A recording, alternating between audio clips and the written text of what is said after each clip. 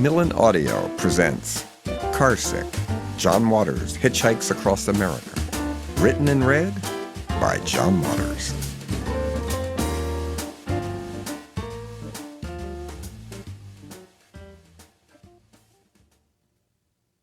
Prologue.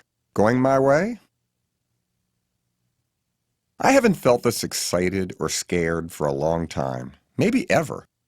I just signed a book deal resulting from the shortest pitch ever. I, John Waters, will hitchhike alone from the front of my Baltimore house to my co-op apartment in San Francisco and see what happens. Simple, huh? Am I fucking nuts? Bridget Berlin, Andy Warhol's most dangerous and glamorous 60s superstar, recently said to me, "How can I be bad at 70? She's got a point. I mean, yes, I'm between pictures, as they say in Hollywood. But long ago, I realized, as a so-called cult film director, not only did I need a plan B that was just as important to me as movie making, I needed a plan C, D, and E. But plan H for Hitchhike? I'm 66 years old, for Christ's sake. Why would a man who has worked so hard his whole life to reach the level of comfort you have put yourself in such an uncomfortable position? Marion Boski, my New York art dealer, asked me when I told her of my undercover travel adventure, as the publishers were calling my new book in trade announcements. A one-time actor in my early films who had a recent homeless past was even more alarmed when I hinted that I might do a hitchhiking book. "You'll never get a ride," he warned, telling me he had tried hitchhiking himself out of necessity in Florida last year. "No one picks up hitchhikers these days," he griped with disgust. "No one!" Even successful hipsters seemed shocked when I confided my plans. "Nice knowing you," a California photographer buddy muttered with a laugh over dinner, when he realized he wouldn't see me again until after my hobo-homo journey was scheduled to be completed. God, I wondered grandiosely, would I be like JFK on those recently released secret White House tapes where he was heard planning his first day back from Dallas before anyone knew he'd be assassinated, commenting on what a tough day that would be, if he only knew. What am I trying to prove here? I mean, I'm not bored. An ex-convict woman I recently met claimed her criminal past was not a result of a bad childhood, but just because she wanted an adventure. I do too. Kicks. But hasn't writing and directing 15 movies and penning 6 books made me feel complete? My career dreams already came true years ago, and what I do now is all gravy. Shouldn't I be retiring rather than sticking out my thumb? Retiring to what, though? Insanity? Will I be safe? I know serial killers routinely pick up hitchhikers and murder them. But aren't the victims, unfortunately, usually young female hookers? Yeah, I know about Herb Baumeister, the I-70 strangler, who choked at least 16 gay men to death. But he picked them up in gay bars, not on exit ramps of truck stops. Yet I must admit, even truckers I know are fairly nuts. One of them must have raised a few of my neighbor's eyebrows when he came over to visit and parked his 18-wheeler right on the small, quiet residential street in front of my house, taking up half the block. He's funny and sexy and straight, but a real freak, and likes to horrify me with his stories from the road.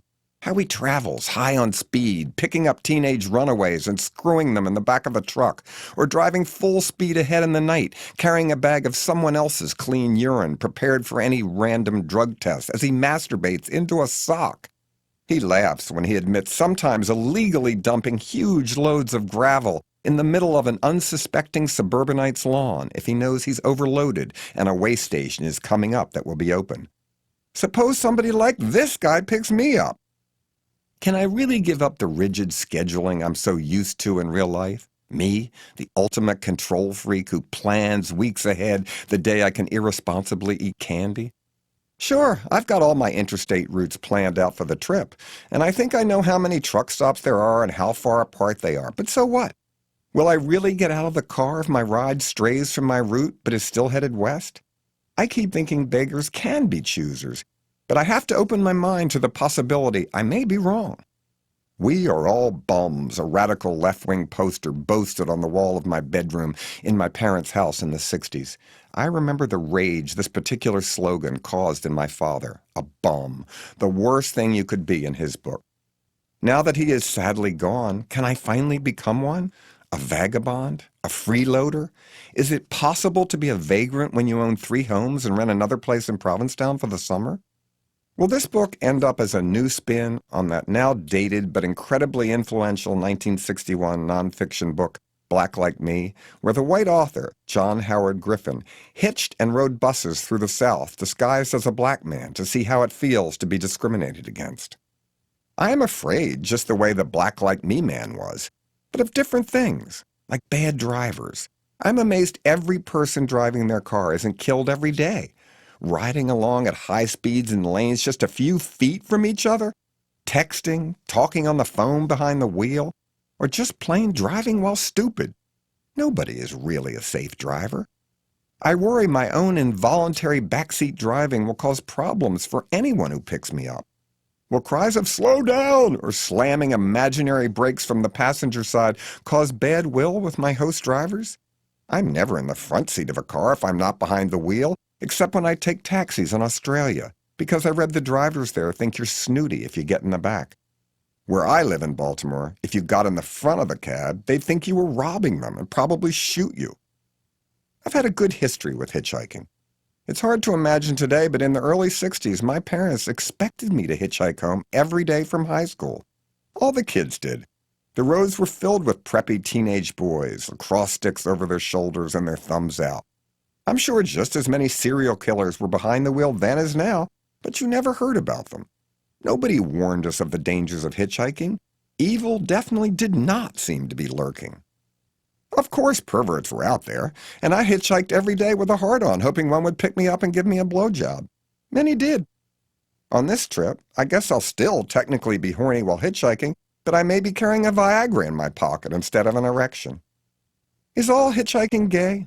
Aren't truck stops and Levi-clad tough guy hitchhikers staples of porn movies? My planned route is I-70 West, and if I'm lucky enough to get a ride going that way, I'll be able to find out if there really is such a thing as the Kansas City Trucking Company. Or was that just the title of a fictitious garage in that classic gay film directed by Joe Gage? I saw the real El Paso Wrecking Corp on my drive from El Paso to Marfa, Texas, and almost drove off the road remembering the sequel. If there really is such a place, maybe I can get dropped off there and make friends. I drove all 5 cross-country interstate routes in the United States when I was a young man and loved it. We used to get drive-away cars, where the owner gave you the keys and you paid the gas and delivered the car to an address on the opposite coast. I even remember singing America the Beautiful, stoned on hashish, with my fellow travelers, David Lockery, Steve Butow, and David Hartman, as we drove toward a beautiful sunset in Minneapolis. Looking back, I'm amazed anyone trusted any of us, considering how we looked at the time. But even though we violated the rules by taking other passengers and drugs, we always did deliver the car in one piece. But come to think about it, we didn't ever pick up a hitchhiker then, and that was in the heyday of the hippie years. And in 2012, I expect someone to stop? I still hitchhike in Provincetown to Long Nook, the most beautiful beach in Truro, about 10 miles away. I usually ask someone to go on a thumbing date with me. Author Philip Hoare, artist and singer Kembra Fowler, the late and great art dealer Colin Delan have all joined me alongside the highway, and we've never had any real trouble either. Once I was hitchhiking with photographer Henny Garfunkel, whose extreme hairdo and stunning fashions can make children cry, and a man did a U-turn and picked us up, never a good sign. As usual, I got in the front and the woman hitchhiker got in the back. It smelled inside, like he was living in his car or something. I had a sudden flashback to the scene I wrote in Pink Flamingos, where Mink Stoll's character says to her husband, played by David Lockery, that she's tired of just driving around, looking for female hitchhikers to pick up, kidnap, and then have raped and impregnated so the babies could be sold on the black market. See that safety sticker our vaguely creepy driver asked? Yeah, I said hesitantly, looking at the Massachusetts official emissions test sticker on the inside of the windshield. I drew that myself, he chuckled with a leer. I turned around to see Henny's wide-eyed look of panic, but it was all a false alarm. He dropped us off at the beach without incident. But sometimes I go alone, and I'm never sure if the drivers who pick me up recognize me. Who is that man in the car? A confused child who had never heard of hitchhiking once asked his mom and dad after I got in. Why is he in this car? He continued, as I squirmed in embarrassment under the kid's hostile glare and tried to explain what hitchhiking was. Another time, a handsome long-haired pirate type stopped to give me a ride in his pickup. And just as I was about to jump in the front, he smiled and said, "No, you have to ride in the back. My dog's up here in the front." Ha! Suddenly put in my proper place around such rugged, hippie good looks, I laughed and happily climbed up into the open truck bed. I was thrilled to get a ride with such a sexy devil, even if I could only see his beautiful long hair from the rear as he pulled off towards Provincetown. Even weirder was the time A&E Biography TV show was doing a segment on me and asked if they could shoot me hitchhiking in Provincetown, and I reluctantly said yes. The crew hid in the bushes, and when I got a ride, they jumped in their van and followed. The nice local fisherman who picked me up not only didn't recognize me, he didn't see the crew either. Nervously eyeing the cameramen hanging out their windows, shooting us as they tracked our car, I casually mentioned to my ride, "Don't look over now on your side of the car, but there's a film crew shooting this whole thing." "Okay," he said with a shrug, completely unimpressed, and then drove for 10 more minutes before dropping me off at the beach. Even when the crew jumped from their vehicle to film my exit, he never ruined their final shot by looking into the camera lens. What a pro. One time my hitchhiking date was Patricia Hearst. As we walked toward Route 6 from Provincetown, we quickly got a ride, but I don't think the driver recognized us until we got in, me in the front, her in the back. He kept doing double takes, looking over at me, and finally said, "Are you John Waters?"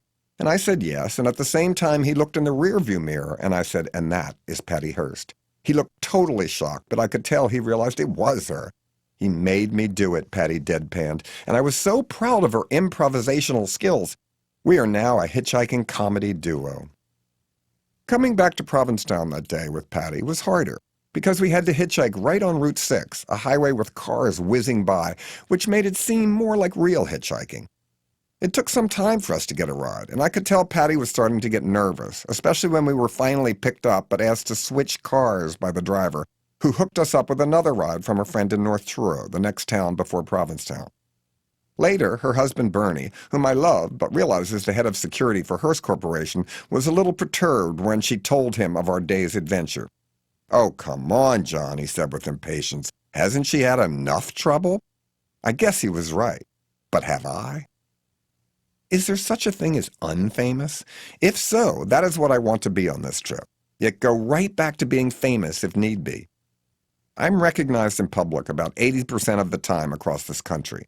But during the other 20% when I'm not, I get pissed when I realize how shabbily other people must be treated every day. When store clerks or airline reps do suddenly recognize me and get nice after being grumpy when they didn't know who I was, I get testy right back. How will my so-called fame, or sudden lack of it, affect my life as a bi-coastal tramp?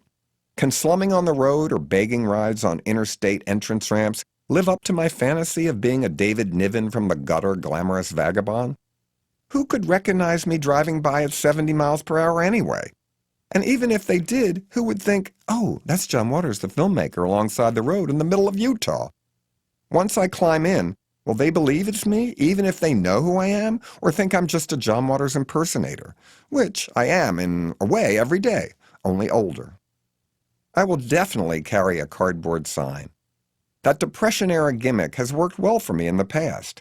Not San Francisco or bust, but I-70 West, with San Francisco on the other side, a double feature of hitchhiking please.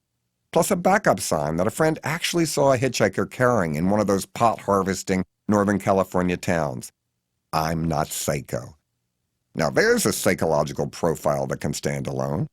Of course, a scary driver might see that visual, chuckle to himself and think, "Well, I am," and pull over. But I will maintain my belief in the basic goodness of people.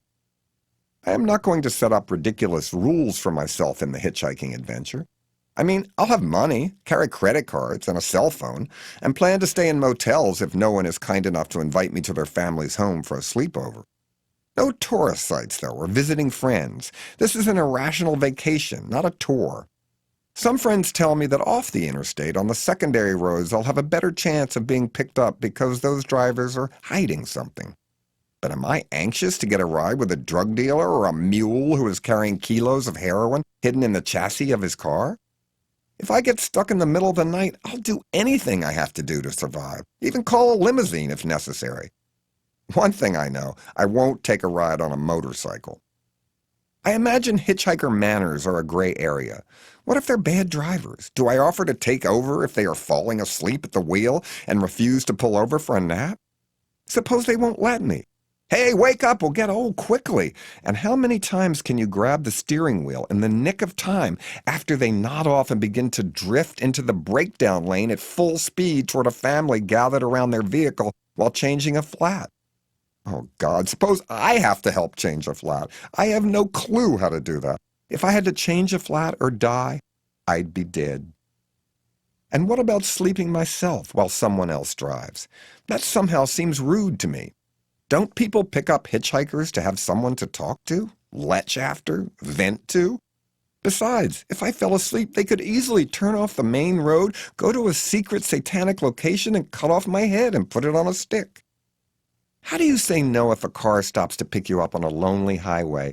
You run a quarter of a mile to get in, and you see a gang of 6 tough black guys inside. See, I'm already racially profiling, and I feel guilty. They could be normal college students, couldn't they? Or 1960s freedom fighters lost in some mysterious Twilight Zone time warp. One of my favorite hip-hop groups. Even fans who recognize me from my old court TV show Till Death Do Us Part. But if they're not, and I smell trouble, what do I say? I'm doing a reality show and there's a satellite camera filming us right now? Maybe they believe it. I guess what I'd really do is just chirp, "Hey, homie, thanks for stopping," before yelling "shotgun" and pushing the front seat passenger over to the middle without showing fear. Suppose it all goes wrong. Nobody picks me up. I'm robbed. Beaten. I will already have half the book advance, so I can't quit. Should I put my hitchhiking dough in a special CD account I can't touch before I leave, just in case I chicken out? Would I have the nerve to call my editor, Jonathan Galassi, and tell him of my cowardice, my literary spinelessness? Just imagine the humiliation of my Pope of Trash crown being so besmirched is enough to give me shingles, whatever they are. Or could I just make up the whole book and say it was true? How would anybody know? It took years for scholars to figure out that John Steinbeck's supposedly nonfiction Travels with Charlie in Search of America, a well-reviewed bestseller published in 1962 and still in print, was in fact total bullshit. Instead of driving cross-country in a pickup, staying in campgrounds, and chatting up the locals as the author claimed, he actually had company with him, stayed in motels and luxury hotels, and made up the conversations.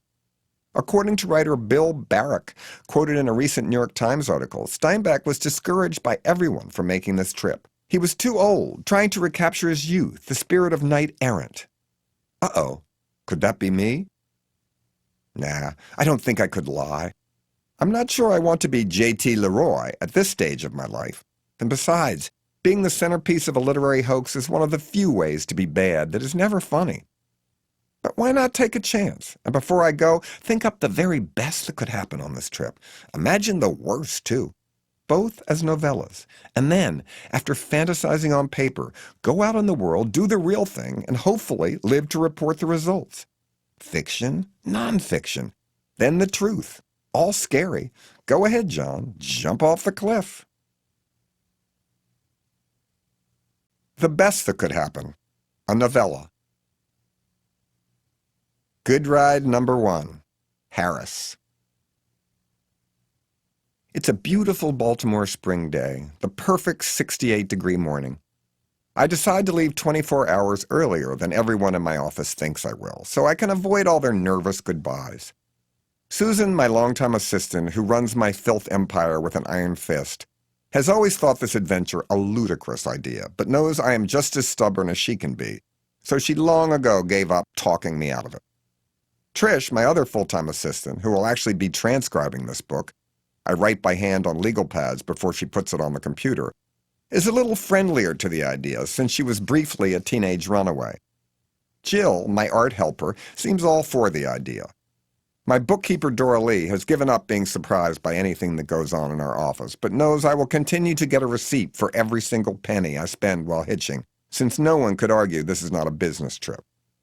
Margaret, my housekeeper, laughed the hardest I've ever heard her, practically in my face, when I confessed my cross-country plans. Just before I walk out the front door to leave, I look out back and see the fox that lives on my property, happily roaming my wooded grounds, and take this as a good luck sign. I turn on the burglar alarm and leave feeling, well, adventurous. I walk up my small residential street and am relieved that none of my neighbors see me carrying a hitchhiking sign or question why I am on foot carrying an obvious travel bag. I get to the corner of Charles Street and stick out my thumb and hold up my I-70 West cardboard sign that Jill designed for me. Make the letters not too arty and certainly not "stop me before I kill again" scary, I had mentioned. And she has followed instructions well.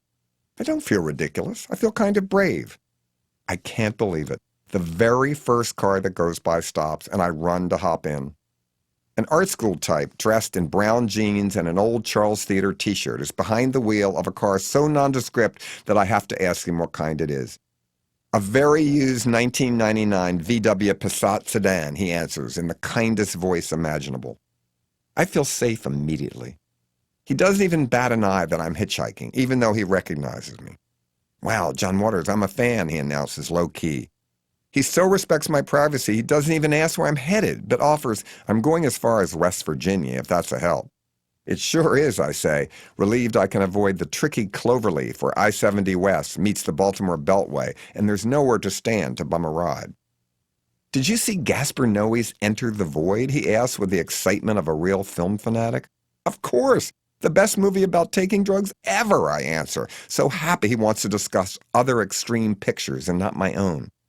"I like the director's cut version best," my driver continues. "It's more endless, like an LSD trip."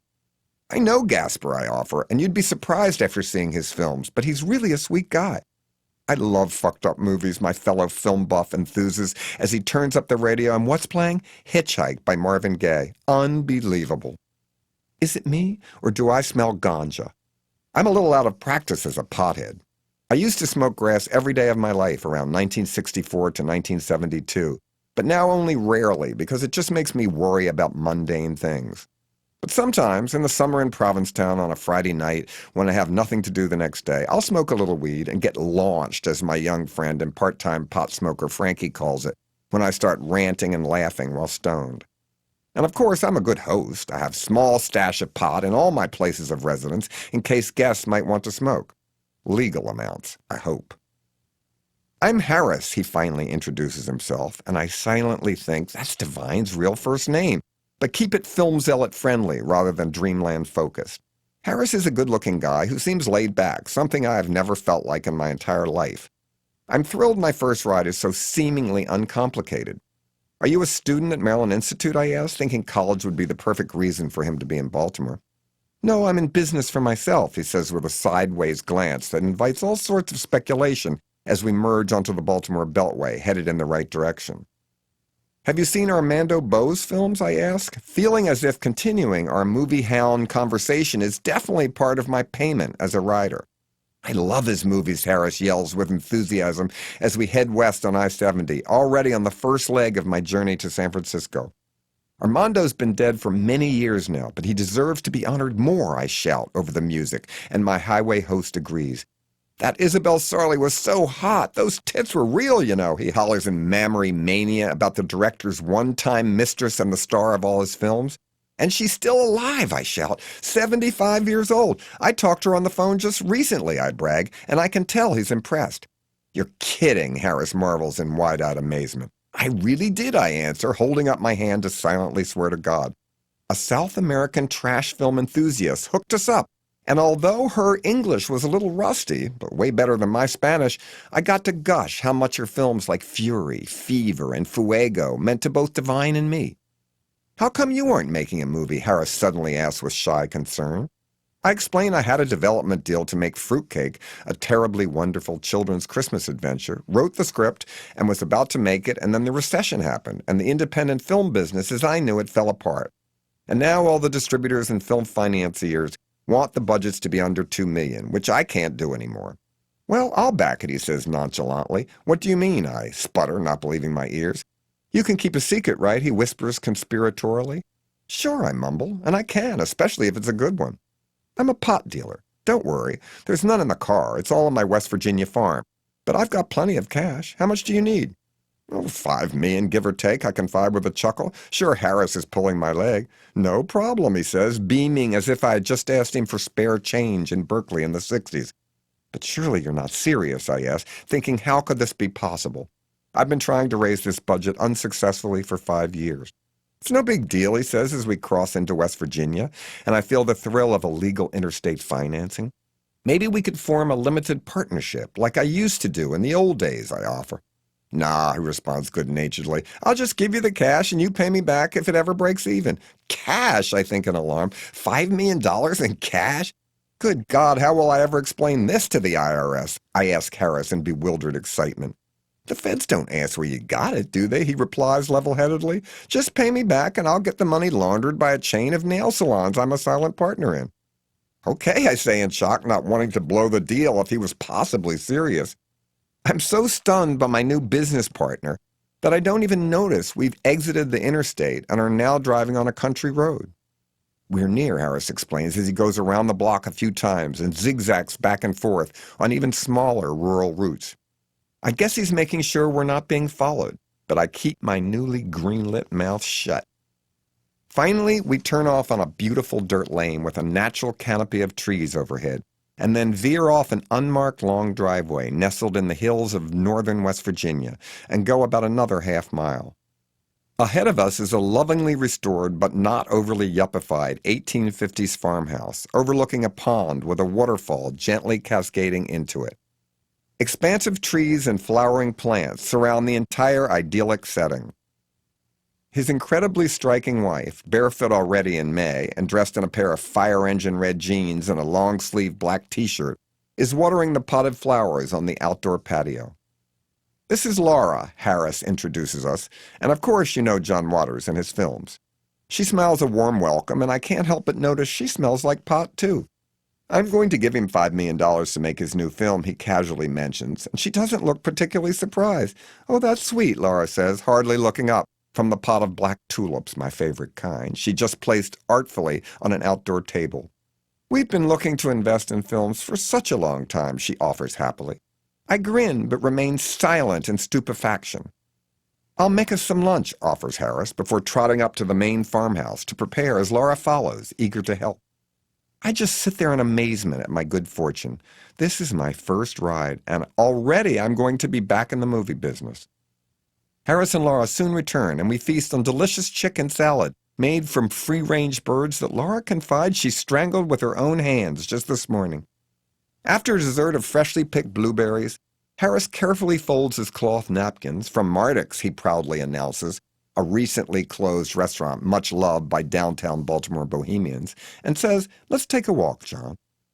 I eagerly follow him to a remote point of his property, and Harris reveals that we are now going to dig up the cash. I keep my mouth shut. "Oh, honey," he yells to Laura, "call up that FedEx place and make sure our buddy gets his lazy ass to work. Tell him we got a special shipment coming up." Harris turns to me and asks gently, "Do you have a FedEx number? If not, we have a dummy one we can use." "We're going to FedEx the money?" I ask in awe, amazed that Harris plans on giving me the money now. "Sure," he replies. "You don't want to carry all that cash with you on your hitchhiking trip, do you?" "Well, no," I stammer, giving him the digits which I know from memory. "Great," he says, jotting down the account information. "We'll FedEx it directly to your address." On cue, Laura walks like a gazelle down from the house, carrying a stack of flat FedEx boxes ready to be assembled.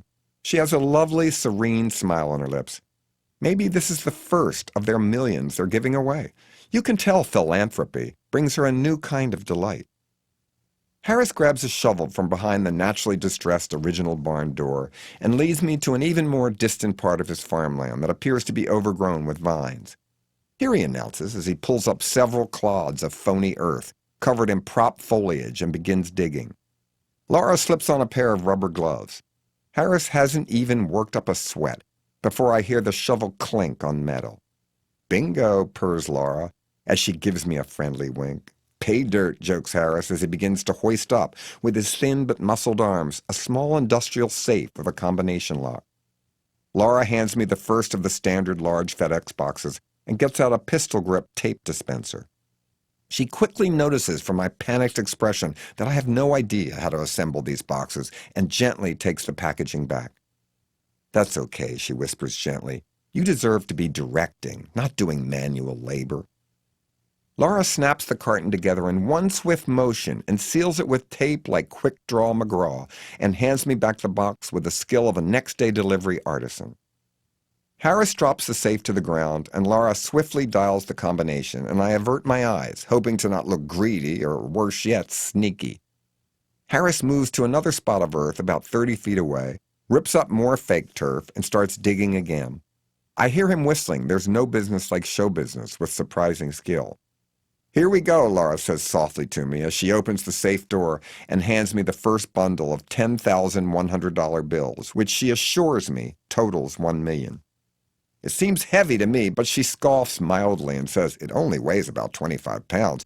I've had to carry $3 million strapped inside baggy winter clothes at customs, and believe me, that's a backbreaker. But I never complain. Helping keep Americans high is never easy or without toil. Here's more cash, Harris cheerfully announces as he manually raises a duplicate safe from another grave in the ground and spins the combination lock like a safecracker supreme. This ought to pay for a lot of music rights, he chuckles happily to me, holding up the next $1 million in bills. Won't Johnny Knoxville like getting paid in cash? Laura asks with a kindness so rare in show business today. He sure will, I agree, impressed that she is so well read on my career that she knows whom I want to star in my next film. How we'll handle Johnny's agent in an all-cash deal is something I'll figure out later. It takes about an hour more, but finally Harris and Laura have dug up 3 other little safes and unloaded all the do-re-mi into 9 large FedEx boxes. I gather this is not putting much of a dent in their non-traditional banking practices. We trust you, says Harris warmly as he seals the last box. Yes, we do, adds Laura, with a criminal capitalist inner peace I'll never forget. This is our small way of thanking you for all your films, she adds. And we know Fruitcake will be a hit. But don't change a thing in the script if you don't want to, Harris pipes in jovially. We don't care if the film makes us our money back or not. Come on, announces Laura with excitement. It's time to get you up to the FedEx place. You've got a hitchhiking trip to go on. And may all your rides be as prosperous as this first one, adds Harris, with financial affection and artistic respect. I embrace my new non-note-giving movie producers, and Harris and I load all the boxes into the trunk of his vehicle. We get in and wave goodbye to Laura, who is already back to potting her perennials like a serenely demented garden club enthusiast. Just as we pull off, a black butterfly lands on her shoulder in a Douglas Sirk way, and she returns the farewell gesture with a smile that could put Julia Roberts out of business. Did you see Zoo? Harris suddenly asked once we were on the road, eager to get back to cult film talk. Sure, I answer with pride, that arty true crime doc about the man who dies after getting fucked by a horse in Seattle. I toured presenting that film, even showed it at the Sydney Opera House. That's the one, Harris agrees. I felt for those guys who were involved, he reasons. It was a sad story, but told in a dignified way. Did you believe that animal rescue worker who, when interviewed on film after the zoo guys had left the ranch, said she saw a small pony come up and give a bigger horse a blowjob? That was bullshit, Harris answers without missing a beat, knowing exactly the scene I was talking about. I like animals, he continues. But if that horse had a hard-on and did mount the guy, you can't call the sex act non-consensual, can you? If an animal gets it up, isn't he willing? Before we can finish this debate, we pull up to the FedEx drop-off store, amazingly subtitled on the sign out front, going postal. Harris informs me that this is the only corrupt FedEx office in the country, and he is their only customer, that he does so much business here, keeps it open and off the map of corporate concern. The clerk inside looks as if he just escaped from a Whole Foods employee jail. His hair is shaved into the FedEx logo, he wears a large nose ring, and UPS is tattooed onto his forehead. His one-time DHL delivery uniform has been sewn together with a regular USPS outfit to create a postmodern attire of a mentally unstable but proud letter carrier. His name patch reads, Return to Sender. He and Harris are obviously buddies and greet each other with the hipster fist bump. No questions are asked as I fill out all the second-day delivery forms, hoping to not seem too eager on the other end. Done deal, announces Harris as he pulls out a giant doobie and hands it to Return to Sender. I guess it's some kind of tip. Thank you, Harris, I say sincerely outside as we get back into his totally unremarkable car. Don't thank me, he modestly responds as we pull out into traffic, always careful to obey the posted speed limit. Thank the pot smokers all over the Delmarva area. They're the real ones backing your new movie. With that, he pulls over to an entrance ramp on I-70 West and bids me adios. Here's my contact info, he says, handing me a business card printed on the old kind of flash paper that bookies and numbers racket hoods used to use. I read the P.O. box number in Triadelphia, West Virginia, and Harris tells me to read it again and don't forget it. I do. Suddenly, with a flash of light, the business card ignites, turns to ash, and disappears. Happy trails, Harris says as I open the door to get out, suddenly a working film director again, and stick out my thumb. Harris accelerates and, looking at me in the rearview mirror, waves one last time, just as he sees me getting immediately picked up by my next ride. And it's only 2:30 p.m. Good ride number 2, KK. Imagine my surprise opening the passenger side front door and seeing a steering wheel above the shotgun seat. Are we in London? I momentarily wonder in confusion. I don't know how far I'm going, but get in, begs a nice, middle-aged lady in the driver's seat who wears a modest gray bouffant hairdo that must need weekly maintenance in a beauty parlor. Dressed in pastel suburban-style separates, she could be anybody's mom. I noticed the small logo of the AOG driving school on the exterior of the front door and figure, what better hands in which to be driven? I jump in and see the Total Fleet Services brand name displayed on the dashboard of this older, almost vintage vehicle, and realize a second brake is between my feet. My name's KK, she says nervously as I fasten my seatbelt and feel immediate unease as she pulls out too fast and without warning into the slow lane and almost cuts off another car emerging from the entrance ramp. This woman teaches people to drive, I panic as I hear the blare of other drivers' horns. I'm John, I say politely, and before I can even be glad she has no idea who I am, I involuntarily slam on my brake as she obviously doesn't see the other car ahead of us slowing down, despite the thoughtful motorist pumping of the brake light to alert us. Sorry, I guess I'm just a backseat driver, I mumble with some concern. That's okay, she assures me as she swerves around another car in the slow lane without even putting on her turn signal. I need all the help I can get. As the harrowing ride continues, I take more and more control over the wheel, and she seems to be relieved. I'm not really a driving instructor, she finally volunteers after another close call, when I could mercifully swerve from my side without having to reach across and grab her wheel. But why do you have this car? I ask in bewilderment. It's a long story, but there's nothing else I could do, she gasps, looking suddenly as if she's going to cry. Before I can quiz her further, I hear a muffled banging coming from the rear of the car, which gives me newfound concern. It's the brake pad, she volunteers without conviction. We'll be okay. Hearing a thumping noise that causes further concern, I tell her, we need to pull over. Something must be hanging off the car. Don't stop, she snaps with sudden seriousness as she instead turns on the radio at high volume. Transfusion, a longtime favorite of mine by Nervous Norvis, comes on, and this 50s novelty song with the lyrics, I'm never, never, never gonna speed again, followed by the sound of a horrible car crash, gives me the courage to defy her. Why not? I cry over the music as I start to steer us toward the exit for the upcoming family rest area, and she, for the first time, steers her wheel in the opposite direction. I put on the brakes to slow down for a construction site ahead, but she floors the accelerator, hits the cones, and sends the panicked construction workers scattering for safety. Please, mister, she suddenly pleads, changing her tack. Don't pull over. I have to get to my sister's, and she lives near Columbus, Ohio. We'll get you there, I assure her, trying to distract her by hastily assuming the role of instructor and reaching over to turn on the windshield wipers and defroster to show her how they work.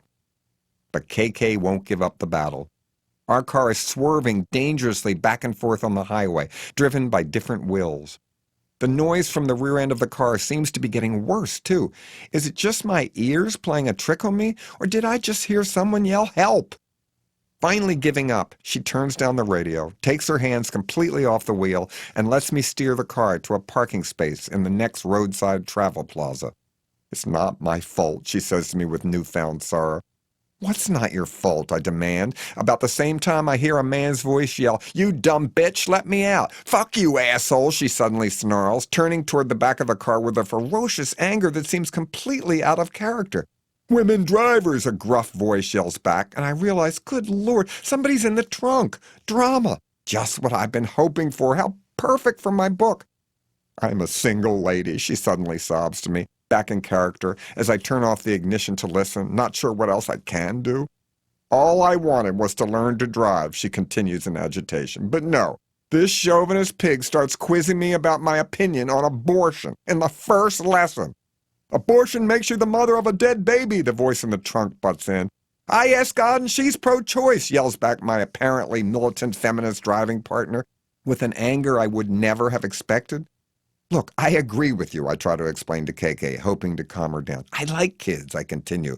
"But my abortion politics are simple. If you can't love your child, don't have it, because it will grow up and kill me." She nods her head in relieved agreement. "But still, you can't keep this guy in the trunk," I try to reason. "Who's that faggot?" yells our hostage with a rudeness that instantly pushes me over the edge. "You filthy impregnator," I shout back, suddenly as combative as KK. "How dare you tell a woman what to do with her body?" "That's right, you fallopian tube fascist," KK joins in with such rage that the veins in her forehead pop out and her hairdo partially collapses.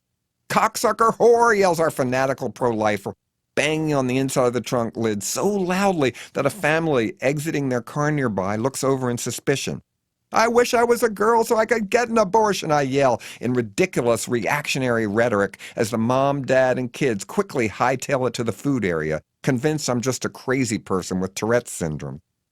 "All I wanted to do was to learn to parallel park," KK begins wailing to me. "But no, he has to start in on my sexual politics. I've never even had an abortion. But even if I had, it's private. I shouldn't have to discuss my reproductive organs with a driving instructor, should I?"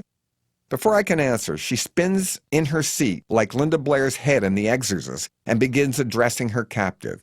"Should I, you asshole horn dog?" she screams with a venomous hatred of all things sexually unfair, before adding the final insult. "With humans, it's abortion, but with chickens, it's an omelet. What do you have to say about that, you yellow-bellied coward?" KK's radical sloganizing does the trick. "Coward? Coward," he bellows back. "You call someone who bombed Planned Parenthood a coward? I'm an army of God warrior. I am the sperm guardian of the universe." Suddenly, he's quiet. He knows this time his big mouth has done him in. KK blinks in sudden recognition and whispers victoriously to me. AOG driving school. Oh my God, it's a front for the Army of God, the Christian terrorist group. Then she adds, loud enough for him to hear, "He ain't calling the police on anyone." I see a Trailways bus with a posted destination of Dayton, Ohio pull up and let out some passengers for a pit stop, and I think fast. "Okay, KK, we're going to get you out of this car and I'm going to get you on that bus. Dayton's past Columbus. You'll get to your sisters. Give me the keys." She hands them over without a peep, and I'm relieved to see there's a trunk release button. KK breathes a little bit easier now that her driving lesson from hell has finally ended. We both get out and slam the car doors shut. Suddenly we hear a less militant voice from the truck. "Okay, look, I didn't mean that," he snivels. "Let's just try to end this misunderstanding without problems. Let me out and we'll all go our separate ways. Let's agree to disagree. I could be wrong. I apologize. You're not that bad behind the wheel, Miss KK. With a few more lessons, you're going to be a legally licensed driver." KK laughs out loud for the first time, and I see that she really is a moderate person who was baited into a political fervor she never knew lurked inside her. She now seems proud of herself, strong, ready to move on, and I let her abortion rights road rage simmer down. I take her hand and lead her towards the bus. The driver, surely against company policy, is not guarding the front door, but has instead joined some of his more out-of-shape passengers in a cigarette break, while others remain in their seats dozing, and the rest line up for artery-clogging Cinnabon treats inside the pavilion. Since he has to pass through Dayton, I have no trouble distracting the driver with phony questions about the best route there, and KK sneaks aboard his bus with ease. I aim the trunk release at the driving instructor's car, and the trunk opens, almost as if it were surprising the other cars parked nearby. Slowly, the pro-lifer sits up inside and peers out wearily. Realizing the authorities are not there to grab him, he immediately reverts to his fanaticism, grabs a handful of equal rights for unborn women flyers, jumps out and begins aggressively approaching unsuspecting families who have stopped to stretch their limbs or take a whiz inside. Get away, snaps a woman with 2 howling children and a lughead husband who makes no move to help her. Undeterred, our driving instructor approaches another harried family, who look worse for the wear, as they return to their car after visiting the snack bar. "Why is Mommy crying?" the young boy asks his dad, all sugared up and bewildered with concern. "Because you're an asshole," barks back the father with exasperated logic. Suddenly our clueless agitator butts in, chanting, "Birth control is for wimps," before thrusting a flyer into the humiliated kid's hands with a complete lack of human understanding. "Eat me," yells the son with a sudden untapped rage before kicking the pro-lifer as hard as he can in the balls. The whole family, suddenly united in the face of unwanted intrusion, screams in derisive laughter as Mr. Big Mouth limps away, holding his sperm-filled, baby-making family jewels. I look over at KK. She has seen what I just saw. I could never make this shit up. And I think for the first time she realizes that she has somehow helped me. I smile at her in mutual creative respect, and she waves goodbye, happy to have been a positive inspiration to someone. Her bus pulls off toward Columbus and real life with her sister, where our little adventure will never be mentioned. I walk out to the exit ramp and decide to try a second version of my hitchhike sign, midlife crisis. I stick out my thumb, confident that roadside reality will bring me more perfect material. Good ride number 3. Lucas. I'm thrilled the first few cars don't pick me up, so I have time to gather my thoughts. The passing drivers are nice, making hand gestures explaining they are only going a short way, or more elaborate ones that I can only assume mean they're turning off in a direction other than west.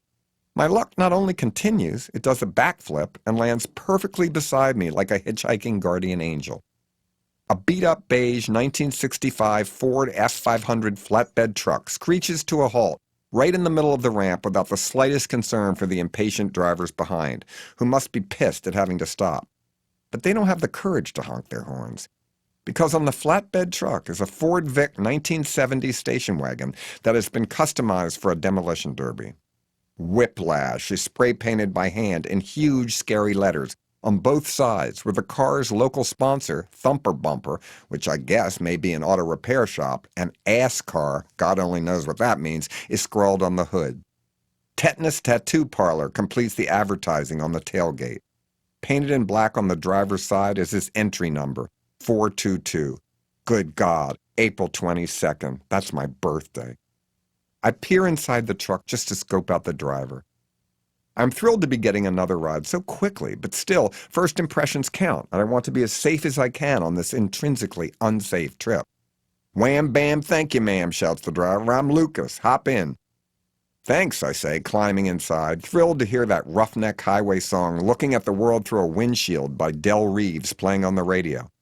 "Jesus Christ, you were on The Simpsons," he yells over the unmuffled sound of his truck's engine, pulling off and entering I-70 West. "Yeah, that's me, John Waters," I admit modestly. "Homer's Phobia," he correctly yells out my episode's title with a roar of laughter. I notice his 2 gold front teeth, so rare yet appealing in a white guy. His tight denim blue jeans splattered with grease, scruffy white motorcycle boots, and a raggedy thrift shop 50s sports shirt patterned with cartoon car crash graphics only add to his renegade, debonair charm. Feeling comfortable with my new ride, I break my rule and mention I'm also a film director, and he asks, "Which ones?" as he guns ahead down the highway, passing cars right and left but driving safely. "Hairspray," I mention, but he gives me a blank look. "Pink Flamingos," I try, and get the same vacant expression. "Crybaby? Cereal Mom," I offer, but no luck. "Nah," he answers without embarrassment. "I only like cartoons." I switch the subject to Lucas' life and tell him what a fan of demolition derbies I am. How I long ago covered one on air as a pundit for that radio show All Things Considered, and how I had recently attended another derby outside Baltimore, and how surprised I had been at one of the side events before the race began. A used car in good condition sat in a fenced-in area as customers lined up and paid admission to enter, mostly dads and their younger male children. Each was handed a sledgehammer, and the clock would start ticking, and the father-son team had 3 minutes to beat the car and cause as much damage as possible. "Great work, son," a dad would congratulate Junior after he managed to smash the windshield. "Rip it up, Pop," a kid would yelp as his father knocked off a rearview mirror with one easy swipe. There were no prizes, only quality wrecking time with your family, and this seemed to be reward enough. The crumpled, ruined auto lay there, abandoned and dead. I wondered whose responsibility it was to haul away the carcass. Is there such a thing as post-production demolition derbies? It's fucking maniac night, Lucas explains, and tonight I'm gonna win. We're gonna tear him up, he hollers humorously, meaning him and his car.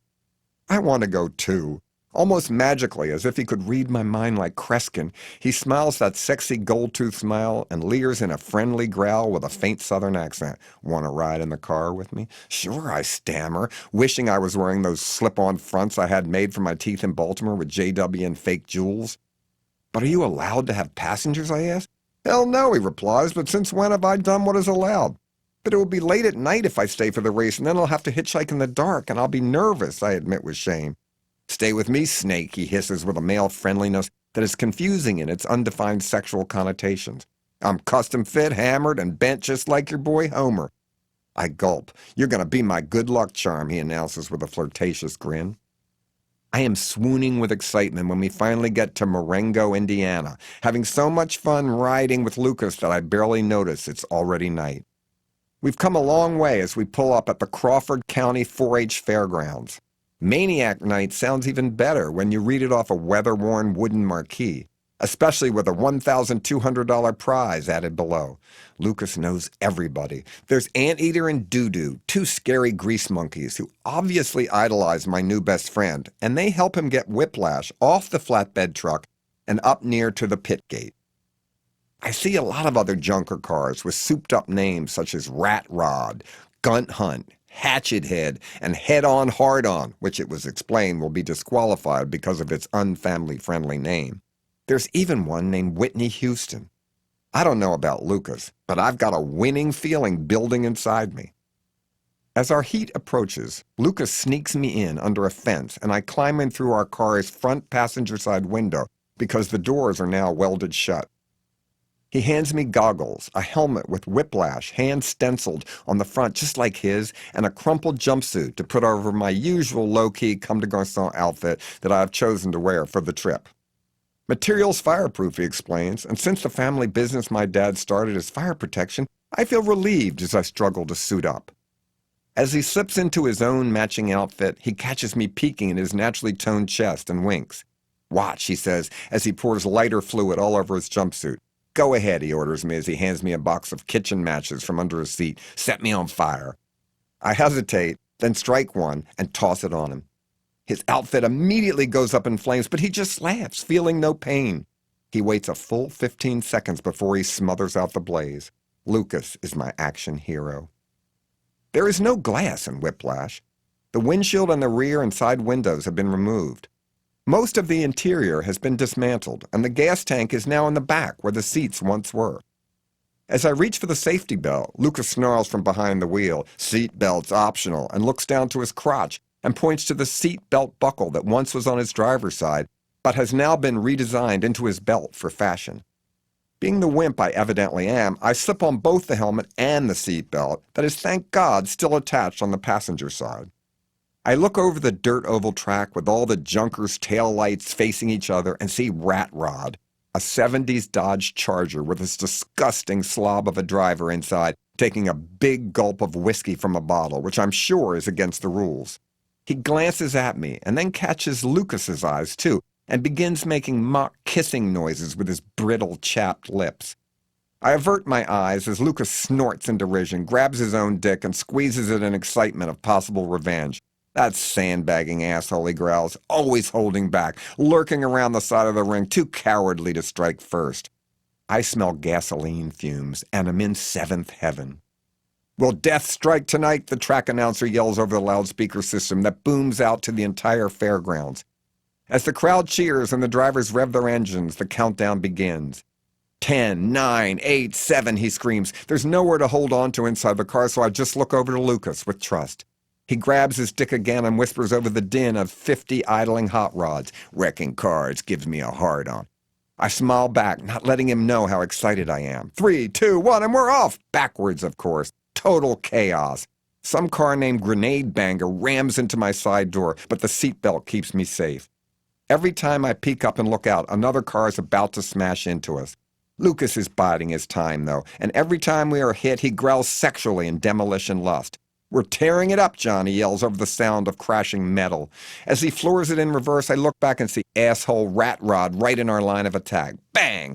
I am amazed to see Lucas's cock growing bigger underneath the flame-retardant material of his jumpsuit. Wham! Goes another hit as we smash into another car, Gunt Hunt, in reverse, then back into another, Hatchet Head, with such force that the fillings in my teeth tingle. "Dirtbag," yells Lucas in full attack mode as he backtracks into two other cars. We're going too fast for me to see their names, with such ferocity that both are instantly put out of business. He is in an erotic frenzy. Lucas leers at me as he revs his engine, surveying the 4 or 5 rust buckets still left running. "My dick is so hard, want to see it?" "Sure," I yell in surprise over the sound of his peeling out backwards and the impact of collision. The thrill of victory is pulsating in my pants too. Encouraged, Lucas unbuttons his jumpsuit and while zigzagging again backward, whips out, with some difficulty, an amazing cock that no gay man would ever refuse. "Beautiful," I say as he reverse accelerates again with a vengeance. The car he hits this time, Nitro Ned, explodes with a hiss and then bursts into flames. "Jerk me off," Lucas orders with a beautiful, polite authority, and what else can I do but follow his orders? "2 vehicles left," Lucas pants as he scans the pit, "so make it quick."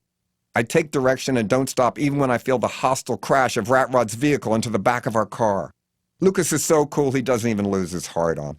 The crowd cheers. I sneak a look over and consider a blowjob, but even I know giving head in the middle of a demolition derby is risky, and besides, I don't know Lucas that well yet. I see our enemy getting ready to strike. "Okay," Lucas moans sexually, like the gearhead gladiator he is. "Let's blast off." He grabs my hand, spits into it, and thrusts it back on his cock with a wet splat. Could this be love? "Okay, John, we're gonna bust a nut," he announces, flooring the accelerator and speeding backwards so suddenly that I get a whiplash, but I don't care. By now, I'm so worked up that I feel that I actually am his car.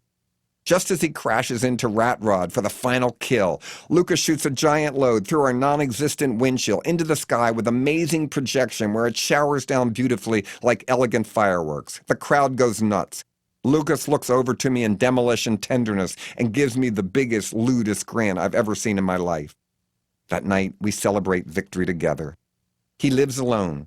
Imagine my thrill and amazement when we pull up to his trailer and I see it is the exact same model as the one Divine's character Babs lived in Pink Flamingos, only painted silver and black. I know he never saw the movie, so I don't bring it up. Lucas counts his winnings with me beside him on the bed in what would have been Divine's bedroom. I refuse the cash he offers to share and tell him how much I appreciated such a romantic night. He blushes and then sheepishly asks, "Want to watch some porn?" "Sure," I say, curious to see his cinematic fantasy taste. Fumbling under his bed, Lucas takes out a DVD with a homemade label, inserts the disc, and pushes play. But instead of regular porn, I see a compilation reel of demolition derby accidents, much like the cum shot reel would be if it were normal gay smut. "I usually only get horny when I'm racing," Lucas whispers with lust, "but tonight I'd like to return the favor, especially for someone who has brought me such good luck." "Okay," I say in excitement as he eases over and unbuckles my belt. "Check out this next heat," he says with touching sexual vulnerability as he lowers my pants.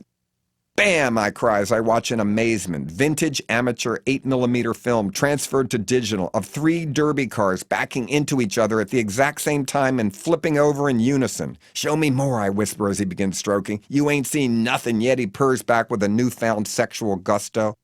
Lucas, more and more aroused, fast-forwards to another notorious demolition disaster. "Okay, John, here you go," he moans as I see a 1975 Cadillac Coupe de Ville get broadsided in reverse by a ratty but rare 1970 Monte Carlo Chevrolet.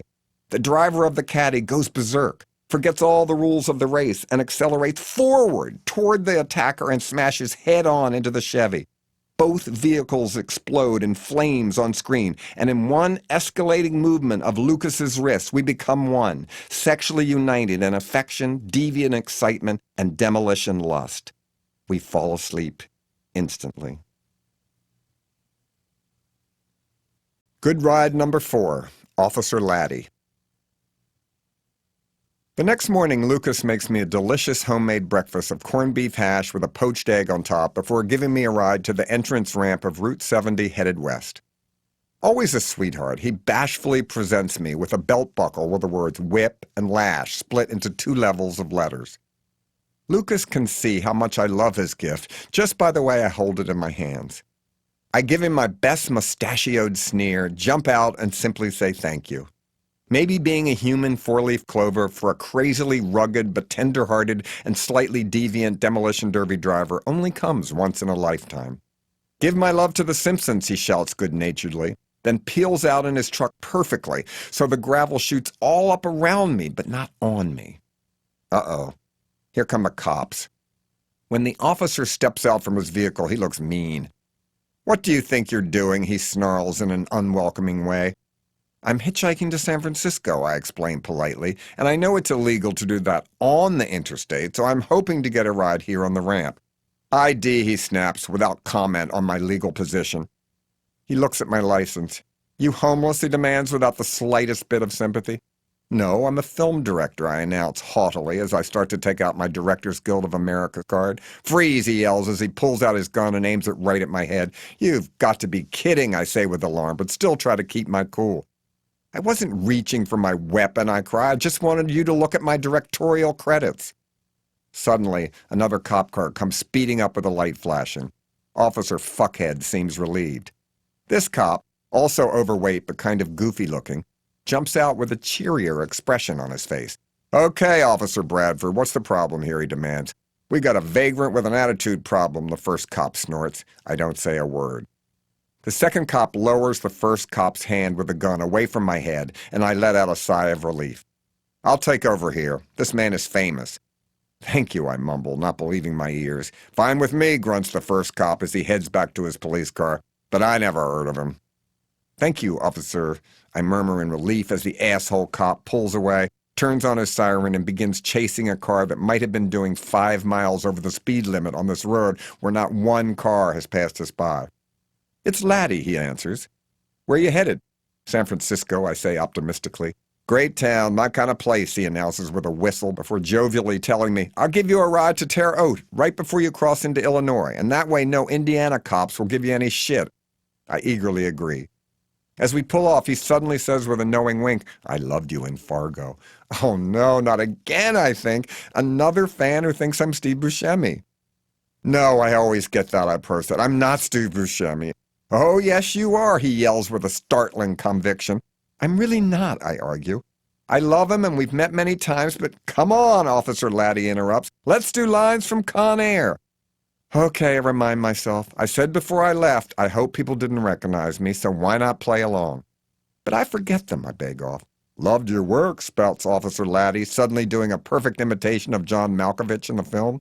"Really, I can't remember the dialogue," I stall, then suddenly have an idea. I'm not really Stu Buscemi. I'm Don Knotts. Thinking my obvious pulling of his leg will end this charade, I'm astonished when it doesn't. He believes me. "You know Andy Griffith?" he asks in wide-eyed wonder as we speed along I-70 West, obviously not knowing that both of these actors are dead. What the hell? He's giving me a long ride. Why not go along with it? "I sure do," I say with Knottis' nervous pride. "You like poppers?" Officer Laddie suddenly asks with a mischievous grin. "Well, sometimes," I stammer, shocked again by the unpredictable behavior of this overweight Indiana police officer. "Me too. Not for sex, though," he explains as he reaches under his seat and pulls out a bottle of liquid gold. "Wow, I haven't seen that brand for a while, I admit. I got 'em all, collector's items," he brags like a true connoisseur. "Jolt, Ram, Blue Boy, even foreign ones like France 5 or English Jungle," he shouts, fumbling in the glove compartment to pull out different brands.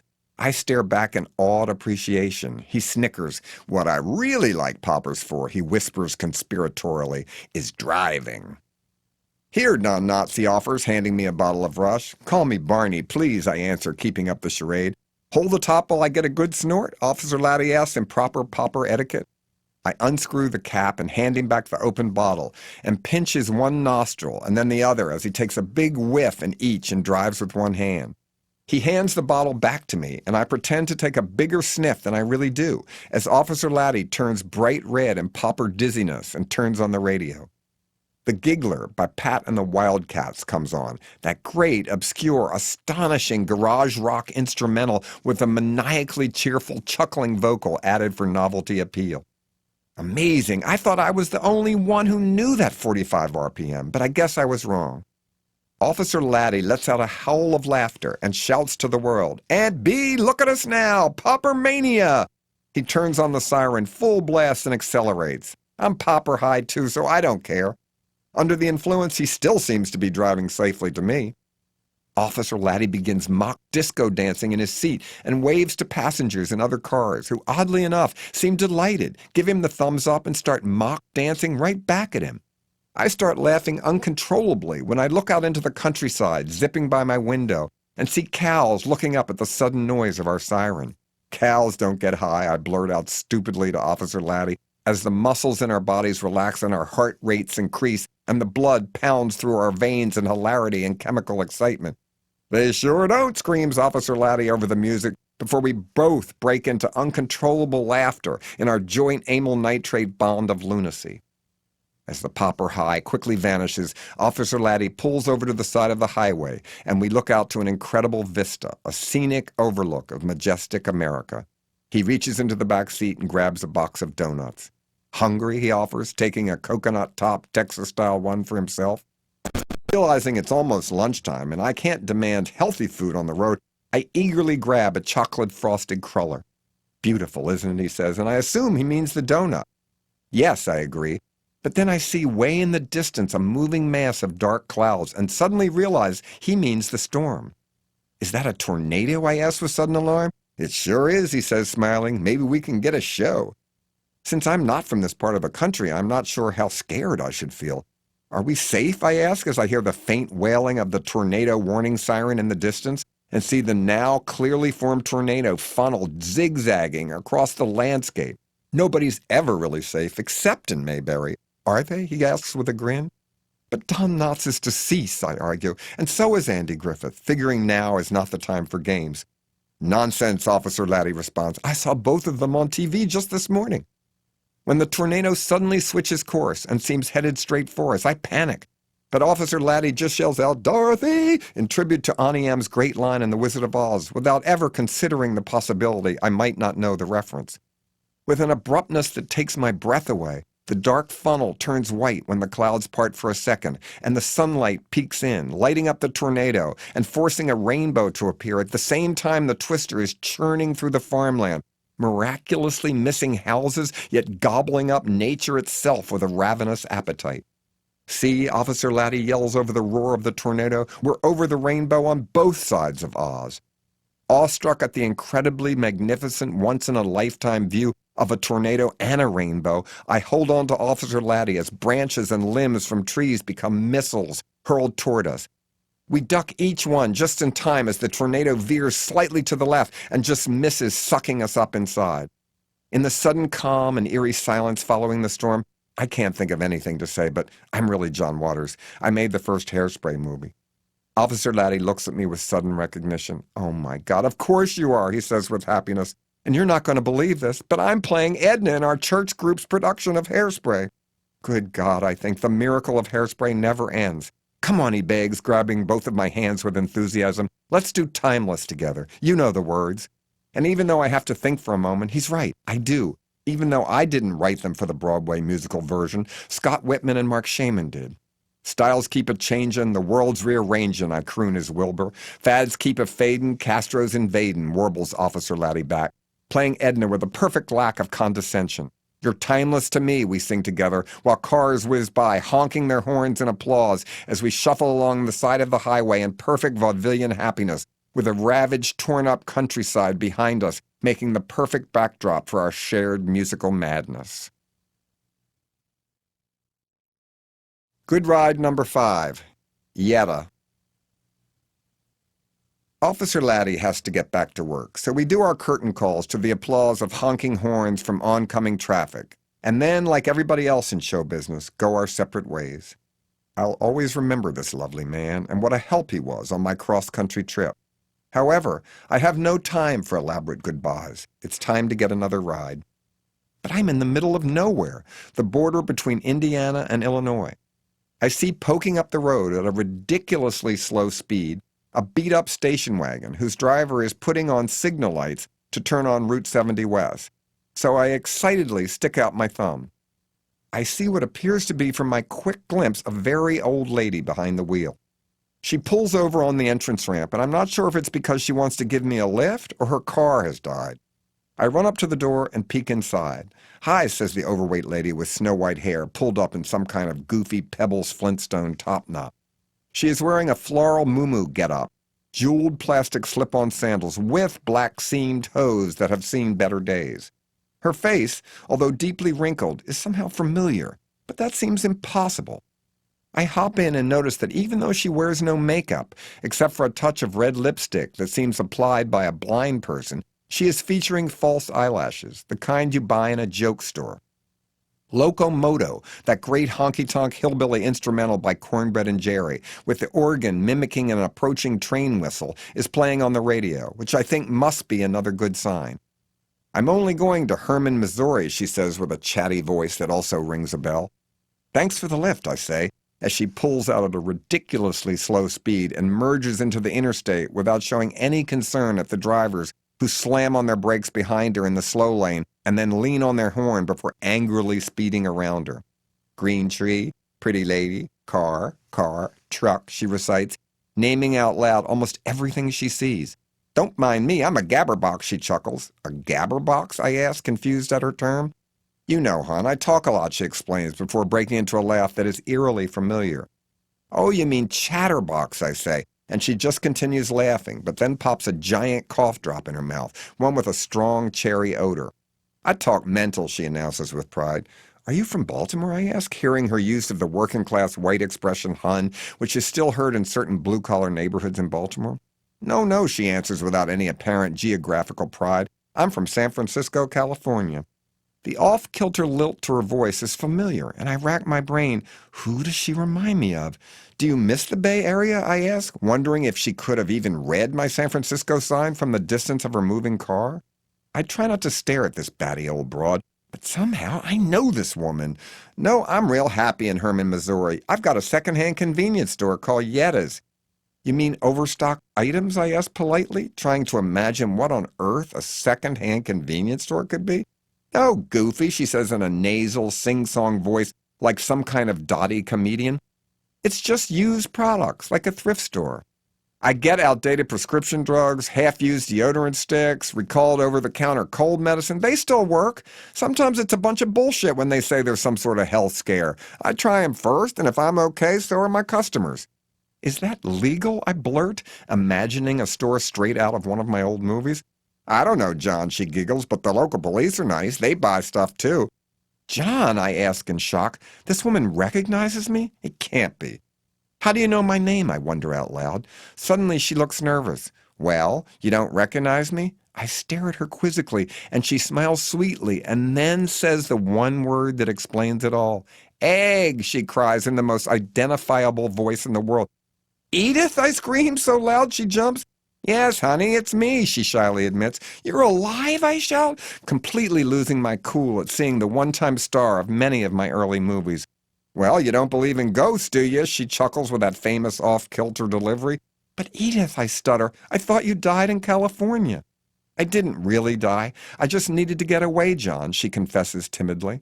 "I wanted to retire from show business. Let my fans remember me when I was beautiful." "Beautiful?" I think with ironic amazement, before correcting myself. Yes, she was beautiful and still is. "But your teeth," I blurt. "Who fixed your snaggletooth smile?" "I saved up money from the store and got them. You like them?" "Look, they come out," she explains as she lowers her jaw and removes the bottom row. No, it's okay," I beg. "Put them back in." "How did you know I was here, Edith?" I marvel. "Officer Laddie and I are friends," she explained. "We sometimes sing show tunes together just for fun. He buys used shampoo from me, too. He called me and told me he left you off hitchhiking, and I couldn't believe it. I just had to see you one last time." "But why didn't you ever call me, Edith?" I cry. "All those years I dreamed you were alive. I really did. I just was afraid you'd want me back in the movies," she says quickly. "It was too hard for me to memorize those lines." "But you were a star, Edith," I shout for the world to hear. "Well, not as big as Divine was," she humbly argues, "and he deserves to have all the fame." "But you and Divine were great together in Polyester," I gush, and for once she is silent. "That was then, John," she finally says. "I'm happy now, too." I start crying. I can't believe Edith Massey is alive. How old are you now, Edith? I ask in amazement. 94 years old and still kicking, she answers with a coquettish giggle. But how did you fake your death? I thought you were cremated, I pry. Weren't your ashes illegally scattered by your friends in Los Angeles at the same cemetery where Marilyn Monroe's were? Well, silly, you never saw my dead body, did you? She asks with girlish mischief. No, I think, picturing Divine's Alfred Hitchcockian belly peeking up as he lay in his coffin at the funeral home. I never saw David Lockery's body either, I suddenly burst to Edith. Is he still alive? I don't think so, John, she politely reasons. But I don't keep up with the Dreamlanders, so I wouldn't know. But who helped you, I grill her, amazed that she had pulled off her fake death with such great aplomb. Jean did, she admits, mentioning her last roommate, who had called me from the hospital in Los Angeles where Edith supposedly only had a few days left to live. But I talked to the doctors, I remembered. That was Jean's friend, Edith confesses with a titter. But I still talk to Jean, I wail, amazed that he's kept his secret for so long. It was my secret, John, Edith explains with a sudden seriousness. He kept it, and I hope you will too. But I missed you, John. I really did. I sob out loud. Pull over, Edith. Please, let me give you a hug. I can't believe you're alive. Edith's eyes get a little misty, too. Okay, she says as she veers over in front of another car, which swerves away in the nick of time. But remember, I work. I got to open my store at noon.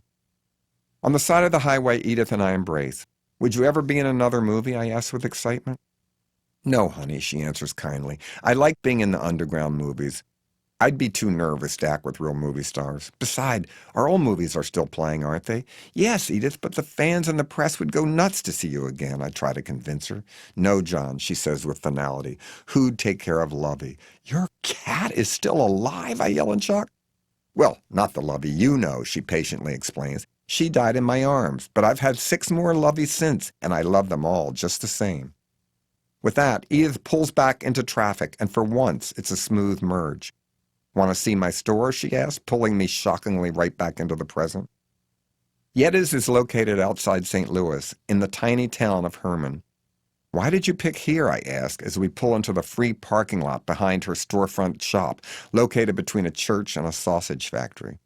Well, Jean and I ran out of gas, so I decided to stay, Edith tells me happily. I was ready to work in the sausage factory. I love sausage. But Jean wanted me to be my own boss. He had some money, and he stayed with me for a few weeks and helped me open the store. But no one recognizes you, I quiz her as we get out of the car and she opens the bag of her wagon, and I help her carry in a big damaged carton of Sure deodorant. Just once, she admits, as we struggled toward the shop. A punk rock girl asked me if I was the egg lady, and I just said, "What do you mean?" And she let it go. I changed my name to Yetta just because I always thought it was a pretty name. Remember, you named one of my eggs Little Yetta. I do remember, Edith, I say with astonishment and sentimental nostalgia at hearing her say this name from the outtake bonus feature from the Pink Flamingo's 25th anniversary DVD. You need some used cosmetics, John? She asks as she fumbles for her keys. I got Maybelline eyeliner pencils and they're only about half sharpened down. No tops, but you can use tinfoil for a cap. Yetta's is a jerry-rigged showcase of damaged products. Toiletries out of their boxes and thrown into a 25-cent bin. Makeup jars half filled, shampoo tubes squeezed almost empty, loose Band-Aids without the paper wrappers, outdated sunblock, and a pharmacy section that is incredibly startling. Inside display cases with cracked, broken glass that must have been retrieved from a dump, are prescription bottles with all the original patients and doctor's name blackened out with a felt-tip pen. You need a sleeping aid? Asks Edith with the kindness of Marcus Welby, M.D. We got all kinds. Ambien, Halcyon, even some Percocets. No, Edith, I can sleep fine, I answer, picking up a Viagra pill out of the 2 for $1 bin and then putting it back, remembering I was hitchhiking and loose pills without a doctor's note might be trouble down the road. Don't you have trouble with junkies? I ask. I don't know what they do with the pills, John, she says with a shrug. I'm not nosy. They're always nice to me, so I don't say nothing.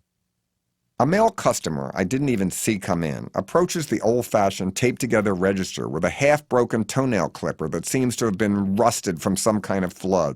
They still work, he asks Edith, as he takes out a tattered plastic change purse.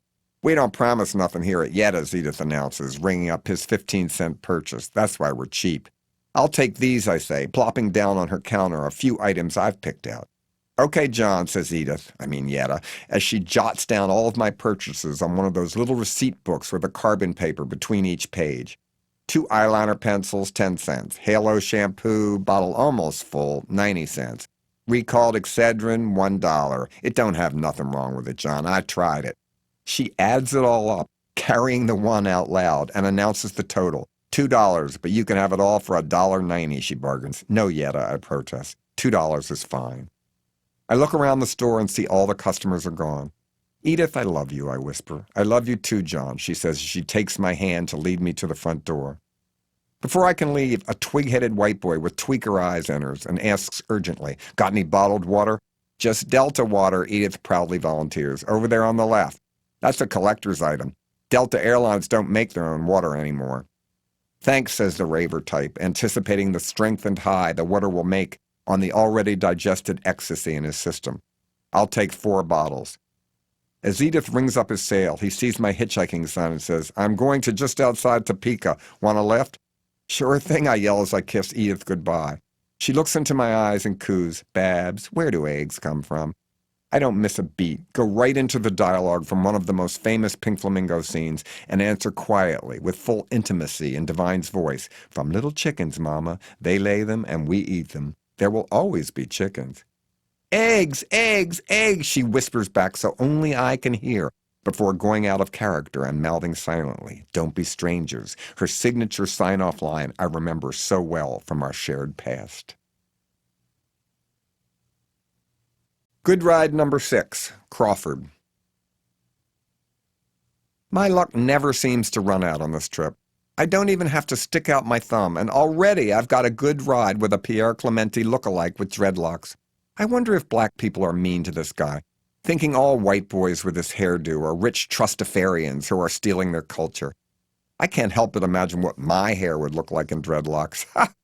His name is Crawford, and he definitely has a bohemian charm, despite the dark circles under his eyes that usually come along with most freegan-type anarchists who love MDMA-type drugs but are too cool for cuddle puddles, glow sticks, outdated happy face tattoos, or baby pacifiers, and now drift from one illegal dance party to another, being cooler than Coolio.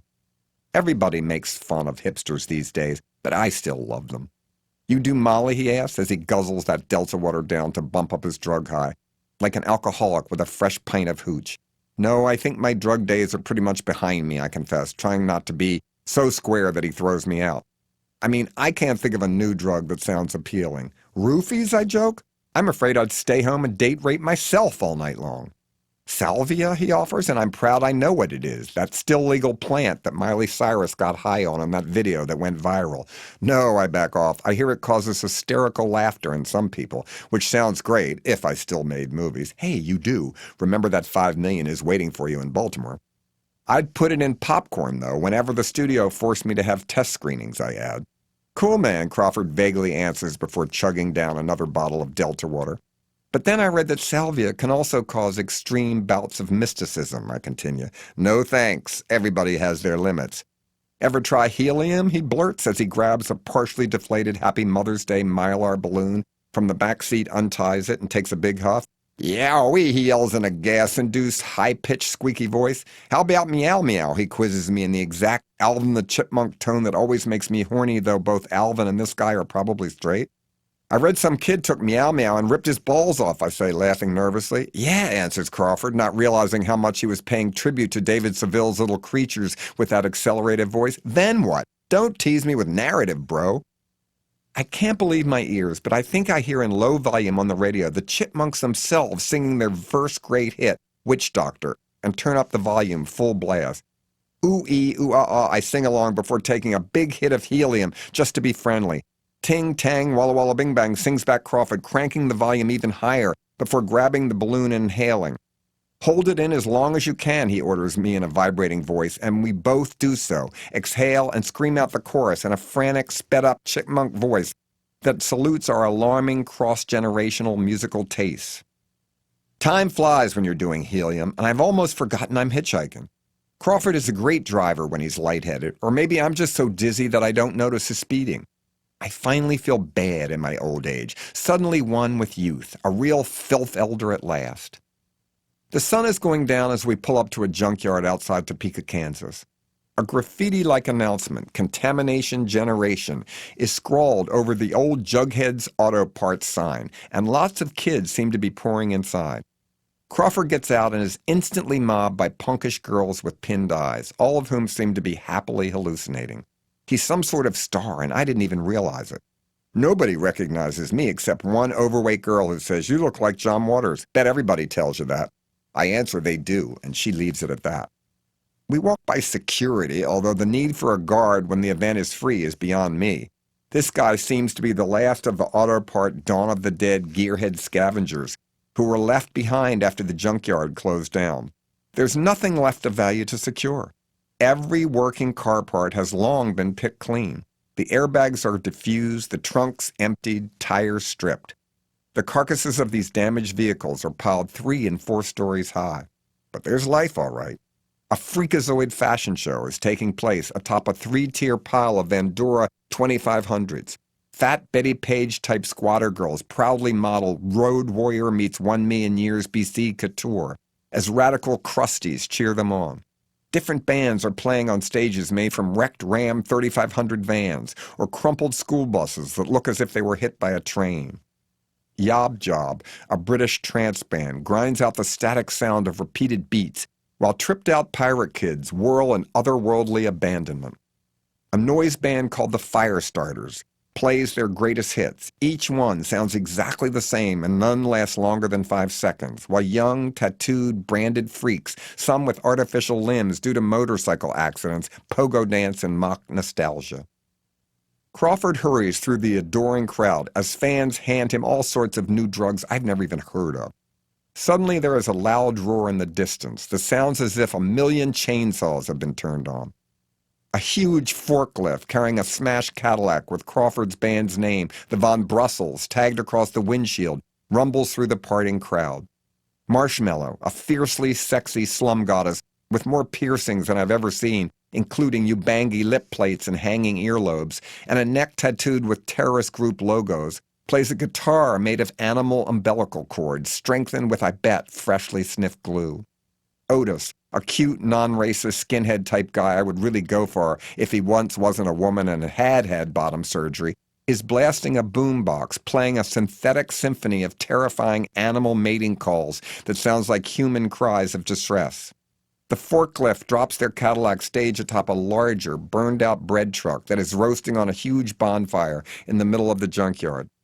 Crawford is hoisted up by a crane to the stage and embraces the 2 others in a hotbed of sexual unity. I realize that not only are they a band, they are a revolutionary threesome, and it is a lovely sight to behold. Crawford is the lead singer. If you can even begin to call his tortured screams mixed in with mock opera arias singing.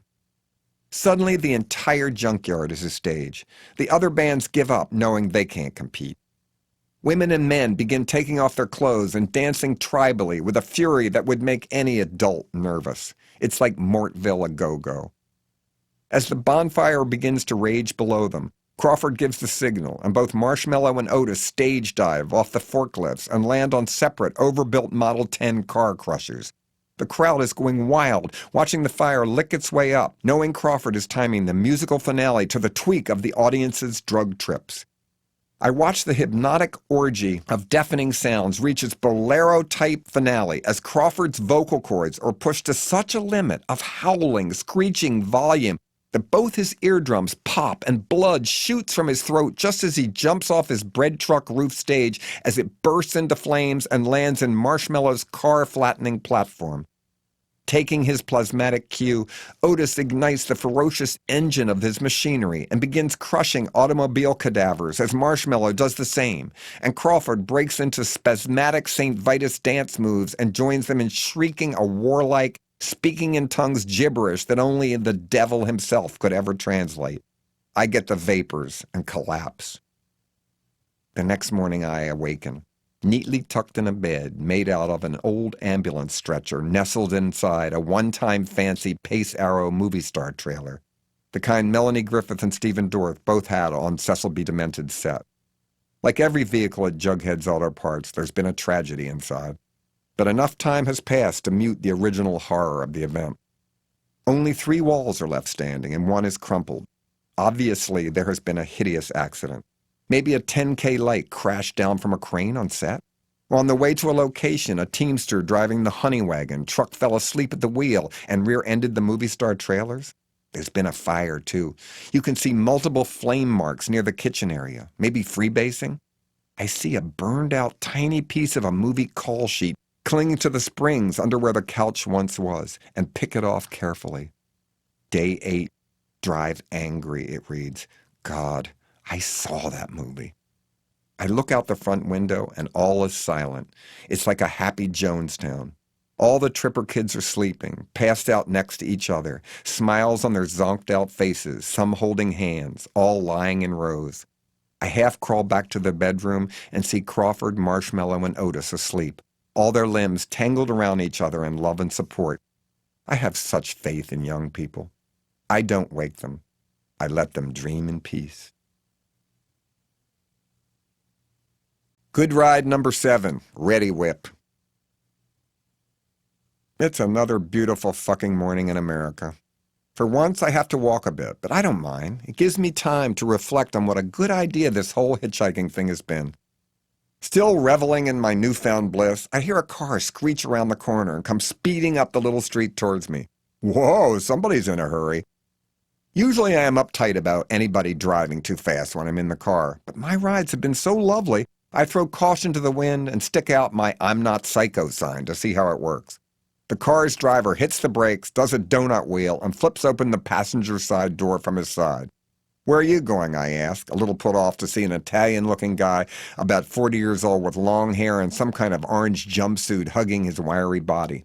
His arms are covered in rudely altered religious tattoos. Little Lulu and Richie Rich replaced Jesus' disciples at the Last Supper. And he has a $sign inked on each hand. Hell, he answers with a winning snarl. Get in. I do. As he floors it, I hear the police siren in the distance and panic a little when my driver accelerates even faster and goes right past the I-70 entrance ramp, even though I tell him that's the way I'm headed. We're going the back roads, he announces, leaving no room for debate. The hair on my neck stands up when I suddenly realize his orange jumpsuit is actually a Kansas federal prison uniform. Even I have heard of Leavenworth, whose name is stitched across the front. I'm Ready Whip, he says, and I'll take you as far as Hays, Kansas, if we get that far. I hear more sirens in the distance, and Ready Whip turns off on another little country road and takes an even more out-of-the-way detour.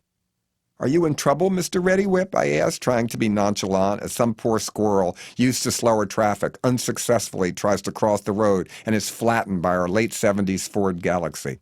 Cut the mystery, he orders with a sexy command. Just call me Ready Whip, because my dick's ready and I'm always ready to whip it out. I see, I say with open-minded astonishment. But first, I need some new clothes, he announces as he pulls into a tiny little town that doesn't have a name. Before I can begin to imagine shopping with my new host, he slams on the brakes when he sees a pitiful laundromat that doesn't look as if it's been remodeled since the 50s. Go in there and steal me some underpants. What? I say in alarm. You heard me, Mr. John Waters. I know who you are. I've seen you on TV in The Joint, on Daniel Steele's family album. What a piece of shit. Before I can defend one of my most obscure acting credits, he barks, hurry up, I need jeans too. 34-inch waist, medium t-shirts, and socks for 11.5-inch foot. Shocked and feeling like Carol Ann Fugate taking orders from Charles Starkweather in that real-life 50s crime spree, I do what I'm told. The police sirens in the distance seem to have quieted, so why not? Inside the laundromat, there are only 2 customers, a pregnant teenage girl with her whining baby and a farmer who is fast asleep on a broken-down plastic chair but for some reason is chained to a radiator. I case the joint, realizing how completely out of place I look. Forget your laundry, dumbbell, the probably unwed mother cracks. No, I just need to buy soap if it's any business of yours, I snap, feeling a little of Ready Whip's anger almost by osmosis. Machine's broke, she mutters, as she opens the dryer door, puts her baby inside, and rocks it back and forth without shame until the infant gurgles happily. You got $1, she suddenly demands. My clothes are in their washer, but I don't got dryer money. $2 a load. Do these fuckers think I'm made of money? Seeing the only spinning dryer full of clothes, I think fast. I'll give you $10 if you keep your mouth shut, I offer. Mister, I don't go on dates, she responds, with, in my opinion, uncalled for haughtiness. I don't want that sugar, I answer, trying to be friendly in a film noir kind of way. I got a date of my own, and he's waiting outside. She watches in silence as I fling open the dryer door and start rooting through the farmer's still damp laundry. He still doesn't move. Maybe he's dead. Give me 20, she suddenly demands as she spins her baby around one full turn in the dryer without letting it fall out. I give her the money. She takes her child out of the dryer and unwraps a zero candy bar from her purse and lets the kid nibble the white chocolate. Knock yourself out, soap bubble, she hisses as she puts the bill in her pocket and burps the baby, a little too hard if you ask me. I grab the only pair of jeans inside that aren't overalls, the most hideous outfit a man can ever wear, all the socks, a few pair of boxer shorts, and one still wet t-shirt, and rush out the door. What were you doing, ironing? Reddy Whip impatiently cracks as I jump in his car with his motor running. So, I ask him, holding up the wet Hanes t-shirt for his approval as he speeds away. Beats this piece of shit, he answers as he starts to unbutton his jumpsuit while continuing to drive. It's a 33 waist, I read from the worn Levi's label on the back of the jeans. It'll fit, he grunts as he suddenly steers the car over to the side of the road, gets out, kicks off his prison sneakers, the kind with a Velcro strap so you can't use the shoelaces to strangle yourself, pulls off his filthy socks, and begins to strip out of his jail uniform. He seems completely unperturbed that he is now totally nude by the side of the road. Memorize this, Dick, John, he demands, and even though I'm completely startled by his sudden sexual frankness, I do. Fantasies are like extra cash. They need to be banked for later use. I chuckled to myself, remembering Quentin Tarantino's hilarious line on stage when I interviewed him for the Provincetown Film Festival. What was the best thing about your success, I had asked, and he answered, pussy. No, the memory of pussy. Now I know what he meant. Cars continue to whiz by, drivers shouting catcalls to Reddy Whip. But I just watch him nude the way a cultist would a beloved midnight movie, while trucks honk their horn in one long chorus of indignation. He turns to me friendly and makes his dick jump without touching it. I'm not sure what I'm supposed to do, so I applaud. One day I'm going to tell my children that John Waters looked at my dick, he growls, stuffing his still fully erect penis back into the freshly stolen jeans of the farmer. But right now, we got business to do. What could that mean, I think, in sudden nervousness. Down, boy, he orders his cock as he struggles to zip up, just as if he were a ventriloquist talking to his dummy. He wriggles his torso into the now almost dry t-shirt, and I can tell he's turned on by my lustful eyes as he climbs back inside the car. Now, put on them socks, he demands with a strange affection, as he sticks out one foot toward me and wriggles his toes. I shove on the sock with care and tenderness and an unhealthy desire to please. That tickles, bitch, he says with a giggle, and I debate if I should be offended. But when his big toe pops out of the hole in the sock the farmer never thought to mend, I decide to just go with the flow. Size 11.5, he brags. Don't touch, just look. Go ahead, take a cell phone picture of him if you want. I fumble for my BlackBerry. But before any red-hot photo session can take place, we hear the new police siren wailing in the distance. Only this time it sounds like more than one. Reddy Whip jams those puppies back into his prison shoes and we're out of here. Fuck those pigs, he yells in a rage I haven't heard since the 60s. I got a bank job to do, porkers, he shouts as we zoom down the country lane. So that's what he does for a living, I think, impressed before suddenly realizing I should be frightened. You're not going to rob a bank now, are you, I sputter. I'm not, we are, he answers with confidence. No, look, I beg. My friend Patty Hearst got in a lot of trouble for helping to rob a bank, and it wasn't even her fault. I mean, am I a hostage? Hell no, dude, I just want you to watch, he says, laughing. Watch what? I ask in confusion. Me and my dick being bad, he whispers with a narcissistic exhibitionist wink as we pull into the small gravel parking lot outside a tiny brick building. Sunflower Bank, Hayes, Kansas, reads the low-tech sign. Open them peepers, Mr. Creeper, and watch my cock, he purrs, 'cause old Reddy Whip loves doing a bank job. He grabs a can of Mountain Dew from under the seat, puts a brown paper bag over it, and aims it towards the bank. Armed and dangerous, he cracks with one final adjustment to his crotch, which already seems to be anticipating the crime scene and its erotic possibilities. Wait 45 seconds and follow me in and act surprised, he directs as he opens the car door and gets out, carrying the paper bag with the gun concealed inside. I do as my director tells me, timing the 45 seconds exactly on my watch, excitedly imagining the triumphant entrance of Reddy Whip's penis inside the bank. I get out, pretend to be an extra in a movie, and casually stroll across the parking lot and enter. I see Reddy Whip approaching the teller.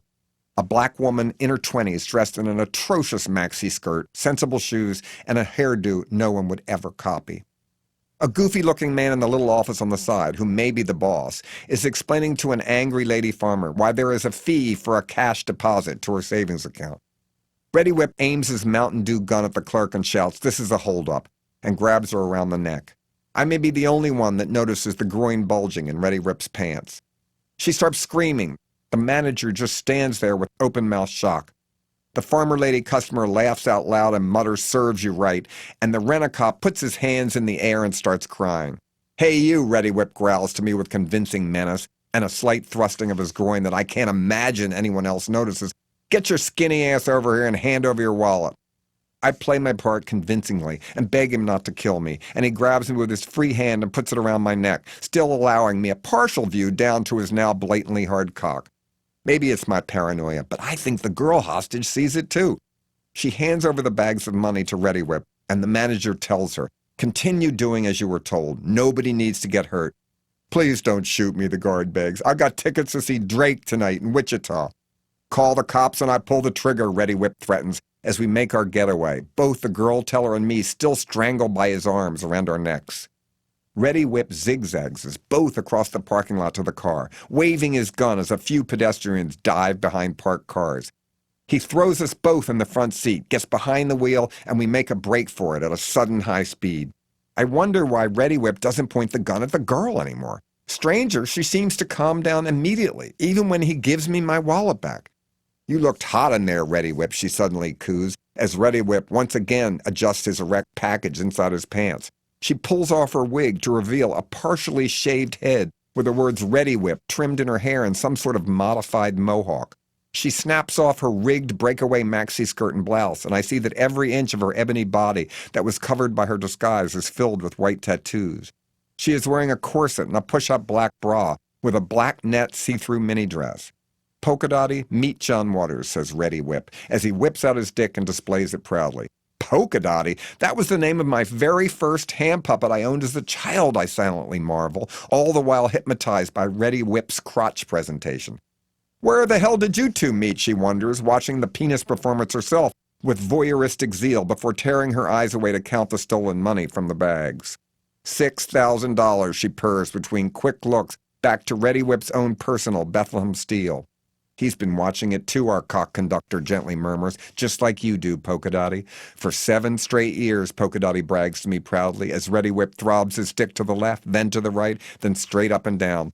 "It's like the exhibitionist Olympics. Look, but never touch," he whispers to us both as he floors the accelerator, and Polka Dotty and I turn to each other in acceptance, happy to share. But even at this high speed, nosy authorities try to ruin our newly formed mutual admiration society. We hear the sound of helicopters above, and then the faint sound of police sirens in the distance. "Fuck," yells Reddy Whip, "I was just about to come." To drown out the sounds of the cops, he turns on the radio, and wouldn't you know it, Chain Gang by Bobby Scott booms through the car's shitty sound system. "This is the Kansas State Police," we hear amplified from an overhead police loudspeaker. "Reddy Whip, you are surrounded. Pull over your vehicle. Drop your weapon and release the hostages. Watch my dick one last time," Reddy Whip orders as he swerves off the road onto an even narrower path. And we do. God, we do.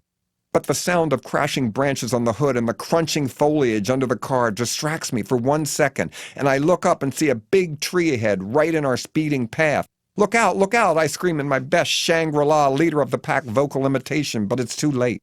We collide with nature, and Reddy Whip's head goes through the windshield. But amazingly, our airbags, unlike his, go off and save our lives. We look over and are relieved to see that Reddy Whip has climaxed the instant he died, a happy ending indeed. "Run," Polka Dotty suddenly screams, and I see the Kansas police charging towards us. We take off, holding hands, joined together in a mournful, voyeuristic afterglow few could understand. Good ride number 8, Buster. We're in some kind of abandoned state park. I pull Polka Dotty down an overgrown walking trail, and we keep running, past broken down and rusted playground equipment, boarded up restroom facilities, Rotted picnic tables, even an abandoned baseball diamond that has been completely scorched by some sort of brush fire.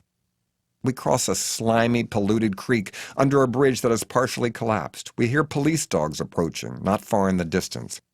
Remembering a famous case in Baltimore where the fugitive, Joseph Pelzinski, escaped by simply hiding in a tree because police tracking dogs aren't trained to smell up and the cops never thought to look to the sky, I motioned for Polka Dotty to follow me up a large evergreen. She has already changed into a pair of heels, but this girl is no fashion amateur. Not only can she run in spikes, she can climb a tree wearing them too. We freeze on two separate branches as the cops and their snarling bloodhounds run right past us. Hearing the chopper landing at Reddy Whip's death scene, we make a break for it. As soon as we turn a corner, in the shitty little spoiled nature path, we see a miracle. A motley caravan of broken-down wagons, trailers, and flatbed trucks pulling vintage amusement park rides that anybody could tell had seen better days is taking the most obscure route away from the interstate to avoid detection. The Hipster Carnival reads the hand-painted logo on the first truck in line, with the added "Come on below, we're on the run, looking for fun." Polka Dotty takes over, realizing she's more of a hot number hitchhiker than I'll ever be, and sticks out her thumb. I hide in the bushes. The caravan slows down, and Buster, the ringleader owner, eyes her suspiciously. "Looking for work?" bellows the 50-year-old Robert Mitchum meets Richard Tyson from Two Moon Junction look-alike. "What do you got to offer?" she answers back sassily, and the other hipster carnival workers, a peculiar collection of freakish yet bohemian drifters, peer out from their trailers. "Looking for a girl I can throw knives at for my act," Buster gruffly answers before adding with pride, "I don't drug test my employees, neither." The roughneck carnies cheer and laugh in support. "What happened to the other girl?" Polka Dotty asks with flippant sauciness. "I missed," Buster explains with a hint of sadness. "Is she going to be all right?" Polka Dotty quickly asks. "Nope," answers Buster without any further explanation. "Okay, I'll take the job on one condition," she barters. "What's that?" Buster answers, amazed at her nerve. "My friend John Waters can come with us." I step out of the bushes, and after a moment of complete silence, I am astonished that not only Buster, but the entire crew of this decrepit little carnival burst into applause. I feel even more glad to be famous here than I do in New York City, when garbage men yell out my name and give me the thumbs up. So crossed over. Accepted. "I love the chicken fucking scene in Pink Flamingos," Buster announces with genuine respect. "Those fucking things hurt," Macaroni, the world's thinnest model, mimics Cookie Muller's line correctly, with a slight lisp, from her trailer before blowing me a kiss with her bony hands. "John Waters, I'm putting you in the freak show," proclaims Buster with leadership, as Orca, the meanest fat lady, shrieks out Divine's line, "Filth is my politics, filth is my life," with a gusto that takes even me back. "As what?" I stammer to Buster, happy to have yet another career. "One look at you and I know," he says like a wizard. "See, a man with no tattoos." "Oh my God, he can see through clothes," Polka Dotty murmurs in awe, and while I won't go that far, I have to admit he's right. I'm tattoo-free. We leap on board, thrilled to be rescued. Something putrid this way comes. After several hours of traveling, highlighted by hearing the catchy country bumpkin tune "Travelin' Boogie" by Zeb Turner twice on the radio, giving patch money to local cops on the way, including the stupid fuzz taking away Reddy Whip's body, we stop outside of Last Chance, Colorado, at the parking lot of an abandoned small strip mall. A video shop's smashed windows have been boarded up and defaced with graffiti paying respect to forgotten horror sexploitation films, Olga's House of Shame, I Dismember Mama, even the porno parody, I Spit on Your Snatch. A pick-and-pay discount store has obviously had a fire. It's in such bad shape, even homeless people would shun it. A Beverage Barn liquor store seems deserted and long ago looted. Colorado noxious weeds have taken over the parking lot, giving us the perfect setting in a low-life natural landscape. I'm shown into my new trailer, which I'll be sharing with Pimpleface, a nice enough guy who obviously doesn't let his oozing zits, boils, and abscesses bother him. He seems to be in a great mood as he describes how he quit school and devoted his life to eating potato chips. I also meet Boarhead the Clown, but it's hard to have a real conversation with him because he's had that trepanation operation where a hole is drilled in your head and you are then high forever and can never come down. He talks complete nonsense, but everybody here pretends to understand. Polka Dotty checks in on me and confides she already made out with Buster, and that motherfucker can kiss. I'm so happy she's graduated to a man who wants to be touched. Maybe my good influence has been a help in the next chapter of her neurotic happiness.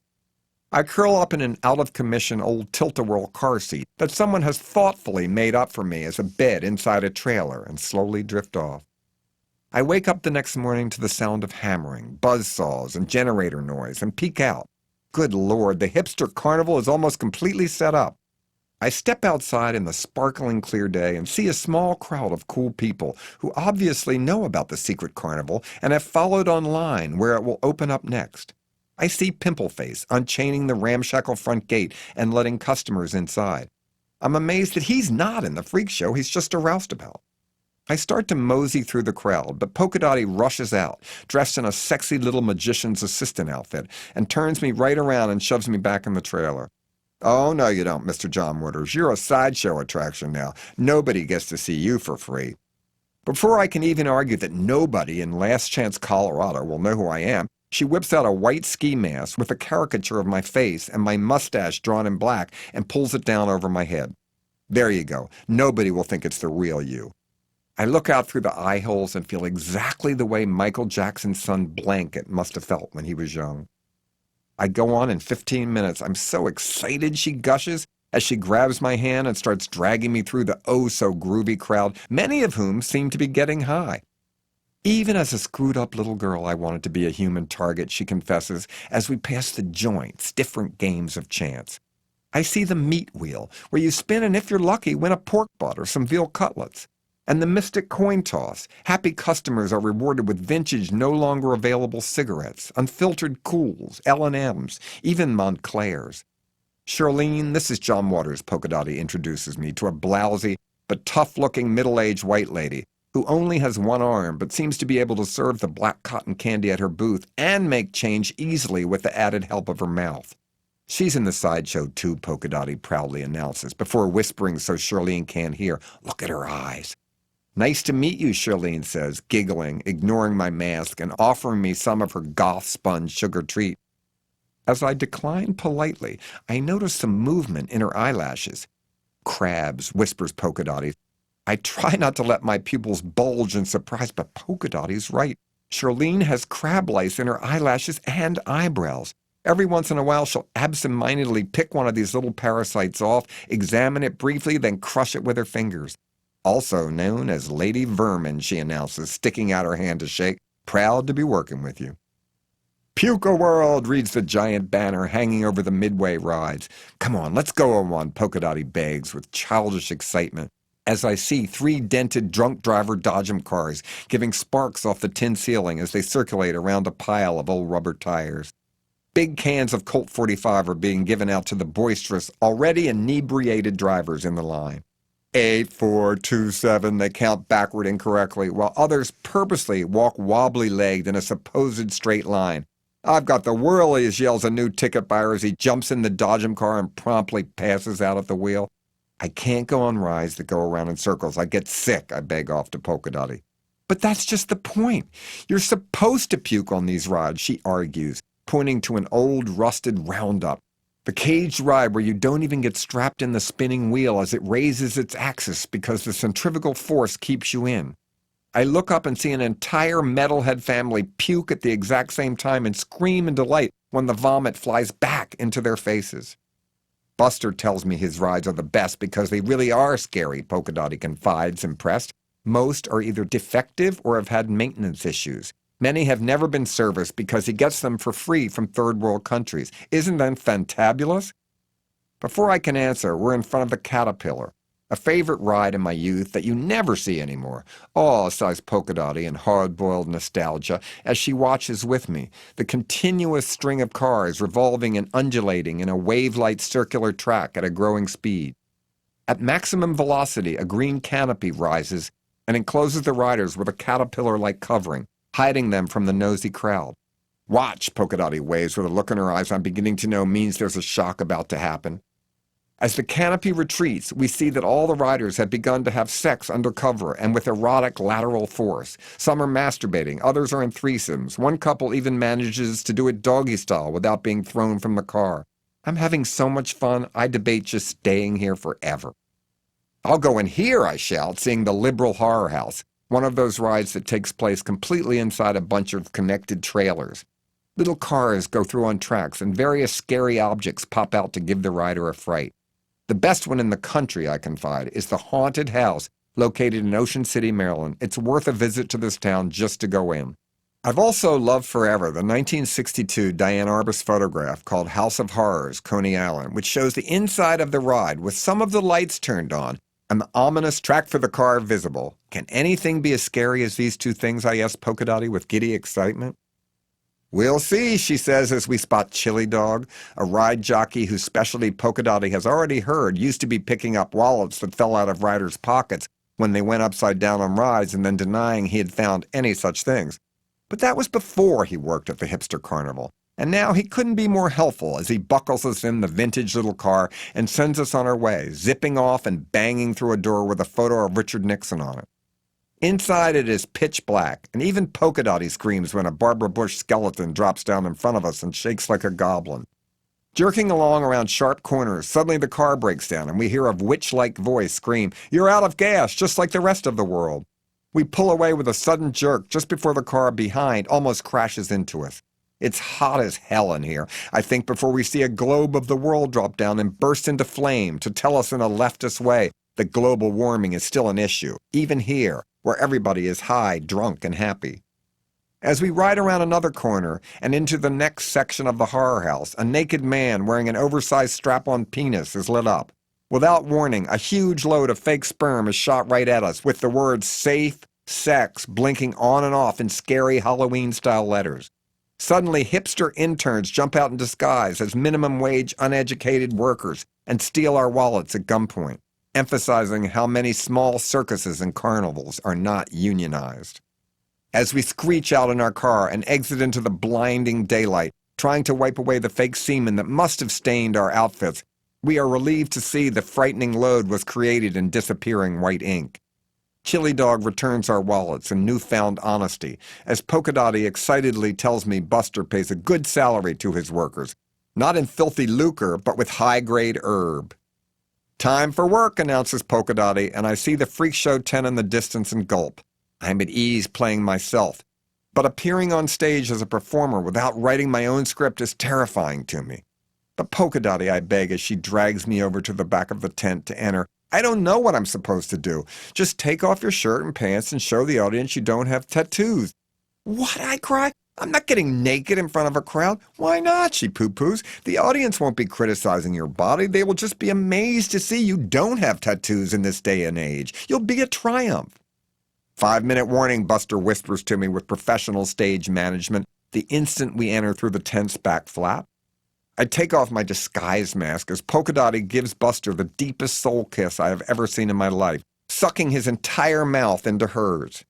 Gasping for air, Buster returns the favor, twisting his long tongue around hers like a lasso and then deep-throating it down to her tonsils with expert, sword-swallowing, gagless oscillation. On stage is Clementine, the girl with the world's largest feet. This both seems to not be exaggeration.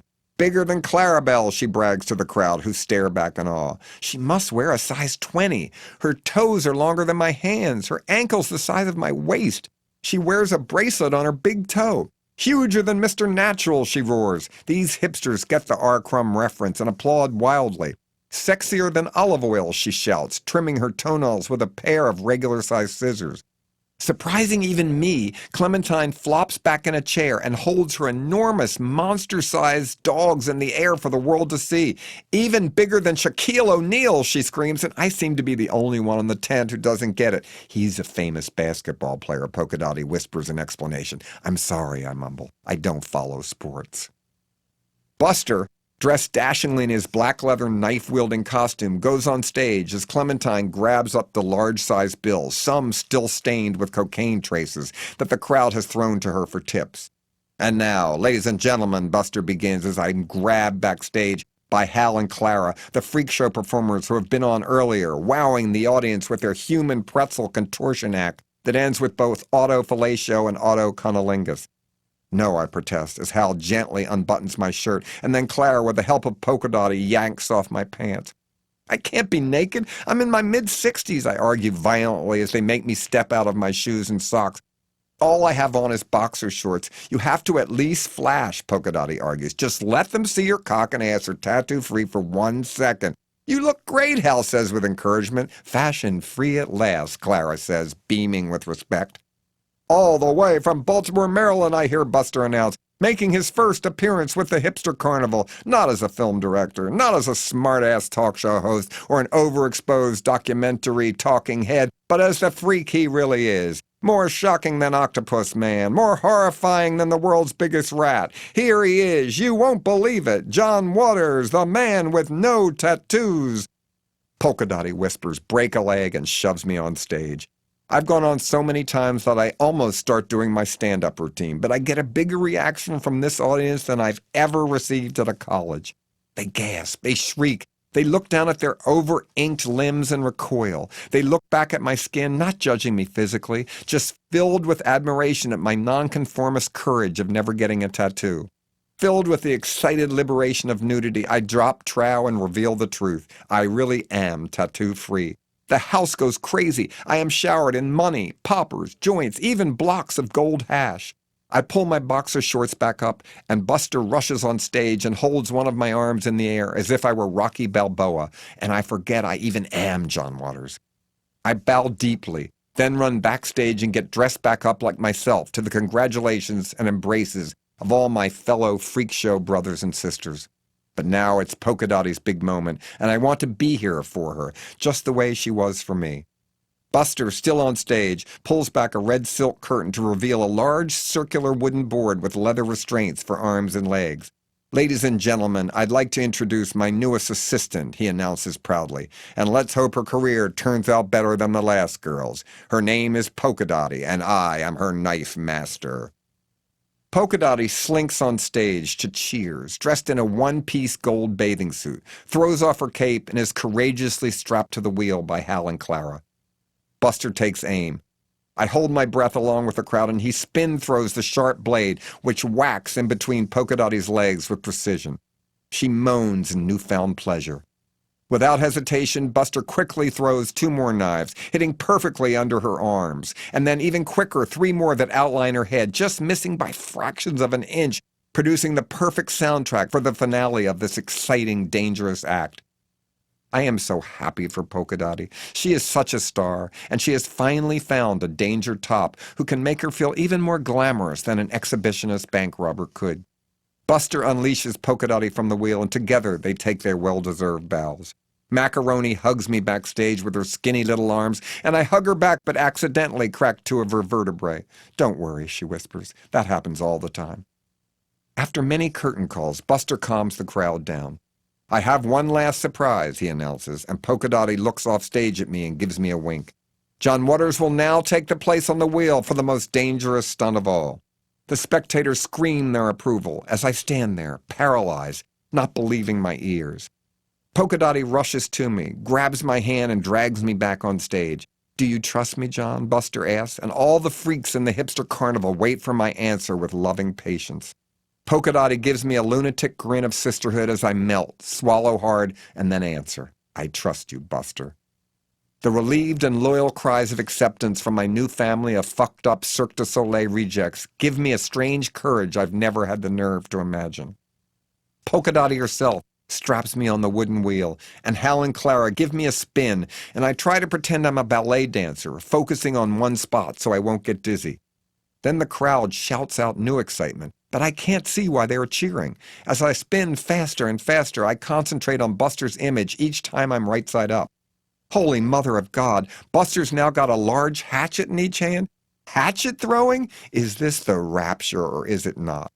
Suddenly I feel and hear the loudest whack right by the side of my head, and then in a split second another one to the left.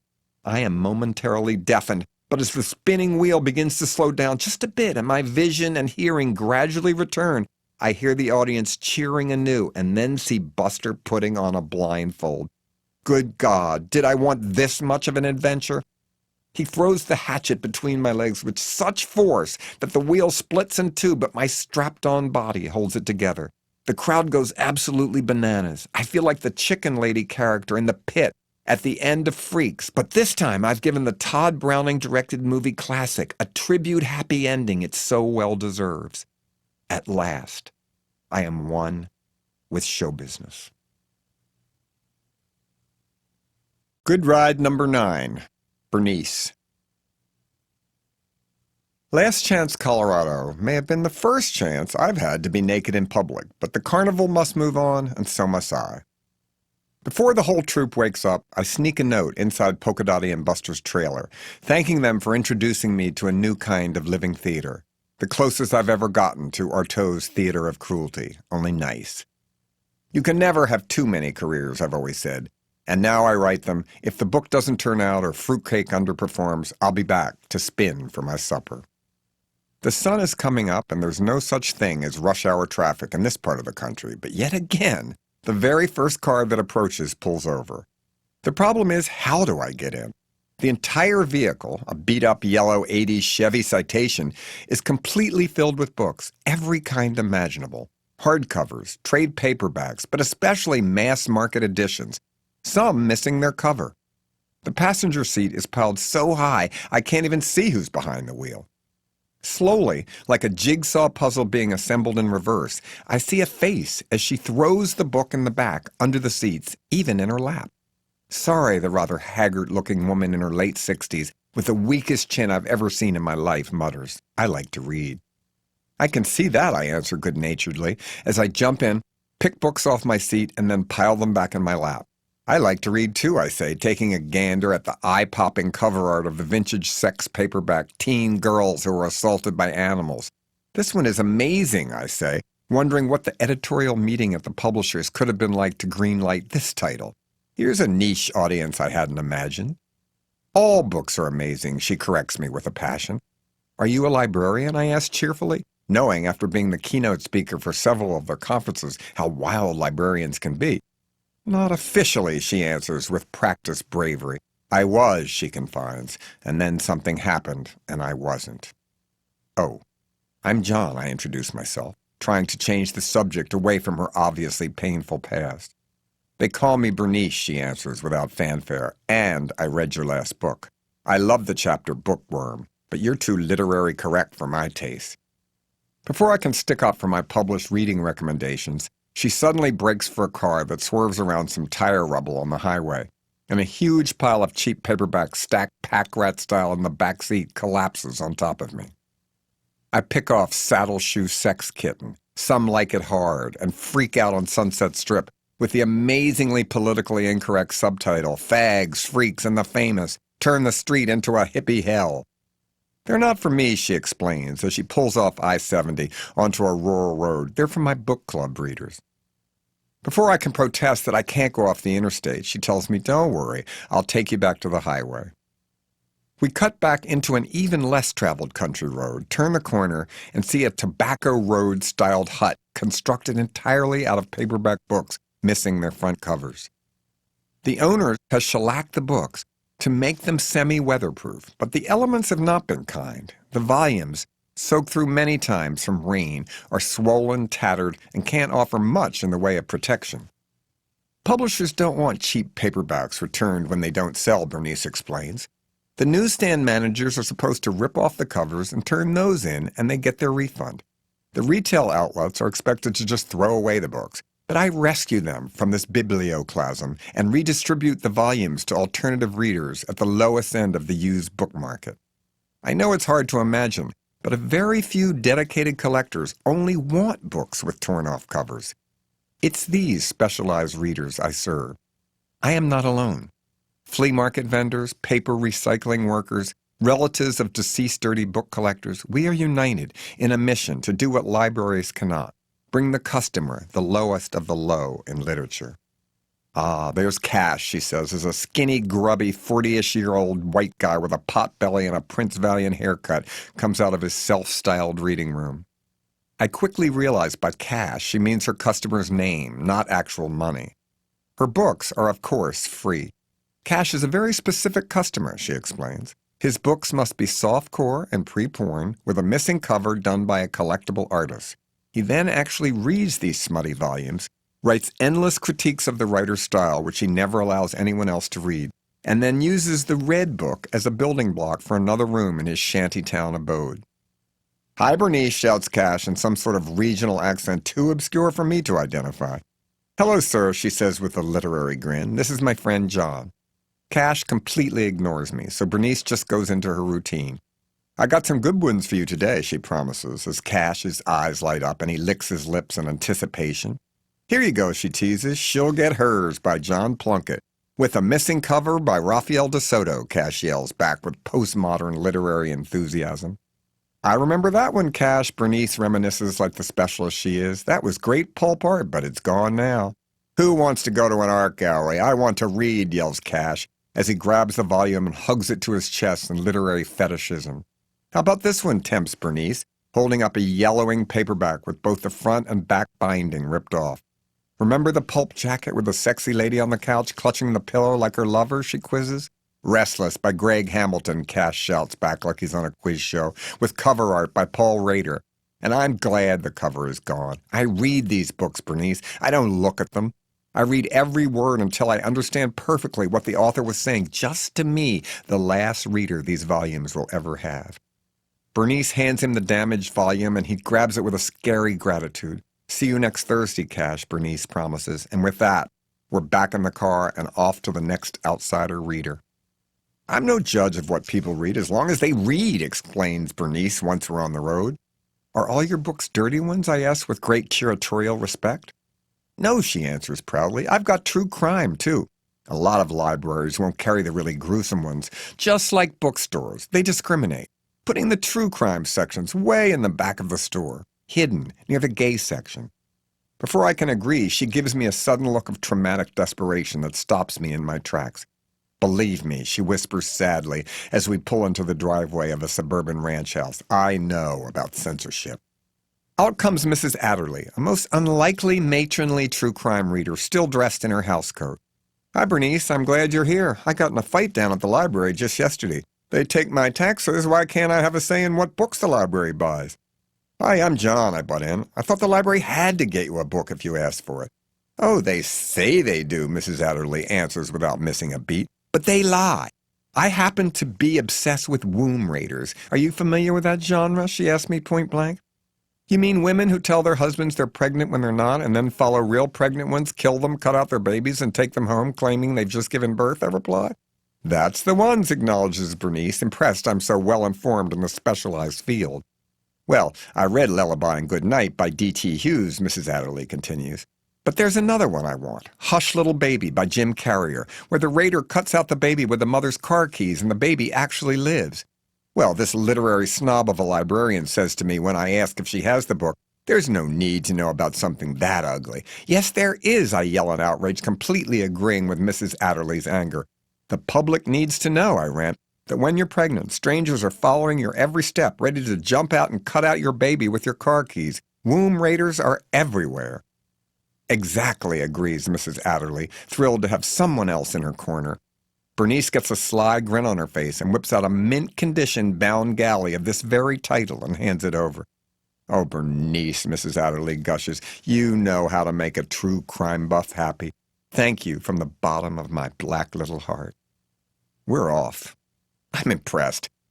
Bernice turns on the radio and we hear that delightful little country song, Swingin' Down the Lane by Jerry Wallace, and merrily sing along, harmonizing over the instrumental bridge between verses. I continue picking through the books on the floor by my feet and laugh at One Whole Town, Hole, a hilarious titled softcore vintage gay stroke book. "You want that one?" she asks with generosity. "Sure," I say, mentally adding this rare title to my collection of cheesy gay sex paperbacks. "It would go right along with my chicken volumes," I tell her.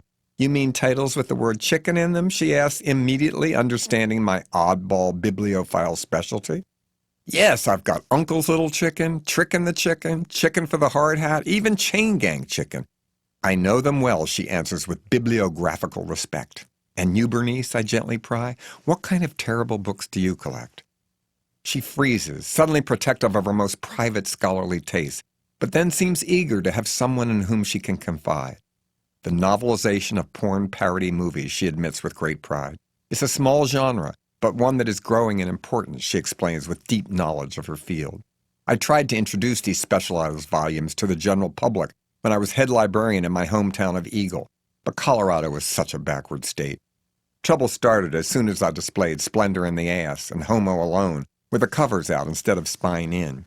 Busybody little prudes noticed and made a big deal out of it, but I stood strong against censorship. Porn parody titles need to be discovered and celebrated. I was vilified in both the local and national press, but I didn't care. I fought back.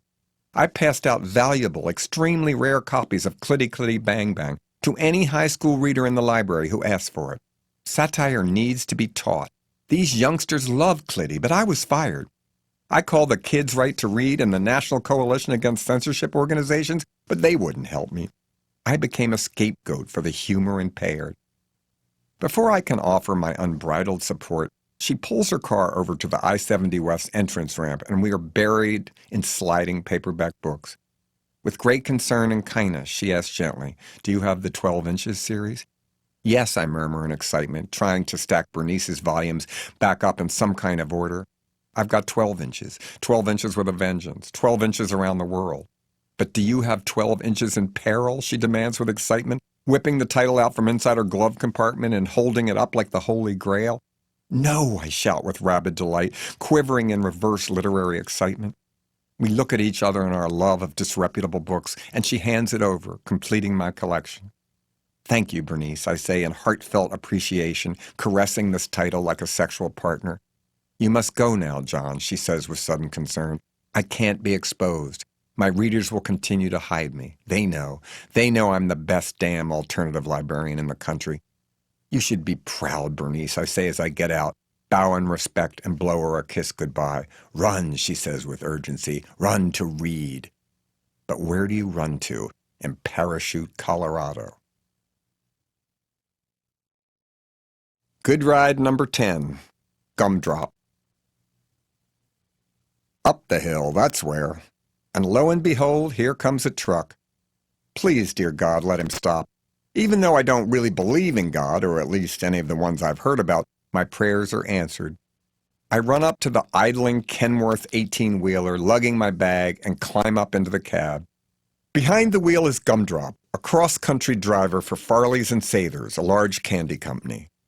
He started his route in the Midwest, and he's on his way to a candy wholesaler in L.A. A little too far south from my journey, but a good ride to Utah, where I'll jump out and head north to Reno and then down on into San Francisco.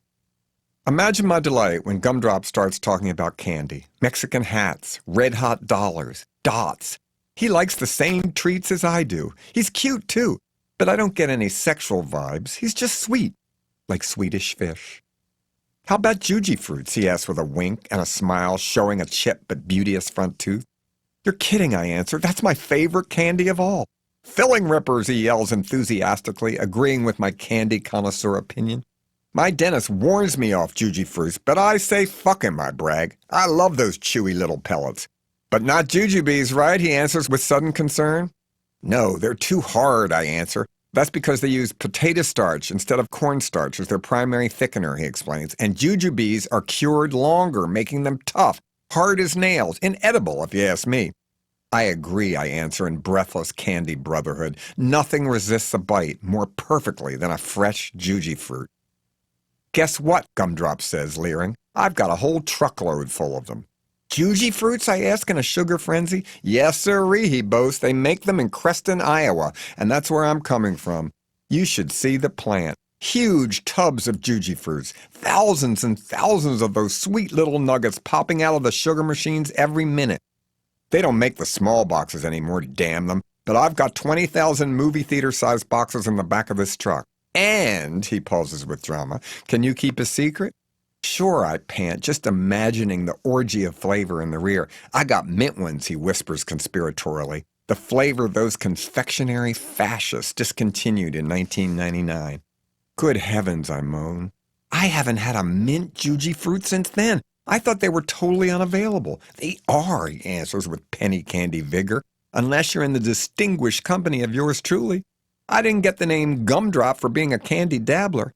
I've been saving them. Look," he whispers with pride as he pulls out a small trash bag filled with mint-flavored forbidden treats.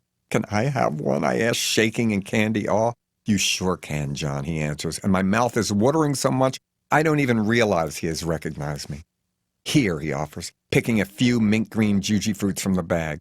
I nibble some out of his callous hands the way a horse would go for a lump of sugar, and he doesn't seem to mind. I savor the tangy flavor that may once have been the most unpopular shade, but what does the public know? I've been thinking outside the juji fruit box for years, and I'm honored to report that this discredited, chewy little fella retains its original flavor with gusto. Look, I gotta be honest, Gumdrop announces as we finally turn back onto Route 70 West. I love pink flamingos, but I hated that hairspray shit. You hated my hairspray, I asked, nibbling our highly collectible treats on my own. The one with Divine and Ricky Lake? Yeah, he says with a shrug. I like crazy shit, man. Ever been to a pirate truck stop? He asks with a newfound friendliness. I don't think so, I respond, already intrigued. What are they? The illegal ones, with strippers and gambling, he explains with obvious excitement, and free liquor. Sounds good to me, I cheer. I hate that Natso organization he sees. All these goddamn safety rules, weight restrictions. I don't want no truck plaza. I want a fucking truck stop. No fence parking lot, no security cameras, just some kick-ass trucker fun. Let's go, I scream, realizing we've been on the road for hours. It's getting dark and I'll need a place to sleep. I know a great one, and it's just outside Fillmore, Utah, he explains. It's not on any AAA map. It's an outlaw truck stop, all right. The Gas and Go-Go. Yay, I yell, probably too enthusiastically. I'll pay for the rooms. Now, John, he suddenly counsels, I gotta get one thing straight. I'm not a fag, nothing against them, but a hairy-ass crack just don't do it for me. That's okay, I mumble, oddly touched by his total unawareness of politically correct gay speak. Not everybody is queer, it's no big deal. But I'll watch over you, he offers almost tenderly. I'll make sure nobody fucks with you. Deal? Deal, I say as we pull into the scary-looking Gas and Go-Go truck stop parking lot. Lot lizards patrol the corridor between trucks, and I can see full-tilt female-male blowjobs going on right out in the open.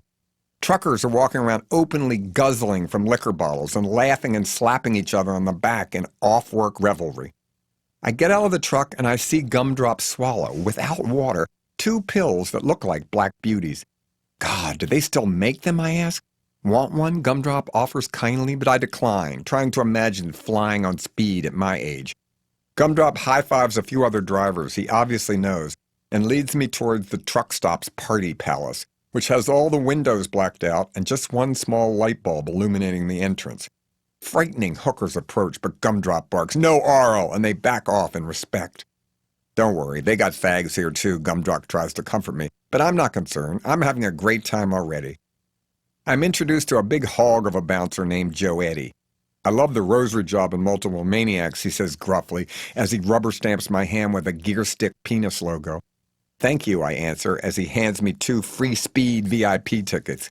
Fuck your brains out, he welcomes Gumdrop, who just chuckles and asks, is Fumbelina working tonight?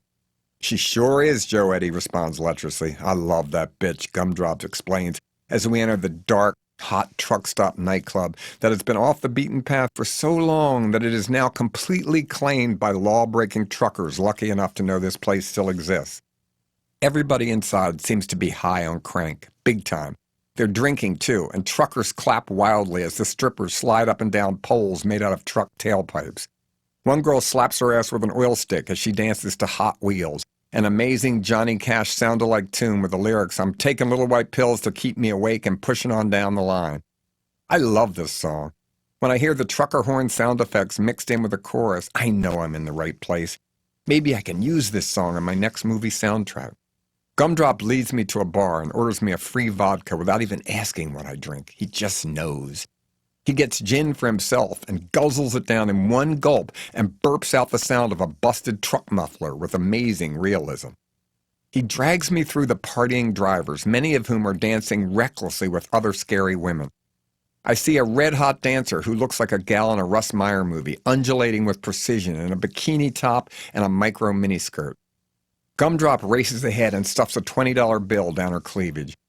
On cue, she retrieves the bill from between her giant tits, pretends to drop it, spreads her legs in a practiced stance, and bends over to pick it up. She is, of course, wearing no underpants. Knowing the routine, Gumdrop leans his head over between her legs and looks up to Cupid's cave. Thumbelina purrs, smile, you're on candid camera, and takes a picture with the expert muscle control that can only come from years of training. I have never seen a man look happier than Gumdrop does at this moment. He fumbles for another double sawbuck, and in between her knockers it goes. Once again, she pretends to be all thumbs as she retrieves it and drops the 20, and slowly, very slowly, bends over to pick it up. Take two, Thumbelina chuckles as Gumdrop takes his place below and says, "Say cheese," through a shit-eating grin. Again, she snaps his photo with vaginal precision.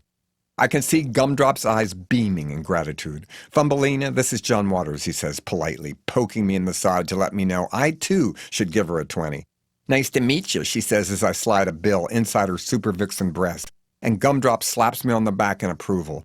Thumbelina fumbles the bill, drops it in choreographed clumsiness, bends over to pick it up. I hesitate, knowing what is expected of me. "Don't worry, I'll retouch the picture," she says with a giggle, and I take my place between her legs, looking up into her natural lens. "Hold still for focus," she orders, and I do. Click. Yikes, a snatch shot. I feel like Lee Miller as she modeled for Man Ray's first solarized photography, the rayograph.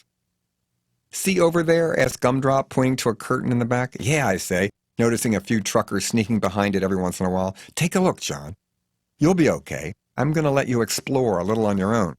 There's a bunch of you cocksuckers back there," he explains in the nicest, most unjudgmental voice imaginable. I laugh out loud at his clueless homophobic words that belie his gay-friendly attitude. He just doesn't know. I'm not offended. Actually, it's kind of sweet. I realize Gumdrop would like a little more quality time with Thumbelina, so I decide to be brave. "Okay," I reply, still sounding a little worried. "I got your back," he says assuredly. I look around at all the tough guys ear-banging each other in amphetamine delirium, laughing at nothing, and celebrating the very act of not thinking, and feel safe here in this paradise of trucker sexuality. Who needs intellectuals when you're having fun? I head toward the mysterious curtain, hesitate, pull it back, and go inside the hidden annex. It's little, but oh brother, I'm in fag heaven, as Gumdrop might innocently say. Queer-bait go-go boys are everywhere, and the truckers in this audience are just as wild and hopped up on speed and hooch as their straight brothers out front. Every time a new dancer is announced, they shout, "Whip it out," or get it, just like characters in my old films might. Basket seems to be a real favorite. He's got a huge tattooed cock that he stirs drinks with when he kneels down on the bar. And then there's Chicken Little, who's just my type, a baby-faced ruffian who, much to my initial astonishment, cold shakes Viagra on stage and then shoots up, just as Gerard Malanga did with heroin in 1966 as the Velvet Underground played in Andy Warhol's exploding Plastic Inevitable. Some of the truckers are jerking off in the friendliest way possible. Chicken Little's dick gets harder on the Viagra, and he circulates the room, slapping customers in the face with it as they roll up bills tightly and insert them up his ass. Wow, this is my kind of club. But since I've already had two peculiar sexual encounters today, I decline Chicken Little's face-slapping, whap-whap-whap, helicoptering offer when he gets to me. I'm started to feel Gumdrop's arm around my shoulder. "Shoot your shot," he asks, unembarrassed and possibly totally unaware that this was the name of one of Divine's early techno record hits. "No, but that's okay," I respond in our newfound kinship of roadside honesty. "I did," says Gumdrop with a twinkle in his eyes, before adding with a knowing laugh, "Come on, my diet pill is wearing off." "Hey, that's a line from Hairspray," I respond. "I thought you didn't like that movie." "Well," he chuckles, leading me to the exit, "I like that line." We head back toward his truck, and I ask if there are rooms we could rent so we could get a good night's sleep. "Nah," he says, "you don't want to get in any bed in this place. Besides, I'm going to take another upper." "But I've got to get some shut-eye," I beg. "I have to catch a new ride tomorrow." "I told you I'd watch over you, John," he says with unaffected kindness as he pops two more pep pills and swallows them down dry-mouthed. "You get your 40 winks," he motions to the cab of his truck as he climbs in. "I'll just watch." "Watch what?" I ask, confused but flattered at his nocturnal offer. "I'll just watch you sleep all night and make sure nobody harms you," he says tenderly. "Will you let me do that, John?" "Yes," I answer, completely touched by his unsexual kindness. "I certainly will." Good ride number 11. Space Cadet. When I awake after one of the most peaceful night's sleep in my life, Gumdrop is in the exact same position, sitting in the chair, watching over me in bed. He looks a little tired, but still wired, and he could use a shave. Otherwise, he's still my nocturnal protector. I get up quickly and gather my few things. I know Gumdrop's got a shitload of juji fruits to deliver and he has to head south. No way I'll risk hitchhiking on I-70 through Utah where there's not even a rest area for hundreds of miles. It's time for us to part. He gives me a lift to a local porn wholesale outlet warehouse and drops me off, assuring me this is a destination location that many interstate truckers visit. I know I'll never see Gumdrop again, but we do have our juji fruit memories, and that's all I can ask for, traveling these lonely highways. You only get a real fairy godfather for a few hours in life, I'm afraid. He's off and I'm all by myself, the way everybody really is no matter where you are. There's not a car in sight on the road, so I just stand there, feeling the power of being alone and hopeful. I see a desert rat-type guy in his late 40s coming out of the porno outlet, empty-handed. Who would come all this way to an X-rated warehouse and not find a thing? This big guy who looks part cowboy, part mental case, gets in a broken-down early 80s AMC Eagle and peels out towards me. Will my amazing luck continue? Of course it does. He stops, and I get in. Up close, he looks like a real space cadet. I introduce myself, and no internal debate here. My rider has no idea of who I am. I tell him where I'm going. Headed that way, he mutters, right to the middle of nowhere. I'm not sure if seeing him come out of a porn outlet is a thing I should quiz him about, but I do. You like adult movies, I ask, with as much nonchalance as I can muster. Never look at that shit, he says without rancor. I just sell my old tapes when I need the money. Your tapes, I ask with newfound interest. Yeah, I used to do that shit for a few years, way back, before I had my encounter. What kind of films, I gently pry. Gay porn, he answers unembarrassed. I ain't queer, but I could get my dick hard no matter who was sucking it, he chuckles with nostalgia. What was your porn name, I asked, trying to look into his ravaged face to remember a possible stud from yesteryear smut. John, he says shyly, and then it hits me like a ton of bricks. Johnny Davenport, I shriek. Shh, he scolds, suddenly paranoid. They'll hear you. Who will hear us, I ask, confused, as I look out to the empty landscape surrounding us. Them people, he answers, vaguely, before correcting himself. Well, not people exactly, but just them. God, you were my favorite porn star, I gush, with shocked enthusiasm, remembering the weird sexiness this muscular Eddie Haskell look-alike stud muffin with the curly hair and the humongous dick brought to the screen. That was all bullshit, he mumbles, dismissing my praise without an ounce of vanity. I especially loved you in Power Tool, I continue, not being able to control myself when you did that great jailhouse facefuck scene with Jeff Stryker watching, jerking off from another cell. Yes, Jeff was all right, Johnny admits, with only a slight tinge of nostalgia for the bad old days. I know Jeff Stryker, I tell him. I saw his show, Jeff Stryker Does Hard Time, in New York. He was so amazing, especially after the final curtain. As the ticket buyers left the theater, Jeff stood at the exit wearing an open bathrobe showing his fully erect penis, and each theater-goer could pose for a photograph with Jeff and his dick. Johnny doesn't look impressed. I have his contact information. Want it? I excitedly offer, imagining the prospect of these two retired sex machines hooking up again. No, he spits out with sudden anger. I don't care about those fuckers, and I told you to keep your voice down. There's things you don't know. They're listening, he whispers with an insane urgency. But I'm too worked up to stop. John E. Davenport, I say again, pinching myself that I'm actually in the car with him. You were so good in The Young and the Hung Part 2. I loved you in Full-Grown, Full-Blown, too. You think I know what those pieces of shit were called, he asked with contempt. I just needed cash. But you won the 1987 X-Rated Critics Award for Newcomer of the Year, I argue, trying to give him a little self-worth and letting him know he still has fans out there and they've been searching for him for years. Yeah, he grumbles. I've heard all those lies, that I'm a mountain man living in Albuquerque with a wife and kids. It's all hogwash. Now shut up about that crap. Suddenly I'm silent. I look at my watch, but it stopped.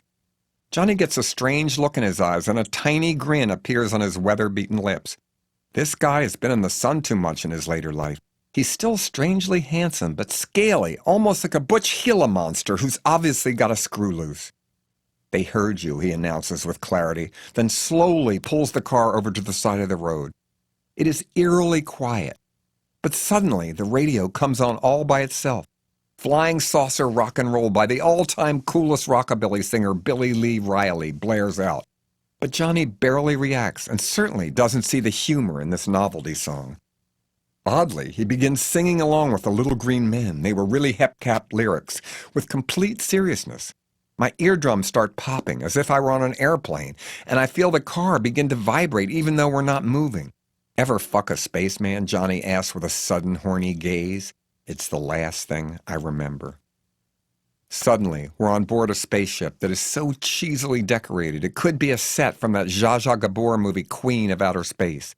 There are aliens, too, stupid-looking ones, nude, green, of course, supporting soft bodies, Margaret Keane eyes, but weirder, almost like the cunt eyes Crackers rants about in Pink Flamingos, a line that I still can't believe I actually wrote. They've got no hair, although a few of them seem to be wearing bad wigs, and have fingernails that curl around like claws. They've got big dicks, too, but no balls. I'm afraid to look and see if they have assholes. There doesn't seem to be a female in sight. Suddenly, Johnny seems relaxed, at home, even when they all whip out from some 50s sci-fi microwave-type appliance what appears to be liver dinners and start eating with disgusting table manners. Okay, Johnny warms me. They're getting ready. Ready for what? I ask with sudden nervousness. For sex, Johnny announces with full acceptance. What do you mean, sex? I show with growing apprehension. Look, I'm no bottom in real life, Johnny explains, but with these little fellas. He lowers his pants and turns his butt to the space creatures. It's magic, he says to me in an almost spiritual way. A horny little alien heads towards me and starts making weird little frog-like croaks. Good God, I think I'm too old to get fucked. Is this safe? I yell to Johnny in a panic. Do they use rubbers? But it's too late. Johnny is being slowly penetrated by one of these ghastly creatures, but he shows no pain. In fact, his face reflects a delighted contentment I've rarely seen in a man his age. I feel a claw-like tentacle unbuttoning my belt from behind, and a wave of body odor like I've never smelled before overwhelms my senses. I refuse to look into the face of space rape, so I close my eyes. The rubbery appendage turns me around and begins to unzip my zipper. What the hell, I think. You've never been fucked by an extraterrestrial. Go for it. But can you top from the bottom with a little green man? Please, no fingering, I beg. Remembering the Fu Manchu-type nails I saw earlier on these creatures, my limits are respected. But then something, some rod-like growth with a fiery magnetic field and a friendly elasticity rubs up on me. I pass out. I awake in Johnny Davenport's car. I remember little. Good God, what time is it, I wonder, seeing the sun coming up and looking at my watch in confusion? It's the next day, I scream in horror, trying to recall the vanished hours. I feel confused, scared, but Johnny seems calm, content. Don't worry, he advises with experience. You'll feel it soon. Feel what soon? I shout in panic as vague memories of some kind of sexual rear entry stir in my mind. I'm not pregnant, am I? I cry out in paranoia, unsure of the scientific realities of post-alien sodomy. No, Johnny answers with patience, understanding my bewilderment. But doesn't your asshole feel different? Different, I consider? Not really allowing my anus to have mood swings? Well, no, I answer, embarrassed. But wait, I admit, as I feel a little tingling out back in my most private area. You have a magic asshole now, John. So do I, he announces gently, like some sort of holy man. Before I can scoff, I feel a pleasant turbulence in the area beneath my balls. The magic only lasts for 4 hours or so, but listen, Johnny farts eerily and poetically, and it's the exact opposite of a fart joke. A masculine aroma of courage and spice fill the air. I think of that porn movie with my favorite title of all, My Ass is Haunted, and wonder if the director also was backdoor probed by a spaceman. Use the anal magic wisely, Johnny explains, like some sort of Glinda, the Good Witch of the North. Wisely, I repeat? Not sure how to interpret this specialized advice. Watch, says Johnny, as he lifts his legs and points one of his still round and sexy ass cheeks toward my forehead. Suddenly, I feel hair grow. I grab the rearview mirror and look in amazement at my receding hairline filling in with follicles. It works, Johnny boasts, as he spins around in his seat and gets in a semi-crawl position with his concealed magic anus aimed at the top of my head. My gray hair turns chestnut brown. See, he boasts as I notice a subtle vibration in the rear of his pants. Go ahead, try yours, he gently suggests. So I give in and concentrate. Slowly but steadily, my asshole propels me out of my seat with a supernatural power that allows me to hover in the air inside the car. Oh, God, I whispered to Johnny in a trembling but awed voice. What can I try it out on? There, my new guru says as he points to unidentifiable roadkill outside the car. The handle of the door pops open without my touching it, and I space glide out of the car and through the air with a miraculous grace and land right next to the carcass of this unfortunate animal. I hear majestic music that I soon realize is coming from my asshole, and quickly learn I can control the volume through breathing.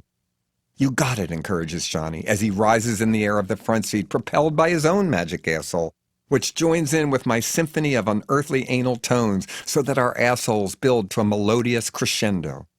The roadkill's eyes pop open and the bloodied animal shouts, "Anarchy rules!" just as the fox did in the funniest scene in Lars von Trier's Antichrist.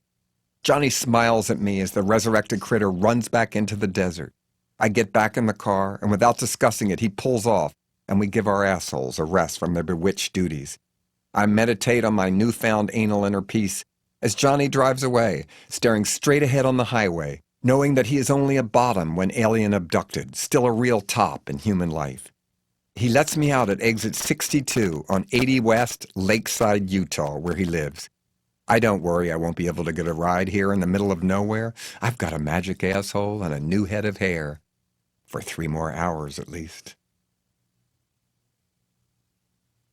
Good ride number 12. A star. Such bliss, such power, such anal reinvention. And lo and behold, I see a limo approaching on the lonely highway. A beat-up one, but still, a real limo. I don't even wonder if it will pull over. My magic asshole is already twitching in excitement. Not only does the vehicle stop, inside is Connie Francis. You heard me.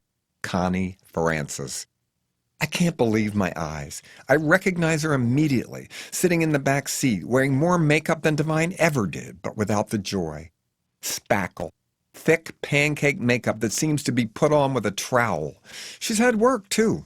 Permanently surprised, with those telltale puppet lines all plastic surgery victims have extending from the corner of the pulled mouth out across their cheeks. She looks sedated, almost as if you waved your hands across her eyes she wouldn't blink. She's even, ever so even.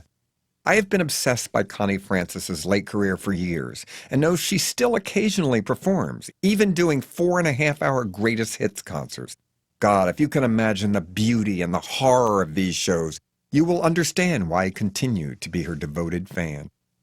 Except for her chauffeur, who I soon realize is not a real driver but her manager, she's alone. A legend so oblivious to real life, she may not realize the music business has completely changed since she first became a star. A famous singer who sold more records than the Beatles, but has had to compete with her own horrific personal life. A one-time accordion-playing child star with demon father issues. A love affair with Bobby Darin she never got over. 4 failed marriages. Being raped at a Howard Johnson's by a still unknown and uncaught assailant. Commitment to 17 hospitals for mental illness. Who's sorry now? I am, goddammit, for all the hell Connie Francis has had to endure. But she doesn't seem fazed today. No, she speaks in a monotone but answers all my questions with the most minimalist responses possible. Yes, she is Connie Francis, silent. She's going to Reno for a one-night concert at the Nugget, which is really 15 minutes outside of Reno in Sparks, Nevada, as her manager corrects her. No, she's not hot, she blankly answers after I ask, noticing the fur coat she is wearing with the pelts hanging off them. Wow, very hills have eyes, I joke, hoping humor might lighten Connie up a bit. Is that a musical? She asks without showing the slightest real interest. John is a movie director, explains her manager, Wilson, who has now introduced himself. He made Hairspray. She looks at me blankly, and at first I wonder if the reason she doesn't recognize me is my thick, luxurious hair. But no, she says slowly, I don't watch movies. Yes, you do, Connie, coaches her manager, as if he's feeding her lines in an interview. We saw Hairspray on a plane from London that time. What plane? She asked, momentarily confused, before giving up and mumbling, all movies are the same, aren't they? Connie never once asked me why I'm hitchhiking, and neither does Wilson, but after riding in silence for quite a while, she says in a flat voice, I like her hair. No one has ever said that to me in my life. Thank you. Yours is pretty cool too, I offer, noticing the tease and dye do that obviously requires frequent touch-ups. My hair sometimes hurts, she answers vaguely, before whipping out her makeup bag and slathering on more liquid foundation. Suddenly, we get a flat tire. I can't believe it. Shit, yells Wilson as we pull over to the side of the road with a sound of flapping rubber and the rim hitting the highway causing a sudden racket.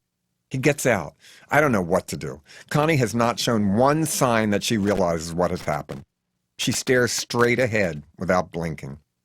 I hear Wilson open the trunk and curse some more, so I get out for moral support. Cheap-ass rental company, just a donut wheel and no jack, he gripes. Do you have AAA, I ask? Yeah, he deadpans, if we had cell phone service out here. My asshole makes a sudden hoodoo secret signal to me, and only then do I realize I should ask my magic helper for assistance. I can feel the gentle whirring at the end of my digestive system, eager to be of service. I check my watch. I only have 20 minutes of anal power left. I act fast. I aim my magic anus at the flat, and the tire inflates at such a speed lavender smoke flies out like some cheap special effect. Wilson looks at me in fear. It's okay, I attempt to explain. My asshole is magic. I hear Connie Francis laugh out loud. Wilson stares with open-mouth amazement. Suddenly I hear Connie singing from the back seat, "Stupid Cupid, stop picking on me." Wilson looks at me in gratitude and runs to get behind the wheel. I hop in the back seat, but Connie doesn't even look over as he pulls out.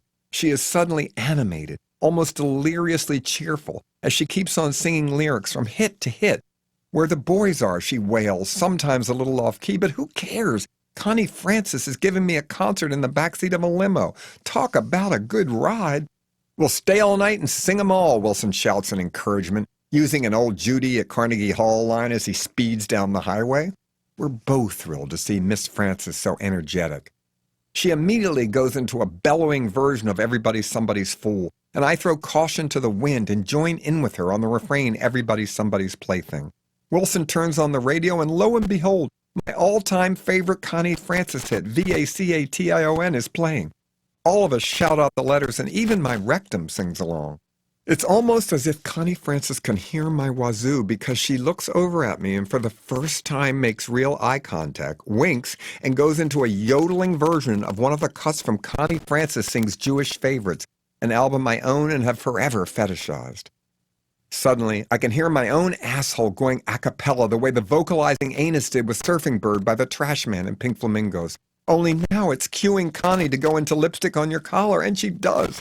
My asshole is doing a duet with Connie Francis. I can see Wilson is watching us in the rearview mirror, happy to see his client, so inspired, happy to be in show business. I check my watch. Oh, fuck, like Cinderella at the ball, my booty bewitching time is about to expire. I shake my thick hair like a young Ringo Starr, and Connie goes off the charts and into a whole new realm of music. Suddenly channeling Old Dirty Bastard's scary voice and skyrocketing to a new level of coolness, Connie raps an all-new ghetto version of the once tepid theme song to Follow the Boys, a movie she starred in but has always disparaged. I watch her in awe as I feel the hair on my head thinning while my asshole lets out a final whistle of disappearing jubilation. Connie slumps back in her seat. Wilson stares straight ahead, afraid to look back at his rhyming chanteuse. "You're staying with us," Connie mutters with a glary-eyed expression. I do. Good ride number 13. Delmont. The Nugget was fine. They got me a separate room and I ordered room service and took a long hot bath. I adjusted to my old receding hairline once again, staring back at me in the mirror under all that intense hotel bathroom lighting. My asshole seemed unfazed to be returning to its everyday functions too. I was okay. I didn't go to Connie's concert, but why would I? I'd had my own private one yesterday. I heard it went well, though. She performed for 7 hours and sang all her hits, every single one of them in 5 different languages, and dared anyone to leave before she finished. Sounds like a triumph to me. I let Connie and Wilson sleep. I know she must be exhausted after the big day we had together. I slip a farewell note to each of them under their doors and walk out into the blinding sun of Sparks, Nevada. Since I didn't want to run up my host's bill anymore by raiding the minibar for hitchhiking water supplies, I walked to the nearest gas station about 10 minutes away, the longest I walked during the entire hitchhiking trip. All that complimentary tea I drank in the hotel room this morning makes me have to pee again. So I asked for the men's room key, something that always makes me feel like more of a porcelain pervert than I actually am. I'm relieved to see the bathroom is a single, has a lock, and that no payday is awaiting me in the toilet. And good, there's graffiti, too. I stand and pee and read a few of them. I'm so horny I could fuck the crack of dawn. Here I sit, broken-hearted, tried to shit but only farted. Phew, how original. Can't anybody come up with something new? Wait a minute, what's this little one, written between the tiles in tiny letters? For a good time called Delmont, 775-208-0823. What the hell? I do. Hey, answers Delmont in a vaguely friendly way after picking up the phone on the second ring. Hi, I stutter, suddenly realizing this Delmont is a real person. I'm calling about your, ad? I was hitchhiking through town and finally, says Delmont, cutting me off mid-sentence. It's about time. I've had that little notice up for 2 years and no one has ever called me. I've been sitting here waiting. Well, maybe you weren't home when they called, I offer up weakly, embarrassed that I am the only one desperate enough to give him a try. True, he says with a self-deprecating chuckle. I'm on the road a lot, but I have an answering machine, and I always check it. Nobody ever left me a message. Suddenly all business, he quizzes me. So how old are you? 66, I answer, expecting to hear a click and a dial tone. Cool, he says with a suddenly sexy voice. I like old guys. You do, I ask in surprise. Yeah, go ahead and ask me what turns me on, he replies. Before I can do so, he boasts. I'll tell you, I like crow's feet, some wrinkles, receding hairlines. So how old are you, I ask, dreading the answer. 28, he says proudly. Jesus Christ, that could be his grandfather, I think. Does anybody have grandfather issues? If this is a type, it's new to me. There's not even gay slang for this kink. I've heard of daddyhunt.com, but granddaddyhunt.com? Come on. I live with my dad and my grandfather, he volunteers, instantly blowing my sexually neurotic suspicions, and I love them both, but I have to travel for work. What kind of work do you do, I pry, feeling like a contestant on a salacious dating reality TV show? I sell knives door to door, he answers, as if that is the most normal job in the world. What kind of knives, I stammer, flashing back to spinning on that wheel in Buster's Carnival. You know, butcher knives, carving knives, cleavers. Everybody has knives, he boasts like the great salesman he is. Hey, look, he suddenly cuts to the chase. You all talk or you want to hook up? Sure, I gulp, amazed I'm going this far. You still in the filling station, he asks? Yeah, I'm in the bathroom, I admit, as I hear another customer politely rapping on the door to see if the men's room is in use. I'll pick you up, he announces, seemingly in a rush. I've got a 75 Chevy Chevelle puke green. Just stand out front. I'll be there in 10 minutes. Click. Christ, now what have I gotten myself into, I mutter, as I exit the bathroom, avoiding eye contact with a middle-aged preppy guy who lets me pass, probably worried just as I was that an unflushed turd awaits him in the toilet on the other side of the door. I stand out front, but it sure doesn't take him 10 minutes. Delmont pulls up almost immediately. He's incredibly handsome, but I can tell doesn't realize it himself. Gap between his two front teeth, skinny, long hair, the kind that even looks good dirty, black Levi's, beetle boots, motorcycle belt turned sideways so the belt buckle is 45 degrees to the left, and a commie-style blue work shirt, the kind I haven't seen since the hippie days. Get your ass in here, he says with a smile that makes me believe he doesn't recognize me as that other John Waters person. Damn, you look good, he says with a happy leer, and as far as I can tell, no irony. I'm John Waters, I offer, and I'm Delmont Perkins, he says, before leaning over and completely unnerving me by kissing me on the mouth, for a long time. We pull off. I am rattled, but he seems happy. So where are you hitchhiking to, he asks, as if he doesn't have a care in the world. San Francisco, I say, realizing I'm still about 3 or 4 hours away. I'll take you, he says, without giving it another thought. You're kidding, I blurt, not believing my good luck. Sure I will, as long as you don't mind me selling some cutlery on the way. I can live anywhere as long as I got my knives, he answers with confidence. Fine with me, I say, remembering fondly to myself that little-known horror movie Door-to-Door Maniac starring Johnny Cash. Delmont pulls over at the first rest area we see, and I think he needs to use the restroom, but no. He immediately opens the trunk and pulls out a custom-made briefcase and approaches a frazzled-looking woman getting out of her car in the parking lot. Excuse me, ma'am, he says with an easygoing charm that is already winning my heart. You need any kitchen knives? She freezes for a second, but his sexy smile inspires trust. What kind you got, she answers, much to my amazement. Just like the Eggman in Pink Flamingos, Delmont opens his display kit and shows off a whole range of the world's finest cutlery, encased dramatically in red velvet. Who says you can't have a love affair with a knife, he asks, pulling out a trimmer and flicking the jagged edge with his finger, drawing a tiny drop of blood. Cut through a tomato like butter, he announces like the connoisseur he is, and lo and behold, she buys it. I'm impressed. See, he says as he jumps back in the front seat and leans over and gives me another kiss, this one longer and deeper. Damn, I love kissing you, he says, and grins as we pull off, and I try to believe my romantic luck. Kissing is what makes you a good queer, Delmont announces, as if he's discussing a scientific experiment. We don't drive for long. He pulls over his Chevy to the side of the road and switches on the radio. Wouldn't you know it? Hitchhiker by Bobby Curtola is playing. I've only heard this song once or twice in the past, but suddenly the lyric, "I'm a hitchhiker on the road to love," takes on new meaning. We make out for about 20 minutes. I look up and see a fucking cop approaching the driver's side of the car. I didn't even notice the police car pull over. Who would, necking with such a cool guy as Delmont? Jesus, the cops, I mutter in panic, but Delmont just smiles in confidence. Don't worry, he whispers. Watch me. I'm going to sell him a knife. License and registration, the cop barks as he looks down into the car. I pray he doesn't notice our obvious arousal. Sure, says Delmont. Hey, officer, you interested in bringing home your little woman a nice present tonight? What do you mean, boy? The cop snarls while checking the valid ID, thinking at first Delmont is trying to bribe him. It's just that I sell knives for a living and we're having a sale this week. Yeah? I hear the suddenly interested cop answer as Delmont starts to get out of the car to get his kit out of the trunk. Stay in your vehicle, the officer shouts, pulling his gun in a moment of panic. Okay, Delmont laughs, his hands in the air, but I can't show you my wares without getting out the samples. All right, I hear the cop mutter, calming down, but never leave your vehicle when the police stop you without the officer's permission. Yes, sir, agrees Delmont as he opens the trunk and starts his sales spiel. We got 12-inch, 8-inch, double serrated, the kitchen knife of your wife's dreams, Delmont boasts as he opens up his kit, grabs a butcher knife from inside and whack, whack, whack, dices an empty paper towel roll like an onion on the floor of his car's trunk. How much, the cop asks, impressed, as he hands Delmont back his license and registration.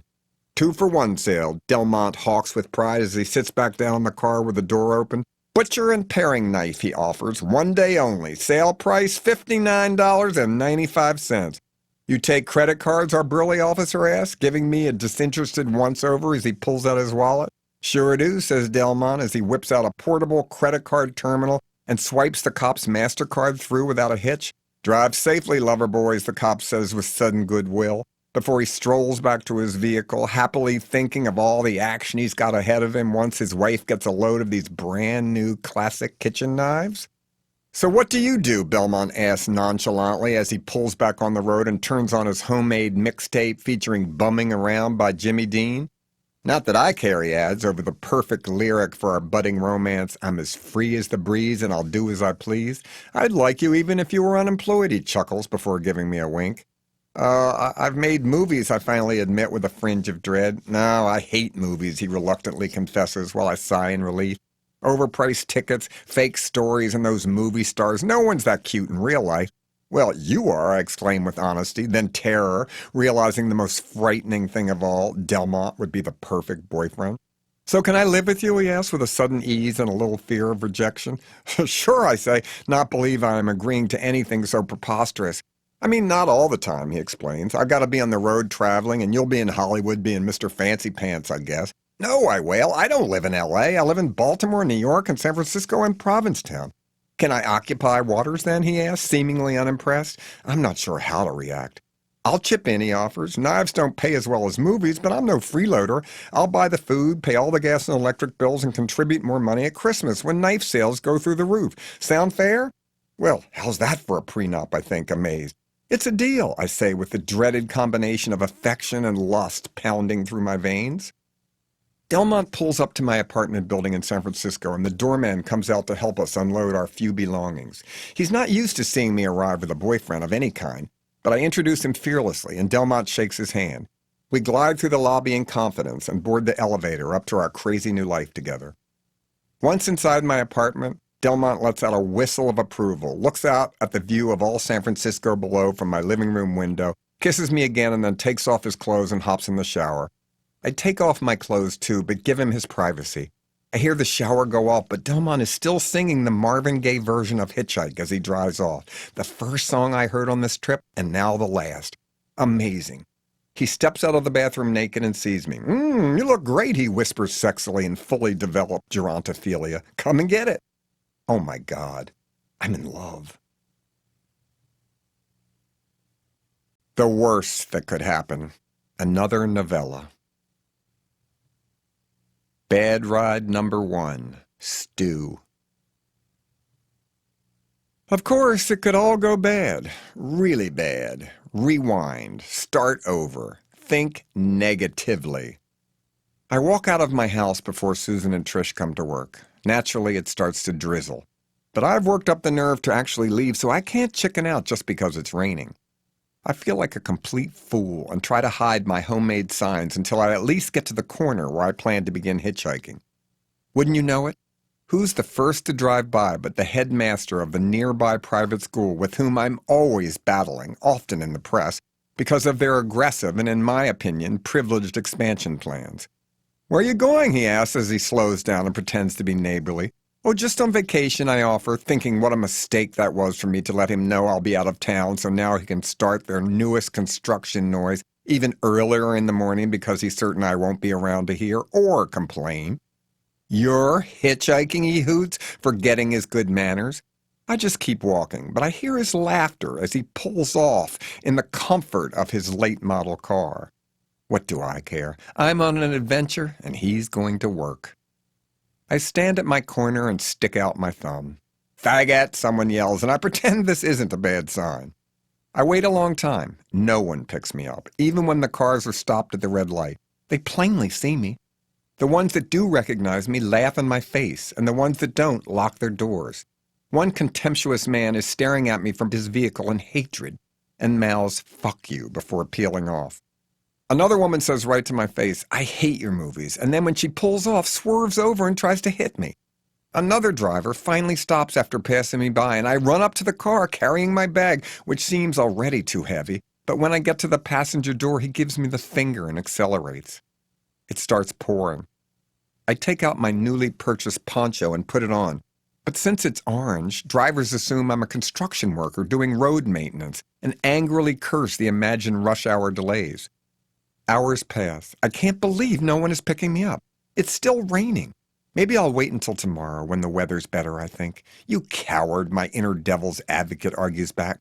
Suddenly a bus swerves over to the slow lane to pass a car turning left and splashes a river of rainwater over my entire hitchhiking self. I am drenched. Fuck this, I think, and give up for the day. I walk the 2 blocks home with my tail between my legs.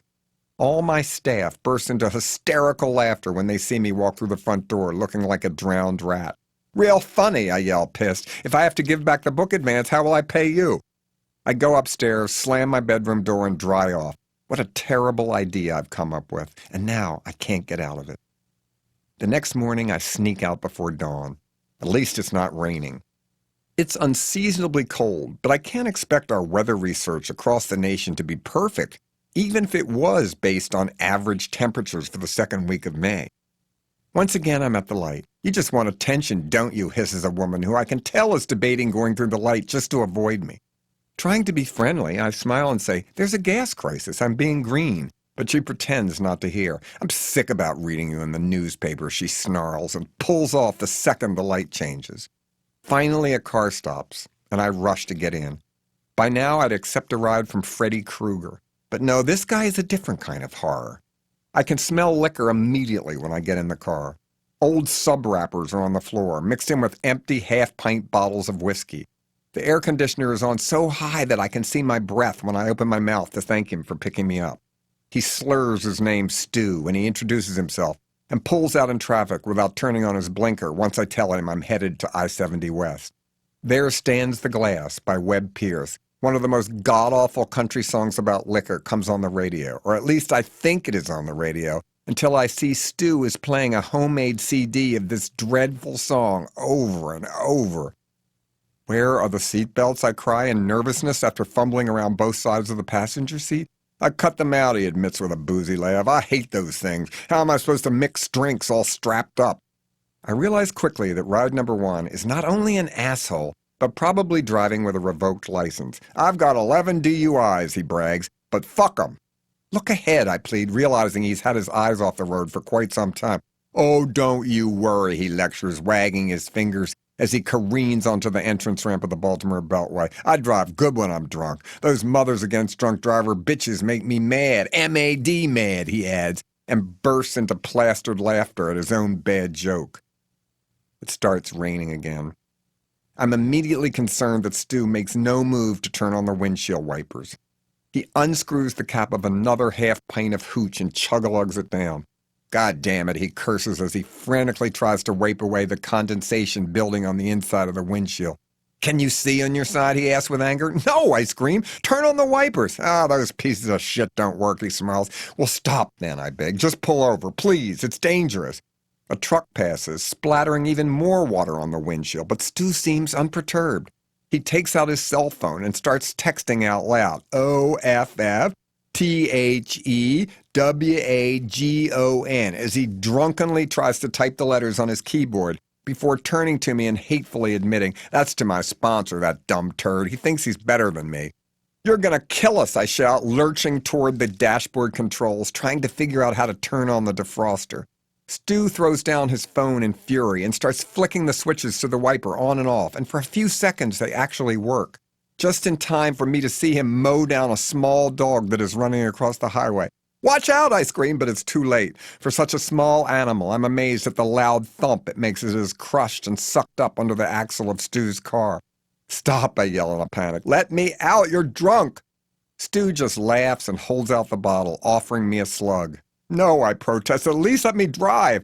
But before he can answer, I see he has veered off Route 70 toward Cumberland. "Hey, I thought you were going to West Virginia," I scream in alarm. "I don't know where the hell I'm going," he mutters in alcoholic distress. I grab the wheel just in time and force him to swerve around a parked car he is headed straight for, pulled over on the side of the road. He slams on the brakes and my head hits the dashboard. Luckily, the airbags don't go off. I guess they're broken too. Suddenly, Stu pulls a handgun from under his seat and I freeze.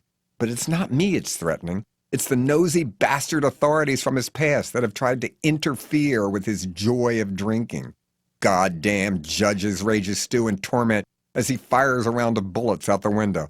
"Put the gun down, Stu," I say in the most even-handed voice I can muster. "Fuck AA," he shouts for the world to hear. "Bill W., I'll blow your brains out too," he threatens, the long-dead founder of Alcoholics Anonymous. Before I can even attempt to pull the gun away, Stu gets a stunned look on his face and then projectile vomits. I grab the wheel. He grabs it back. The stench of his puke covering his side of the windshield seems to give him no pause. Still retching as he drives and braking erratically, he slows down as he unsuccessfully attempts to wipe away his own bile with one of the many brown paper bags that litter his car. I gotta get out of here. I open the door halfway and see the gravel beside the road whizzing by. I look back at Stu and he grabs my travel bag away from me and pukes again. I jump out anyway and land painfully on the side of the highway, but manage to roll just as I've seen stuntmen do on movie sets. Stu keeps going. My jacket is ripped and my pants are shredded on one knee, which I see is bleeding. I don't think I broke any bones, though. At least I'm alive. Off route already. Now with no luggage. Still in fucking Maryland. Bad ride number 2. Adam. I pull up my pant leg and see I'm really scraped up. I limp up the road and can feel the stinging on the side of my face from hitting the gravel. I see a car coming and I stick out my thumb, but even that hurts because my shoulder feels pulled from its socket. Where are my fans when I need them? A fairly new Nissan Sentra passes by and I glimpse the driver do a double take and then slam on the brakes. I hobble up to the vehicle like the character Chester in Gunsmoke. I look inside and see a harmless enough looking overweight nerdy kind of guy behind the wheel, a real Confederacy of Dunces type. "Taffy Davenport," he yells, and it only takes me a second to realize he's reciting dialogue from one of my movies. "Thanks for stopping," I say, jumping in and happily buckling my seatbelt to the sound of Hitching and Hiking by Johnny C., played on his CD player. Great, a country song that laments a failed hitchhiking journey, just what I don't feel like singing along with. "There are just two kinds of people, Miss Sandstone, my kind of people and assholes," he answers, mimicking Mink Stoll's delivery from Pink Flamingos. "Can you just take me somewhere near I-70 West," I beg. Oh, meeting someone? Who? He answers in a faux rage, repeating another line from my movie so obscure that even I can't place it at first. Okay, I answer, realizing this fam won't quit. Just let me off somewhere going west. Going to a gangbang or something, he responds, this time channeling David Lochry. No, just a road trip, I answer, refusing to play along with his little dialogue game. I mean, I'm flattered he knows the lines that well, but geez, give it a break. We were just wondering, he continues in character, where you were planning to spread your VD today. That's all, hussy. He shrieks with laughter, and I just sit there in stupefied silence. My cheek hurts. I pull his rearview mirror over and see the bruising already coloring one side of my face. Beauty, beauty, look at you, he mumbles just as Paul Swift did, fumbling his lines in Female Trouble. I wish to God I had it too. He sees me wince in pain at the cut on my leg and switches to a whole other monologue. I love the taste of it, he rants like Divine, the taste of hot, freshly killed blood. Suddenly he grabs back the mirror to his side of the car and takes an exit I'm sure I don't want. Hey, I yell, I told you, I need to go west. You know I hate nature, he answers, again switching film references, this time to Desperate Living. Look at those disgusting trees, he quotes Mink Stoll's character, Peggy Gravel, stealing my oxygen. Let me off, I shout in panic, but he just speeds up.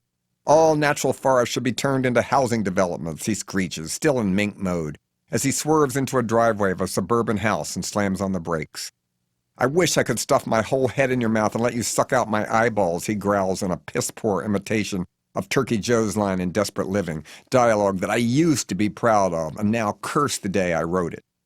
John Waters, screams a frightening-looking woman way too large and old to be wearing the tube top she's featuring.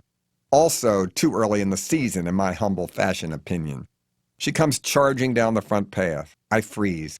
My biggest fan leaps out of the car and falls to his knees in front of this lady, who seems used to this role-playing behavior. Oh, Mother, it's me, Divine, he cries. I was just humiliated in front of the media. Wait, I think, that's not a line from any of my movies. But just before I can nail him on his mistake, I realize, yes, it is. It's from the sequel to Pink Flamingos, Flamingos Forever, which was never shot, only the script was published in book form. To be honest, I could have found him a funnier line, but this idiot isn't asking for direction. I knew you'd meet my son Adam, Mom yells as she grabs me in a bear hug, so that's his name, Adam. Good, I'll remember it for the restraining order if I can ever break away from this insane woman who is smashing her large breasts into my chest before planting a disgusting kiss on my lips. Good morning, Francine, you've put on another 20 pounds, she screams to Adam, also channeling dialogue from my films, but moving on to one of my more mainstream efforts, Polyester. My own mother's insane, roars the son, reverting back to one of Mink Stoll's shrill lines from Female Trouble. Adam's perfect for your movie, shouts the now belligerent stage mother. Let him audition, she begs, and I am at last relieved to see she is talking in a non-dialogue way. Send a resume in to Pat Moran, I respond as always. She casts all my movies. Don't call her, she hates that, I add, trying to protect her from nutcases just like these two. Do Gator, orders the mom to her son, completely ignoring my professional advice. Hey, Taffy, come suck your daddy's dick, he shrieks, obviously unembarrassed to repeat X-rated dialogue in front of his mother. Queen Carlotta, she orders with excitement, like some kind of agent from hell. Seize him and fuck him, he shouts in Edith Massey's nasal voice, without the slightest trace of tiring of this tedious routine. He'll blow you too, if that's what you want, offers up Mom without batting an eye. Right, Adam? She asks her son with a grin before turning back to me and explaining he's got nothing against the casting couch, if that's what it takes. Whip it out and show it hard, he wails, continuing on as Queen Carlotta. Come on, Daddy, fuck me, don't bother with the head. The V of my crotch is what needs attention. I wrote this, I wonder in horror, and then I run. Even that doesn't stop them. Run, you bastard, run, the mother screams, imitating another obscure line Divine used to threaten a mailman who had just delivered her a gift-wrapped turd for her birthday in Pink Flamingos. Pig fucker, Adam bellows for the world to hear, obviously not caring that the neighbors would have no clue as to why he is shouting obscene dialogue to his mother on their front lawn. Lick my royal hemorrhoids, I suddenly yell back, finally driven to such distraction that I am reduced to searching my own inventory of filthy soliloquies to communicate with these fanatical idiots. But that only seems to enrage Adam and encourage him and his mom to get more violent. Get him, bonkers, I hear Adam yell, quoting the name of the dog that commits suicide in Polyester.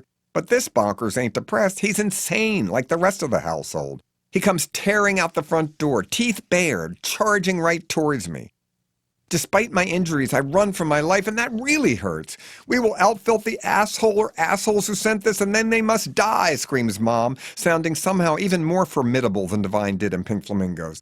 You have exactly 15 seconds to get off my property, motherfucker, before I break your neck, wails the son in a desperate bid for faux Dreamland Studios stardom. I painfully climb up the chain-link fence of another house, dive over to safety just in time to escape the dog, which is nipping and snarling at my heels, and feel my BlackBerry fall out of my back pocket and land in enemy territory. The dog barks in a rage and suddenly squats down and takes a shit on my phone.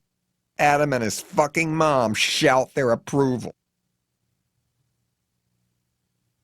Bad ride number 3. Faye. Hey, what's this? A car stopping for me and I haven't even stuck out my thumb? Could my hitchhike luck suddenly be changing?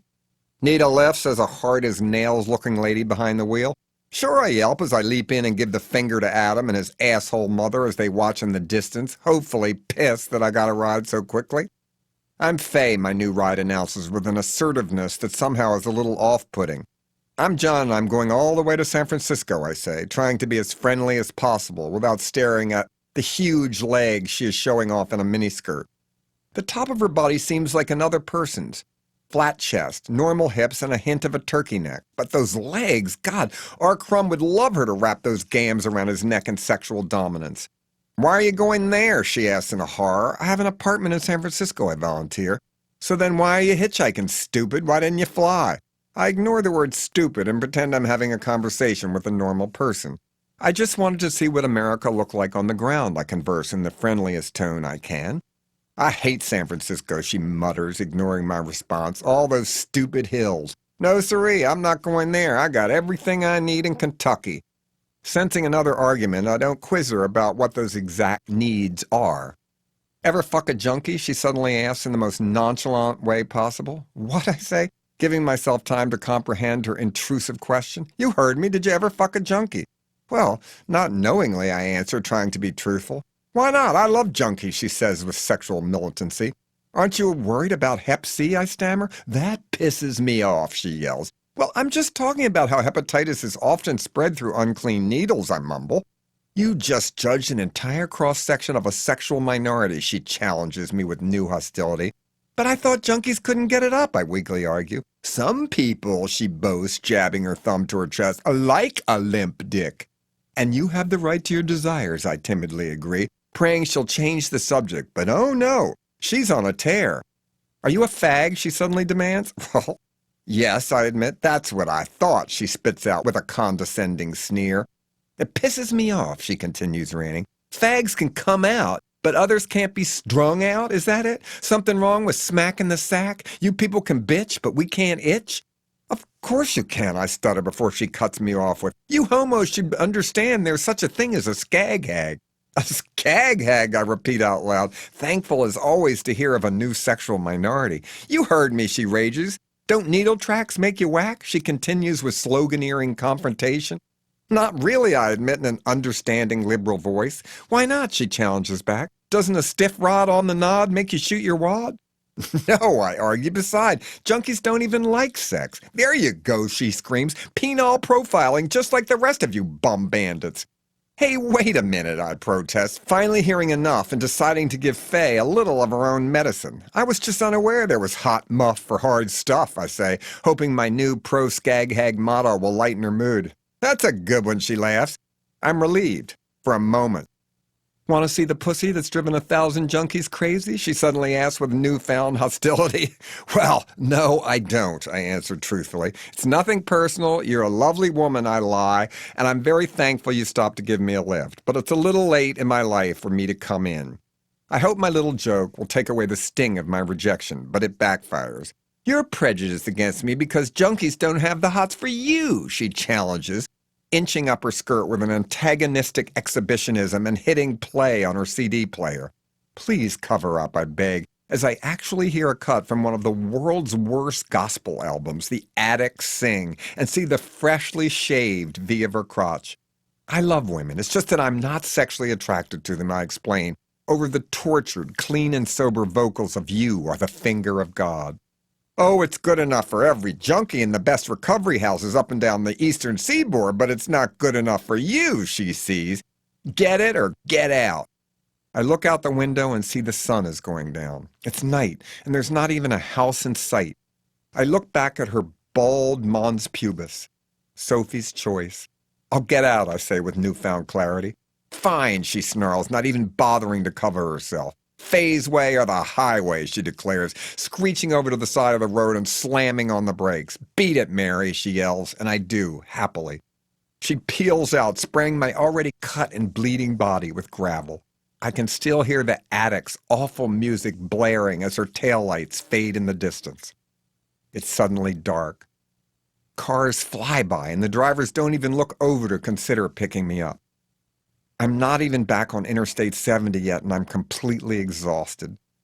Some of the scabs from my earlier injuries have now stuck painfully to the fabric of my jeans, and every movement prevents their fragile healing. The moon's not even out yet. It's already come to my worst nightmare. I have to sleep out in the open, with no clean clothes for tomorrow, no phone, like a bum. I climb down a slope into a sorry little cluster of trees. Scenic, it's not. I'm lucky enough to discover a discarded takeout bag filled with the spoiled leftovers from a Chinese dinner. I realize I'm starving. I haven't eaten all day. I dig into the carton of soggy white rice and rip open the only plastic packet of soy sauce left and mix them together. Someone's picked a few red-hot Szechuan peppers out of their Kung Pao chicken, and I gobble them down and try to ignore the burning in my throat. I blot my tongue with a stale fortune cookie and pretend I'm full. It's suddenly freezing, but I try to make do. I curl up in a ball and crumple up the carry-out trash and use it as a pillow. Just as I'm about to doze off, I realize I have to take a shit. God, how I hate the human body. I so resent that I have to defecate daily. I didn't even get to think up this disgusting little act, and now I have no choice. Just do it, I tell myself, praying there's enough foliage around to use as toilet paper. It's hard to shit outside. You have to remove both your jeans and your underpants. I begin. Suddenly, I hear a rustling nearby and then an ungodly animal noise. I grope to find leaves, but I can't, so in a panic, I use a flattened rice container as toilet paper. Before I can be sure I'm clean, something lunges at me and I can feel sharp teeth biting into my ass. I scream, but of course there's no one around to hear me. I grab at the creature and still with no pants on, rolling around, battling for my life. For a split second, I see the face of a raccoon, and it's got some kind of hideous yellowish foam around its mouth. Adrenaline pumps through my system. I grab the wild animal and with both hands begin to strangle it. The raccoon struggles back, biting my hand, spewing rabid saliva all over my face. But once I get it by the throat and start squeezing, I can feel victory could be mine. I choke even harder, and finally the diseased creature lets out a terrible-sounding death rattle before going limp in my bloody hands. I struggle to put on my pants and run up to the highway and begin waving my hands to oncoming traffic, much as Marilyn Burns did at the end of the Texas Chainsaw Massacre. Bad ride number 4, Paula. Finally, my luck must be changing, because though it's the middle of the night, a car stops. I limp to the passenger side and look in, praying for a friendly face. I don't get one. I see a harsh-looking woman behind the wheel, wearing an expression of great hostility. "Get in," she says in a flat, emotionless tone. I look in the back seat and see one of the most frightening drag queens on earth, one that couldn't pass as a woman even to Stevie Wonder or the late Ray Charles. She has a large bouffant hairdo, stenciled eyebrows, and a face full of wrinkles. Her looks could stop a train. "I'm her mother," she says in a man's voice, not even trying to assume any kind of femininity. I shudder. "We're going to Indianapolis," the woman in the front barks in an impatient tone. I hesitate. "And we're in a hurry," adds the horror in back, looking as mean as she can be. I look out at the road in the darkness and don't see a headlight anywhere in the distance in either direction. What the hell? I'm street smart. I can talk my way out of anything. I get in and put on my seatbelt. For the first time, I see the woman in front smile, but it's the smile of a snake. "I'm Paula," she says with a new glare of malice, "and that is my mother." "Nice to meet you," says the obvious man, holding out a long, veiny hand with chipped nails painted an especially hideous shade of purple to match the lipstick that has been applied with great care. "I see you've got a cut there," Paula announces with little sympathy. "Yes, I had a very bad ride, and then I was attacked by a wild animal," I try to explain. Both Paula and her mother break into hysterical laughter. Oh, great, a new set of loonies. I look straight ahead, and we drive. Every once in a while, Mom starts cackling, and Paula loses it and joins in. "What's so funny?" I ask, unable to hide my discomfort. "I guess I'm the one that should be asking that, aren't I?" Paula suddenly snaps with a new combativeness. "Hallelujah," adds Mom. "What do you mean?" I stammer. "We knew who you are, asshole," Paula snarls. "Yeah, Mr. Shock Value," snarls her supposed mother, mentioning the name of my first book. "How did you know I'd be here?" I wonder out loud. "One of your shithead fans has been tweeting his butt off about you hitchhiking and how he spent quality time with you." "Facebook, too," pipes in the hag in the back. "You think other people's nightmares are funny, don't you?" Paula growls accusingly. "Huh?" I ask, completely confused, but then add nervously, "No, I don't. I think I've tried to have compassion for both the crime victim and the criminal," I sputter, wondering which of the cases I've written about has so offended them. "It wasn't my fault," growls the cross-dressing man in the back, whose hostile face is made even more grotesque by the elaborate and out-of-fashion hairdo he's wearing. "I was addicted to speed," adds this monstrous mother, "and my children were just trying to help." "Yet you think it's fucking funny," spits out Paula with a vengeance. "I went to jail, and you had a party." "A party?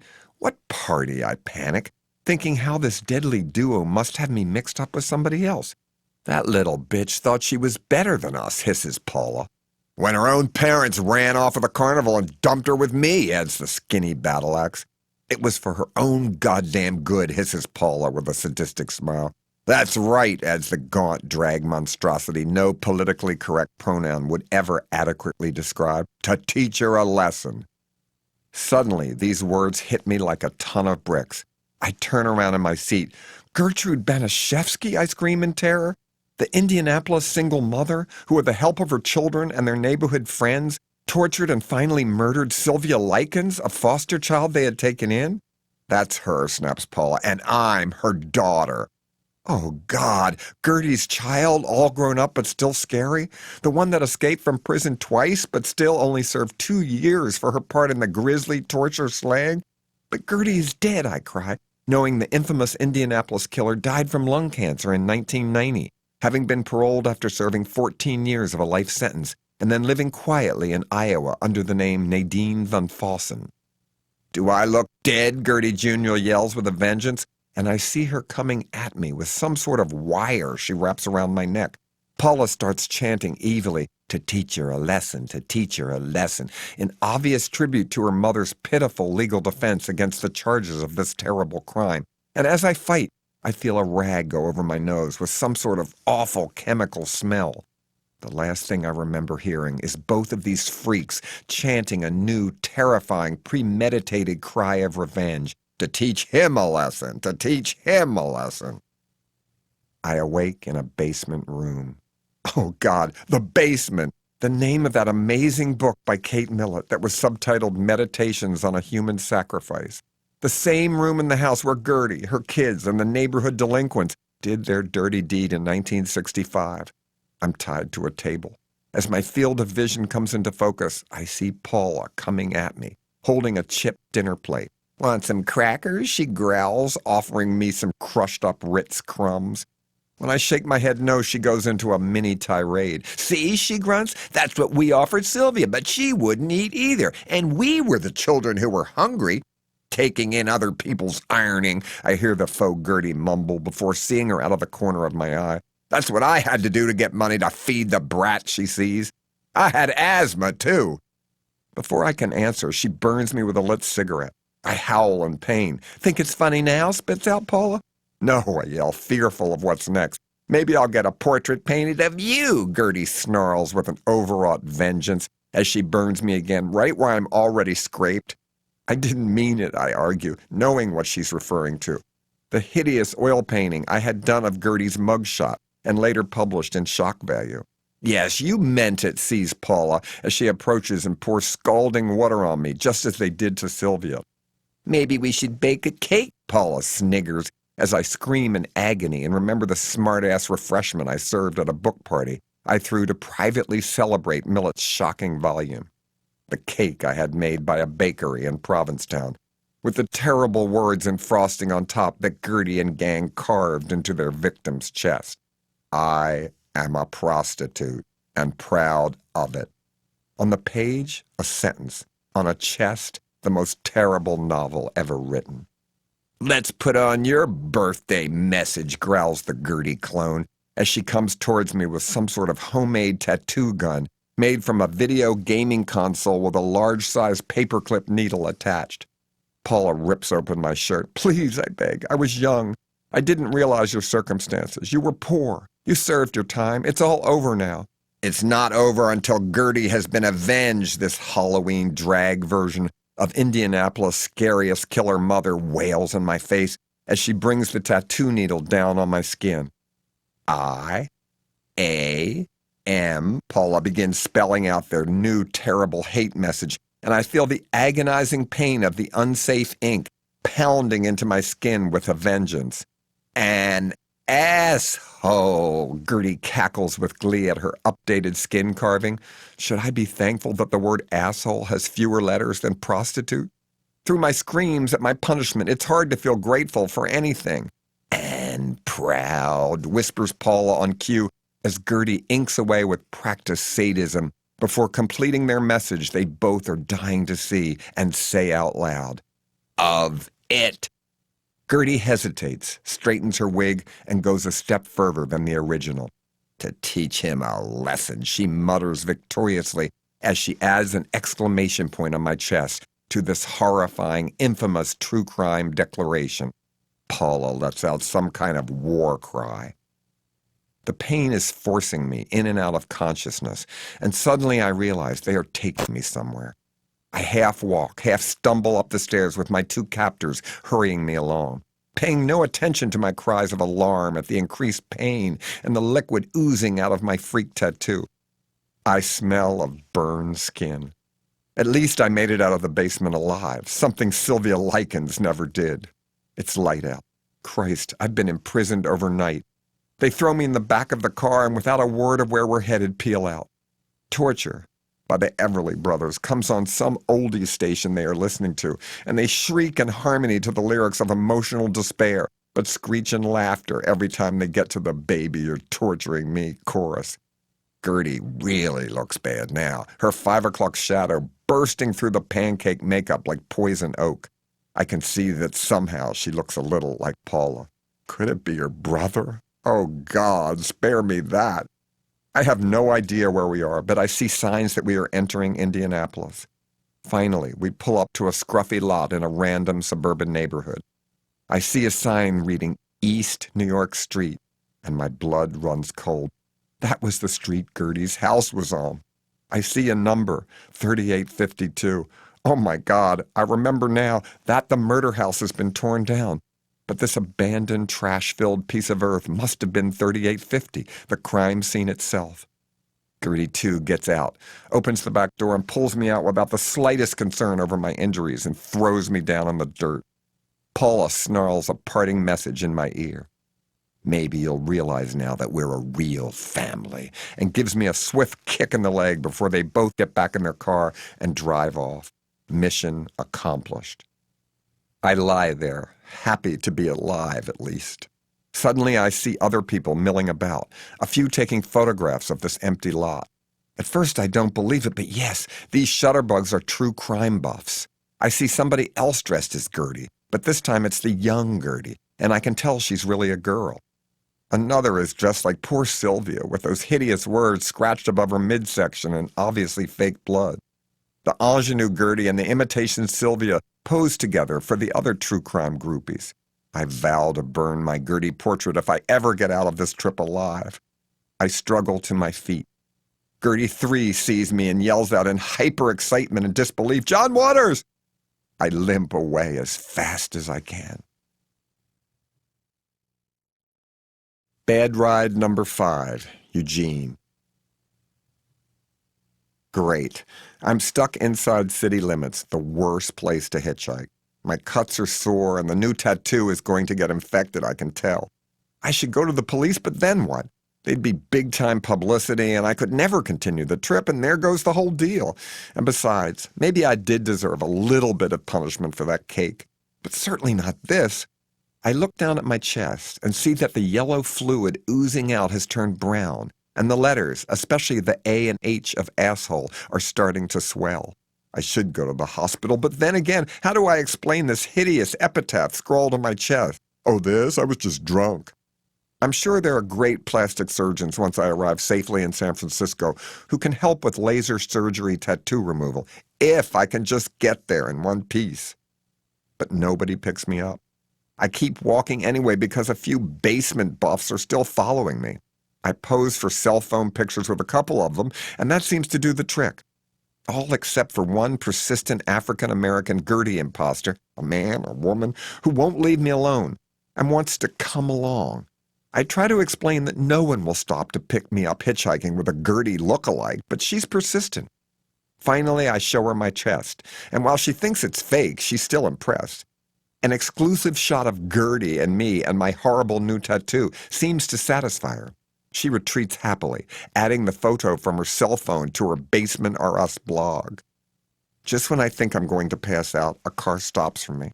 I'm in luck, I think to myself, once I get in the car and painfully put on my seatbelt. Eugene, as he introduces himself, looks like a hippie. He'll be gentle.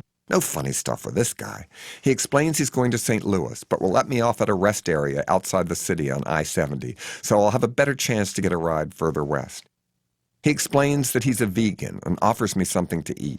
I am starved out of my mind. I don't have any food issues. I can eat anything. At least I thought I could.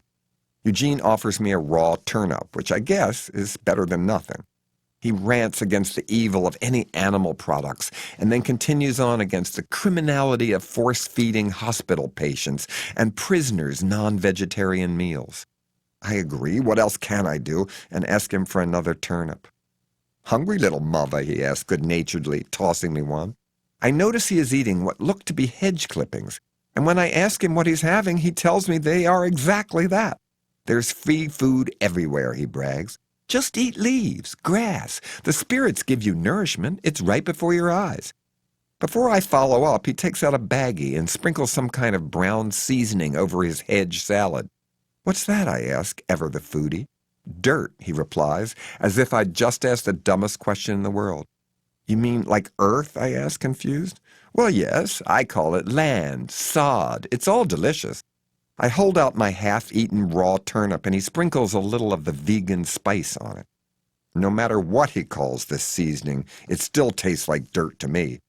And this crust of the earth gets caught in my throat, and I gag. Here, he says, holding out a bottle of what I thought was lemonade. I take a big swig and spit it out immediately. The liquid tastes salty, spoiled, disgusting. What the hell is that? I demand in between dry heaving. Urine, he says matter-of-factly. Nothing better for you than drinking your own wee-wee. But that's not my wee-wee, I sputter. You're correct, he answers with pride. It's mine. I retch. I'm healthier than you, he says, shrugging without concern. You should be thanking my bladder, not complaining. I can't believe I just drank this hippie freak's piss. I continue to gag as he drives along, looking at me in food pity. You poor thing, he tisk-tisks. It's all those animal parts stuck in your veins that are making you sick. Bristle, you know what that is? No, I admit weakly. That's stiff animal hair left over on pork products. Gag. Don't be puking in my car, he warns, and if you do, I would expect you to eat it back up. Consuming one's own vomit is a way to train your digestive system to reject animal-derived substances. Please, I beg, do you have anything a little less radical to eat? He thinks a minute. Sure. You like tofu? Yes, I yell, practically salivating for something I've at least enjoyed in my culinary past. Here you go, he offers, taking out a bowl made out of a recycled tin can. It's raw, the way tofu should be eaten. I scarf it down. He is listening to the ridiculously childish novelty tune, Tofurkey Song by Joni Leeds, but I can tell he sees no humor in the chorus, wobble, wobble, wobble, not gobble, gobble, gobble. What do I care? At least the recording covers up the sudden rumbling in my stomach. We continue to drive, and much to my humiliation, I fart. Eugene looks over at me and says with a straight face, "Reject that suet." "What is suet?" I ask. Anything to divert my embarrassment. "The solid fat prepared from the kidneys of cattle," he deadpans. Suddenly, a blast of shit fires in my pants without warning. The stench is overpowering. Oh God, I think he's going to expect me to eat this? "That's what you get from eating meat," he scolds with a savage new fanaticism. "I have food poisoning," I wail. "Why didn't you cook that tofu?" "Cooking is a violation of the natural order of food, you fool," he lectures with an obnoxiously patronizing tone. "Please pull over," I plead. "Absolutely not," he answers. "You have to learn a lesson about excrement. Your bowels are sending you a vegan message." "Oh, they're not," I scream in mortification. "I have diarrhea. Please let me stop at a restroom." "I bet you have wiping issues," Eugene suddenly accuses me.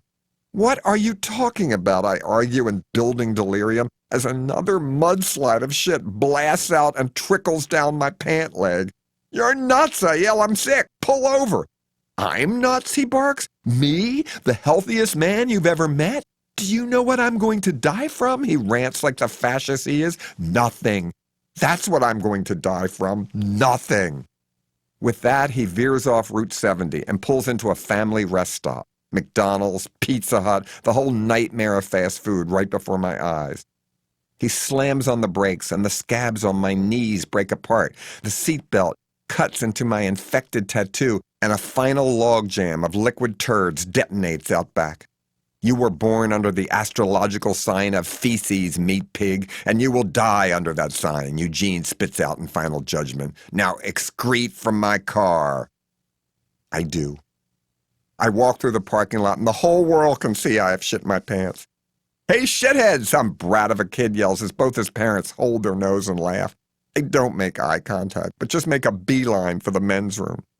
I walk through the packed food court, gagging and farting every time I see or smell food. Wouldn't you know it, the bathroom is crowded. All the stalls are filled. "Oh my God," some man mutters in disgust when he sees my sorry state of affairs. Out of the corner of my eyes, I notice men stopping in their tracks and then scattering in horror. Finally, a stall opens and a college student type exiting makes direct eye contact with me. "John Waters?" he cries in surprised happiness. "Yes," I stupidly answer, pushing past him and slamming the door shut behind me. "Oh my God," I hear him yell to just about everybody. "Did you see that? That was John Waters. I'm almost certain he has shit his pants." I hear grown men laugh in constipated smugness and digestive superiority. I hang my jacket on the inside hook and plop my chafed ass down on the toilet, but there is nothing left to come out. I attempt to clean myself up. It was hard outside to take off both my underpants and pants, but here in a rest area men's room it's downright scary. I'm sure bathroom users can see me bottomless through the cracks in the stall door. I roll up my disgusting boxer shorts to ditch upon leaving. I flush a couple of times and use the clean toilet water to wash out my pants. I'm on my hands and knees scrubbing the cloth with all my might. It's a good thing I wasn't wearing white jeans as I usually do in the summer.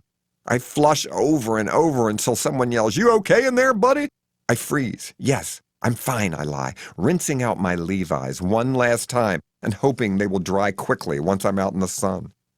Just as I turn around to face the daunting task of slipping into my wet pants, I see a hand come over the top of the stall, quick as lightning, and grab my jacket. "Hey, fucker," I yell as I trip over my boots, struggling to get one leg into my sopping jeans. "Stop! Thief!" I shout, but all I hear back is the footsteps of the running jacket snatcher. "Someone just stole my coat," I scream, but for once the bathroom seems empty. I run out of the booth in my stocking feet, still zipping up my fly, but all I see is a father and son walking in, eyeing me with alarm. "Did you see somebody run out with my jacket?" I asked, completely beside myself. "How would I know what your jacket looks like?" the father asked with rude sarcasm. "Yeah, moron," spits out the kid to me as I stuff my feet in my unlaced hiking boots and race past them, depositing my diarrhea underpants in the trash can right in front of their suddenly scared, shitless eyes. I run through the rest area with my laces flapping, tripping over them every few steps. "Thief!" I yell, but people look away, and I don't see a security guard in sight. Once outside in the parking lot, I realize whoever swiped my jacket is long gone. No jacket, No bag, no phone. I'm really alone. In St. Louis, for shit's sake. Bad ride number 6. Woody. At least there's an entrance ramp back onto I-70 West, my supposed lifeline for this misadventure. Maybe a freshly fed fat family from the food court will have mercy and pick me up. I stand with my thumb out for over 2 hours, but I don't mind because I'm praying the wind is acting as a deodorizer of my fecal accident. Suddenly, I spot a discarded can of Off insect repellent in the weeds near where I'm standing. I leap over and grab it and spray it all over me. Off is not a real deodorant, but I've always loved the exclamation point included in the brand name. And besides, I don't have any toiletries left. This will have to do. Even the Maybelline eye pencil I keep in my sports jacket pocket is now gone. I pick up a cigarette butt from the roadside gravel, and without a mirror, from memory, try to shade in my graying signature facial hair. Who knows if I colored within the lines? For once, I do want to be recognized. I can use all the help my look can muster. Naturally, the next ride's driver has no idea who I am, but I learned way too much about him immediately. Straining to hear his braggart opinions over the most obnoxious, screaming talk radio shows that he violently changes back and forth by pushing the channel button so hard I'm amazed they don't break. His name is Woody, and oh yeah, he smokes. Parliament filters, 4 packs a day. Filter, flavor, pack or box, he sings loudly, reminding me of the vintage ad campaign. The car stinks so bad of cigarette smoke that I'm at least sure he can't get a whiff of my rectal troubles. I used to be a heavy smoker too. 5 packs of King Cools a day before I quit, so I can't be too judgmental. But still, he hotboxes each cigarette right down to the recessed filter and then lights the next one straight from the butt before he flicks it out the window, possibly starting a forest fire. Thank God I gave up this filthy habit or I'd be dead by now. Want one, he asks, holding out his pack with the parliaments arranged temptingly like the old magazine ads. No thank you, I quit, I politely declare. Why would anybody quit smoking, he rudely responds. Because I don't want cancer, I answer smugly. Don't you miss it, he taunts, French inhaling even more militantly than I did in those mock no smoking in this theater announcements filmed for the Landmark Theater chain? Good God, I hate this guy, but at least we're covering some ground. We're already in Kansas when he tells me he hasn't been to sleep for 38 hours. Let me drive then, I offer, trying not to sound too alarmed. But no, he wants to talk about my least favorite subject, sports. You know about the baseball curse of the billy goat? He quizzes me with a newfound urge to chatter. No, I hate sports, I explain, but he acts as if he doesn't hear me. It's true, he shouts, blowing a big mouthful of Parliament smoke in my face as if I'd argued his point. In 1945, a Chicago Cubs fan, and I am not one of those twats, he rages, wanted to bring some fucking billy goat to the World Series game. I feel like screaming. I am already so bored with this guy's dumb sports rap, but he doesn't pick up on my disinterest. Now, why did this cunt licker bring a billy goat, I ask you, he demands? I have no idea what you're talking about, I try to explain. Exactly, he hollers. Exactly what, you fool, I shriek in my mind, looking out the window into the vast nothingness of Kansas wheat fields and debating which would be worse, being reincarnated as livestock or having to listen to this colossal blowhard. But rightfully so, he continues ranting. The Wrigley Stadium security squad wouldn't let him bring this stupid billy goat on the playing field. So what does this fucker do? I refuse to participate in this meaningless conversation and instead concentrate on his burning cigarette in the ashtray. Would it hurt if I had just one, as long as it's not menthol, for old time's sake? I think of my now-gone file card in my jacket pocket, the one where I daily list my chores, plus the number of days it's been since I had a last cigarette. 3,426, if I remember correctly. Do I want to blow my near 10-year nicotine sobriety and have to start over by quitting again and writing the number 1? But who can think straight when asshole Woody is still raging? This dickwad with the goat puts a curse on the Cubs, he flares up. I grab a Parliament out of the box and light it in a desperate attempt to escape this maddeningly boring conversation. One drag and my head spins. I feel faint like a teenage girl who has just lit up for the first time. No, I can feel my body yelling back at the first inhalation of cigarette smoke, but Woody's too self-absorbed to even notice. This ballsack actually curses Wrigley Field, he continues, flying off the handle. And you know what? What? I finally stammer, between reckless drags of nicotine pulsing into my bloodstream and instantly turning me into a chain smoker. What? What? I yell again, grabbing the whole pack of Parliaments out of his hands and actually eating one right out of the box, unlit. That motherfucker's curse works, Woody yells back, not at all troubled by my sobriety slippage. And there's never been a World Series game played there again, Woody spews before suddenly swerving off the highway to a rest stop. I gotta take a shit, he announces. This is one of those unmanned rest stops. No food, no gas, just a place to go to the bathroom. I notice there seem to be a lot of cars, maybe too many. Woody charges inside, but I linger, chain smoking and stretching my aching limbs. I notice a man who appears to be jerking off in his parked car. I look away. I figure I might as well take a leak since my food poisoning seems to have subsided. I go inside and immediately notice there is activity, a full-scale tea room. I don't see Woody, but I can hear him still talking to himself about sports in a stall between his repellent grunts of defecation. Every urinal has a man standing in front of it, so I wait nervously. I see other guys, some obviously gay, going in and out of the stalls, zipping up or down on the hunt. A guy turns away from the urinal, and I see his erect penis is still out. He gives me a lecherous grin, but I try to ignore him and take my place at one of the other urinals. The guy next to me, and he's not bad-looking either, is shaking his semi-hard dick to finish up his last drops. I try not to look.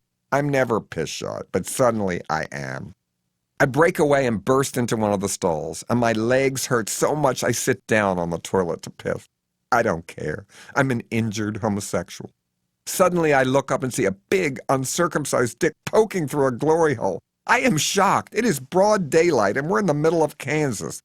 Just as I jump up to flee, the door to my stall is kicked in, and an undercover cop, one of the guys I saw cruising, breaks in and flashes his badge. Vice Squad, he announces as he grabs my arm. Another cop stands on the toilet in the next booth and leans over. You're under arrest, he warns me, as he struggles to put his stiff dick back in his pants on the other side of the glory hole. For what? I plead to deaf ears as another cop, the cute one I saw shaking his dick at the urinal, rushes in from the front and with the help of the first vice cop, handcuffs me. Entrapment, I yell as the other gay guys inside run from the restroom like roaches when the lights come on in a slum kitchen. I see Woody outside, still motor-mouthing about sports to the driver of an undercover cop vehicle who seems to be hanging on to his every word over the lyrics of I'm a Lone Wolf by Leon Payne blaring from the cop's radio. I used to love this song until I hear both Woody and the Vice Hogs singing along mockingly to the lyrics I'm footloose and fancy-free and strictly on the prowl.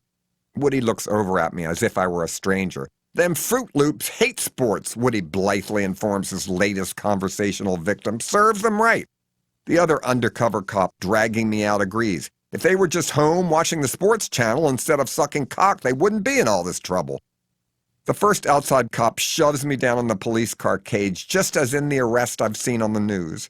I debate telling the cop Woody's been driving without sleep for days, but don't because, well, I'm from Baltimore. I'm no snitch. We peel out and I don't believe my ears. We're in the middle of nowhere and this pig has the siren on. Is that really necessary, I ask, trying to be reasonable? As necessary as protecting families who are trying to take a dump, but can't because you Hoover mouths have turned a cleaned rest area into a sex pit, he answers with a total lack of sympathy. I didn't do one thing, I protest like Dawn Davenport. It was you guys who had your dicks out. Everything you say, he recites from memory, can and will be used against you in a court of law. Fuck, I'm going to jail? Can I have a cigarette, I plead, already jonesing a nicotine withdrawal? Didn't you read the Surgeon General's report? The cop asks unsympathetically. Smoking's bad for you, so think of a letter M and then think of the next two letters in the alphabet and apply them. N-O spells no. Does that answer your question? Bad ride number 7. Busted in Kansas. Sodomy is illegal in Kansas, the booking officer blithely tells me as he snaps the most unflattering mugshot of me possible on their outdated police camera inside the tiny Bunker Hill County Jail. I wasn't committing sodomy, I shout. I just stopped to use the bathroom. Yeah, he responds. Look, we don't go for greedy bottoms here in the Midwest. Greedy bottoms, I yell in full horror. I don't do that. I'm all about safe sex. Safe sex is illegal sex here in the Midwest, my jailer announces with final authority. I try to change tack. Look, I'm famous. I made that movie Hairspray. With John Travolta, he smirks. No, the first one, I try to explain, with Divine. Never heard of it, but that don't matter. I hate fag musicals anyway. Look, can I call a lawyer, I ask, knowing I'm allowed one phone call? No phone service at this little old jail. It's a historic place, mostly open for tourists. Before I can challenge the blatant disregard of my legal rights, he orders me to strip down. You're kidding, I sputter. You heard me, Barks. Lose your laundry. As I slowly remove my clothes, he notices my cuts and bruises, and after seeing my hideous new tattoo, gives me a wolf whistle. I am completely mortified. I hear some hick announcer on the radio crackling in the background mention my name, and I strain to listen. Mr. Waters, the 66-year-old director of such Hollywood films as Crybaby and Hairspray, was arrested for public lewdness in a public men's room beside the highway in rural Kansas. His attorney had no comment except to say he was trying to confirm the truth of this breaking story. Lift your nuts, spread your ass cheeks, orders Ilsa, the he-wolf of Kansas, as I close my eyes, think of my pen membership, and do as told. Bend over, he growls. He takes way too long to look. I hear Riot in Cell Block Number 9 by the Robins start to play on that same radio station, but the only riot going on here is inside my head. I stand back up in embarrassment, and he jerks me around to face him. His breath smells like licorice plaque. Next time, he snarls, maybe you won't take the Hershey Highway when you visit our great state. Before I can answer, he buzzes open a gate and shoves me inside a cell. The only cell in the tiny little rural jail. I've got a cell buddy. His name is Vernier, and he's black. And he's here for a sodomy charge too, but unlike mine, he was home with his boyfriend and somebody reported suspicion of fellatio. And these rotten cops spied through his window and busted him when he and his boyfriend were giving each other head in the privacy of their own home. Knob Gobbler, the jailer introduces us. This is Mattress Muncher. We look at each other with a shared hatred of this jerk. I'm just a normal queer, confides Veneer when we're alone. Me too, I say, sort of telling the truth. Wait till you taste the food in this shithole, he warns. Chipped beef, rancid bologna, mystery meat. We can hear the clicking of the jailer's keys, and the same hog comes back in with our dinner on plastic trays. Here we go, ladies, he snorts. Time to put on the feed bag. He plops down the most disgusting meal I've ever seen in my life. Nutriloaf, explains Veneer. Don't eat it. But I'm starving, I admit, yet he's still adamant. That crap is made from rotten tomatoes, week-old moldy Wonder Bread, and the skin of tortured poultry, the opposite of free range. They keep these pitiful chickens out back in tiny little cages and torture the poor birds with electrical cattle prods until they kill themselves by hurling their skinny carcasses against the cage bars and bleed to death. Yummy, I think as I look down at my plate. I'm so starved I eat it anyway, retching and choking from the gristle-filled texture of food hell itself. Oh yeah, adds Veneer, they put saltpeter in it too. Damn, just when Veneer was starting to look cute.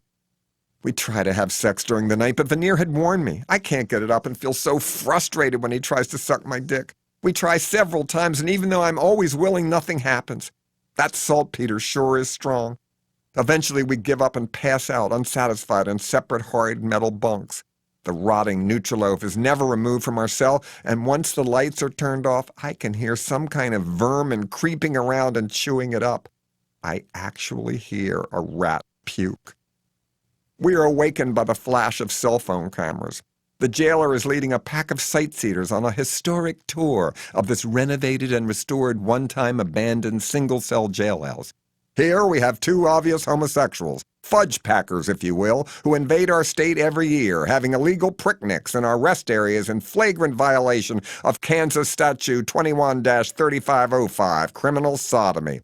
I only gave a blowjob, yells Veneer in defiance as the tourists cover their ears in oral disgust. Call the Maryland Film Commission, I beg. I was doing research for my book. Skull Pussy and Pillow Biter, the jailer barks, still referring to us, the two-headed transplants of rear entry. Later in the day, we are dragged into the only other room in this tiny jailhouse, a miniature courtroom with a judge's bench and 3 seats for the public. I see the lowest rent entertainment reporter I vaguely remember from some long ago movie press junket. One of those hacks that keeps stopping the taping and demanding you call him by his first name in your responses to his extremely unoriginal questions. God, I marveled. He's a reporter from Smoky Hills Public Television, as he claims his career must be in real trouble. His station is based in this almost abandoned town, Bunker Hill, Kansas. Population 95. The judge enters and he looks exactly like the cross-eyed actor who plays the biggest fascist sadist in Pasolini's movie masterpiece, Salo. Veneer gasps. I gulp. Court is now in session, our elected official announces in a flat Midwestern accent. The other 2 reporters, one from the faraway Wichita Times and the other from a local flea market classified giveaway sheet, are allowed to take photos while our TV guy videotapes. You 2 ass bandits are accused of sodomy, the judge announces without looking at us. Semen demons will not be tolerated anywhere in Kansas, plain and simple. How do you plead? Your Honor, Veneer tries to argue as his own attorney. I am constitutionally guaranteed the right to give oral sex. Overruled, the judge yells before turning to me. And you, homo hack, he rudely addresses my humble self. Judge, I have not been allowed to contact my attorney, which is a flagrant violation of my rights. You've seen too many bad movies, cream puff, he rules with a hint of hidden Nellyism. I suddenly realize this fucker has a little sugar in him himself. But he's not a brother, believe me. He gives us both 2 weeks of community service with the understanding that we must be out of Kansas by sunset the day our sentences end. Veneer seems relieved, but I'm not. 2 weeks? That's an eternity. I have a flight to catch from San Francisco to Provincetown for the start of the season in 8 days. 2 weeks in Bunker Hill, Kansas seems like a life sentence. Our jailer drags us out of the courtroom, and we are paraded in a perp walk before the pitiful little press corps. I ignore all their rude questions except 2. Yes, I have seen Black Mama, White Mama, and no, I do not identify with this movie in my current situation. Next stop, the same pitiful rest area where I was arrested. It's much quieter, not a pervert in sight. I guess by now the word is out that this one-time jumping tea room is now heady. Okay, the jailer announces, get out. Your job, he says to me with a smart-ass grin, is to pick up all the used rubbers you may find at this location. And you, he says to Veneer, you give out these homo health tips. I see Veneer blush, even though he's black, when he reads the Rimming and You flyer filled with graphic descriptions of various strains of hepatitis that can be caused by indiscriminate analingus. Veneer and I look at one another in militant anger, but know better than to argue. I find a stick and use it to poke through the bushes. I find a lot of used prophylactics. The semen is mostly dried up, but in some it's runny, heated up by the sun on this unfortunately warm day. I pick them up with my bare hands and deposit them in a torn Rite Aid plastic bag I find stuck blowing in the wind in a low tree branch. My jailer nods his approval. Veneer is having a much tougher time. Since most of the drivers who are stopping have to use the bathroom for legitimate purposes, they become enraged when they politely take Veneer's flyer and read the scandalous message. Some don't even know what rimming means and ask him innocently. Other men do know and are infuriated to think that they have been identified as engaging in such. One guy actually punches Veneer in the mouth. My jailer runs over to try to break it up, and I see my chance for freedom. An effeminate, bewigged older gentleman has just driven up. Back in Baltimore, we call this type a Nell box, but never to their faces. I guess he hasn't heard of the police crackdown yet. Before he can even get out to cruise, I approach him, still pretending to look for rubbers, and whisper stealthily, "Help me, I'm being held prisoner by homophobic authorities." The Nell box looks at me, over at the growing brawl with the jailer and Veneer, and then back to my crotch. "Get in, girl," he whispers in his most exaggerated old-school Queen vernacular. I leap in and immediately lie on the floor. He slowly drives away. Bad ride number 8, Blossom. "Gate in my hole, Miss Thing," he whispers out of the corner of his mouth as he drives right by my jailer and poor Veneer without their even noticing I'm gone yet. "I beg your pardon," I answer, for once perplexed at the meaning of his gay slang. I'm Blossom, this big galoot of a queen answers, not bothering to translate, and don't you forget it, girl. Oh, God. Is it wrong to be gay but still have gay shame, as it's humorously called by hip fags in the UK? Embarrassed at the old-school poofs who exaggerate the stereotype and give the new queer generation a gaily incorrect name? It's a tough call. I remember when Divine first saw Richard Simmons and confessed that he felt homophobic. I can identify here. Suddenly, Blossom reaches into the back seat and grabs a bakery box, which he hands over to me. Have some pie, butt plug, he offers with a deranged look in his eyes. Okay, I mutter, once again hungry after days of irregular meals. My tattoo is hurting. Every time I move, I can feel the scabs stretch and break, and you can see pus leaking through my shirt in the front. You pop your cork? Blossom asks me with a sudden lechery when he notices. No, I explain in horror. I have an infection.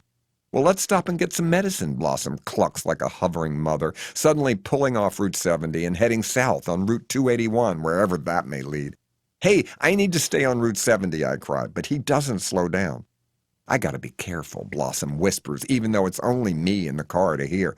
Why, I ask, almost afraid he'll confide the truth. Can I tell you a secret, girlfriend, he asks, and ignoring his gay familiarity, I answer warily, maybe you better not. I'm on a mission, Mary, he continues, disregarding my advice. These straight fuckers need a payback. Who, I ask, having no idea of what he's talking about. Breeders, he snorts back. Oh, come on. Some straight people are fine. These days, you can't tell a person's character by his or her sexuality, I argue, not caring if he agrees or not. Oh, yes, you fucking can, Blossom suddenly snarls with unassimilated gay fanaticism. Somebody's gotta pay, he threatens, as we swerve off the road to enter a Rexall drugstore parking lot. Blossom pulls into a handicapped parking space and slams on the brakes in a decidedly ungirlish way.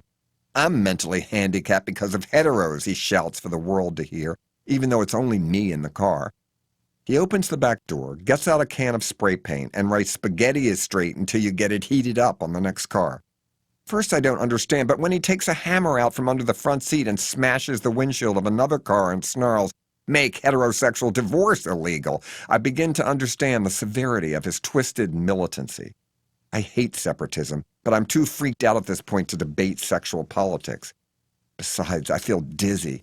Come on, Blossom says, dragging me out of the car and towards the drugstore. You're coming with me. I don't feel well, I try to explain, hoping to stall him, but telling the truth.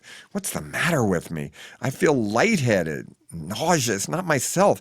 That's because straight pig fuckers are around, Blossom rants, suddenly back to his hetero bashing. I feel like puking too every time I think of them dancing the electric slide. Blossom suddenly changes the subject, all business. Okay, once we get inside, we're just two trouser bandits out shopping. My head starts spinning in some kind of weird vertigo, and I reach out to hold on to him for support. If we get busted, he continues, ignoring my frailties, you don't know me, girline, and I don't know you. Suddenly, the horizon spins and I fall to my knees. My scabs, just beginning to heal, rip apart. Blossom pulls me back up to my feet with surprising strength. We both see security guards rushing to investigate Blossom's now reported vandalism. When he gives me a wink, I realize that was Blossom's point in the first place. We enter the store. Blossom knows the layout. He heads right to the bottled water department, grabs a large bottle of Evian, looks around to see if he's being observed, unscrews the cap, takes a gulp so there's room, and pours into the bottle some Clorox bleach from a hidden container he pulls from his pocket. Straight throat, he mutters, and even if I have no idea what he means, I know it's not good. The whole place is spinning again, and I begin to collapse, but Blossom catches me just in time. I can barely make it back to the car. Blossom, now in high spirits, is mumbling hate crime threats and giggling insanely as he sees my deteriorating condition and lets me lie down on the back seat. I feel really bad. He takes pity on me and feeds me another piece of pie. Just as the first bite goes down my throat, a light bulb goes off in my head. This freak is poisoning me too, only this time it's on purpose. I spit it out. Why, Blossom? Why, I beg? I'm a gay guy too. Because you're a traitor, he hisses as he jabs on the CD player and Strychnine by the Sonics comes on. I usually love this kind of music, but the lyrics "I like the taste of straight strychnine" are suddenly not funny. You're a bisexual sympathizer and assimilated faggot, Blossom continues. Worse yet, you're not an outlaw anymore. I vaguely remember stopping at 2 more convenience stores. He went in alone while I lay helpless in the back seat. First, it was a Hy-Vee drugstore where he replaced milk of magnesia with Ipecac, so they can feel as sick as I do when I see straight guys sitting in a movie theater together with one empty seat between them so their legs won't accidentally touch. My memory is foggy on the last one, but I think it was someplace named Cheapo Depot, right over the Oklahoma border, where he injected citrus fruit with rat poison. If leather bars are vanishing, so must straight people. I finally lose consciousness. It's early morning when I wake up. I'm in some sort of adult hotel with Blossom. Pay-per-view bareback gay porn is playing on the TV. He's completely nude with an erection, and his legs are up and wrapped around his head. His asshole is so overused, it resembles a baboon's. Blossom. Now I know where he got his name. He's tied a noose around his neck and strung it tight over the faux rafter overhead, all ready to be sprung. He's obviously an autoerotic asphyxiation enthusiast. Stroking his enlarged cock, he has been waiting for me to wake up and focus on this full horror show. Gay to my whole Miss Thing, he announces for the 2nd time today. And this time, I think I know what he means. He snaps the cord, and the rope flips him around to his feet and hoists him off the ground. He chokes in ecstasy. Maybe he reaches an orgasm. I'm not sure. I run. Bad ride number 9. Captain Jack. It's fucking boiling outside already, and Natch, without my bag, I don't have my sunblock or my baseball hat. And Beaver, Oklahoma is not exactly a hotbed of shopping choices. I stand in the rising sun for a long time. No cars come by. I feel old with my infected tattoo, my achy legs, and a general fatigue from the anxiety of cross-country hitchhiking that has gone so wrong. The sun gets hotter, and I can feel my bald spot burning. I find an old piece of cardboard by the side of the road, and I hold it over my head. But every time I reach my arms up, my tattoo scabs seem to rip and pull apart. I'm thirsty. Jesus, I see some sort of bird overhead. I hope it's not a buzzard anticipating more bad luck for me. I'm not roadkill. I am a man. Captain Jack is beyond a doubt the most disgusting-looking driver who has picked me up so far. But after several hours of waiting with bleeding sunburn blisters, you'll get in any car, believe me. He is of indeterminate age, maybe even younger than me, but the years have not been kind. Grizzled worse than Gabby Hayes and smelling stronger than the comic strip character B.O. Plenty, Captain Jack also is a goiter sufferer. He has a huge, hideous one on his neck. I have always feared catching a goiter from a stranger, and have voiced such concerns to my assistants in the past, but they just hooted and hollered, "That is medically impossible." I'm not so sure. At first, I think the clinging, pungently damp, and horrendous stench in his car is his breath. But then I realize it is goiter odor. Every time he speaks, his repulsive growth rises, falls, and quivers in thyroid hormone starvation. Captain Jack claims to be a recycler, but he sure ain't green. He's a hoarder of unrecyclable plastic. The entire interior of his car is filled with dirty deli trays, old number 4 prepared food containers, filthy plastic cups, and moldy takeout containers. This is the first car I have ever been in where I notice roaches. Captain Jack doesn't talk much, but God, he stops his vehicle a lot.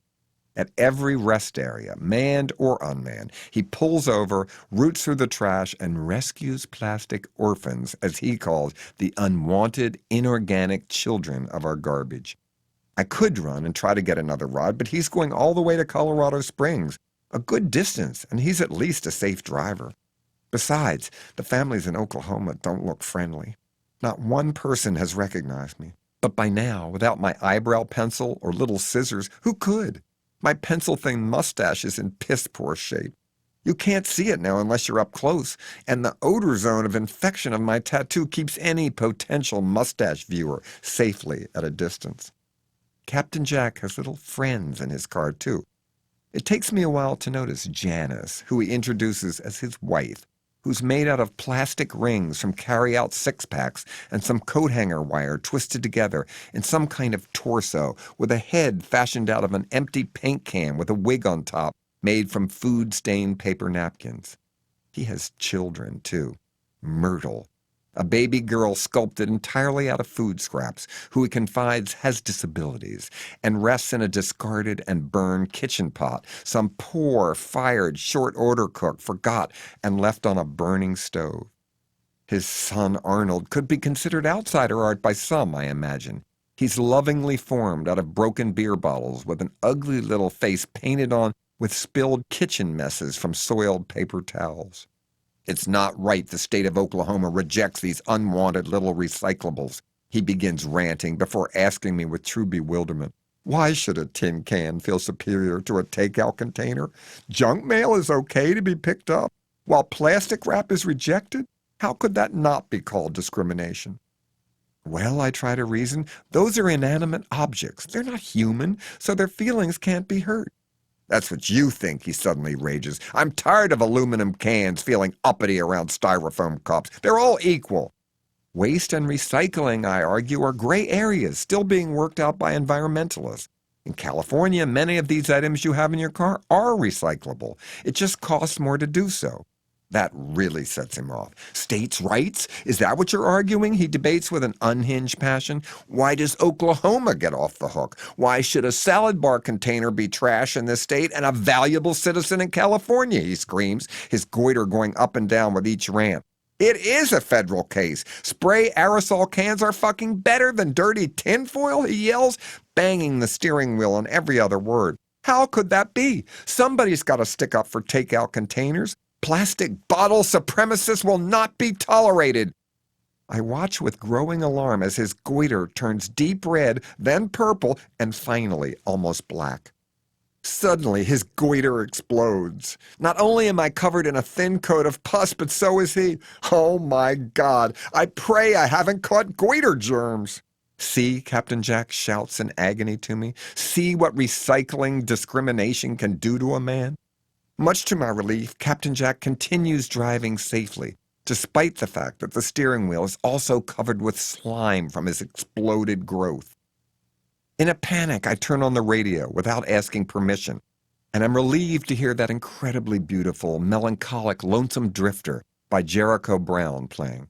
But Captain Jack scowls at the lyric, Ain't Got No Loved Ones, because he believes otherwise. I'm sorry, Janice, he sobs to his recycled wife, flicking off the radio in contempt. I've tried to be a garbage integrationist, he explains to his spouse, but society fights me every step of the way. Change takes time, I soothe him, but he doesn't even hear me. He's in another world by now, a recycled state of mind. Arnold, Myrtle, he blubbers, completely ignoring my human presence. I have never refused refuse, have I? They don't answer as far as I can tell, but he seems unfazed. I don't waste, do I? He continues to plead to his pitiful little family of garbage talismans, and somehow he seems solaced by their silence. All I know is that I feel a little bump on my neck, and at first I think it's just my imagination. When I grab the rearview mirror over so I can look, I almost don't recognize myself. I appear so exhausted and weary, and no, it's not just my lunacy. I do have something growing, and it's no pimple. I can't wait to tell Susan and Trish they were wrong. I knew it. Goiters are contagious. Garbage diversity is a right, Captain Jack continues crusading without the slightest notice of my goiter concern. The skin around his erupted neck volcano is hanging in flaps, its hole in the center gaping in expulsion. Yet he's suddenly upbeat, on a new roll, but I don't even listen. I'm too worried about this thing right below my Adam's apple. Maybe it's just acne, some kind of callus caused by the sun, even a tumor. But please, God, anything but a goiter. I'm coming, little babies, Captain Jack shouts to the residents of the next trash can as we pull in unscheduled to yet another rest area. I know that we're near Colorado Springs, and while I'm quite aware the city has a formidable conservative reputation, I did have a show there once at the Colorado Springs Fine Arts Center. Maybe they would give me some help. But then I remember my new outgrowth. Could the art mob ever accept me now? I run, but it's hard with this fucking thing flapping on my neck. Captain Jack looks up from picking through the filthy, bee-ridden, overripe trash and holds up a large bunch of rusted, discarded wire coat hangers. See, he screams to me in the distance. See how cruel people are? I stick out my thumb. But who on earth is going to pick me up when I'm featuring a fresh goiter puckering on my neck for the whole world to see? Bed ride number 10, Bristol. Bristol, that's who. I get in and immediately regret my decision to not just jump out and run. She's a slightly butch Grace Metalius lookalike, dressed in that same red checkered shirt the novelist wore in her Peyton Place author photo, and the same greasy ponytail to boot, and has the heat inside her van turned up full blast despite the outside temperature of 75 degrees. A dead dog is in the back seat, and the rest of the vehicle is loaded with cages filled with snarling canines in all states of ill health. She is an animal rescuer. The problem is, no one asked her to rescue these animals. She just felt like the chosen one. Bristol started her own doggy underground, where she would kidnap animals from kill shelters or other atrocity centers, such as bankrupt pet stores, puppy mills, or even homes of pet owners reported by other furry friend lovers who supposedly didn't spend enough time with their animals. Some had daytime jobs, which was totally unacceptable to Bristol. Even being involved in a love relationship with another human being was animal cruelty, in her opinion. Bristol actually looks kind of like a dog herself. Not an ugly one, just a plain dog, elongated chin, large ears, and a nose that seems to be sniffing for something she will never find. As soon as she pulls off, a cat leaps from out of nowhere and bites me right on my tender goiter. Ow! I scream in both pain and surprise. Don't mind catnip, Bristol says with a smirk. She's got ringworm. Oh, perfect. I'm trapped with an insane pet kidnapper in a car that smells like the worst cage in the zoo, and she's got a cat who is giving off bad vibes about me to the other animals in the car. I can see Catnip mewing some lie about me to a dog, and I know that sounds like paranoia, but it's true. All pets hate me. Oh, he won't hurt you, pet owners coo to me when they see my fear. Heel, I always shout to the animal, but it never seems to work. Their pets do try to bite me. Even goldfish seem hostile when they get a glimpse of my frightened face through the bowl. I don't hate animals. I just have no desire to touch one. I'm not lonely. But before you call PETA, let me explain. I think all dogs should be off leashes, biting people. That's what they want to be doing, running in packs like the wild canines I saw in Bucharest that seem so happy to attack you, snarling and yapping when you get out of a cab. Dogs don't want to be home with their owners, stuck in some sort of sick S&M relationship, sentenced to a lifetime of human caresses. How would you like to take a shit with someone following you around, waiting to pick it up with a plastic newspaper bag? Talk about humiliating. Also, I hate to tell you this, but can't you see? Your cat hates you. But naturally, I don't tell Bristol any of this because I can see she is one of those maniacs who supposedly love animals but always seems to hate people. Snake bite your neck, she asks rudely. No, I seem to have developed some kind of goiter, I weakly try to explain. Suddenly, as if cued by Lucifer himself, the dogs in their cages all begin to bark, and Bristol swerves to miss something in the road. I look back and see a mangy dog eating the roadkill of a fox that has obviously been flattened by a speeding vehicle. Her dogs inside the car start wailing in pack mentality. Bristol pulls over, jumps from the car, and grabs some sort of animal tranquilizer gun from the trunk. God knows what else she's got in there because I stay inside the car. But her dogs wail in agonized excitement at the possible pet drama. I watch Bristol in amazement as she coaxes the insane-looking animal away from his maggot-infested lunch by barking and growling herself in some sort of faux dog communication. Suddenly, Bristol fires the dart from the gun like a seasoned veterinarian. The rabid dog flips over and goes limp immediately. The other dogs in the car let out growls of approval, and Bristol barks back in dog celebration. She drags the unconscious dog over, and much to my shock, throws it in the front seat with me. I can see the stringy shreds of putrefied fox meat still caught in the beast's teeth. "Oh my God," I hear Bristol cry out, suddenly speaking in English. "The poor creature hasn't been neutered." Well, at least she's not pro-life, I think, in the only optimistic moment of the ride. "We'll fix that," she announces with sudden purpose. To my utmost horror, I see her grab a box cutter from the glove compartment, flip over the mutt's limp body, and slit the skin by the testicles. I look away in horror. "Watch this," she orders, "or you can walk to San Francisco." I sheepishly turn my eyes back. "One day you may have to do this yourself," she sternly warns, like some kind of veterinarian leader. "I doubt that," I want to scream, but then look ahead to the empty highway and keep my mouth shut. Like a skilled surgeon working on the battlefield, she ligates the testicles and closes up the incision surgically with a pitiful stapler and a tube of superglue. I guess the operation is a success, because Bristol pulls away and all her dogs start barking, almost in song, like that horrible version of Jingle Bells recorded by the singing dogs. I can't tell what the new dog song is, but Bristol starts barking along with them too, so I just sit there, musically alone, with my scabs itching, my sunburn peeling, my tattoo oozing, and my goiter throbbing. Then I see that fucking cat again, eyeing me as it pukes up fur balls or something on the floor. Bristol doesn't seem to notice. It looks as if she suddenly has digestive problems of her own. Bristol starts gagging. The cat is retching, and what comes out looks worse than fur. I turn to Bristol in alarm, but she signals me with her hands that she's okay. But she's not. She keeps driving and at the same time starts frantically gesturing for me to get something from under my seat. She can't talk because she's retching and heaving, so I frantically reach under and find a glass bottle of milk. Bristol starts shaking her head in affirmation, and I take off the bottle cap and hand it to her. But instead of chugging it down, she holds it just outside her mouth and opens wide. Nothing happens at first, but then I think I see something white dart out of her mouth and then go right back in. The dogs go berserk in the cages. The cat starts hissing and making ungodly noises. Suddenly, I see the white head of a tapeworm poke out from her mouth again, drawn by the bait of the milk. Bristol grabs the head of the tapeworm as quick as lightning and starts pulling it out of her throat through her mouth. The cat's back goes up in a hump, and it pukes its own load of tapeworms. But Bristol doesn't give up. She keeps pulling the tapeworm up from the bowels of her gullet, gagging and choking, heaving and spewing phlegm, until finally the tail is disgorged. I watch in complete horror.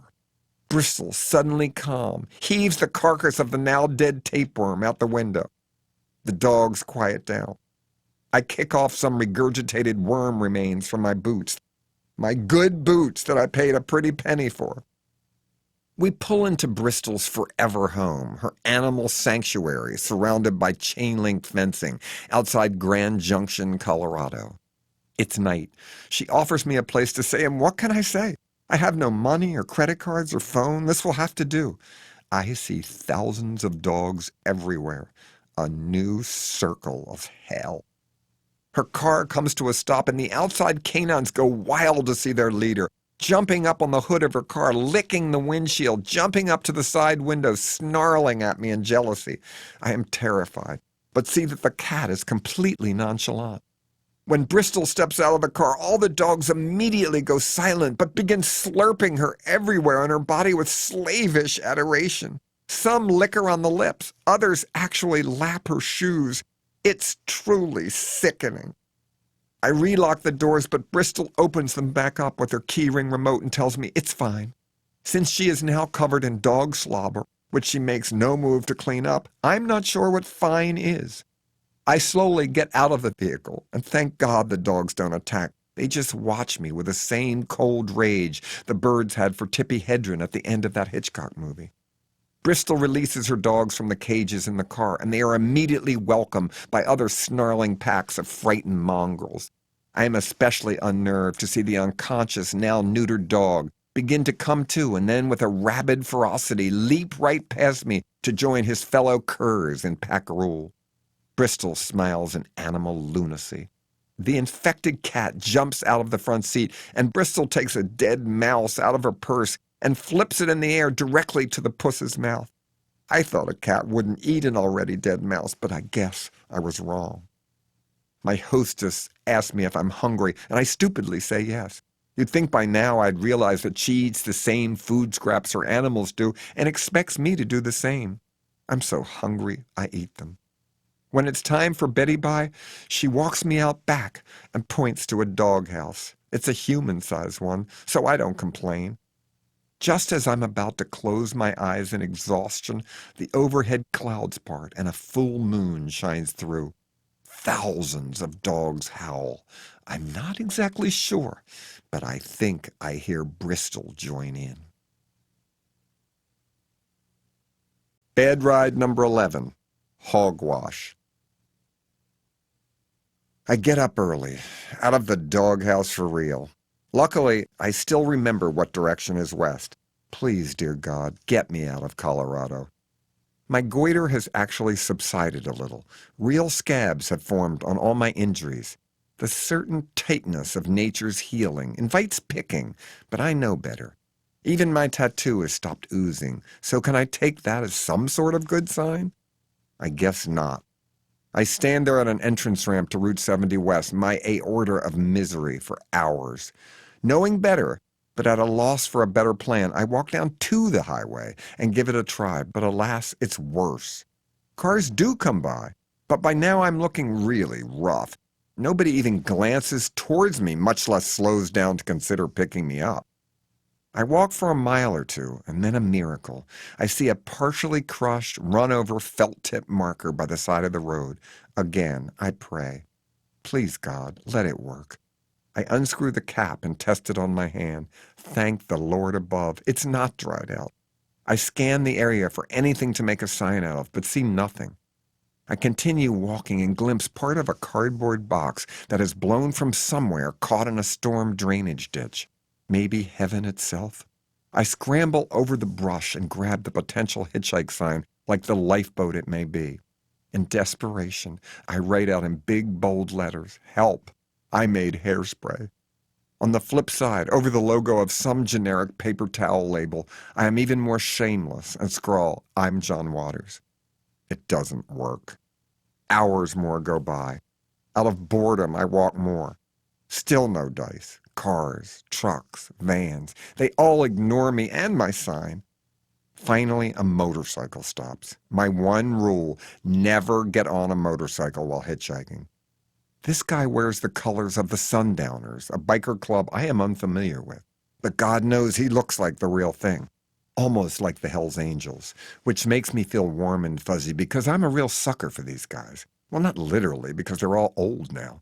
I know you're never supposed to say the words Hells Angels out loud unless you are one of them, and I try to respect this outsider law.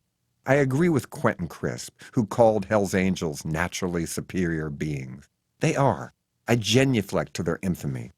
I've met some of the Maryland Angels in Baltimore, and once took 2 of them to the Auto Bar, a great punk rock club in town. You should have seen the faces of the tattooed new wavers and their goth girlfriends when I strolled in with these bikers in full colors. Later, the same night, I was taken to the Hells Angels clubhouse by them, which is, of course, beyond impressive. Lots of couches, axes lining the wall. "For what?" I stupidly asked. "In case, John," the angel answered. "Just in case." I see.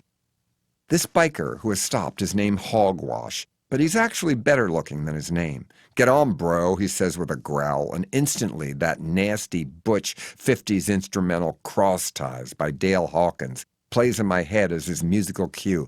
But before I can enjoy this new imagined score, he snorts, "John Waters, what the hell are you doing out here hitchhiking?" I am so relieved. I try to thank him politely, but explain I feel unsafe and too inexperienced to ride on the back of this monster Harley, especially with a member of an outlaw gang to whom I've never had the pleasure of being introduced.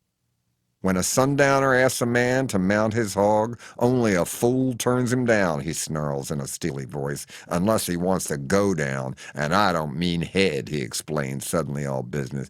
"I mean dead." Gulp. I notice Hogwash isn't wearing a helmet, and I certainly don't see an extra one for me. "Okay," I say meekly, "but please go slowly," I beg, as I straddle the seat and wrap both arms around him tightly. "Ooh, that feels good," he taunts me in a mock little girl's voice before gunning the engine and peeling out, leaving rubber for quite a distance down the highway. I am immediately terrified. I see the speedometer climb to 50, 60, 70, almost 80 miles an hour. I yell for him to slow down, but he answers by doing a full wheelie. I scream like a pussy. The wind is ripping through my thin hair and flattens my goiter painfully against my Adam's apple. My tattoo pops open and I can feel leakage spreading across my t-shirt. Sonny Barger, I am definitely not. "Please, please, please let me off," I beg into the void. But instead, this imbecile goes into a circle wheelie right in the middle of the fast lane as the cars and trucks drivers lean on their horns and swerve away in the nick of time. I know I am going to die. Suddenly, he is putting his legs over the handlebars. "No, don't," I scream. "A high chair," he shouts like a banshee on crack. With that, the front of the motorcycle lifts off the ground from speed, yet he still keeps his legs dangling over the front. "I'll sleep when I'm dead," he howls, just as we go beyond a 12 o'clock wheelie, where the bike has gone past balancing straight up and tips over backwards in the air. I am thrown off mid-spin and land hard on the hood of a car before bouncing off and being thrown into the hedge-like highway landscaping. Hogwash is killed instantly as his bike revolves 360 degrees twice before smashing to the asphalt and bursting into flames. A giant tractor-trailer skids out of control to miss the whole mess and crushes Hogwash's burning corpse. I crawl back to the highway, feeling no pain yet, in complete shock. All I can think is, I guess this makes me an official member of the Sundowner Biker Gang.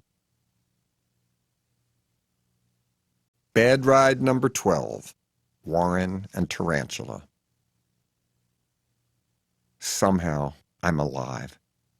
I'm sure at least one bone is broken somewhere in my body, but before I can even fully begin to feel any pain, a car pulls over.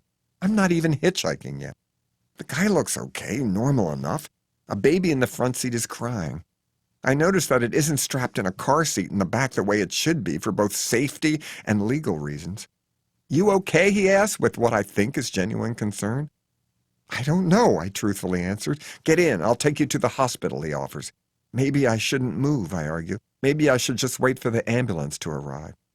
The infant starts screaming hysterically with the lung power I thought not possible. "Hold the baby," the driver suddenly commands me. "Huh?" I mumble in confusion, in no shape to hold anything, much less a shrieking tyke. "Help me," he begs in a sudden emotional plea. I'm so confused and injured, I don't know what I'm doing, and get in the vehicle. As soon as I close the door, he peels out and the baby falls on the floor. I can't believe my eyes. It goes ballistic. "Pick him up," he yells, and I'm so stunned I freeze. "Shut up, Tarantula," he screams like a maniac. "Tarantula," I say out loud in disbelief. "That's the baby's name? That's what I call him now," he shouts. "I have to. His fucking mother is a custody cunt. I gotta be careful." Oh, God, what have I got myself into now? Nobody could have luck this bad. I reach down and pick up the baby and realize that my left shoulder must be broken. Tarantula bites me. I drop him in shock and naively recoil before realizing I'd bite me too if I were in the same situation. "Hey, look, mister," I begin to lecture before he cuts me off with, "Warren. No use lying about my name when she's got an all-points bulletin out for me. But the kid, I gotta protect this little fucker." Little fucker. Jesus, I reach down and pick up the little boy, who hardly reacts as if he's being comforted. He howls like a banshee. Warren suddenly pulls a broken-off car aerial out from under the seat and waves it menacingly. "You want another whipping?" he shouts like a madman, just like Dawn Davenport in Female Trouble. "Don't you hit that child," I scream in horror, holding the crazed infant close to my damaged chest. "Stay out of it," Warren threatens me. "You don't know what I've been through."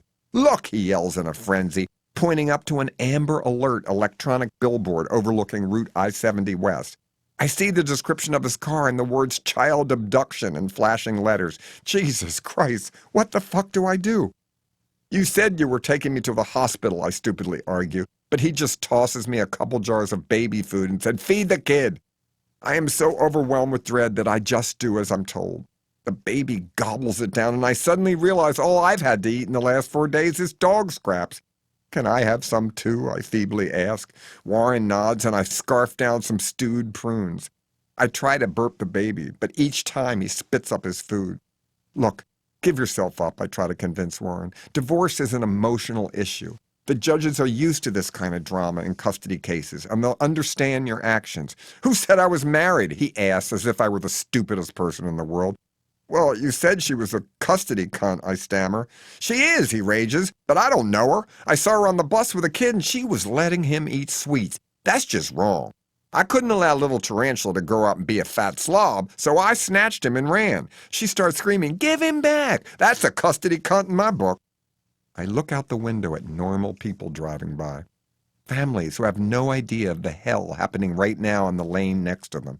"Help!" I mouth to the driver of a home pest control exterminating company. He looks at me blankly, I guess internalizing his own troubles at home. "Call the police," I over-enunciate silently to a woman with her own child, snugly seatbelted in the back as she talks on the phone, probably illegally. Thinking I'm giving her shit for being on the horn by misinterpreting my lip reading of police, she hangs up guiltily and drops the hand held in her lap and never looks back. I hunt for eye contact for car to car and despair at not seeing a friendly or helpful face. Suddenly I hear a police siren in the distance. I look over at Warren and see this sound makes him totally insane. "You drive," he orders, turning on the radio full volume. I can't believe it. What's playing but the song Babysittin' Boogie by Buzz Clifford? That crazy tune with the dubbed-in baby voice gurgling goo-goo dada type lyrics. But no baby is singing along in this car. Ours is screaming bloody murder. "Give me the child," he barks, taking his hands off the wheel and actually starting to try to change places with me. The car starts swerving wildly from lane to lane, and I painfully grab the wheel from my side with one hand to jerk up Tarantula by the arm with my other. With Warren's foot on the brake, we slow down quickly, and cars have to slam on their brakes behind us. I don't look back as I'm switching seats with this madman while the car almost coasts to a stop, but I hear an accident or two happening as a result. "Floor it," Warren orders, grabbing the baby as the sirens get louder, and I can see a fleet of speeding cop cars approaching us in the rearview mirror. I do as I'm told. Tarantula is turning up his own volume now, screaming so loudly that I get a minor nosebleed. Holding the infant, Warren rolls down the window. "I tried to be a good father," he sobs to no one in particular, suddenly flicking off the radio. "I adopted this little boy to protect him." "Put the baby down," I tell Warren in a new, calm voice. "America is already fat," he argues back, hoisting the infant up to his open window. "What are you doing?" I panic, horrified to see that Warren appears to be taking aim with little Tarantula. "Don't throw that baby," I scream, trying to grab back the child who was howling again, correctly sensing upcoming insane danger. "Children cannot grow up obesely," Warren rants, his eyes rolling back in his head. "No, Warren, no," I scream, just as he throws the baby out the side window and hits the perfect bullseye of an open window of another car driven by a healthy-looking woman in the next lane. I see the lady scream, but I'm pretty sure little Tarantula landed safely in her lap. I crane my neck to find a place in the traffic to pull over. Finally, the police will help me. I can tell them everything and end this horrible nightmare of a road trip. The hell with the book. Go back to the movies. I don't have to be behind the camera. I'll work in a movie theater. Anything but this. I'll be an usher. But before I can stop the car, Warren opens his door while I'm still speeding along and leaps out into full traffic in what has to be the most selfish suicide ever. Not only does Warren die, so do 6 others, including 2 policemen. 14 others are injured, some seriously. The pileup of smashed vehicles that crash trying to avoid his bouncing body on the highway is a sickening sight to behold. Bad ride number 13, Randy Packard. "Hi, I'm Randy Packard, and I'm from React," says the trucker looking out from his driver's side window, stalled in this multi-vehicle from hell accident. I'm half pulled over to the side of the road, and my whole body is shaking. I see mangled bodies in the road. Traffic is at a complete standstill. One car is overturned. "What's React?" I say cautiously, not trusting a soul anymore. It's a CB emergency channel organization made up of volunteers, many of us truckers, to assist other motorists in time of disaster. Call the police then, I beg. There's a little baby that's been stolen who's now safe in a brown Toyota. There's an Amber Alert out for this kid right now. I see Randy talking on his CB walkie, and once he gives me the thumbs up, I feel confident that little Tarantula, or whatever the hell his name is, will be rescued. But what about me? Do I wimp out now and give up? I'm in Utah, for Christ's sake. Isn't that just 2 states away from California? After all I've gone through, don't I want the book to have an ending? One that isn't cowardly, anticlimactic? I can't give up now.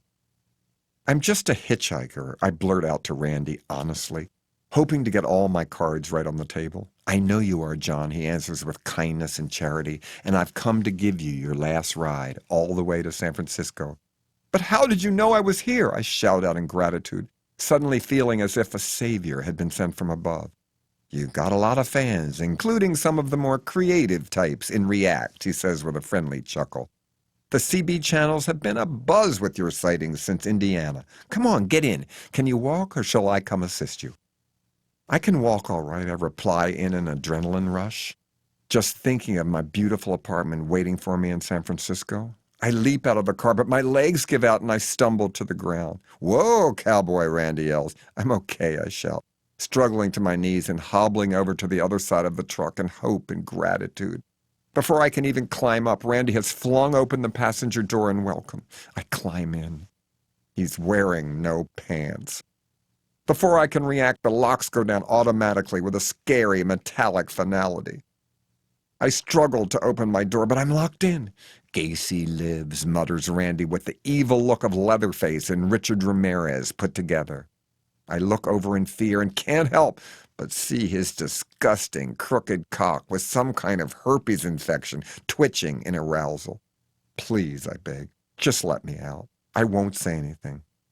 When he doesn't answer, I try a different tactic in desperation. Come on, I'm not your type. Oh, but you are my type, he says with a supremely creepy grin as the traffic begins to move. I yell help to the driver of the car next to us, but nobody's helping anybody. They all want to escape this accident mayhem.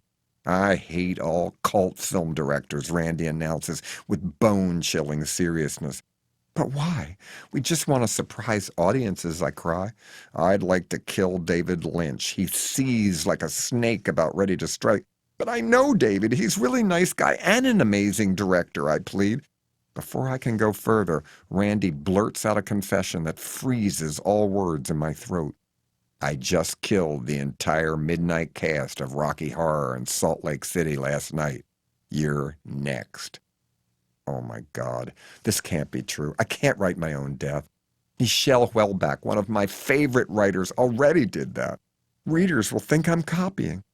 Randy Hackard drives like a professional, unfortunately, so there's little chance we'll be pulled over by cops for speeding. I grow even more alarmed when I see we're headed toward Las Vegas. I don't want to die in Las Vegas. You know fucking Quentin Tarantino, he mutters angrily. Yes, I admit, then clam up, not wanting to give out any more information. Gonna castrate him, Randy mumbles with delight as I see his repulsive dick grow an inch and vibrate. But he's just getting started. Cronenberg, he asks, but I don't want to encourage him, so I don't answer.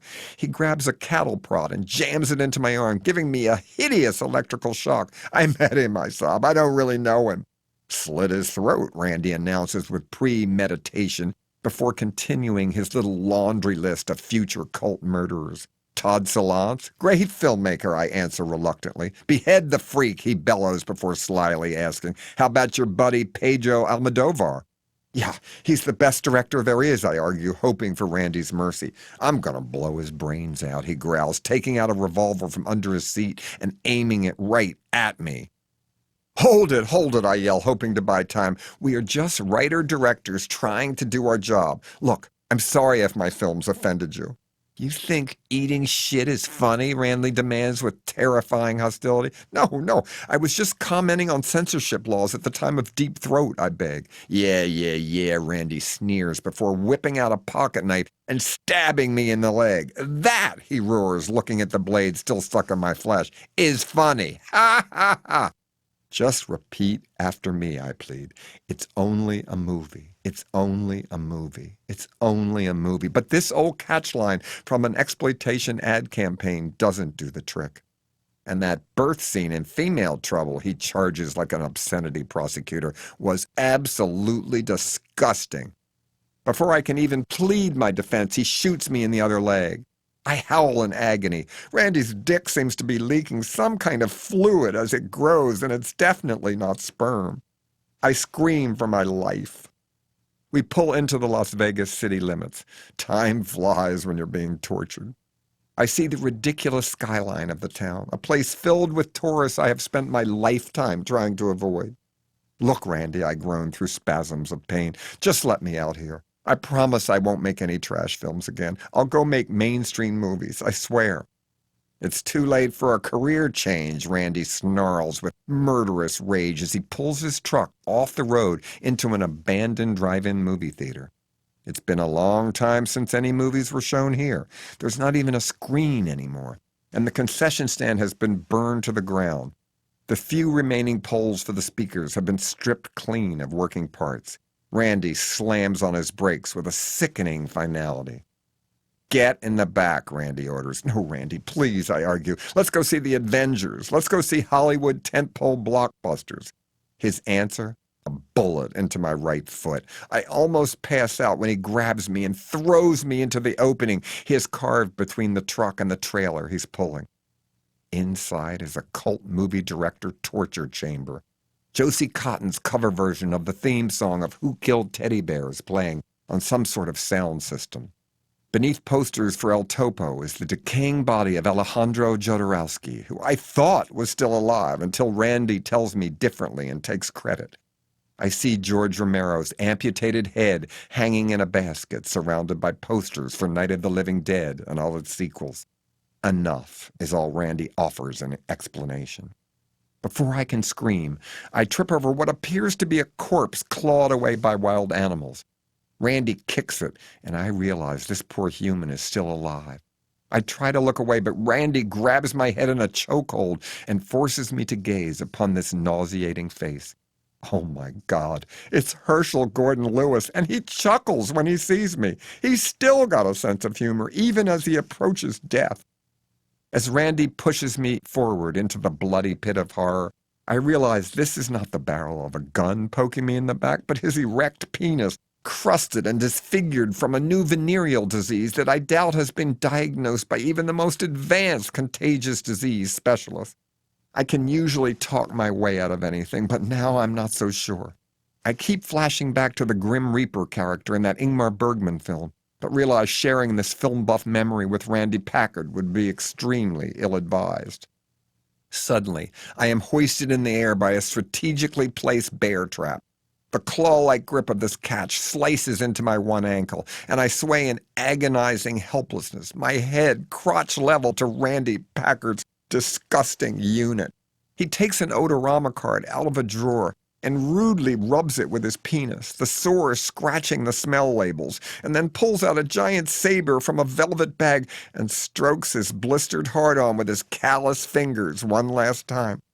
No, Randy, I plead, just as the pimples on his penis pop at the exact moment he shoots a full load of infected, unsafe semen into my eyes. Thank God I barely see the blade slashing forward. It doesn't even hurt when he cuts off my head. Oh no. I see the long white tunnel. You've got to be kidding me. This cliche couldn't be true, but it is. I feel myself elevating up through the clouds, up to what? Oh my God, heaven? It's fucking true. I see God, but he gives me the thumbs down.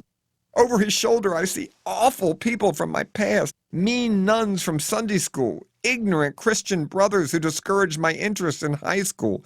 I see Cardinal Sheehan, Mary Avera, the Maryland film censor. Is that Art Linkletter? Good God, Anita Bryant, all in heaven. God looks at me blankly and then whispers, Catholics were right. I scream in horror and feel myself plunging downward past limbo, where despite updated dogma to the contrary, unbaptized babies do cry in frustration over never getting to see God. I plunge into hell and see all my deceased friends, but they can't see me or each other. It's hotter than Baltimore in August. It's a Wonderful Life plays on an extended loop on movie screens in every direction. I watch it for eternity. The Real Thing, nonfiction. Real ride number 1, daycare. Okay, here's what really happened. Real life, May 14th, 2012. No more fiction, just the truth. I notice Susan and Trish have stopped discussing my hitchhiking plans at the office. I can see their shared fear for my safety on their faces. Even my young art assistant Jill has caught the worry bug, sheepishly suggesting someone follow me on the road to be sure you're safe, which I of course reject immediately. I could tell friends my own age were also concerned. Even my criminal buddies were appalled. Carry a gun, one warned. Take mace, another ordered. And even the closest of my Baltimore convict friends sent me a handwritten graffiti drawing from jail that read, "Be more careful." As the day of my departure approaches, everybody's anxiety starts getting on my nerves. I have just written my fictitious death a few days ago, but nobody knows that yet. Come on, be positive, I argue in exasperation. But truth be known, I'm starting to get nervous myself. On Mother's Day, 24 hours before I leave, I try not to show my fear, kissing my mom goodbye after dinner. She has no idea why I'm vanishing, just something vague about research for a book. I figured she'd be horrified and worried if she knew I was hitchhiking, so I only tell my sisters the truth in case they need to reach me in an emergency.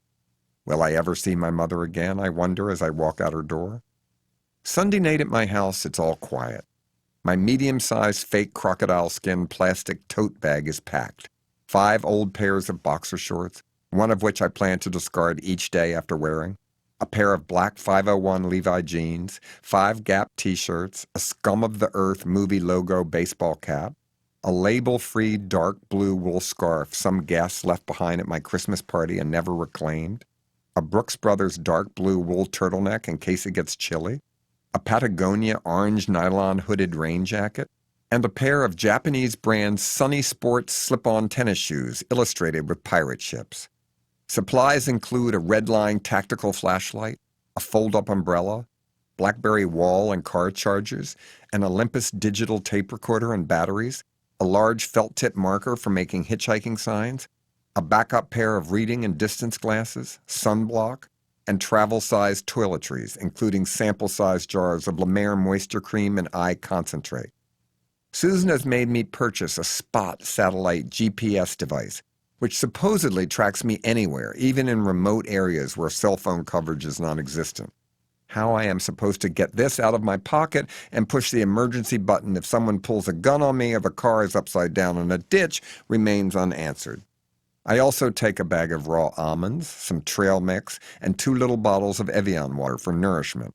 A fame kit to prove to cops that I'm not just homeless. A stack of autographed, embossed P.S. Thanks for the Lift business cards that a fan had sent me years ago that I recently discovered in my studio. And of course, my triptych booklet prepared by AAA, whose employees thought I was driving across the country, not begging rides. I wake up without the alarm 5 minutes before it's supposed to go off at 6 a.m. Oh God, it looks as if it's going to rain, but mercifully it hasn't started yet. I take a hot bath, drink some Tazo Awake tea, the most delicious brand, which I fear will be unavailable on the road, and get dressed, putting on my new REI hiking boots that I'll never wear after this trip, waterproof gray socks, so unlike the Paul Smith ones I usually wear, maroon jeans from MAC, the best clothing store in San Francisco, a striped Agnes B long-sleeve t-shirt, and a faux bleached-out black cotton Issey Miyake sports jacket. I'm not totally come to garçon deprived. My black belt was definitely designed by Rei Kawakubo. I slip my heavily edited wallet, in case I'm robbed, containing just a couple $100s of cash, 2 credit cards, only 1 bank card, and my photo ID, into my inside coat pocket. I grab my key ring with the St. Christopher medal an old friend has given me for this trip, and the compass attached, which Susan forced on me, and realize in my new life on the road, I only need one of my keys, the one to my San Francisco apartment, my final destination. I turn on my spot tracking device, throw caution to the wind, and walk out the front door, carrying my bag and one other small canvas tote from Meg's Brothers Limited, a UK bookshop I love, containing my different hitchhiking signs. It's completely still out. Thankfully, no neighbors are out for a morning jog. I walk up the street feeling like a troubled teenage runaway. I flash on Divine as Dawn Davenport, hitchhiking in her baby doll pajamas in my film Female Trouble, and identify with her today.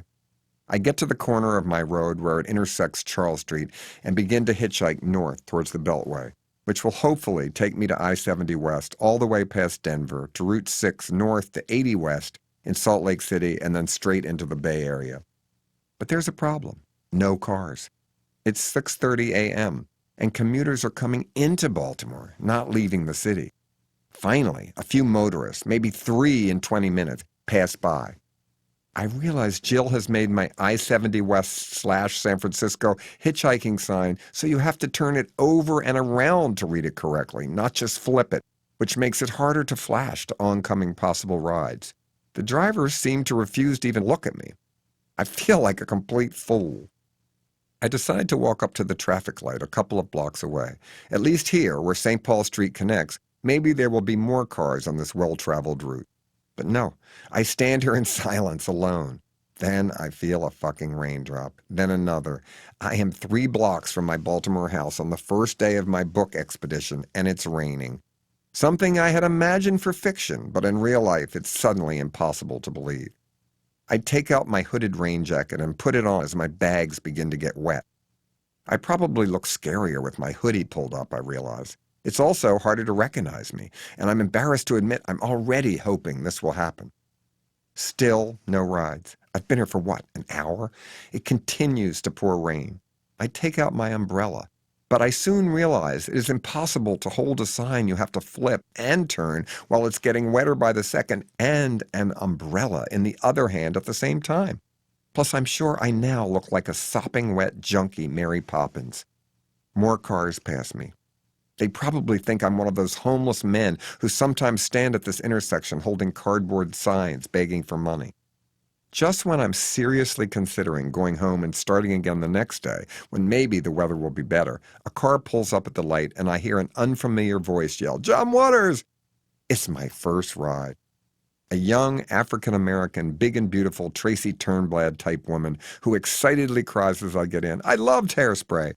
Strapped in a baby seat in the back seat is her gorgeous little daughter, who at first gives me a wary look, but then breaks into a big smile. I am so happy to meet such a brave fan. A woman with a baby. Amazing. "Where are you going?" she stammers in nervous excitement and confusion. When I explain I am hitchhiking to San Francisco, she starts laughing and screaming and waving her hands, apologizing as she's only going to Northern Parkway and turning west to take her daughter to daycare, and then I have to go to work. I don't care. At least I'm in a car headed in the right direction, out of the rain, if only for a few more blocks. I wish I remembered her name, but I was in the car for such a short time and so wet and excited to get picked up that I forgot to tell myself what it was on my tape recorder when I got out of her car.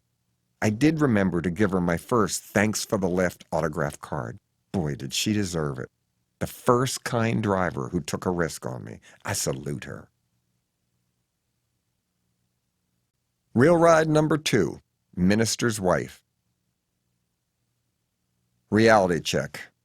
It's still raining and I'm only about 5 minutes at the most away from my house, but at least I've begun.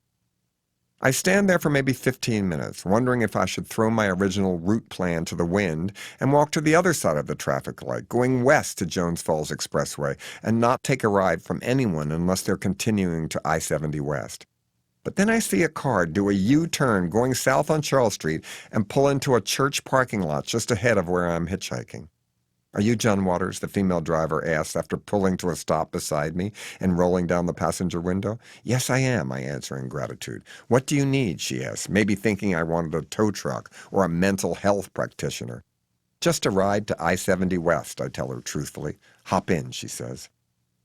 At first, Sarah Finlayson, my 59-year-old fit and pretty blonde driver, routinely returning home from her morning workout, had thought I was a homeless beggar, just as I feared. But suddenly, as she chatted on the car speakerphone with her twin sister Mary, who lives in New Jersey, she told me she had blurted out, "I think I see John Waters," and decided to investigate. When I explain I am hoping to get a lift beyond the intersection of Baltimore Beltway and I-70 West, she offers to take me there because it's raining. I know with rush hour traffic this could take at least an hour, but I just keep my mouth shut and thank her. Mary stays on speakerphone at first, I'm sure, to be certain I'm not a John Waters imposter, or worse yet, a hacker, the murdering kind. "Be careful with my sister," she timidly orders, and I assure her I will, even though any serial killer would have agreed to the same thing.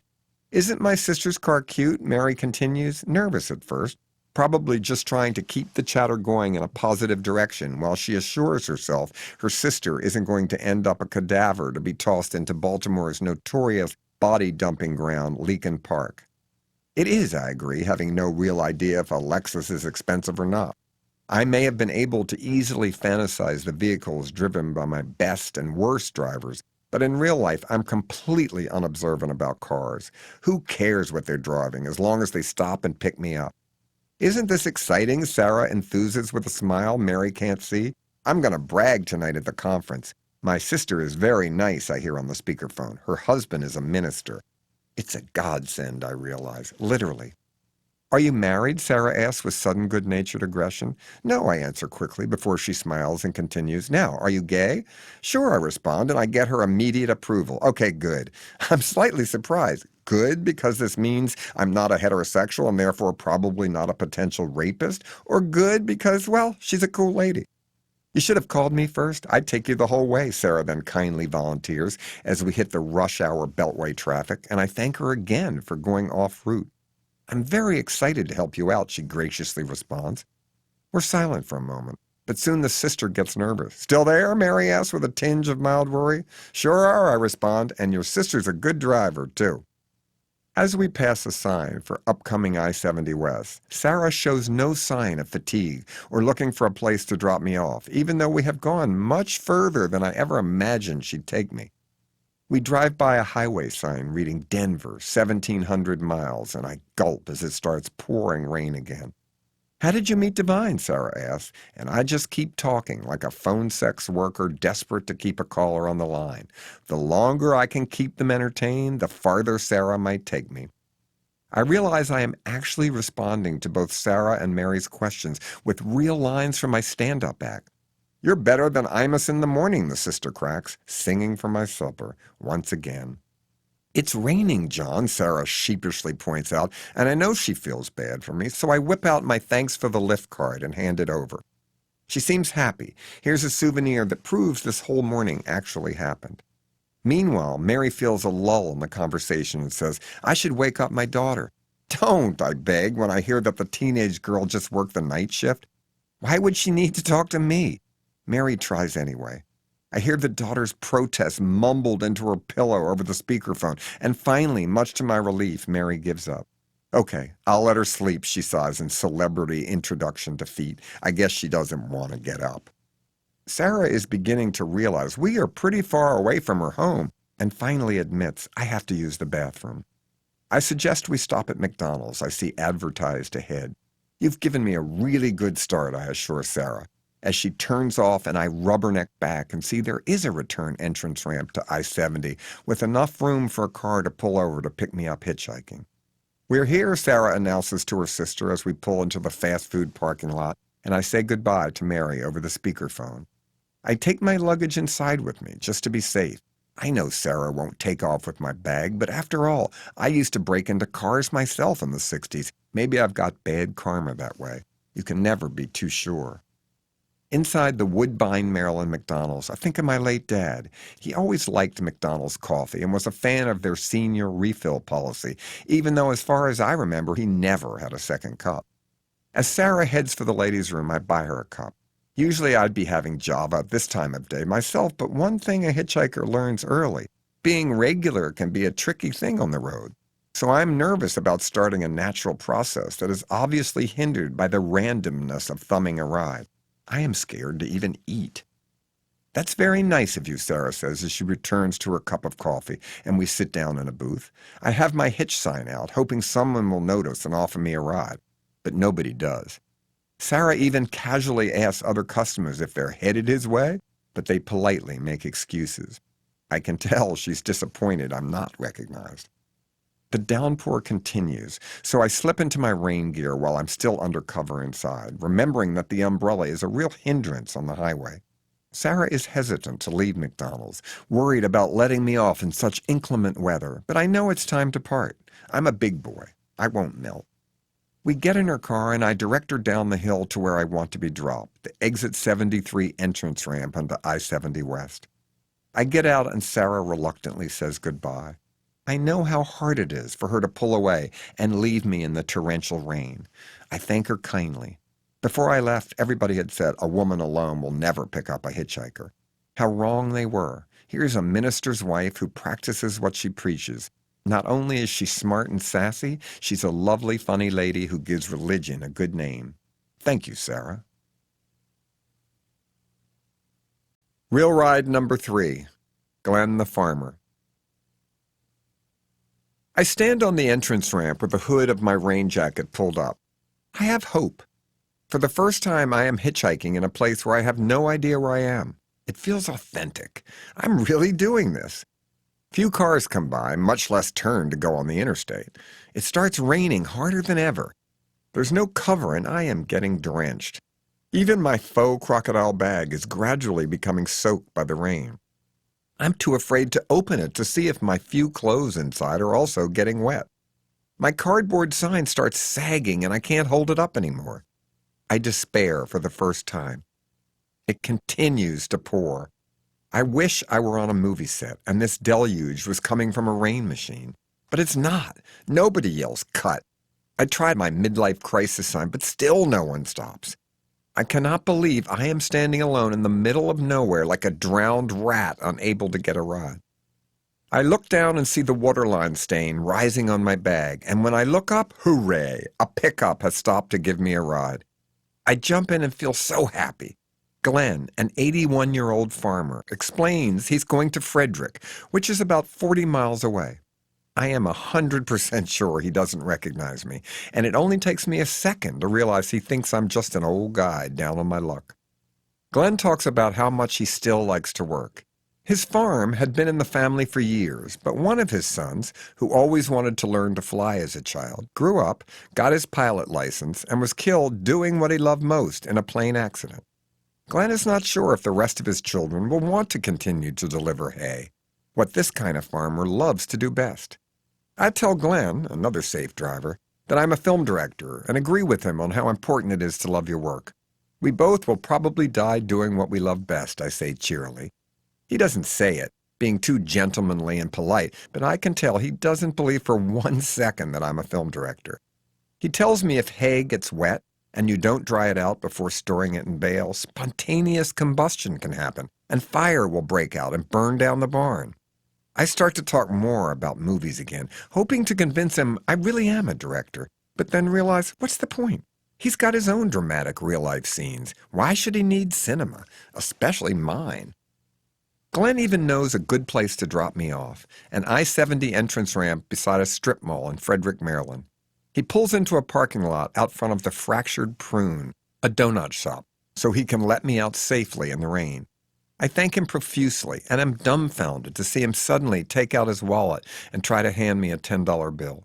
I stammer my gratitude further, but try to explain. I really don't need it. I have money and credit cards. I'm hitchhiking so I can write a book about it. But that is so kind and thoughtful of you. I can see by his merciful but indulgent smile that he doesn't buy a word of this either, but he reluctantly puts the money back in his pocket. I am shocked and incredibly moved by this man's generosity. It's still pouring rain, but as I exit his truck, I'm filled with goodwill.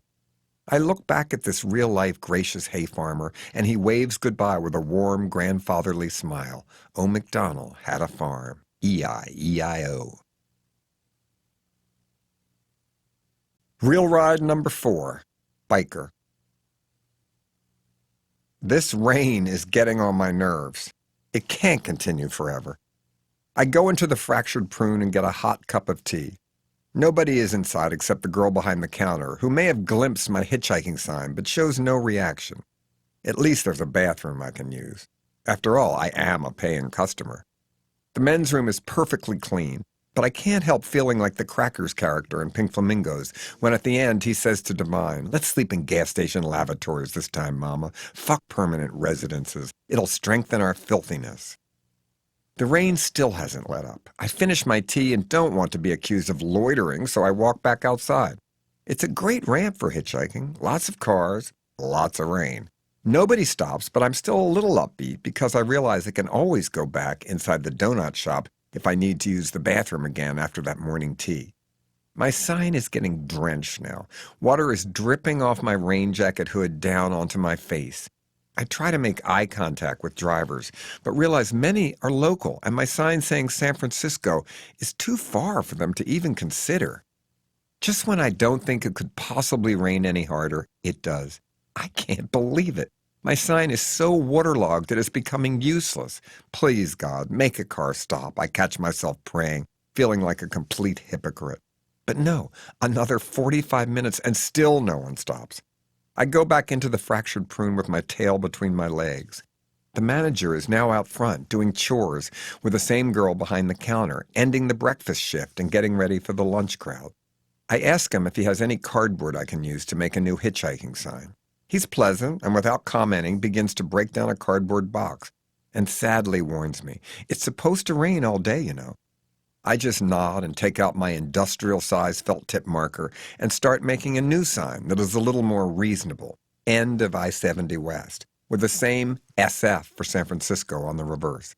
This time flippable without having to turn around the whole sign horizontally. Sheepishly, I use the bathroom again. I piss when I know I can. "Okay, coward," I tell myself, "get back out there and get a ride." Rolling up my waterlogged pant cuffs, I trudge back out to the exact same hitchhiking spot and hold up my sign. One thing I can say, these waterproof boots I bought sure do work. But the sign's message doesn't. No one stops. I change tactics, ad campaigns really, and see if humor in advertising has any effect. I try my backup "I'm not psycho" sign to see if that gets any results. I see a couple of male drivers laugh as they read it, but none put on their brakes. Maybe hitchhiking is not the time to be a comedian, I suddenly realize. I go back to my more generic version, but that doesn't work either. Big puddles are forming where I'm standing. Passing cars start to splash me in my poor bag. Thank God it's not real crocodile. Police cars go right past me. At least they don't stop and give me any trouble. At least that. It's always a shock when someone actually stops for you. It takes a second to sink in, and then you panic, grabbing your stuff, afraid people will change their minds and pull off. I jump in the van and see a blue-collar guy, maybe 40 years old, who looks friendly enough. He's not going that far, he apologizes, but promises to drop me off at an I-70 West exit that has services. I like him. He reminds me of all the real bikers I know and love from the Holiday House, a bar in Baltimore I've been hanging out in for decades, where I filmed a big scene from my concussion sex addict comedy A Dirty Shame. Turns out he is a biker. So was his father. So was his grandfather. A long line of bikers, almost like the flip side of the Daughters of the American Revolution. Generation after generation. Debutante types and bikers. Aren't they both kind of the same? Rarefied? A secret club that few are eligible to join? Their own never-changing fashions, their coded language, even severe body types? I notice the biker who picked me up is missing a couple of front teeth, but he's still kind of cute. He tells me he's married to a lady surgeon and speaks highly of her. She keeps him in line. He seems to like that. We talk about how the biker identity is fading fast today with young people, and how a bad white boy is more apt to copy the black gangster style if he wants to be a rebel. I can tell this rubs him the wrong way. Why would they do this, he wonders, and before he can answer himself in a way I feel could be racist, he stops himself and smiles. He knows it's a losing argument. I bet his great wife has taught him that racism is not only wrong, he likes being wrong, but stupid. He's too sweet and nice to be stupid anymore. Maybe a strong woman with a taste for bad boys has tamed him to a point where he feels relief at not having to be a troublemaker, at least for part of the time. I bet they have a great sex life and a nice relationship. He pulls off at an exit to scout the return entrance ramp for me, and seeing it's a good one lets me off. I feel happy again. I want to kiss him goodbye on the cheek, but it's only day one, so I'm still a little sheepish. I think he might have laughed. In a nice way. Real ride number 5, the Corvette Kid. It's going to get better, I keep telling myself. I'm on a roll. Having no idea where I am is kind of liberating. It's still pouring rain, but the biker wasn't lying. There are services at this exit. I see a Burger King at the top of the hill in walking distance from where I, once again, have my thumb out. Uh-oh. Almost no cars come down this road either, and the ones that do don't turn onto I-70 West. They're all local rides. What I am beginning to learn is the enemy of successful hitchhiking. A big truck with a motor running is parked right off the road a little way up from me, but I don't see any driver. Maybe he's sleeping in the back, and maybe, just maybe he'll pick me up. I stand there for at least 45 minutes. A wall of water pours down on me, and it doesn't let up. Then it gets windy. My most recently drawn sign is now sopping wet again. I feel like crying. I wish the truck driver would wake up and see me standing there helplessly, but I guess he's still sawing wood. At this rate, my trip will take 10 years, and that's if I'm lucky. I can't stand it anymore. I have to wait it out somewhere. The downpour can't continue at this strength forever. I hoof it up the hill to the Burger King. No customers are inside except for one weird-looking guy, but he refuses to even make eye contact. I ask the young girl behind the counter if she has some cardboard, and she nicely gets me a box, and I attempt to break it down. What would be a simple task for most men is, for me, as always, problematic. I rip the corners incorrectly, tearing into the sides, and end up with only 2 usable pieces of cardboard. I write the I-70 West message again, but make the letters too small to read from a distance and have to do it over.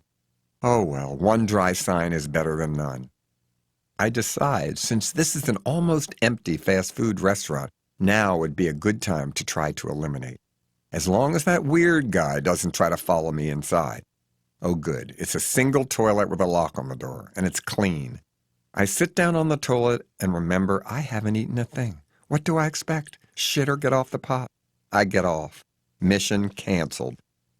Back in the restaurant, I'm not sure if I'm relieved or disappointed to see the one weird guy is gone.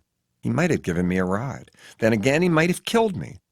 Oh well, I look outside and sheets of rain are pounding the glass windows of the Burger King. I feel like such a vagrant standing inside here without a purpose. I force myself to leave. I slog back down the hill in what must be flooding conditions to my hitchhiking spot. The truck is gone. That's who the weird guy was, the driver. Maybe the other backup trucker was asleep in the bunk, snoring, getting on the other driver's nerves. I'll never know. I fucking stand there in the rain for another half hour. You can't imagine the misery of waiting for a ride in the endless pouring rain. Because of the limited peripheral vision caused by my having my rain slicker hoodie up, I don't even see the miracle suddenly happen. I just look up, and there is a 1999 red Corvette ending a U-turn right in front of me. The driver, a cute, stocky blonde guy, rolls down the passenger window and asks, "How far do you need to go?" I feel like Francine Fishpaw in Polyester when Tab Hunter pulls up in a Corvette and the Odorama No. 8 smell new car begs to be scratched and sniffed. San Francisco, I say as I climb in, and the Corvette Kid, as I immediately christened him in my mind, doesn't seem to blink. I'll take you as far as I can. From Myersville, Maryland, he's a 20-year-old, sandy-haired Republican town councilman, the youngest in the state, who, dressed in T-shirt, cargo shorts, and white leather Nike sneakers, is on his way to pick up his lunch at the local Subway sandwich shop. He tells me he stopped because he feels guilty. 2 weeks ago, I saw a hitchhiker standing right where you are, and I didn't pick him up. We chat. He has no idea who I am, even after I tell him. He has never seen any of my films. I don't ask him how far he's going, and he doesn't say. I just keep talking. We both realize we'd probably headbutt on some social issues, so we wisely avoid politics. And as he puts it, potholes and how to fill them was more of a subject a town councilman like himself would deal with, and those are not exactly Republican or Democrat issues. We crossed the state line into Pennsylvania, a 20-year-old transporting a senior citizen across state lines for hitchhiking fun. Is this a federal offense, I say out loud? We both laugh. His mother starts texting frequently, and while I don't see how he answers, he admits she's alarmed. After all, her son borrowed her car to go to lunch, and now is in another state with a supposed John Waters, whoever the hell that is, whom he picked up hitchhiking. Imagine the red flags going off in that house. I try to picture her Googling me. Great. What would come up first? That I was just awarded the Outfest Gay Award and would be performing my one-man show, This Filthy World, Gayer and Filthier in 2 months? Or my friendship with ex-Manson family member Leslie Van Houten? Or the dog shit eating scene in Pink Flamingos? Plus, how do you know it's really him I can imagine Dad butting in? How do you know it's not some Rockefeller-type imposter serial killer or robber who's going to steal your mother's car and murder you? Is there an Amber Alert out for you now? I asked the Corvette kid, nervously recalling the tarantula worst ride chapter I'd already written. He laughs again. I guess that means there's not. We keep going. We're now on an adventure. And why not, I think? What 20-year-old wouldn't want to go on such a crazy spur-of-the-moment trip? How often could this unlikely scenario repeat itself? If the kid is worried about running off with a gay cult film director, he sure isn't showing it. We talk about small-town life versus the big city, youth, dating, a girl he wants to hook up with later in the month when he goes to Joplin, Missouri, to help tornado victims rebuild their homes, drugs, show business, and taking chances in life. We see a sign in western Pennsylvania saying last food and gas for 123 miles. So we stop and I fill up the tank. He accepts with gratitude and makes no mention of turning back. We had been traveling for hours. We get back in the car and drive a short way to New Stanton Plaza and go in this Quiznos sandwich restaurant for lunch, which isn't so bad. I trust the kid, but make some excuse about bringing in my bags and signs because I have to find something inside. But the real reason is that you never know. He could get cold feet and drive off while I'm in the men's room. I buy us lunch. At first he protests, but I tell him it's the least I can do since we're now Thelma and Louise. He chuckles and says his mom and her friends always call each other that. But I can see by the kid's nervous glances to his cell phone that his mom ain't laughing now.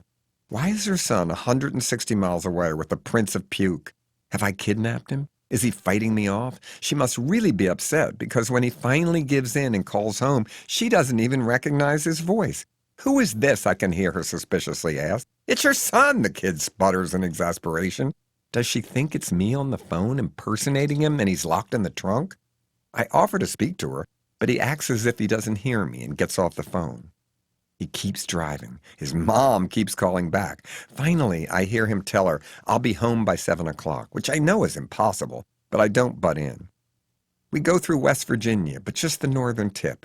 Another state of runaway fun. Whee! I can't believe this kid is such a daredevil. Good God, we're in Ohio. We've been driving for 4.5 hours. Even I know our little folly has to end soon.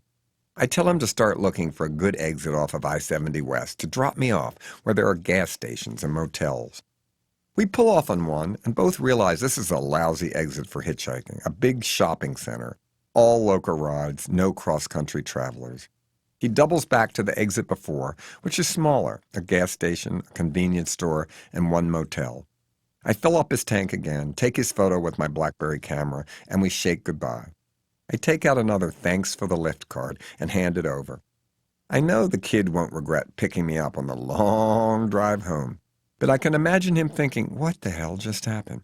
Come back and go to California with me, I joke, and tell him if he ever needs to contact me to go through Atomic Books, where I receive mail without having to give out my personal address. I'm not sure why I just don't give out my business card. After all, he is my new best friend, the only Republican I'd ever vote for. Why on earth am I nervous to tell him where I live? We'll both remember this day forever, won't we? It's still only 4 o'clock. Plenty of daylight left. Why not keep going? I see a sign in the distance for a day's inn, so if I ever get stuck here, at least there's a place to stay. I'm feeling cocky. The rest of this trip is going to be a piece of cake. I set up shop right between 2 gas stations, one with a food mart, the other with an advertised ATM machine inside, in St. Clairsville, Ohio, where the Corvette kid has left me. I figure most cars going by here are headed to the I-70 West entrance, that is, according to a sign I walked past, right up the hill. I couldn't see the ramp, but I have faith it is there, just waiting to welcome me west. Lots of cars come by, but none stop. One nice biker-type lady pulls out of the front gas station, rolls down her passenger window, and says, "Come on, honey, I'll take you up 2 exits," but I turn her down politely, explaining I am in a pretty well-set-up hitchhiking spot and would want to try and catch an interstate ride. But nobody stops. I amuse myself by watching these two gearhead guys in a pickup race back and forth between the gas stations. Why don't they just walk, I wonder? I fantasize all sorts of illegal scenarios, drugs, stolen car parts, but I guess their activities could be totally mundane. One is very cute, but neither ever makes eye contact with me, despite the fact that they practically have to run over me every time they drive back and forth. I imagine running off with them. By now, the evening rush hour is in full swing. All these cars headed to I-70 West, and no one is driving cross-country who wants an infamous companion? I've been standing here now for more than 2 hours. Has my roadside charm disappeared? A cop slowly drives by, looks me over, but keeps going. Phew, I remember that ridiculous song Ohio, sung by Doris Day, but feel the opposite of its geographically proud lyrics. Why, oh why can't I get out of Ohio? I want to sing out for the world to hear. Endless strings of traffic, no ride, no eye contact from drivers. All you need is one ride, I chant over and over, and suddenly, lo and behold, someone stops. I'm so excited I fumble picking up my bags and packing up my signs. I rush to the car and see the driver peering out through the rolled-down passenger window. He's not bad looking. Maybe this will be a great ride. But just as I'm about to get in, he says, "Never mind, I'm not going that far," and pulls off. Well, why did you stop then? I want to scream after him. Rejected. I know it's been a long day, but do I look that bad? Soaked, then dried out, old. I take it personally. Just when I couldn't feel much worse, the cop comes back, does a U-turn, pulls right over into the second gas station, and drives to the edge of the parking lot near where I am standing. You can't hitchhike, he tells me after getting out of his vehicle. But I'm writing a book about hitchhiking across America, I tell him. I'm also a film director. This throws him, I can tell. He hasn't been expecting that answer, and I guess he believes me. He hesitates and finally says, "Okay, but don't stand in the actual road itself and never go down to the interstate." I agree to his terms, kind of surprised he's this lenient. It's getting late. Not dark yet, but still. I hope the only reason I got rides today wasn't just because it was raining and people felt sorry for me. I'm suddenly worried the one hotel I'm anywhere near might have no vacancies. I give up for the day. Sure, I'll have better luck bright and early tomorrow morning. I plod across a bridge that goes over I-70 and look west in optimistic but shaky confidence. These bags are kind of heavy, I realize, as I climb up a steep incline, seeing only the Days Inn sign, which was erected to be visible from the highway below. I notice a couple of giant trucks parked on the side of the incline. Rounding a bend and feeling like a weary and weak Elmer Gantry, I huff and puff to the parking lot and finally into the Days Inn lobby. Thank God they have a room. The lady at the desk doesn't blink when I tell her I have no vehicle. I walk to my motel-style room, past many trucks, some with their motors running. I'm too tired to think dirty. The room is actually fine. At least there's decent lighting, something many hotels, even fancy ones, neglect to consider. Not everybody fucks in the motel room. Some people read. For the first time today, I checked my emails. Good God, hundreds. That's what you get when you ignore your business. I go through and only read personal ones. Even though it is after office hours, I call my assistants at home to check in, something that will have to continue through the trip and I know gets on their nerves. But I can only talk to you right now, I explain. I can't read emails standing by the side of the road in that sunlight, and I certainly can't be doing business inside a car when I'm trying to talk my way to San Francisco. Susan and Trish seem to understand and are relieved I'm somewhere safe for the first night at least. I'm surprised to realize Days Inn has no room service. I'm not being a snob here, but I thought I could at least get a hamburger or some sort of crummy pizza. But no, only complimentary breakfast between 6:30 and 9 a.m. I go back out into the lobby to see if there are any dinner alternatives, but the local takeout menus for restaurants that will deliver here seem too depressing. Nosing around, always looking for inspiration, I see there is a bar in the motel, a big one with a disco ball. Only one couple is inside, but it looks kind of amazing. A set from a low-budget Convoy meets a Stayin' Alive sequel. On any other night, I'd be in there in a Baltimore second making friends. But tonight, I'll pass. Hitchhiking with a hangover would be unthinkable. I'm not hungry anymore anyway. I go back to my room and get out my map and realize I'm only 300 miles from my house in Baltimore. It's going to be a long trip. I eat a little bit of the trail mix I brought with me, some of which has spilled out into the bottom of my still damp bag. I feel like a homeless hamster. It's the end of day one. I guess if you're this tired, you can sleep anywhere. Nighty-night. Real ride number 6. Cop. I wake up early, day 2. That I'm actually going to walk outside this motel room and stick out my thumb again seems even more shocking to me now that I'm past the point of no return. I peek through the curtains and see it's not raining outside, but it is incredibly foggy. Great. My fear of multiple car and truck pileups on the highway accelerates. I throw away my first pair of worn underwear and leave a $5 tip for the maid, wondering if such gratuities are even customary at the day's inn. I go into the breakfast room for my complimentary meal, hoping some cross-country driver will see me and offer me a ride. But no, it's a hideously lit area with a TV blaring. The 6 or 7 grizzled men inside don't make eye contact with one another, much less me. They look stunned by the grim routine of their lives. I feel the unfriendly vibes immediately, and with one look at the pitiful breakfast choices this place offers, white bread, packaged donuts, not even instant bad scrambled eggs or microwaved greasy bacon, I lose my appetite. Instead, I gulp down a cup of tea and immediately go to the bathroom and try and pee again, still filled with future lack of facility concerns. I check out of the motel quickly. Nobody makes small talk. Alone in the dense fog, I walk down the big hill in nervous silence toward my same hitchhiking spot from yesterday. It is scary foggy. I mean the kind where they could shut down the interstate. A truck or two pass me by, leaving the motel, and I hold my sign up, but I'm afraid with zero visibility that they'll actually run over me. I march back onto the overpass that crosses I-70 West and look off into the pea soup and hope against hope that today will be easier. But it's not. Same spot, same deal. Lots of cars, no one stops. I wonder if I should walk up the hill to where the real I-70 entrance ramp is. Nah, probably nowhere to pull over there. Besides, it's engulfed in even thicker fog. Better stay here. All it takes is one car. But that one car doesn't stop. I stand here for hours. The fog finally starts to burn off, and it gets hot. I put down my sign and apply sunblock, which I'm always afraid will look like bird shit if I smear it on without looking in a mirror to see if it's rubbed in thoroughly.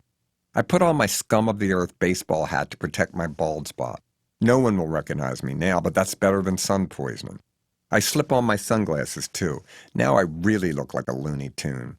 A different cop drives by and gives me the eye, but doesn't stop. I'm surprised. I see one of the cute gearheads from yesterday in his pickup truck pull into the gas station. He's still racing around, hopping in his truck, peeling out to drive the short distance to the other gas station. What on earth is he doing? He must have seen me by now, too. I've been hitchhiking out front of where he works for 2 days, but he still resists any greeting. I'm so bored and frustrated, I pretend I have a crush on him in an inappropriate Jane Bowles kind of way. It's getting to be lunchtime. I gotta do something. This is definitely not working. Then I see somebody walk up towards me on the shoulder of the road. Oh no, not another hitchhiker, I fear. Hey buddy, I was here first, I imagine arguing, remembering those 1960s hippie turf hitchhiking wars that always erupted in either New Haven, Connecticut or Santa Barbara, California, 2 hot spots for interstate ride begging. As he gets closer, I realize he is a real homeless person. He passes me by and says hello, the first local who has actually spoken to me since I was dropped off in this godforsaken town. I say hi back. Giving up here, I finally tread up the hill, and when I get to the top, I see the problem. Yes, the entrance ramp to I-70 West is here, and it has an okay place to stand, but the real reason no one was stopping is almost none of the traffic is turning onto the interstate. I've been standing on a big local road leading to a large shopping center and a lot of the town's businesses and retail locations, so nobody's been going my way. They were just going to the mall, fuckers. I stand in my new spot, figuring now I'll get a ride. Not sure why I think that. Same tiny percentage of cars swerves off into I-70 West. The same cop comes cruising back, and I see him eyeing me, but he keeps going. It's getting really hot. I don't have much water left. I see a woman who looks straight out of one of my movies walking up the hill towards me. Again, I pray it's not another hitchhiker. She looks mean, too, like maybe a hooker. But this hardly looks like a sex hotspot to me. She passes me by. Maybe she's just going to work. Why do you have to turn everybody into a tawdry character? I chastise myself. The ball of hell known as the sun is rising fast and is now almost directly overhead. I could pass out. I notice one tiny area of shade across the street on somebody's property. Whoever lives in that house above couldn't see me if I sat there for a moment just to rest my weary bones, could they? I plod over to the shady spot of grass and sit down. I don't look at my BlackBerry messages. It's a world too far away. Instead, I call my office and whine to my assistants. They are patient, even though I know they'd like to yell, "We told you not to do it, fool!" but instead offer the encouragement that someone will come along. Yeah, but suppose they don't, I argue, and then realizing they couldn't possibly have an answer to that question, we hang up. I just sit there. The first gnat I feel on my skin gets me back on my feet. I go back to my across-the-street spot, but still nobody stops. St. Clairsville, Ohio, I hate you. I guzzle my last drops of water and decide I've got to walk back down the hill and get some supplies. I can live on trail mix alone, but I do need liquids. Maybe I can talk someone in the first gas station convenience store into either giving me a ride or letting me pay to be taken to a better area with more cross-country drivers. I pass the second gas station with the gearhead. He doesn't look up, but he's still there, so our possible affair is not totally out of the question, I guess.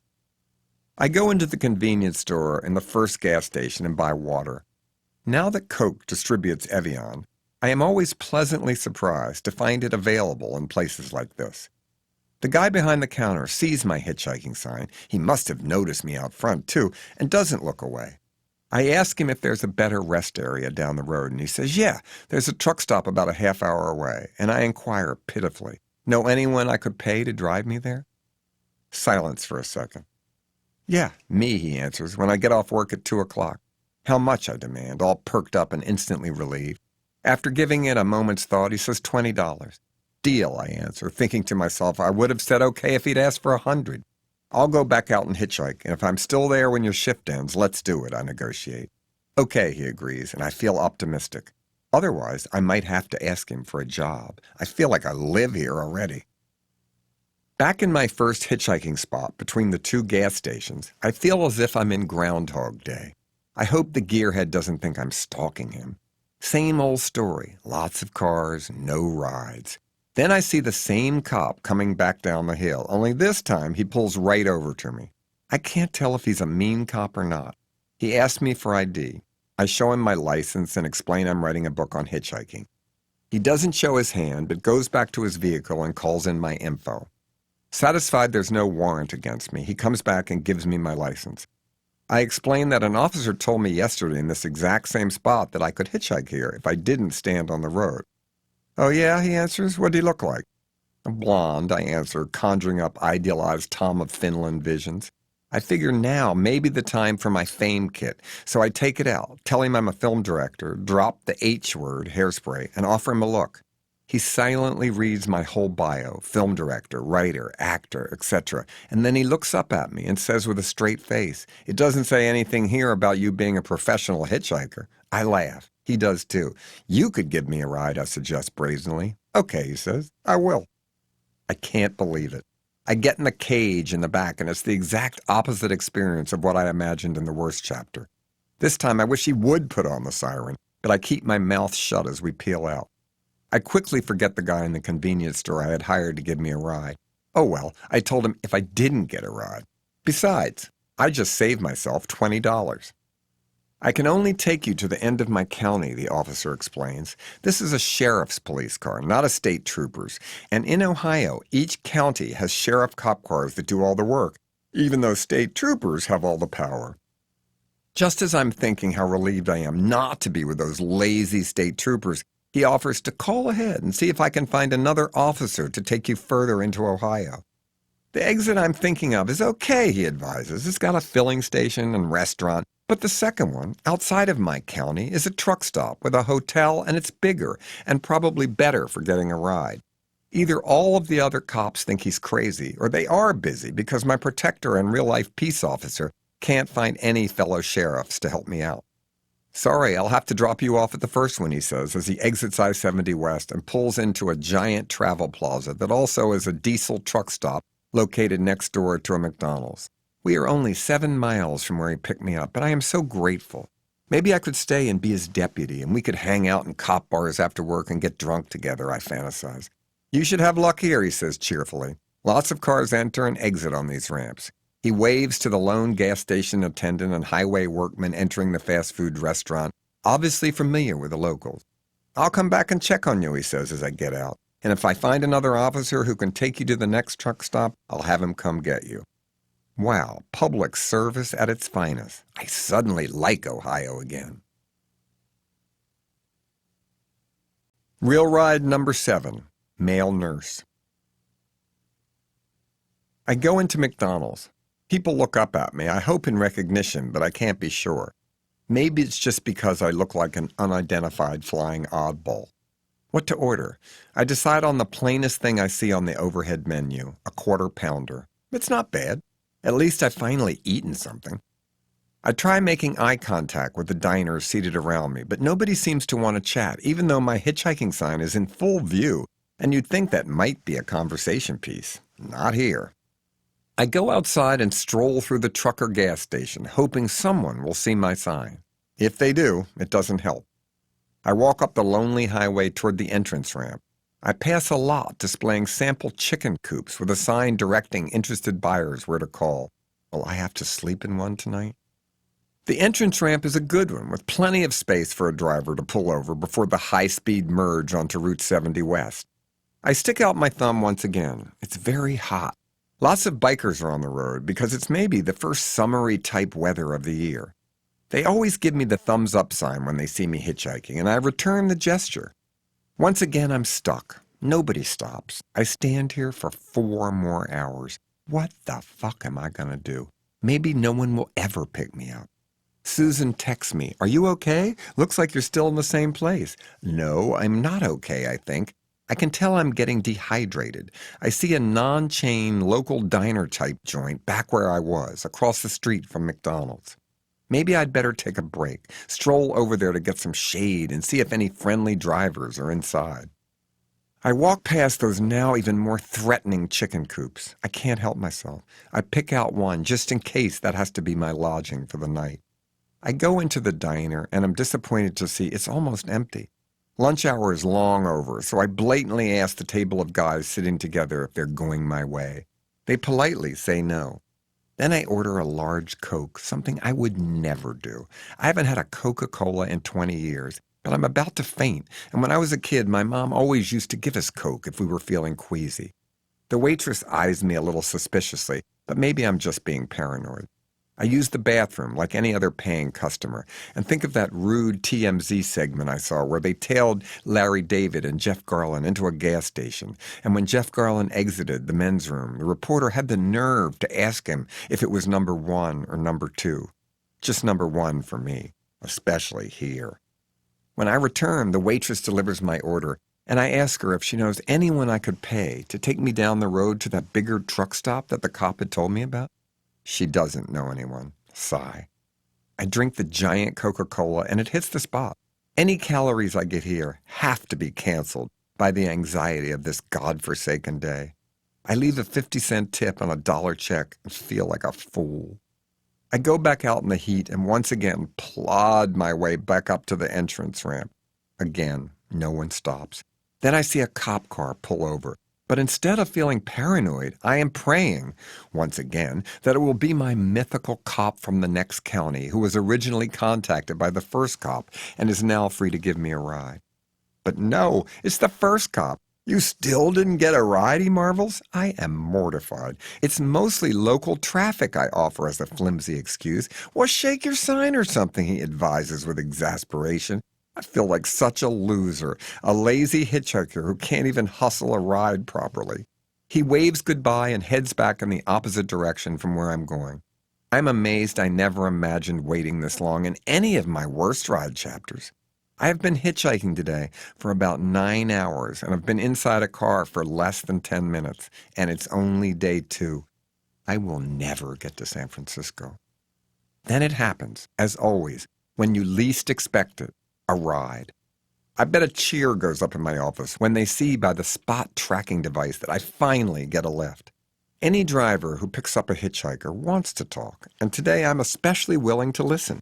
He's a lovely guy in his 30s, working class, with a girlfriend at home. He immediately tells me his life-changing tale of how his grandmother, after a long illness, had to have her legs amputated, and how he was so greatly impressed by the care she got in the hospital that he wanted to take up nursing for a living. Good, he can nurse me. He had been divorced and said he got a lot of tattoos to punish himself, but was now better. He has a kid of his own and more children with his new girlfriend, of whom he speaks kindly. He isn't going far, he explains. He has just gotten carry-out at the same McDonald's where I had lunch to take home for dinner to his family. I ask him about that truck stop down the road I had heard about, and he explains that it has recently gone out of business. All that is open there now is a trucker gas station. My heart sinks. I guess the cop didn't know that. I tell the kindly and not unbutch nurse what I do for a living, but in a nice way. He doesn't seem much interested. I explain my fear of being dropped off so late in the day at an exit without a motel. He says, after I eat dinner, I'll drive back down to this freeway exit and check on you to see if you got a ride. Wow, what a great offer. But what exactly is the offer? If I'm still standing here, do I get to go to his house, meet the little woman, and sleep on the couch? Do I get to nibble on his family's leftover McDonald's dinner? I guess I'm a little less worried when my male nurse pulls off the interstate to let me off. Of course, I give him my thank you card. Maybe he will come back if I'm stuck. Grasping at straws is beginning to feel normal. Real ride number 8, Coal Miner. Just as I feared, there is no lodging at this exit. Up the street from where I'm standing, partially hidden by tree branches, is a gas station, and from the sign I can see, I gather some sort of convenience store is inside. But how late this place stays open, I have no idea.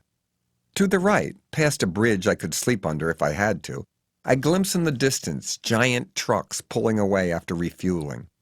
Visible further up on the other side of the freeway is the sign for the now defunct Trucker Plaza, the one place I could have spent the night if it had been open. But it isn't, John. It isn't. The only cars that seem to be on the road here are rush hour types, and they pass with the usual indifference.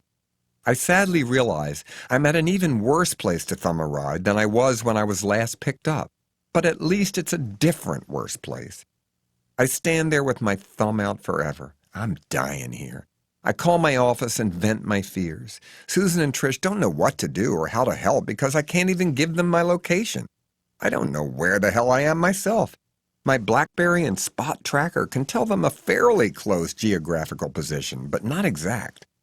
I beg them to find a local car company phone number, just in case I'm stuck here in the dark.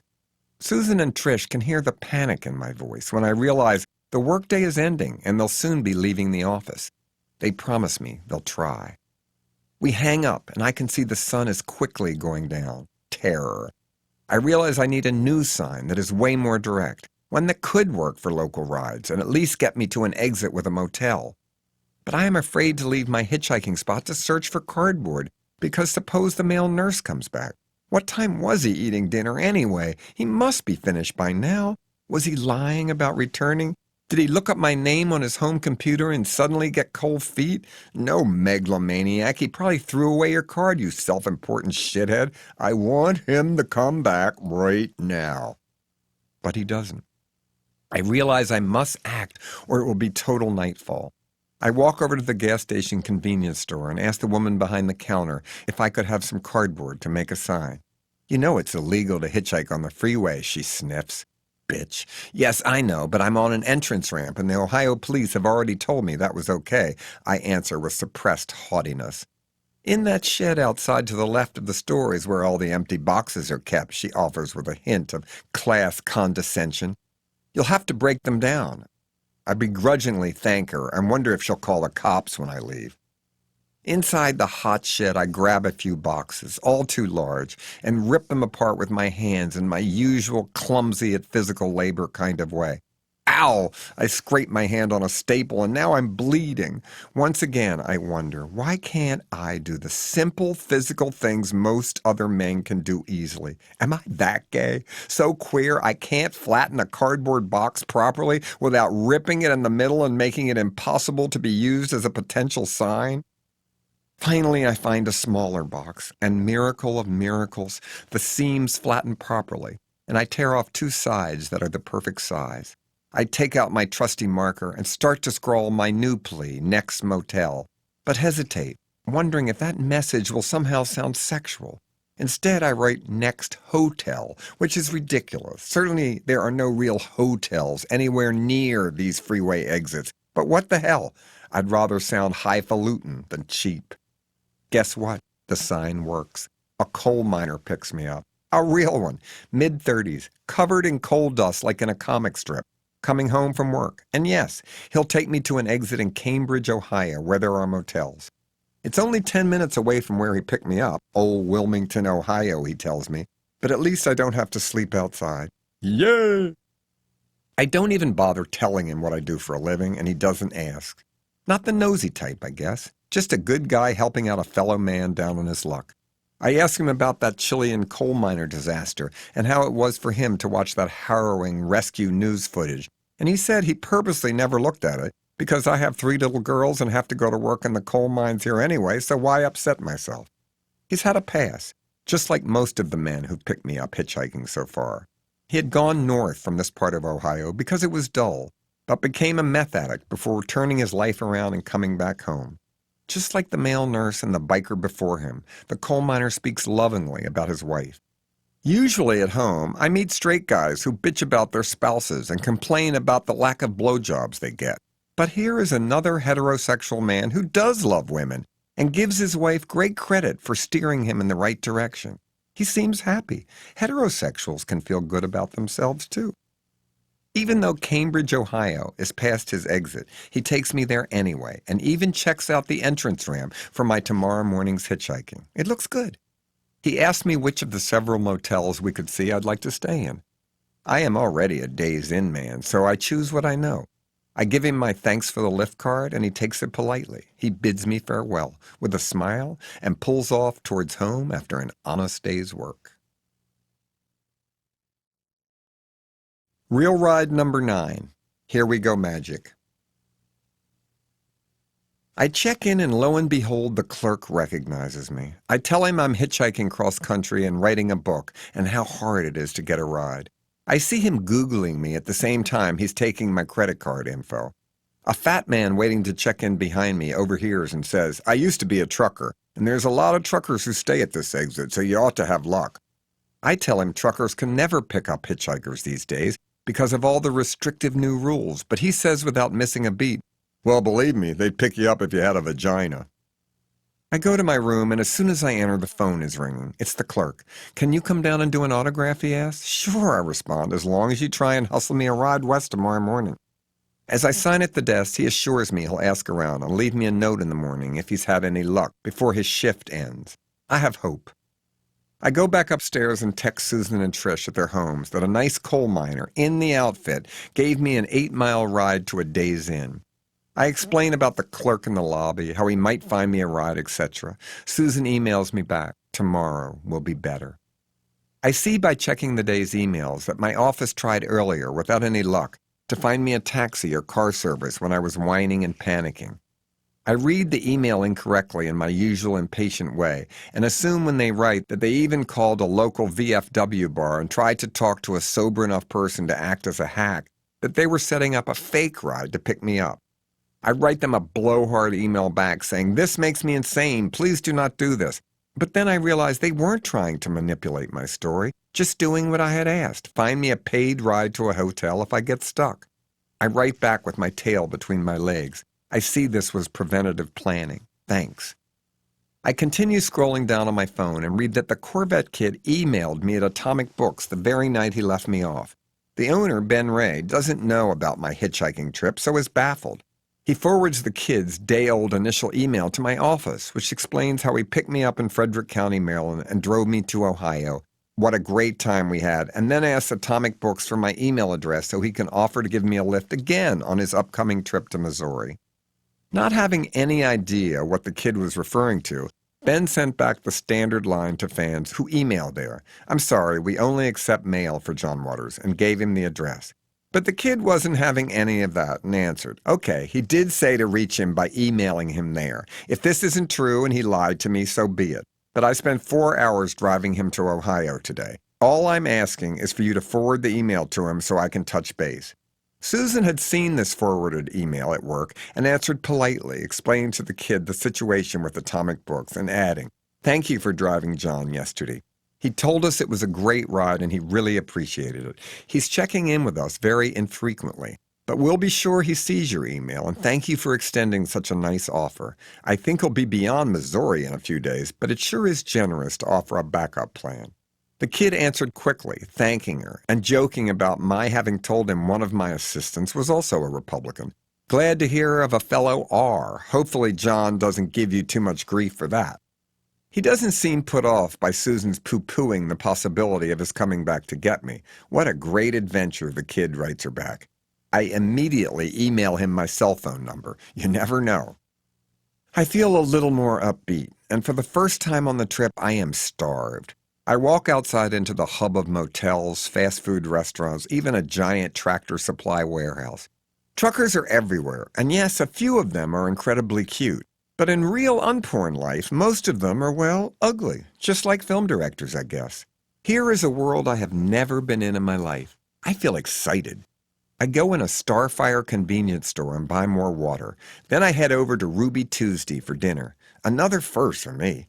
I sit at the counter and try to appear friendly to the other trucker types who are also eating, but nobody takes the bait. I order tilapia, and it's actually delicious. I like Ruby Tuesday, I decide, feeling that I'm almost passing for a normal person.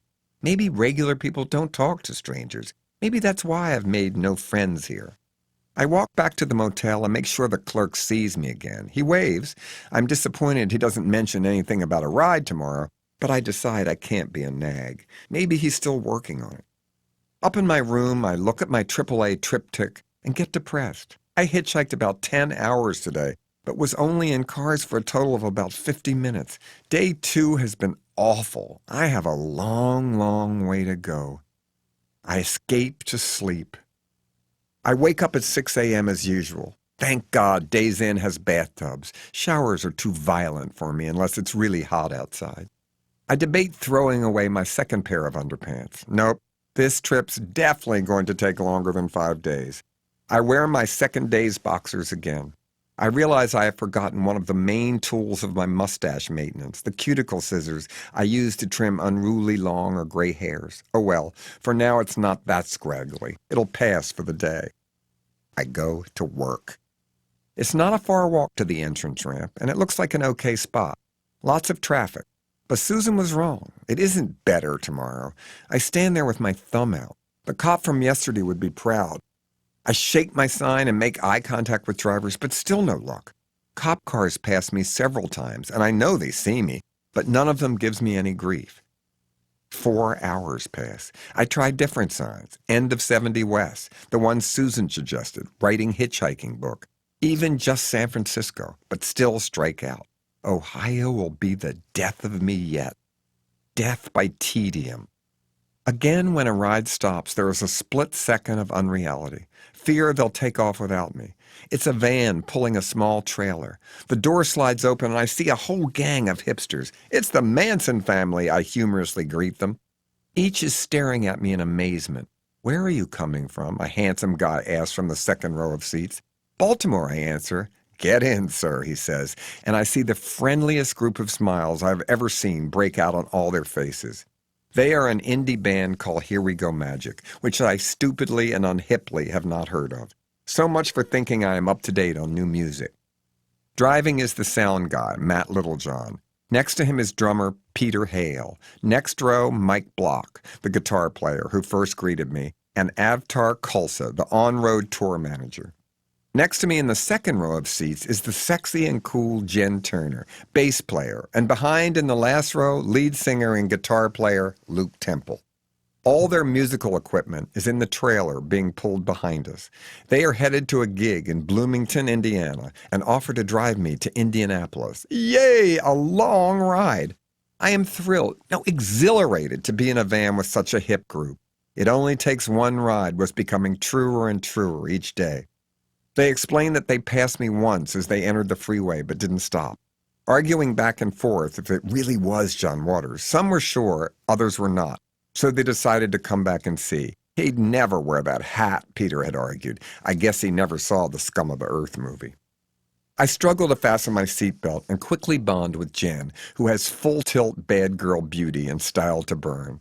Mike and Avtar, seated in front of us, quickly join in on comparing sexual slang words. Blouse, a gay man who is a feminine top. Transsexual, gay for political reasons. And heteroflexible, mostly straight but known to occasionally fall off the wagon. Luke just listens silently from the last row, softly strumming his guitar, as Peter and Matt shout out other rude vocabulary lessons from the front of the van. We talk about endless touring. They have been on the road for almost 2 years straight. Drugs, Patty Hearst, Divine, and their own hitchhiking adventures from their past. This is complete heaven for me. Great new showbiz comrades who drive safely, and we are covering a lot of miles. We stop for lunch at Giacomo's in Zanesville, Ohio, and I treat. It's the least I could do, a sugar daddy road warrior. Ha! It is fun to be part of a youth gang again. Not wanting to lose time, they have a show to make that night after all, we head back onto Route 70 and eat as we travel. I think I surprised them by pulling out my hitchhiking music compilation CD I had prepared when writing the best and worst chapters of my book. I mean, what other hitchhiker brings his personal soundtrack with him? They laugh and seem to love all my vintage novelty and country songs about being lonely on the road, and in turn they give me their new CD, A Different Ship, which totally coincidentally just came out this week. I can't wait to listen to it in private. Mike asks if they can tweet that they have picked me up, and I say sure. My rule has always been I would never start the publicity or confirm I was hitchhiking until after I was done, but whoever picked me up could do as they liked. Mike tweets on the Here We Go Magic official site, just picked up John Waters hitchhiking in the middle of Ohio. No joke, Waters in the car. Jen follows up with her own announcement. We really picked up John Waters hitchhiking. Both include a snapshot of me, with Jen happily riding along in the van and Luke relaxing in the back seat. Proof. The story goes viral almost immediately. Twitter, Facebook. Pinky swear was one of the first reactions to Mike. It is 100% pinky swear true, he answers happily. Spin Magazine immediately calls the band's manager, and the rest of the music press quickly follows. I can see by Mike's shocked face as he checks his emails on his computer that the shit is hitting the publicity fan in a completely unplanned, lovely, and insane way. I have been with Here We Go Magic for about 6 hours now, and as we enter the suburbs of Indianapolis, where the band has to go south, they try to find a good drop-off spot for me, one with hotels and restaurants. I can tell that as much as they want to help me find the perfect hitchhiking spot, they will be late for their show if they dawdle. We leave I-70 West, and I say this exit will be fine, even though I can see it isn't. A high-speed, heavily traveled main highway with an entrance ramp to I-70 West would be impossible to pull over on. But the band members have been so wonderful to me that I don't want to hold them up. It's time to say goodbye. We stop at a convenience store parking lot and get out. I ask a stranger to take a photo of all of us together, with me in the middle holding my end of I-70 West cardboard sign.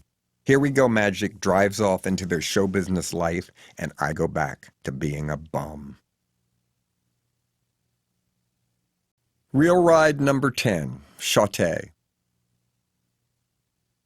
La Quinta Inn has a room. Already stewing about the impossible morning hitchhiking spot I am facing, I confide in the lady who is checking me in. She doesn't raise an eyebrow when I tell her I'm thumbing my way across the country and points out back behind the property where Route 70 West itself runs quite near the property. You could climb over the fence, she suggests. The room's okay. Not as nice as Days Inn, though, and the lighting is piss poor for reading. Suddenly I realize I've lost my reading glasses. Oh, God, I bet I left them in the Here We Go Magic van. I emailed Jen immediately. Luckily, I have my backup pair for exactly this occasion. Otherwise, I'd be unable to read a thing, a torture worse than death. I check my emails and see the Here We Go Magic story has crossed over even more. First, a site called Deseist, then Gawker, quickly followed by Jill Rosen of the Baltimore Sun. Gulp. My office's official response to all inquiries has been, we neither confirm nor deny this story, which I realize sounds a little grand. Jen has been especially sweet in her more recent tweets, not revealing where they had dropped me off, maybe the wild blue yonder. She even has sent me a farewell message. JW, be safe out there. The band emails me back, yes, they have my glasses. And a friend who is at their show, who is based in Indianapolis from Joyful Noise Recordings, will bring them back to my hotel tonight after their gig and drop them off at the desk. Talk about a ride that keeps on giving. I look out the window of my room, and indeed I have a perfect hellish view of Route 70 West rush hour traffic. The whizzing sounds of cars and trucks are starting to feel like the soundtrack of my new life. Climbing over the fence would be a ridiculously extreme act. Plus, I'd be right on I-70 West, where no one would stop. I go outside and walk through the suburban shopping-type area, and no, I'm too near the city. I try walking up to where the nearest ramp is, but see, this would be a terrible place. Nowhere to stand, endless traffic, mostly all local. I panic. What the hell am I going to do? Yesterday, Susan had suggested I call Shantae Marsh, who once booked my This Filthy World spoken word show for the Indianapolis Museum of Contemporary Art. Maybe she could give me a lift to a better hitch spot. At first, I dismissed this idea with bluster. No, that would be cheating, I raved, still the fake ride reactionary. But once I got back in my room, I was suddenly a little more open to cheating. After all, wasn't I going to offer a stranger money to get me to a better spot in Ohio? Is it that different to call a friend? Well, actually, yes. It would be sort of cheating, but what the hell? Hadn't I mentioned in the prologue that I would call a limousine if I had to? It's not that bad. Shantae is surprised to hear from me out of the blue, and I imagine even more startled to hear that I am in her town hitchhiking and needing a ride in the morning. She doesn't balk when I mention I like to start early. Not having the nerve to give her my usual starting time of 6:30 a.m., I sheepishly mention 7 a.m. She seems fine with that, but adds she has to take her 2 kids to school, so they'll be in the car. Great, I say. Children need to know about hitchhiking. I tell Shantae I'll be out in front of the motel waiting eagerly for her arrival. What an absolute sweetheart. I email my office that Shantae is good to go, and they are relieved. Trish stays late after work hours, though, and comes up with some good possible locations to be dropped off in the morning. She emails directions and descriptions of the areas to both me and Shantae. One has a McDonald's and a truck center and is about 15 miles west, and the other is a rest area 10 miles farther that has no restaurants but vending machines and bathrooms and separate parking lots for cars and trucks. I feel better. I email both my sisters that the Hitch story has gone public, and they should be ready to explain to our mom and calm her down if she should hear. I tell them I am in Indianapolis and I'm fine. I guess I'm hungry. By now I have eliminated successfully and feel relieved to be able to do so on the road. Let's see, where shall I fine dine tonight? I see the usual chain outlets to ignore. The Outback Steakhouse. Looks less corporate than the others, plus I've never heard of it. I'm doing new stuff every day. I enter and sit at the bar and a nice waiter takes my order. I choose a steak. The filet is kind of gristly, certainly nothing to write home about. Nobody looks at me or talks to me, despite the fact that 2 men are on either side of me, also eating alone. They stare at the overhead TV as if they have never not eaten a meal in their lives in front of the tube. I tip more than 20%, remembering Nora Ephron's great line that over-tipping only costs a few dollars more. Here, less than $1. Back in the hotel room online, I see the Here We Go Magic story is continuing to get an unbelievably high number of hits. I'm secretly pleased, even though I can't for the life of me think how this could possibly make it easier for me to get rides. I forward the Spin website on Here We Go Magic picking me up to the Corvette kid and tell him where I am. He emails me back. Okay, sounds good. I plan to head west in a few days. I hope you don't go too far now. Does this mean there's really a possibility he'll be back? As I curl up to go to sleep, I realize day 3 started out terribly, but ended on the upswing. Could my newfound hitchhiking luck last into the next day? How could I possibly get a cooler ride than with Here We Go Magic? I wake up and I'm still shocked I am doing this trip. When I hear a message on my voicemail from an old friend who has read online about me hitchhiking, I'm touched, but have to chuckle that he's seriously concerned that I have dementia and I'm wandering around the highways lost and out of my skull. He offers to come pick me up no matter where I may be, even though he lives in Los Angeles. I text him back, I'm okay. I check my email and see even Baltimore local TV and radio stations are now reporting my hitchhiking. I email my sisters and tell them they'd better tell our mom now. She will definitely hear today. I'm still too frightened over the possible length of this trip to throw away any underwear, but at least I put on a fresh pair, plus a clean Gap t-shirt, pink. What was I thinking when I packed? I'm getting a little sick of wearing the same Izzy Miyake sports coat every day. Usually I'd be more like the Donna Dasher character in Female Trouble, sniffing. I really should be changing my outfit anyway. I've had it on for nearly 5 hours. But refrain from acting like her when I by habit go down to the free breakfast room. The food selection is just as awful as always. White bread, frozen bagels a starving to death New Yorker would still turn down, and sugar-coated high-calorie cereal. Same trucker types, same uncuteness, same gloomy lack of social interaction. God, I miss newspapers. Luckily, I swiped a Wall Street Journal from that lunch place yesterday in Ohio, so I have something to read while I fight the awful fear that Chauté won't show up. Actually, I know she will be here, but I'm a worrywart and always need a backup plan, like crying. I check out at the front desk, and I'm thrilled to see that the friend of Here We Go Magic did actually drop off my reading glasses. Another kind soul. Chauté's early, and so am I. Her 2 kids, Vivian and Max, in the back seat are adorable and stare at me with friendly but quizzical expressions as I climb in the front. I can't imagine how their mom has prepped them for this preschool adventure, but she's done a good job. Chauté's game to take me to either of Trish's recommended hitchhiking spots, but imagines the second one will be better. Always taking the word of the local, I'm sure she's right, and relieved she has the time to take me the extra miles. I offer her gas money, but she laughs and turns me down kindly. The first exit on South Holt Road looks so ominous I tell her not to even bother pulling off to scout.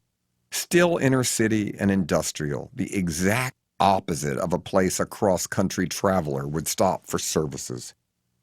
We continue on to the further rest area, and I see we are finally out of Indianapolis. She exits, and I'm unsure because there are so few cars, but it's a pretty setting.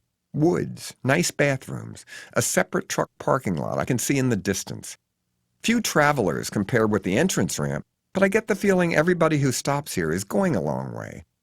I get out at the end of the rest area right where all the trucks and cars would have to re-enter I-70 West. It is a beautiful, even slightly chilly morning. Holding my hitchhiking sign, I pose with Chauté's 2 great kids, and we all give her the thumbs up for the picture. I hug her and thank her so much for disrupting her life on such quick notice. Boy, does she deserve the hitchhiking thanks card I hand over with gratitude. They jump back in the car, and right as they pull up beside me to leave, Chauté takes, through the passenger side window, a final photo of me hitchhiking. Bye, Chauté. Bye, kids. Once again, I'm on my own. Real ride number 11. Vietnam vet. I stand there. It's quiet for once, actually cold. I put on my wool scarf for the first time.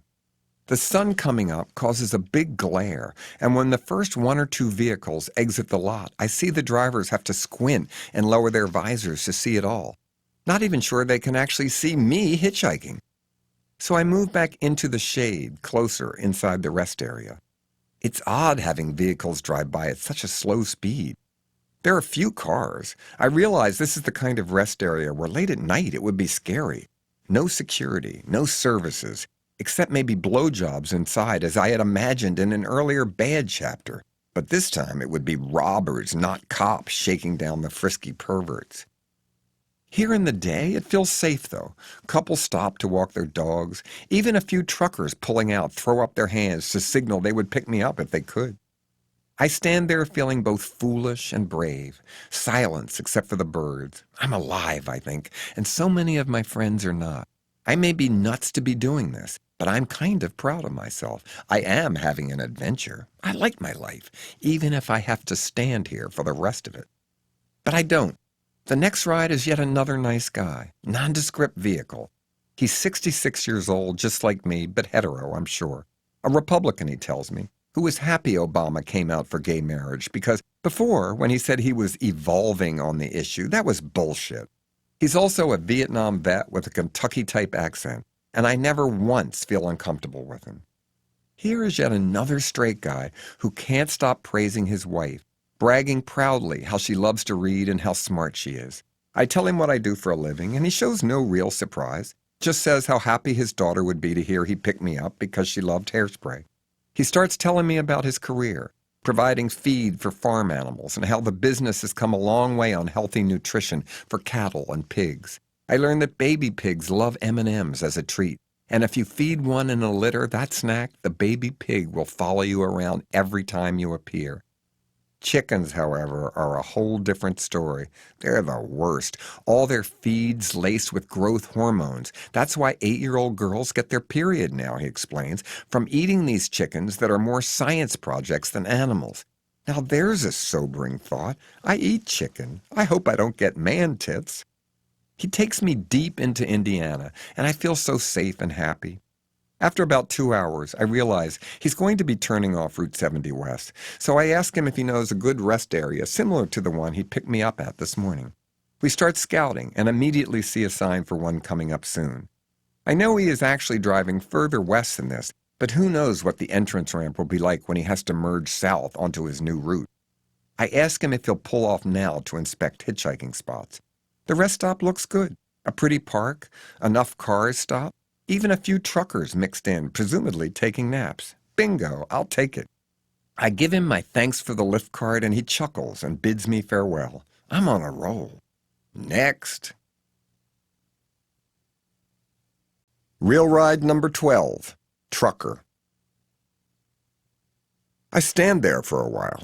I check more Google alerts and see the Here We Go magic story is going absolutely batshit, yet I have never felt more anonymous. Drivers leaving in cars politely nod or make hand signals that they aren't going far. I try to remain positive. I see a Hispanic woman with a bunch of kids in the park, taking a break from driving. She keeps looking at me and I think, wonderful, she's going to give me a ride. But when she walks over to me at the beginning of the exit ramp, I see she is holding out something in her hand for me. Please take this, she says with an accent, and I'm stunned to see what I think is a $10 bill. No, really, thank you so much, I plead. I don't need it. I'm writing a book. Yeah, sure. I can see her thinking, here's a homeless person off his meds. I even take out my trusty fame kit to try to prove who I am, but she refuses to look or leave. Please, sir, take this, she again orders with a militant kindness that breaks my heart. I realize she is not going to return to her family until I accept. Giving up, I take the bill and realize it's a 20, not a 10. I am amazed how generous she is, and how privileged and lucky I am. I feel guilty, not worthy. Suppose I were homeless and off my meds, hearing voices, demons, no cash or credit cards. I vow to myself as she walks back to her kids that I will pass along her $20 bill like a good luck talisman to the next needy traveler. I'm still trying to compute the generous act in my mind. You cheapskate, I berate myself. Why don't you go over there and give her $500? But I don't even have time to consider this, because her gesture has already brought me incredible luck. A trucker who had been parked by the side of the rest stop the whole time I was there pulls out and hollers from inside the cab, "Come on, I'll take you." I never felt gayer as I climb up those 3 steps on the passenger side of the 80,000-pound Kenworth and jump inside. Eureka! A trucker has actually picked me up hitchhiking. This book needed this, I explain right away to the handsome 50-year-old driver, who seems to take it all in stride, despite, I could tell, having never heard of me when I introduced myself. I blurt out how grateful I am, how I make movies, and how I promise I won't print your or the truck company's name because I know you aren't allowed to pick up hitchhikers. He agrees with that, telling me that while his company doesn't demand 2 drivers, they do have a chip in the truck to always tell where he is, and his schedule is highly regulated. He's only allowed to drive a total of 70 hours a week and never more than 12 in one day. It's so modern up here in the front seat of a truck. High tech, computers, so massive a vehicle, so high up, so much more glamorous than a limo or a town car. This is fun. He's even a good driver, yet I'm almost afraid to look over at him for fear he'll think I'm cruising. But then I realize not everybody thinks like a queer man. He's just a good guy. Yet I can't help thinking, isn't this trucker what every gay bear is trying to emulate? Tough but gentle, sporting a belly but somehow still in shape, unjudgmental but courageous, smart but also down to earth, a supposed real man? I ask him about trucker horror stories, and this gets him going. How he once was in an accident when his whole truck flipped over and there were no airbags and he had to climb out the passenger side window to safety. Or how he saw a collision recently where a school bus hit a truck but somehow the kids were all right. I could listen forever. He has no patience for whiners. Sure, he hates the ever-present traffic near cities in Ohio and Texas the worst, but he never listens to filthy CB radios anymore. Filthy, I ask, perking up over a word so near and dear to my livelihood. You know, he explains, complaining, bitching about the rules of trucking. I can't stand hearing that stuff. He has only good things to say about life on the road, especially Petro truck stops. They've got everything, he enthusiastically tells me. Lounges, you can watch TV, good food. In other words, the Tiffany's of truck stops, I ask, prodding him to possibly be their spokesman in a TV commercial. You bet, he agrees with a grin. And yep, here's yet one more heterosexual man who loves his wife. I'm telling you, it's a trend. Women I know who are always complaining they can never meet a good straight man, maybe you're living in the wrong part of the country. Maybe you need to hitchhike. Route 70 West could be the path to a great marriage. Go ahead, stick out your thumb for romance. Okay, trucker heaven can't last forever. He's going to be turning south to go home soon. So once again, I flip back to full unease about where I can be dropped off. I explain my good rest area karma, and we start looking. Pretty soon, one pops up, and he pulls off the interstate. I give him my pre-autographed hitchhiking card and wonder if he'll tell his family about me. Probably. But it will be no big deal. He's got a nice life. Why should he give a rat's ass about anybody's celebrity? Real ride number 13, Renegade Builders. I scope out the rest area, very similar to the last one, except I see some kind of staff servicing the vending machines inside. Uh-oh. Oh well, I've had no trouble so far. Why would I now? I buy non-Evian water and then go outside and take up my usual place at the beginning of the exit ramp from the rest area. It's still a beautiful day. I see many drivers come and go, some taking a walk on the park-like grounds, stretching their backs, and just being glad to be out of their vehicle for a moment. I notice a couple who look kind of like druggies walking their huge dog. I hold up my sign to the girl, but she shrugs as if she can't. She's not driving, and it's beyond her control. Then one of the staff of the rest area walks out of the building and heads toward me. You can't hitchhike, she says flatly. The cops told me it was okay, and I've been hitchhiking in rest areas all across the state with no problems, I lie, almost with an attitude. I notice this lady has few teeth. Maybe the staff is work release from prison, I think, instantly dentally profiling her. Suddenly, her whole face changes in surprise. Are you John Waters? She shouts with sudden friendliness. Yes, I say, completely shocked that she recognizes me. Okay, you can stay, she says with a complete law and order turnaround. I know I should be mad she was shitty when she didn't know who I am and now practically kisses my ass when she does, but when you're hitchhiking, your usual value system collapses. I see her go over and start talking to the druggie couple who are piling into a van. That nosy little busybody, I think, as I keep my thumb out for rides. The van pulls out of the parking space and the back door slides open. I see a packed interior, almost like hoarders. The two druggie types sit on a mattress on the floor with the giant dog. There's even some kind of bird in a cage. We'll take you to Kansas City if you don't mind sitting up here, offers a white guy about 40 years old in the front passenger seat who seems to be running the show. He points to a space between himself and his wife, the driver. Not a seat at all, just a center console. But who cares? I climb in and balance myself between Richie and Ayanna as they introduce themselves. Kansas City? That's far. I am beyond thrilled. But should I be worried? The van takes off and everybody starts smoking joints. Richie tells me that the toothless rest stop worker had said to them, "Can you get John Waters out of here?" I could tell she had mentioned something about who I was, but I could also feel they hadn't heard of me. I look in the back and marvel at all the personal belongings packed inside the van. Shirley and Jasper, as they shyly announce their names, introduce Billy Burr, the dog. They remind me of Karen and John, the famous Needle Park junkie couple Life magazine profiled in 1965 that so obsessed me at the time. Jasper, also about 40, is handsome in an ex-con way. And Shirley's a little younger, pretty, but you can tell she's been through the ringer. I wonder if they're meth heads. Richie explains that they are on their way to the fracking boom in North Dakota to build temporary housing for the workers. I know little about fracking, except it's supposed to be bad and all my liberal friends are against it, but I'm open-minded. Besides, Richie isn't a fracker himself. His specialty is building temporary housing in suddenly overpopulated areas, like war zones. He has done the same in Afghanistan, Lebanon, and Iraq. He only has good things to say about the Iraqis he had to deal with. Great people. Just don't ask them about religion or sex and you're fine. They like Americans. They just don't like our government or press. They see what is reported in the U.S., and it is false.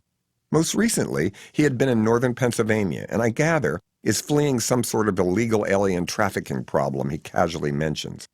Richie says, I love Mexican workers because they show up and do a better job than the legal ones I can find in this country. Like every man who has picked me up hitchhiking so far, he hates freeloaders. Richie picked up Jasper, his old friend he hasn't seen in years, on the way west to help out on the job, and Jasper asked if Shirley could join them. Shirley and Jasper seem to be freshly in love.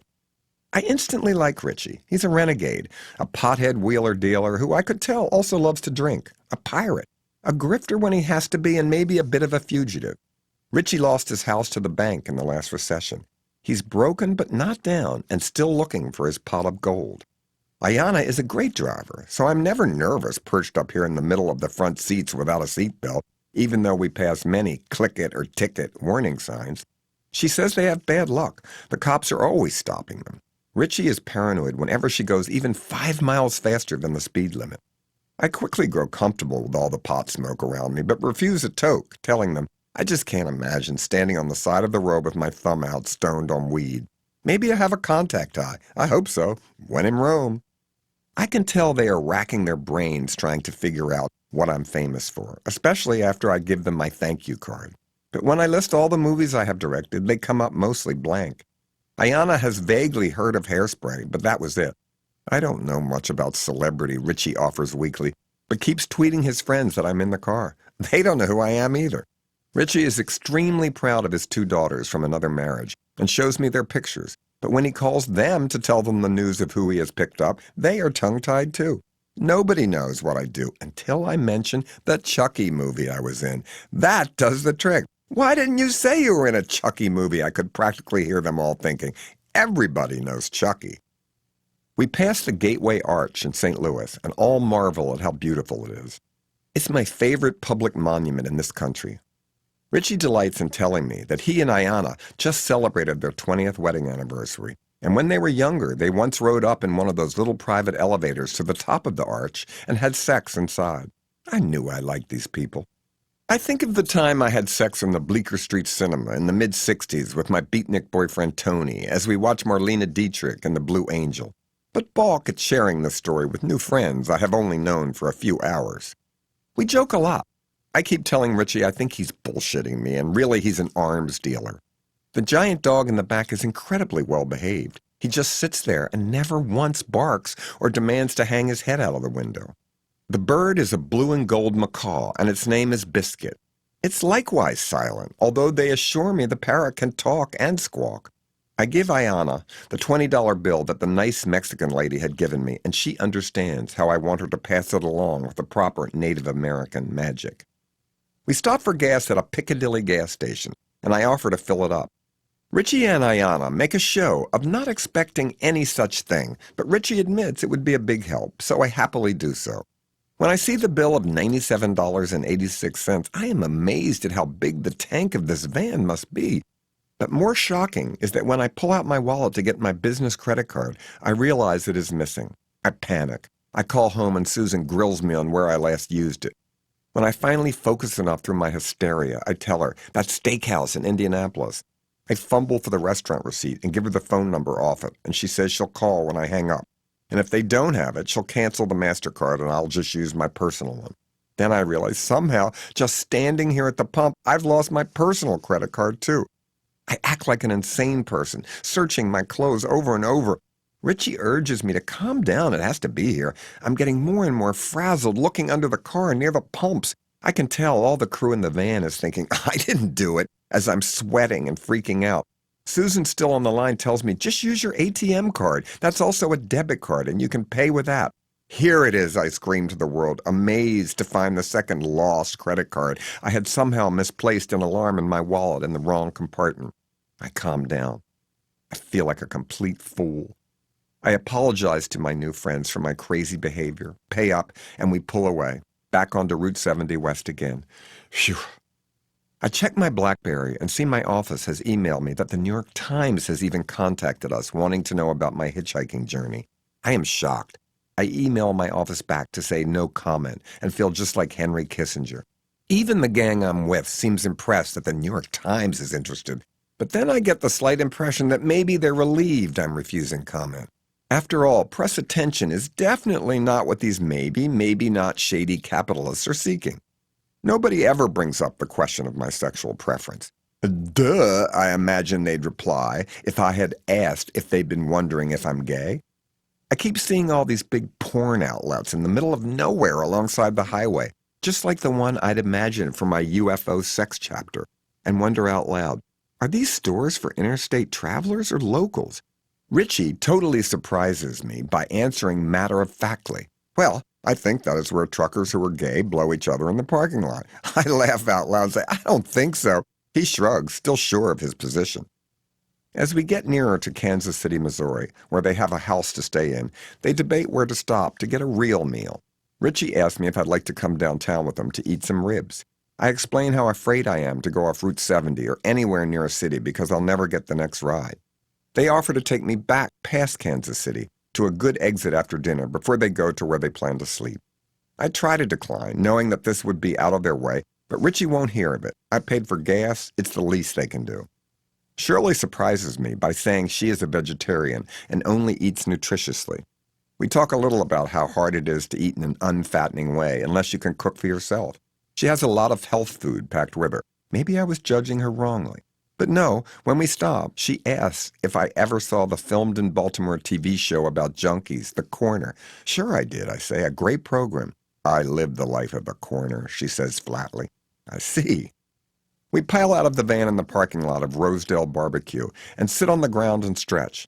Even the dog and the bird are brought out for some fresh air. I feel so excited to be with this gang of outsiders. These days, everybody thinks he or she is an outsider, but here is the real deal. Probably the only members of the fracking community I'll ever meet. Maybe I'll become a fracking hag when this whole trip is over. I ask them if I can take their picture. Richie and Ayanna pose with the dog. Shirley and Jasper tell me politely they'd prefer not to. Jasper is a gentleman, though. He says, since I was seated in the back of the van with Shirley, I am sorry I didn't get to know you as well as Richie and Ayanna did up front, but you all sure were laughing a lot. Billy Bird drinks hungrily from a bowl they set up, and Biscuit actually squawks, but not too loudly. Even the bird knows too much attention could mean trouble. We have a delicious greasy meal of ribs, baked beans, chili, and Royal Crown colas. They have beer, but I stick to my teetotaler ways. Everybody is beat. We drove 460 miles together, and they had been driving all night before they picked me up. We pile back into the van, and Richie gives Ayanna directions on how to get back to I-70 West to go past the city. We keep driving. The exit they thought would be the best, the Kansas Speedway one, isn't. Still local, not a good ramp. I can tell Jasper and Shirley want me to find a place to get out now so they can go crash. We keep driving to the final exit before the Kansas Turnpike begins. Bonner Springs. I don't know. It doesn't look good to me either. The entrance ramp is quite a hike from where the meager choice of motels is located. But what can I do? To go further, they'd have to pay to enter the freeway. I'll get out here anyway and figure out what to do tomorrow. Since there's no Days Inn, I pick Holiday Inn. Richie is so considerate that he waits in the van while I go in to check on vacancy. There is one. I come back out and say goodbye to my new buddies. I hope they find their pot of gold. They deserve it. Real ride number 14. Mayor. I hate the Holiday Inn. The woman behind the desk is unfriendly and suspicious when she sees me checking in carrying my cardboard sign. The hotel room has the worst lighting so far. I can't even see to unpack my bag, much less read. I am exhausted. My office is long closed for the day, so I email Susan at her home and give her my hotel phone number and tell her to call me. I'm beyond tired, delirious. I check my emails and see that my credit card was discovered at that steakhouse in Indianapolis and is already on its way via FedEx to my Baltimore office. At least I don't have to go through the hassle of canceling and getting a new one. Susan emails me back that she tried the hotel number, but nobody answers. I call her back to confirm the number, but she doesn't pick up. I keep calling and not getting through, and she keeps emailing me back. No one is answering at hotel, or it just rings and rings. I'm flipping out and leaving the most pitiful messages I've ever left, begging her to pick up. Finally, my cell phone rings. It's Susan. I'm so tired, I've been calling my office number, not her home number, so she's received none of my messages. But the reality of the situation is the rotten Holiday Inn operator isn't answering the main line. I want to run down to the lobby and if there's anybody behind the desk, scream, "Gone fishing?" But I can't make hotel enemies. I may need their help. Susan and I review the day, talk about how my spot device stopped working for much of the time inside the van. I argue that it's a falsely advertised instrument, but Susan tells me it's because I had it in my pocket and not with a clear view of the sky in all directions as the instruction book demands. How would that be possible if I were an extreme skier trapped in an avalanche, I bluster, having never trusted this tracking tool in the first place? I calm down. We hang up. I guess I'm feeling better. Aren't I about halfway there? I go back down to the lobby to go out front and scope out the distance to the entrance ramp to I-70 West. It's far. The new woman behind the desk is a tad friendlier, so I don't accuse her of not answering the phone. I ask her if she knows anybody I could pay to give me a ride on the turnpike to a better exit in the morning. She says to talk to Floyd, who works the night shift. Maybe he'd be willing when he gets off at 7 a.m. He's not in yet, but I tell her thanks, and I'll be back down at 11 when his shift starts to ask. Back in my dark motel room, I see from new emails that my sisters have told my mother that I'm hitchhiking across America. She was glad to be informed. She didn't seem too shocked, my sister Kathy tells me. Maybe my mom's been broken down into submission by my public life, as Susan comments when I tell her. Maybe nothing could shock my mother anymore. I miss hearing from the Corvette kid, so I email him. Got 3 rides today. One was in a huge truck. He answers, "Oh, wow, way to go. Don't go too far now, you hear? Ha ha." Not sure what this means. Is he back home, bored, itching for more travel? Nah, just email teasing, I figure. Not even vague enough to be a backup plan. I go back downstairs, and Floyd is finally behind his desk. He looks totally mystified when I ask him if I can pay him, plus tolls, to take me to the first turnpike exit with services inside the state of Kansas in the morning. I show him the online Here We Go magic story. I name-drop the titles of my films. He is non-responsive, but says, "Maybe I'll have to ask my wife." Okay, I tell him, I'll check in with you first thing in the morning. Doesn't sound promising. I sulk my way back upstairs. It's late. I turn off the 1 or 2 dim lights and uneasily try to go to sleep. Maybe Floyd will come through for me. But he doesn't. I wait to go downstairs until right before 7 a.m. when he gets off. I don't even bother going into the hideous breakfast room. I'm sure bad lighting equals even worse breakfast selections. Floyd tells me he can't take me onto the Kansas Turnpike because his wife needs the car right when I get home to go to a job interview. Well, can I give you $20 just to take me up to the entrance ramp, I beg? He hems and haws but can't think of any excuse, so says okay. I tell him I'll wait. I sit outside with my hitchhiking sign and talk to a nice lady who seems interested but doesn't offer me a ride. I look back in and see a new woman is behind the desk. But where is Floyd? It's 7:10 and I don't see him. Has he snuck out the back door to escape me? I panic. I wave my sign to a man pulling out of the motel parking lot in his car, but he ignores me. Suddenly, the new check-in lady comes out and says, "Sir, if you continue to flag our guests, I'm calling the police." I'm sorry, I fib, stalling for time so Floyd can rescue me. He looked like the type who would have picked me up. "Yeah, well, that was my husband," she responds with a bit of a sneer. "I won't do it again," I agree, and she goes back in. Bonner Springs bitch. Where is that goddamn Floyd, I stew? It's 7:15. I know he's ditched me. But no, here he comes. I'm relieved. I don't mention the trouble and just climb in his vehicle, hand him the money, and make small talk until he drops me off at the freeway entrance. It's a bright, hot morning, and there's not a tree around. I can see the sun rising quickly in the sky. I put on more sunblock. I think, well, the spot is okay. Lots of cars coming from the left and trucks coming from the right. The big problem is that every time a truck turns onto my entrance ramp, it has to make a wide turn and almost crushes my bag. I move it back and then jump out of the way as another rig almost runs over my feet. I stand there forever. I start to ration my Evian water. My back hurts from standing up straight for such a long time, so I walk down the exit a little and lean up on the "No pedestrians beyond this point blah blah blah" sign. It's wobbly, though, and the more I lean, the looser in the ground the sign gets. A FedEx ground transportation truck whizzes by, and I wish I were a package inside. Cops pass both ways but ignore me. I'm starting to sweat. I have been here 5 hours. I'm getting dehydrated. I call my office in misery and tell Susan, pretty soon I'm going to have to drink my own urine. She sort of laughs, but hears the despondency in my voice. I tell her, if she sees on the spotter I'm going backward, it's just that I can't take the heat anymore, and I didn't get a reverse ride. I'm just a homeless man walking back to the motel area to get supplies. Come on, people, pick me up. I take the last drink of water and really start to worry. I haven't eaten a thing all day. Okay, now's the time. Walk back. Swallow your pride and lug that bag and sign with you through the nearby construction site, across the field, over the main road to the service area. I do so and feel exactly like Wanda in the great Barbara Loden film of the same name, where she trudges through a Pennsylvania coal mine in a stunning, long, very long tracking shot. Poor Wanda. Poor me. I see the dreaded Holiday Inn, but don't go near it. I stumble into a convenience store and buy 2 giant bottles of Gatorade and another bottle of Evian.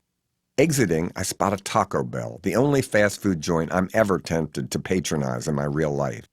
I enter, plop down my even heavier bags now that the liquids are inside, and get in line to order. I flash on Lana Turner, who her daughter Cheryl Crane once told me was an early financial backer of Taco Bell, and think how I couldn't be any further away from Hollywood glamour than right now. All the normal people on their lunch break look like aliens to me. I'm almost jealous of their lives. I order 2 tacos and sit by myself in a booth, awaiting my number to be called, hoping to be recognized, but customers just stare back at me blankly. I guzzle down an entire bottle of Gatorade, then another. I feel like sobbing as I walk up to get my order, but control myself, sit back down, and eat my tacos. With lots of hot sauce, they're pretty tasty. I hope Lana Turner's estate made a small profit. I go in the men's room. Now I am crackers and pink flamingos for real, living in public lavatories. Only I don't feel much filthier, I feel much older. I look in the mirror and expect it to scream, just like the joke shop hand mirror on my desk at home does when you pick it up to look at your reflection. God, I look ugly, weather-beaten, like in a Walker Evans photo. I trudge back out, over the highway, back through the field and onto the construction site. At least there's no guard dogs. I feel like Isabel Sarli in that other great Armando Boe-directed sexploitation film I forgot to mention to my long-ago fictitious good ride Harris, the filmmaker. The one entitled Carne, where she's employed in a rendering plant and gets raped every day walking through the woods to work and yet never changes her path. I go back to the exact same hitchhiking spot. I lean back on the highway sign but stand right back up in embarrassment because it's so loose by now that I'm half reclining. More cops drive by. They ignore me. Everybody does. In desperation, I think of the Corvette kid again. Suddenly, he's my knight in shining armor. Stuck in Bonner Springs, Missouri. Last exit before Kansas Toll Highway, I email him. I'm still looking for your ride, part 2. A man can hope, can he? Leaving tomorrow, the kid responds. Hang in there and don't go too much further. LOL. Yeah, sure. And don't worry, Corvette kid. I'm not laughing out loud. I'm fucking stuck. But still, yet, chant again. It only takes 1 car to equal a ride, I tell myself. I almost feel as if it were a hallucination when one finally does. I would get in any vehicle, even if it were Ted Bundy driving a Volkswagen with his arm in a sling. See you later, Bonner Springs. I'm out of here. The agony of waiting for a ride turns into sheer exuberance once you're inside a new, strange vehicle.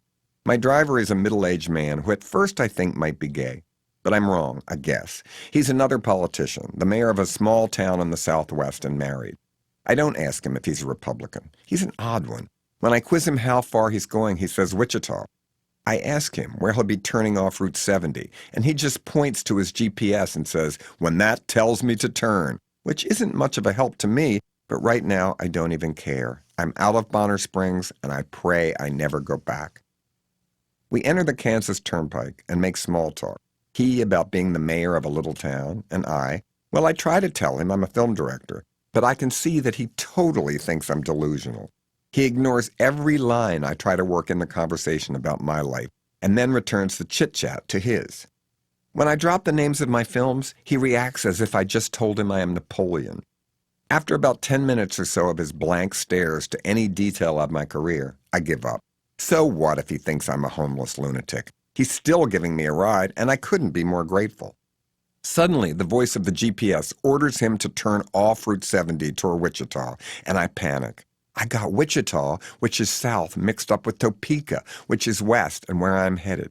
I explain how I need to find an exit where there's a good entrance ramp back on where I can stand, and how his turnoff ramp to Route 335 south will be high speed and impossible. He offers nicely to take me past his exit to find a place. We see a sign promising services that are about 20 miles away, and he agrees to take me that far, which is really beyond the call of duty. But as we drive, I see he's getting impatient, and he suggests the exit before would be just as good. I can't really argue, so I say, I guess so, let's see. He pulls off at the next exit, and yes, there's a gas station and some strip malls up the road, but my heart sinks when I realize Topeka isn't far into Kansas at all. And worse yet, I'm in a shabby suburban neighborhood right before this city, the worst place possible to get a long-distance ride. But at least it's not Bonner Springs. I thank him and fumble in my pocket to give him my thanks for the lift hitchhiking card. He takes it. I wonder if he will later throw it away. I can't really blame him for not taking me as far as he had promised. I guess. Real ride number 15. Kitty and Jupiter. I stand there hitchhiking for a long time. I don't know where I am, but the mayor didn't take me that far, maybe 60 miles. It's already 3 p.m., and I've been hitchhiking since almost 7:30 a.m. I've only been in a car for an hour total all day. It's windy, really windy. I have to hold my hitchhiking sign with both hands or it will be torn apart by the elements. That's when I notice my sunburned knuckles, the only part of my exposed body I didn't coat with sunblock. My stupid hat blows off and I chase it with terror. For the first time I notice most of the drivers entering the freeway are black. They don't stop either. I hastily add on "I'm safe" to my sign, but that doesn't help. I email my office I got a short ride with the mayor, but they already know because of my spot tracker and see I haven't made much progress. Trish emails me back saying, "Your good rides always come in the afternoon." It's true, I never get picked up in the morning. Are early bird time manager travelers less willing to take a risk? Make friends with crackpot strangers? I hitchhiked forever. The wind is whipping my face. For the first time ever, I fantasize that I will get a facial, a massage when I get to San Francisco, something I would never do in real life. I plunge back into despair again and call my office and beg Susan and Trish to find a taxi, but how can they ask, when I can't pinpoint where I am? I grumble and hang up. Stand here longer. Sheer torture. Rush hour is starting. Every driver looks local. They're just coming home from work. I'm going to have to sleep here. I look over and see some bushes that I try to imagine curling up under. I drink my last drop of Evian water. I'm so discouraged, I litter. Throw the empty Evian bottle right on the ground. Take that, nature. I look back from my selfish deed, and there's a van stopped right beside me. The passenger window comes down, and a 20-something Charlie Manson look-alike is grinning at me. Behind him at the wheel is a sexy woman his age, thrusting a $10 bill at me. They're not picking me up. They're just trying to help out a poor old guy down on his luck. "Take this, sir," she offers with charitable aggression. Suddenly, she recognizes me and screams at the top of her lungs, "Oh my God, it's John Waters!" I asked if they can give me a ride, and she's waving her hands, practically hyperventilating. Yes, yes! I climb in the back. She pulls off, driving erratically, looking at me in the rearview mirror in shock and excitement, only made worse by her trying to text her friends that she has picked me up. Charlie Jr. just smiles. They both are incredibly cute. I finally get her to calm down, and she admits they are only going 2 exits. They live nearby. I offer to give them money to take me farther west, past Topeka, to a rest area. She agrees, but says she doesn't want any money. I call Trish in my office and tell her I have a great ride. Since she's my travel planning expert, I asked her to go online and try to find a good upcoming exit with services, and she agrees to the challenge. My driver struggles to drive and take pictures of me at the same time. I attempt to get her to focus on safe driving by assuring her we can take all the photos she wants when we stop. Her name is Kitty, and he is Jupiter, such a perfect Manson name. And they've been shopping in Wichita. She drives with one hand and starts rooting through her new purchases in the shopping bags with her other. The girl needs a fashion change if there's going to be a photo shoot, I can see that. Jupiter's dressed in hip denim shorts cut off below the knees, almost clam diggers, and a black t-shirt. He doesn't need a change of clothes. He's devil ready. They both look cool as shit. She's a disabled vet who, along with many others in the Marines, was given a bad anti-anthrax vaccine that almost killed her. Kitty claims that the serum was not kept in a climate-controlled environment. It happened to others too, she explains. We were in comas, couldn't go to the bathroom, had all these steroids given to her. I couldn't walk. I couldn't see peripherally. I wrote President Clinton a letter, and someone from Bethesda wrote back and said the medicine was absolutely safe. The medical company had a huge contract with the armed forces, so I'm pretty sure it was money-related. All bullshit. I got in a class action lawsuit. But what happened, I ask, on the edge of my seat. We lost, she says with a moan. It's hard to sue the government. Jupiter's a roofer, naturally. Why are roofers always cute? I tell him that he's a dead ringer for a young Manson, and he asks me if I'd like some recreational drugs. They both smoke some pot and offer me a place to stay for the night at either of their pads. I decline with thanks and just tell them how great they both look together. We're not really together, Kitty admits, with what I gather is a tinge of sadness. I try to convince Jupiter that he should try hitchhiking. Sure, he laughs. Who's going to pick up Charlie Manson Jr., as you call me? You know what they say about Kansas, don't you? What, I bite. Come on vacation, leave on probation. I could fall in lust. We pass Topeka now, and suddenly there's nothing. The real Kansas.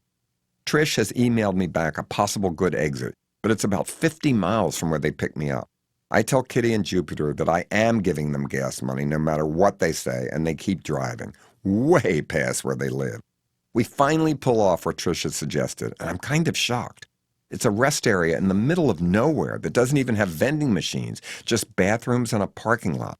It's some kind of military museum monument. Trish must have misunderstood. Since it was late in the day, I wanted an exit with motels, but she must have thought because I had some good luck in rest areas with parking rather than fast food joints, this is what I was looking for. Gulp. Too late now. Only 1 truck and 2 cars are in the whole rest area parking lot.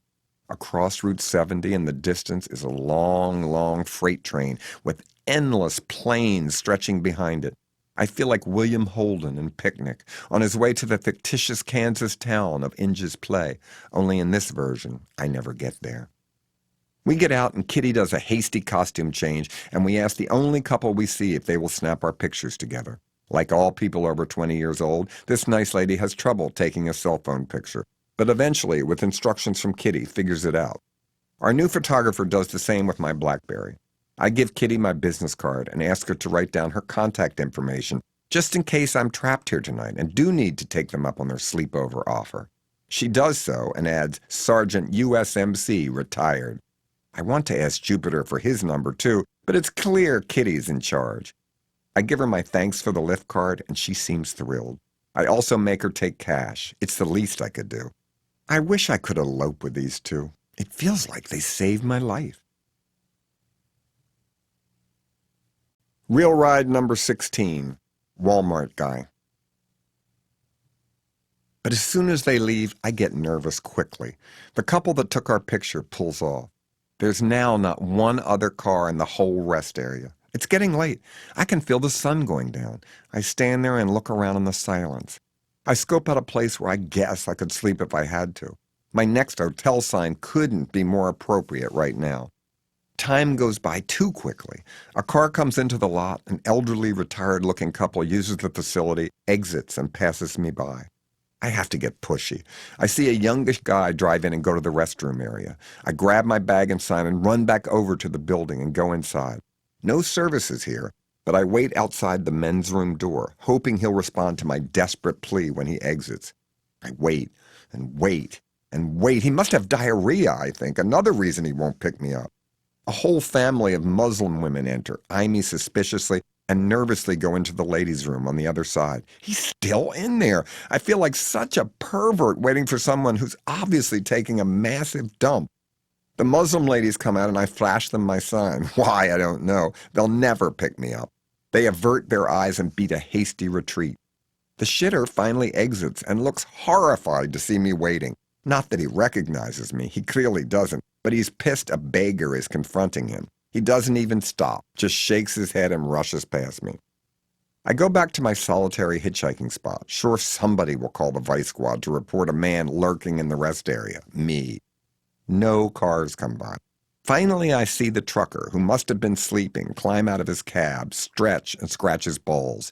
He's a skinny, late-30s Appalachia type, wearing Bermuda shorts, a T-shirt, and flip-flops. He sees me standing there with my sign and waves. Could I? I'm thinking this is the night that I have to sleep in the woods for real. I call my office in my usual panic and ask Susan and Trish to try to find me a cab service that can come take me to the next hotel if I'm stuck. They text me back that Junction City is the only town near with a cab company, and it would take an hour and a half for the driver to come get me, and the same time to go back. I am really going to be curling up in the bushes. Maybe there are some poisoned berries I can nibble. I realize that Susan and Trish will soon be leaving the office for the day, and it's Friday. They have plans for the weekend and, of course, are off work. I'm on my own. I freak and call back and ask Susan to see if she can go online and find the name of a gay bar in Junction City, if there even is one. Maybe a fan inside could be talked into or hired to come get me, I suggest. I almost never go to gay bars, so I'm not sure why I thought this plan would work or who would believe me. Susan doesn't balk and texts back Excalibur and the address and phone number. Help me, gay brothers. I try to imagine myself pleading to the startled bartender who would answer the phone. But luckily, I don't have to make that call quite yet. I see a youngish semi-boho type pull into the lot and go inside the men's room. Maybe I'll wait outside the building this time and try to talk him into giving me a ride to Junction City. I see the trucker is hanging out in the parking lot. Maybe I can pitch them both at the same time. Luckily, he's only a pisser, so he's back outside quickly. I approach him with my sign and tell him who I am and that I'm writing a book and hitchhiking across the country, and I'm stuck and need a ride to the next exit with a motel. He looks at me skeptically. He's not going that far, he says, only to Manhattan, Kansas. I go online and show him on my BlackBerry all the blogs about my hitchhiking trip. He doesn't know my movies, I can tell, but he's beginning to see the humor of the whole situation.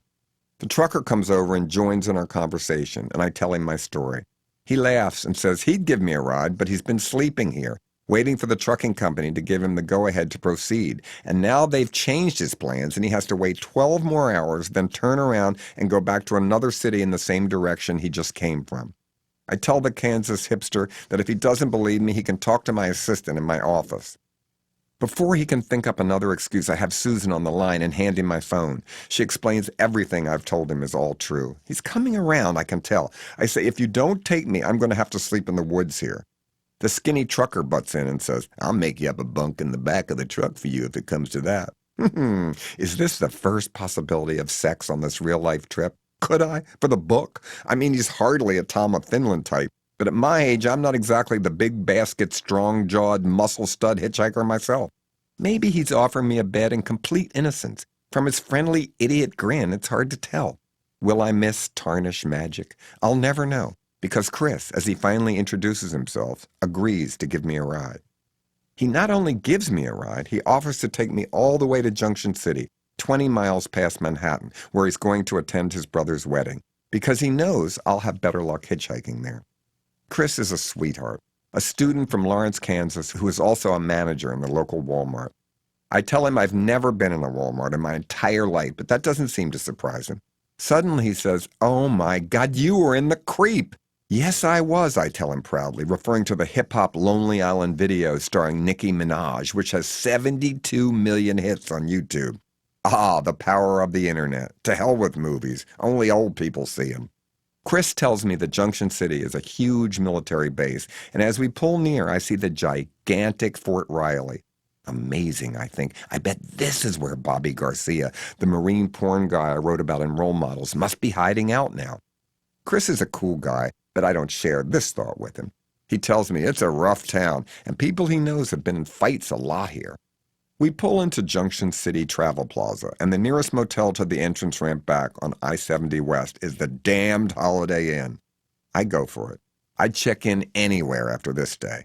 I fill up Chris's gas tank, even though, like all nice guys, he at first protests.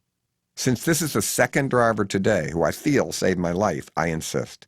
Another kind guy, another happy fella. And I stupidly forget to give him my hitchhiking thank you card, the only ride so far where I've forgotten. What a fool I am. I will feel guilty forever. Chris, if you are listening to these words, contact me through Atomic Books in Baltimore, and I promise I will send you yours. Real ride number 17, Kansas couple. In the dark Holiday Inn room, I collapse. Was this maybe the worst day yet? It's Friday night. No usual guzzling. No usual fun in the works for me. The Corvette kid calls and says he wants to come get me. I don't know what to think. I see online he has given an interview to his hometown paper where he tells our hitchhiking story, but claims he was on his way to Joplin, Missouri to help tornado victims when he took me to Ohio, which wasn't exactly true. He was planning on doing that the next week. He doesn't mention this article now, and neither do I. He did say his mother had admonished him to never pick up another hitchhiker, yet here he is telling me he wants to come get me again. When I'm standing on the side of the road with no one picking me up, I want him to come. But when I get a ride and I'm in somebody else's car, I'm not so sure. Will that be cheating again? Would it make for a better or worse book? He could be sitting in his Maryland bedroom just egging me along when he has no real plans to leave. He could be grounded by his parents for all I know. I go through my emails and see Susan has written earlier. I spoke to your mom and told her all is well in Kansas. She says she's gotten so many calls and she just keeps saying no comment. My mother also mentioned to Susan how my uncle's son had just bicycled across the United States from Chevy Chase. See, I think my mom still doesn't think hitchhiking is so bad. How will it feel to re-enter my real life when this is over, I wonder? Walk out the front door in the morning and not have to start scoping out entrance ramps. It's hard to imagine that here in Junction City, Kansas. Susan and Trish email me from their homes, relieved I have arrived safely at a motel for the night. You have about 300 miles to get out of Kansas and into Colorado, they inform me. Inch by motherfucking inch, I respond, quoting Oliver Stone's great line about what movie making is like. I'm going out to Walmart. It's a long walk through the giant travel plaza, but besides snacks and water, I definitely need those cuticle scissors. My mustache is starting to look bushy, like that of Bob Turk, Baltimore's longest-running TV weatherman. Good God, everybody is a soldier in this town. It's Bobby Garcia heaven. 10,000 cute military men in uniforms. I keep trying to think of the porno title for the movie I'm suddenly an extra in. Function in my junction? Imagine me here under the influence of 2 martinis. I could get in real trouble. Inside Walmart, I feel like a complete trespasser. Is this how normal people shop? It's too fucking big. Where are the salespeople? God, it's got a supermarket too? I wander around trying not to stare at the soldiers who all look handsome. None know who I am. I even try to be recognized by standing in one place for a while pretending to study signs about special sales, but no dice. Yay, they do have cuticle scissors. Candy and newspapers, too. What's this? Oh, God, John Travolta's masseur scandal is on the cover of People magazine? I guiltily buy it, even though I know the copy I get by subscription is awaiting me in Baltimore. Maybe soldiers' wives have at least seen the Hollywood remake of Hairspray with him in it. When they see me clutching the mag in the checkout line, maybe they'll put 2 and 2 together. But they don't. Back in the dingy Holiday Inn, I eat peanuts, gobble juji fruits, and guzzle Evian water, catching up on the media and having my own pathetic version of a Friday night. I think of all those soldiers out there. I try to imagine that gay bar Susan had found me, Excalibur. Could I have pulled off being a Bobby Jr. there, or would it have been filled with twinks? I tried to fantasize about the hillbilly trucker who offered me a place to sleep in the back of the cab of his truck. Would I have gotten the upper or lower bunk? Is sex at my age even remotely possible on the road? I fall asleep, alone, and probably a lot safer. I wake up late for me, 7 a.m., take a bath, then bravely throw away another pair of underpants. Bravado or stupidity? Today we'll answer that. I make a new sign on the back of the writing hitchhiking book one. I set a modest goal, 70 west through Kansas, and once again add, I'm safe. I guess I mean sexually, too. I look in the mirror at my freshly groomed and trimmed mustache and hope it does its job for me today, getting me a ride. As always, I leave a tip for the maid. I should know better, but I go down and check out the free breakfast room. Per usual, no one makes eye contact. I approach a guy who looks like a possible ride and show him my sign, but he looks appalled I'd even ask. I never thought it could be possible, but the food is even worse than the last hotel. The chipped beef dish looks like liquefied mucus mixed with Dinty-Moore canned stew. I sit at a table and drink tea and text the Corvette kid that I made it to Junction City, Kansas.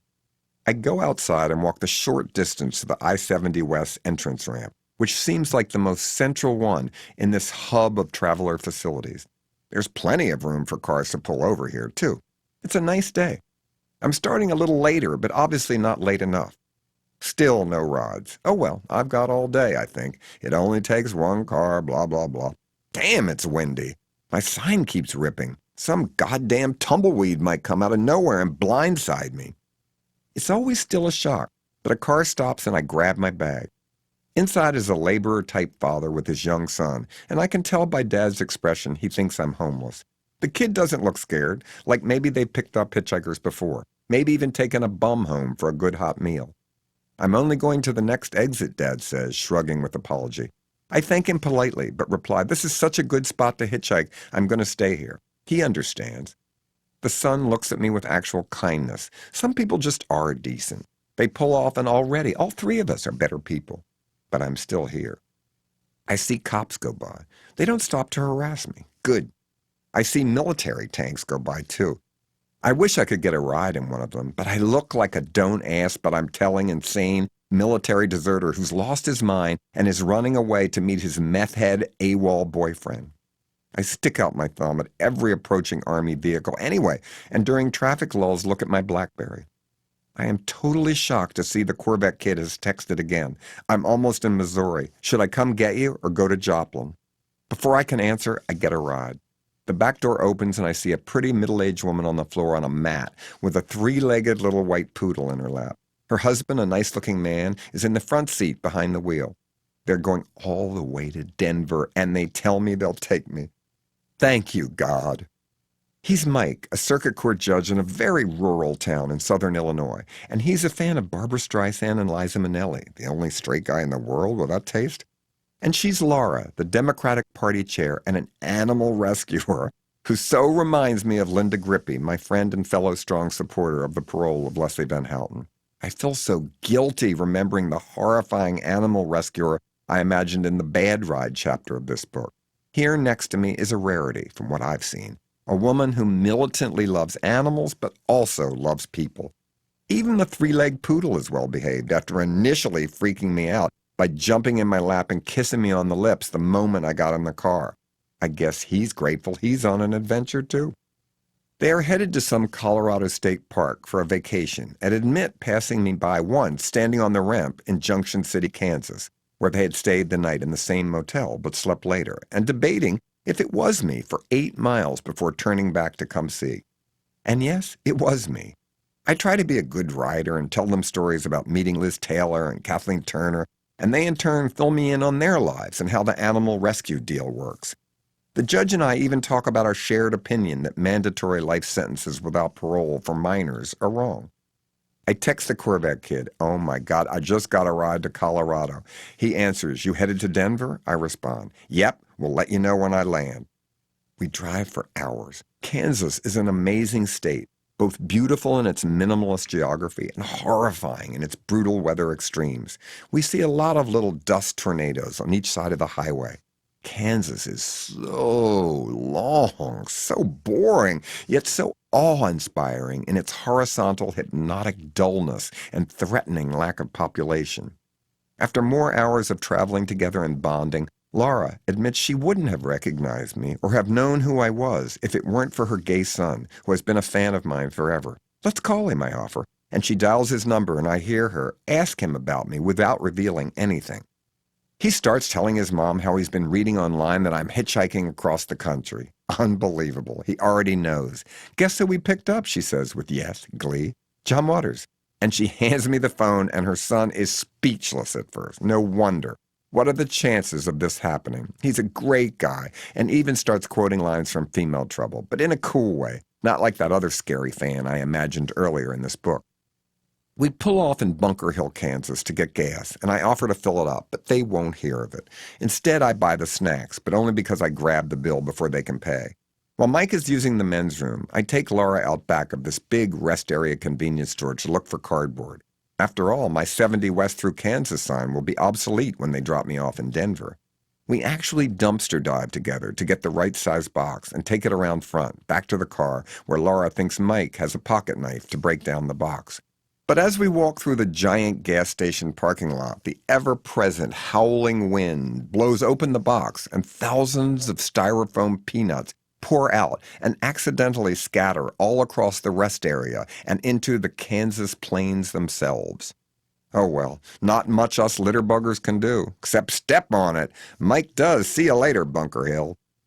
The Corvette kid has texted back. Sounds good. I'm in Kansas right now. You gotta be kidding me. That means he has been driving for 48 hours straight at 80 miles an hour with no sleep, not stopping to help tornado victims in Joplin, Missouri, where his parents think he is going. He's actually coming to get me?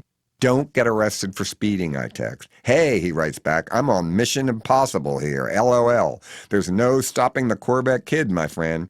Evil Knievel, I answer. If you leave Denver, I may have to smack you, by the way. LOL, he adds. I'm starting to really get impressed by this guy. If he's telling the truth. Suppose he's still in his bedroom in Maryland playing a game. Well, I'll see soon enough. An incredibly ferocious rainstorm is approaching as we plow our way across Kansas, past signs promising ahead, rattlesnakes, prairie dogs, and a six-legged cat.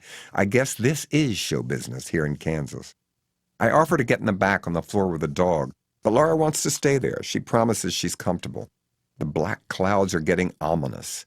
Naturally, we talk about Dorothy, then discuss storm cellars, but never mention there's nowhere for us to go now if there is a tornado. Torrential rains hit. It's actually scary, but Mike is a great driver, and we make it through without flying off to some freaky local Oz. I see a junkyard that is exactly like the one I imagined in the Good Rave chapter. So perfect, so isolated, right smack dab in the middle of nowhere, with a trailer on the edge of the property where the owner must live. Wonder if he's cute. Suddenly, the sun is out, but it's still raining. Surely there must be a rainbow in these weather conditions, the three of us agree. But after searching the horizon on both sides of the interstate, we come up visually empty-handed. Maybe Kansas is fed up with all this Wizard of Oz bullshit. Maybe the state lawmakers have outlawed rainbows. I text the Corvette kid back that I will wait for him in Denver and will call from the hotel. If you haven't stopped to sleep, do so. I know he couldn't still be in his Corvette because that was his mother's car. So I add, I will wait for the Corvette kid no matter what you are driving. Will do, he answers. Kansas is scary long. Good God, he's gaining on us. I tell Mike and Laura about the Corvette kid, how he picked me up and how now he is coming back, and I see they are too polite to ask, what the hell's going on here? I don't know the answer myself. All I know is I'm glad he's coming. It's not cheating. He's still a stranger giving me a ride. He's just picking me up for the second time. I feel so comfortable with Laura and Mike, even the dog. We pull off in Colby, Kansas, and have lunch at Montana Mike's. God, what a town. The wind is still howling. What could life possibly be like here in the dead of winter? We sit in a booth, and Mike and I order a big, fattening meal, while Laura is more health-conscious in her choice. I use the men's room, no graffiti, damn it. and past an empty video game room, such a Nan Golden art shop. So sad, so lonely, so empty of fun. I try to imagine the bored, angry teens of this town in this pitiful room and shudder at the potential hormonal violence this clubhouse from hell might provoke. I insist on paying for lunch. We keep going. God, this is such a great ride. My new family, Laura and Mike. They decide they'll stay in a motel in Denver too, rather than keep going to their state park, where they actually aren't sure where they'll be camping. Since the Corvette kid is picking me up, it doesn't matter to me about exit or entrance ramps, so we can all stay in the same place. We cross into Colorado. Yay, mountain time! I've made it to the west. It doesn't look much different from Kansas for a while, though. Still sparse. Scary little towns I'd probably get stuck in if I didn't already have a ride. We even pull off and scope out the motels in the outskirts of Lyman, Colorado, but they seem spookily uninviting. We don't check in. Near Denver, it starts to look just like every other city does. Same chain shops and motels, but we don't care. We just need a room at the inn. We pull off and pick a place, La Quinta Inn, 4460 Peoria Street, which is in the city limits but near the airport. We unload, and Laura hides the dog in one of her bags to sneak him in. I know this is Mike and Laura's vacation, so I tell them, "Farewell, my new friends. I'm going to let you have a romantic dinner alone." We ask a stranger to snap our group photo on our respective cell phones, and he does, happily. I know my undercover travel adventure is still safe when he whispers to Laura, "Is that guy homeless?"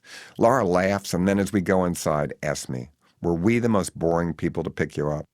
I honestly answer, "Are you kidding? You were perfect." And they are. Absolutely, undeniably marvelous people who give me faith in the kindness of strangers and the gifted new St. Christopher medal on my key ring. They rescued a dog and me.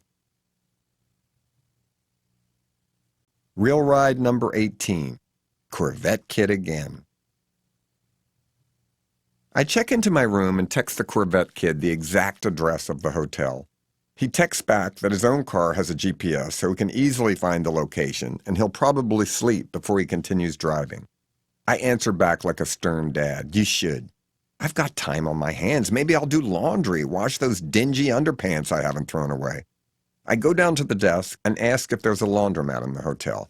"Yes," the girl behind the counter says, surprising me. I didn't know these kind of places had washers and dryers available. I go up to where she instructed me and see it's just one room with nothing in it but a washer and dryer. No change machine, no soap. I race back down and she gives me both, and I stomp back up, throw in my underpants and a few t-shirts, sprinkle on the soap, and put in the quarters. But the machine jams. Now what? All my pitiful homeless clothes are covered with detergent. I go all the way back down and tell her, and she accompanies me back up with a paper clip. She attempts to jam the stack of quarters through, but is unsuccessful, goes back downstairs while I wait, and finally returns with a credit card, which she uses like a professional lock picker, and presto, the coins drop and the machine starts working. I thank her and figure it's safe to leave my clothes in the wash cycle, even though I had already fantasized stealing somebody else's laundry in one of the Good Ride chapters in the book.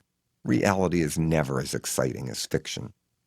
Back in my room, which is okay, better lighting than Holiday Inn, but not as good as Days Inn, I try to kill time but get bored and plod back up to the laundry room. This is the exact opposite of glamour. Naturally, the clothes are still sloshing around, so I just wait until they're done. Alone. I don't use dryers because my t-shirts will shrink, but they'll never dry hanging in my bathroom overnight, so I toss them in with my clean underpants and hope for the best. I wonder if the Corvette kid pulled over to sleep. Do I pay for a separate room for him, or does he just take the other bed in my room? I have no idea what he expects. If I don't offer to pay for the room, does it look like I'm coming on to him, or just an innocent sleepover? Who knows, I think, as I gather my still slightly wet t-shirts and boxers and head back to my room. It's Saturday night in Denver. I'm going out. I go online and find out where The Dictator is playing. It just opened today, all over America, and I purposely didn't read the reviews because I want to see this Sacha Baron Cohen movie first and make up my own mind. The girl at the desk tells me which theater is nearest. At first I think maybe I'll hitchhike there too, but then internally yell at myself, "Come on, you're off work tonight. This isn't part of your trip. Take a cab." I do. It's not far. I feel so alien in the backseat of a taxi. Am I now just a bourgeois passenger from the middle class, too dim-witted to hustle a free ride? The theater is located in some giant outdoor shopping center filled with young people. I am shocked how many fat teenagers I see. Really fat, 400 pounds fat. All with giant plates of alarmingly unhealthy food piled in front of them in outdoor cafes. I'm early, as always, so I search around for a more model-friendly type of eating establishment. I settle on the Euro Cafe and have a Mediterranean veggie roll and a bottled water. It is screamingly average, and although I am one of the few diners, the service is abysmal.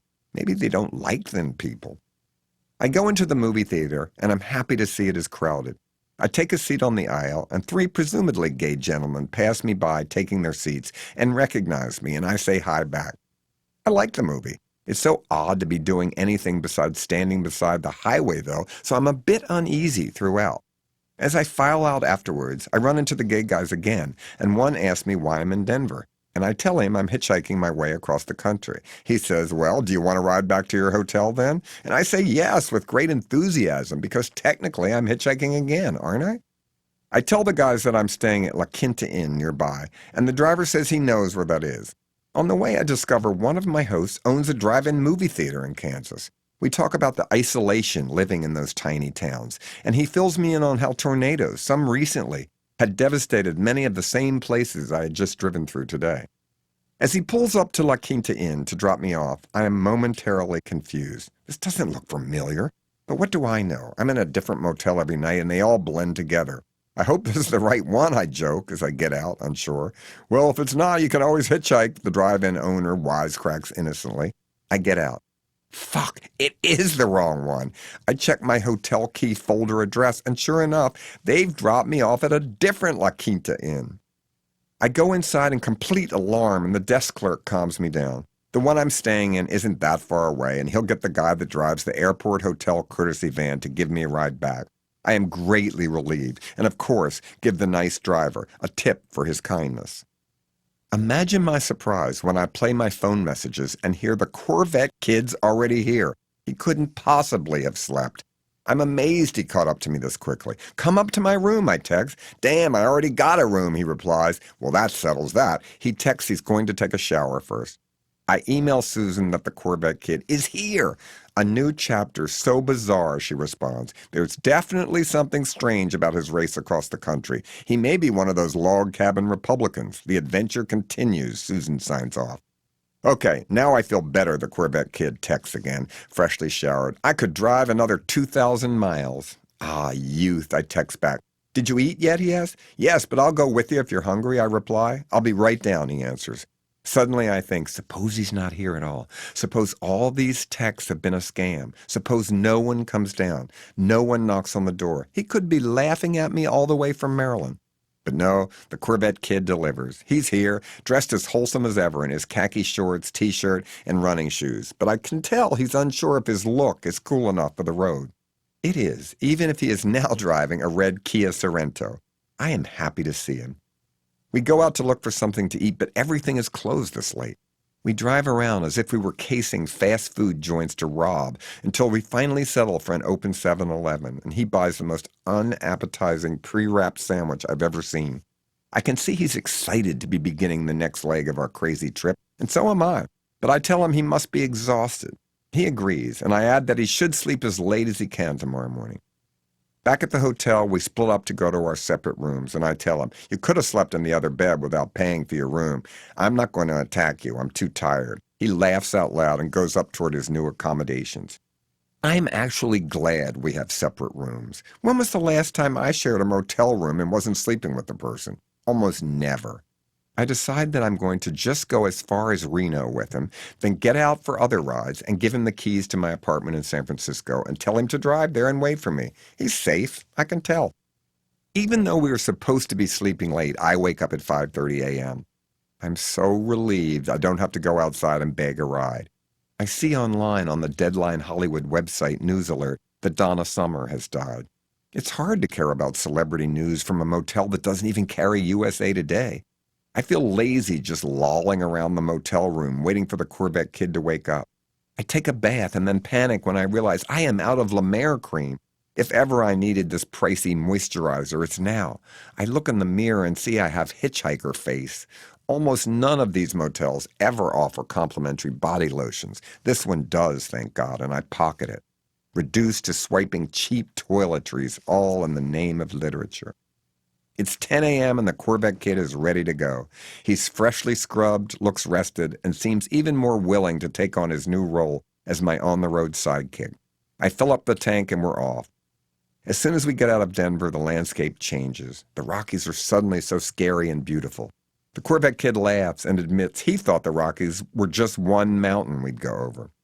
We go through ski resorts with amazing vistas, and as excited as I am to see this kind of scenery again, after 40 years, it is even more fun to see it through the Corvette kid's eyes, especially when he's missing in action from his parents' home.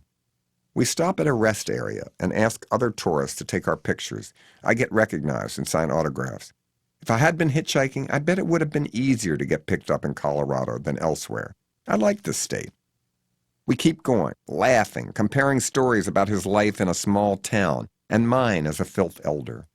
I immediately feel guilty for imagining anything gay about the Corvette kid. He's just a curious guy, and somehow we're suddenly in a book together. Could life be any better than this? We pull off in Grand Junction, Colorado, and make the mistake of having lunch at Applebee's. It's Sunday at 1:30 in the afternoon, and the eatery is packed with families and elderly people after church. The food is horrible, and I tell the kid that this gets the prize as the worst chain restaurant I've eaten in on the trip so far. I visit the men's room, and I'm shocked to see it's filthy. Middle America never looks so unappealing. We drive off and past a middle-aged male hitchhiker, the first one I've seen this trip. We don't pick him up. I know. As soon as we drive across the Utah border, there's nothing. Beautiful nothing. Suddenly the check engine light comes on. If we break down here, we are incredibly screwed. It is hot as hell. No one is around. I have never even seen a cop. We just pretend that it's not on. Gas stations are few and very far between, as in, there aren't any. The kid's tank is getting low. Now that warning light comes on too. Check engine and no gas. I picture the vultures circling overhead. The kid suddenly points happily to a sign announcing a gas station coming up. We pull over with great relief to a Shell station in Thompson Springs, Utah. Gas is $4.14 a gallon. It was $3.19 in Kansas, but I guess they've got you by the balls here. There's not another one within hundreds of miles, so what are you going to do, not pay? The kid opens the hood to check the engine, just as his vehicle has ordered him to do, but I can tell he's no gearhead. The oil seems okay, he says, perplexed. Don't ask me. I don't even know how to open the hood of my car. We pull out and the check engine light is still on. We try not to talk about it. Route 70 West ends in about an hour, but Trish and I had mapped out with AAA the more direct route to 80 West by cutting up north on Route 191 to 6. This turnoff is about 10 minutes ahead. But looking out the window and at my AAA triptych and the Rand McNally Road Atlas, I realize these roads are almost entirely through the desert. What the hell? Let's take a chance. We turn off on 191, and it's just 2 lanes, one in each direction, where if you have to pass a car, you risk a head-on collision. The fucking check engine light is still on. It's so bleak that we both are energized by the extreme landscape. We see little baby dust tornadoes just hoping to become lethal ones. They may call this soil desert in these parts, but I thought a desert was sand. This is dirt. Once you veer west onto Route 6, you are in rattlesnake heaven. We pull through the coal mining town of Wellington, Utah, and I fall in love with this place. Such a weird little community. Tiny houses, sheds really, but painted in gay pastel colors. One little blue one was so sad yet proud, crumbling but imposing, that I wanted to move in. There's so many scary little churches, too. I picture Marjo-type preachers curing leprosy. It may be the best oddball city in America. I want to come back and have a vacation here one day. We stop in some convenience store and feel as if we are in the Twilight Zone. The Corvette kid pays for the snacks. I can tell he wants to get out of here, fast. We drive north to Salt Lake City. Slowly, suburban life begins to come into view. We're making good time. Obviously, the check engine light is not warning us of anything dire. We've been driving all day at high speeds and we're still going. We pull into Salt Lake City, which I know a little bit about from being here to promote my films.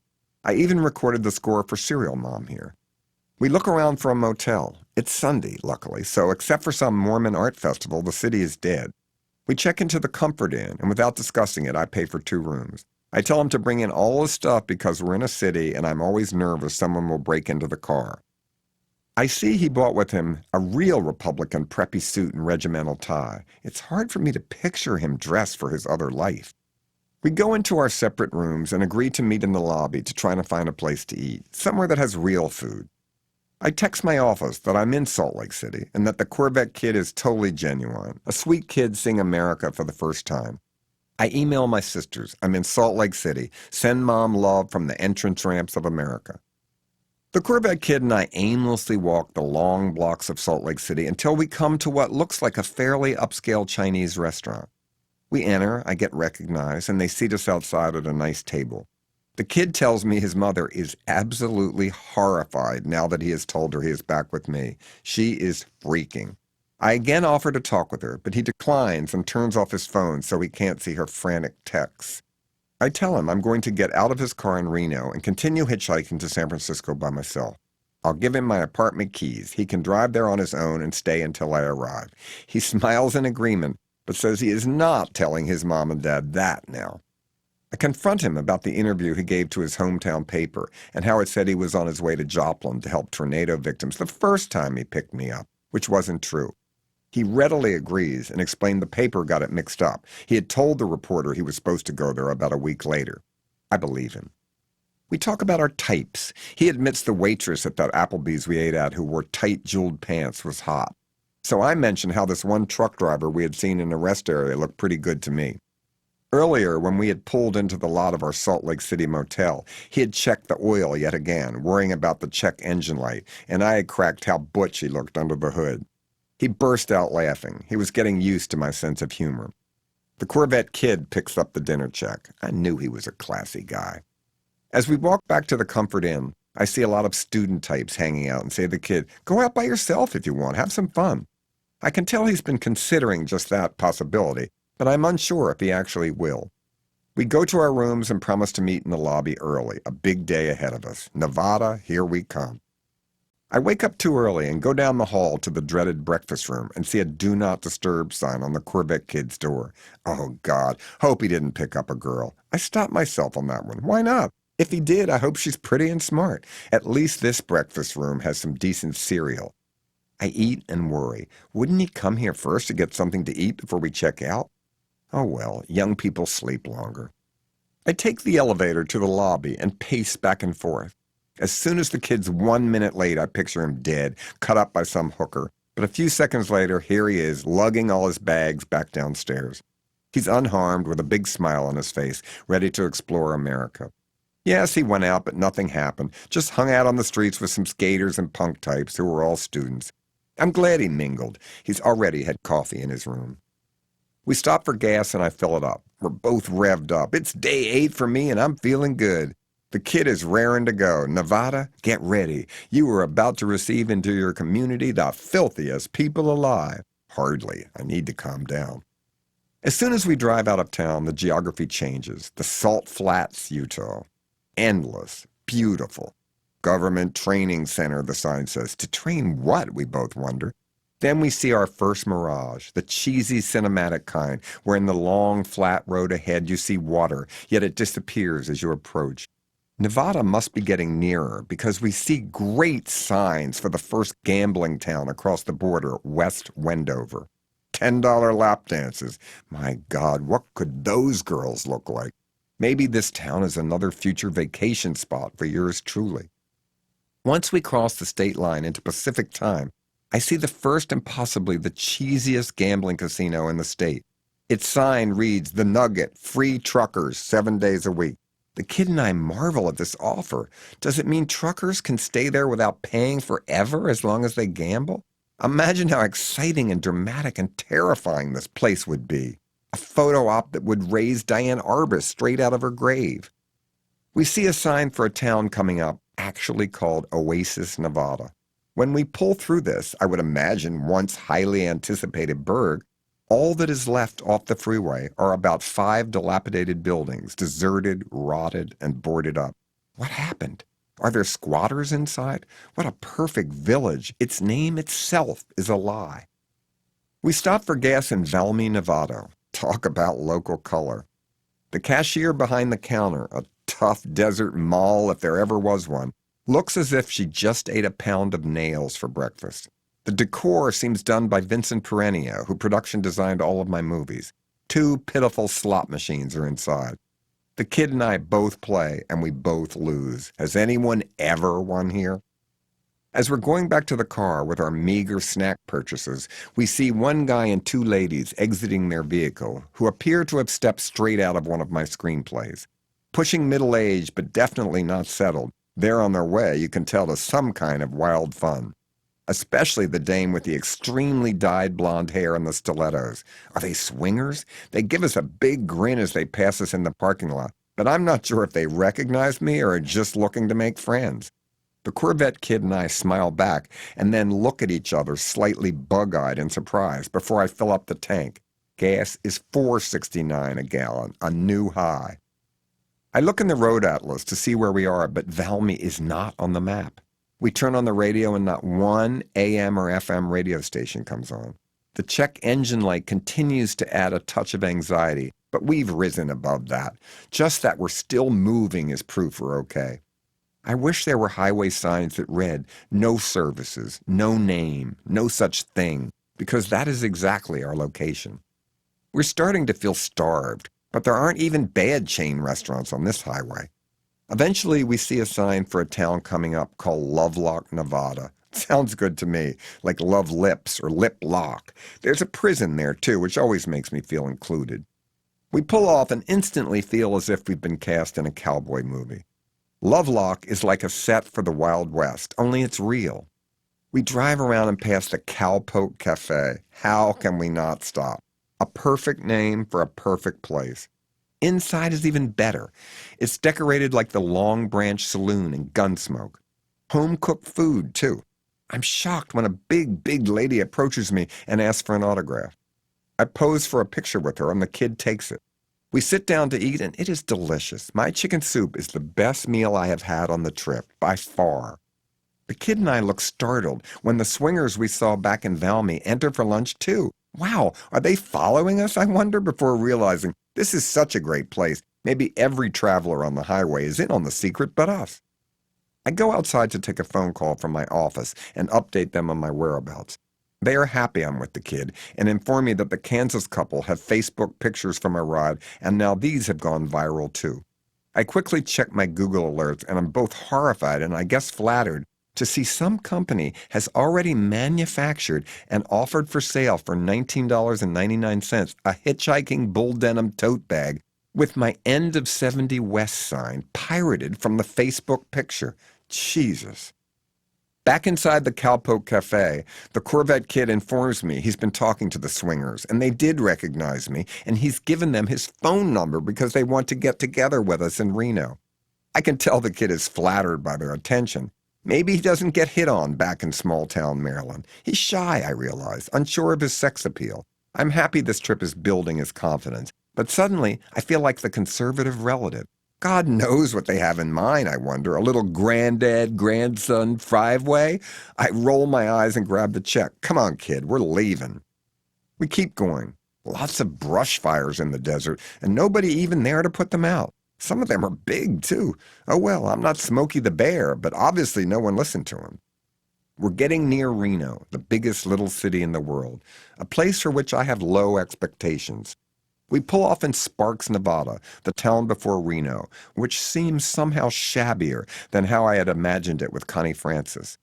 One of the swingers has just texted the Corvette kid that we should hook up here and party. I am slightly shocked. He gives me a shit-eating grin and chuckles. We pull back on the highway and continue into Reno, auditioning entrance ramps for dropping me off on the final hitchhiking leg in the morning. None look promising. too inner city. I bet the cops are strict here. We drive around looking for a hotel. It looks depressing. The people in the street seem beaten down, old. We pull into the parking lot of a big-name casino hotel and go in to check prices and see if they have a vacancy. The stench of cigarette smoke is overpowering. I literally gag from the odor, and I'm not even born again about people who still smoke.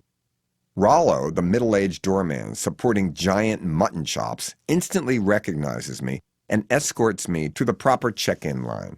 He's a gay blade, all right, and says he will take care of anything I need. It's only $29 a night? Good God, what could the rooms be like?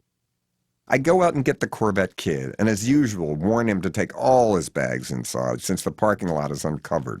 Rollo's eyes light up when he gets a load of my traveling companion, and suddenly I feel like such a chicken queen.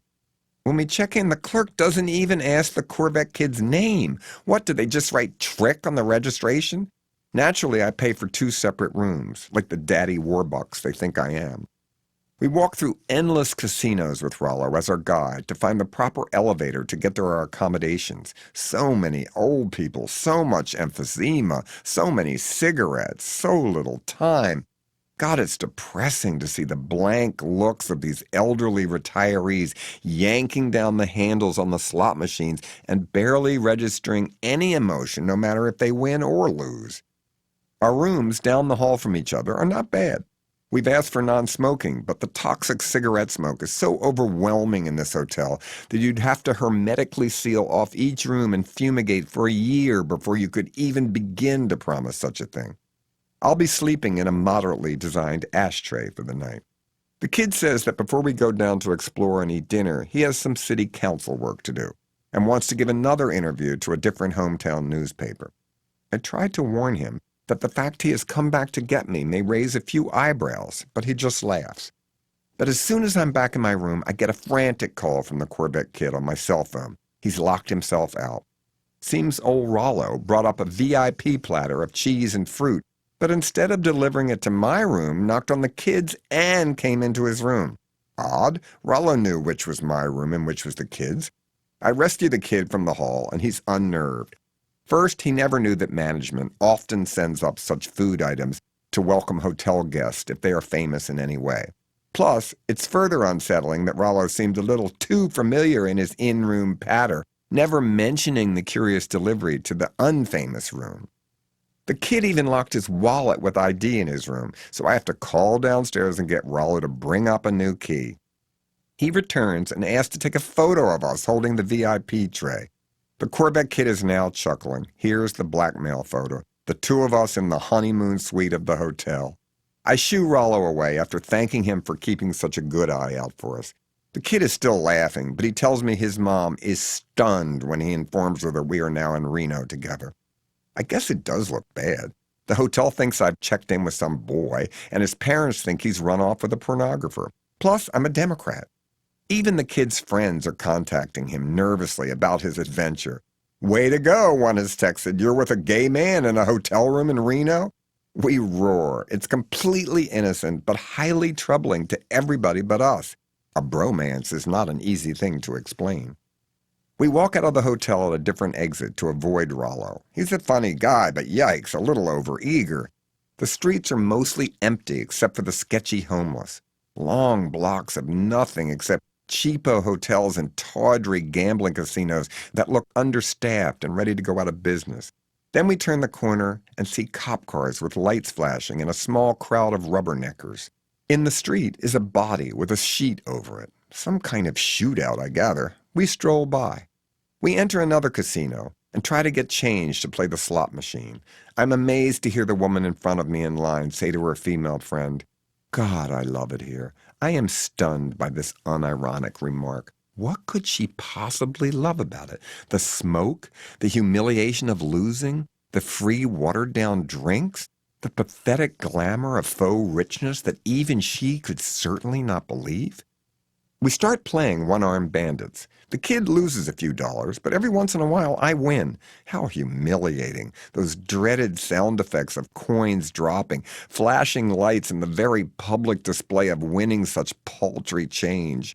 I go back and forth within my $20 limit, getting down almost to zero when I win again and suddenly have a $20.25 balance. I cash out. Mr. Lucky, I beat this town.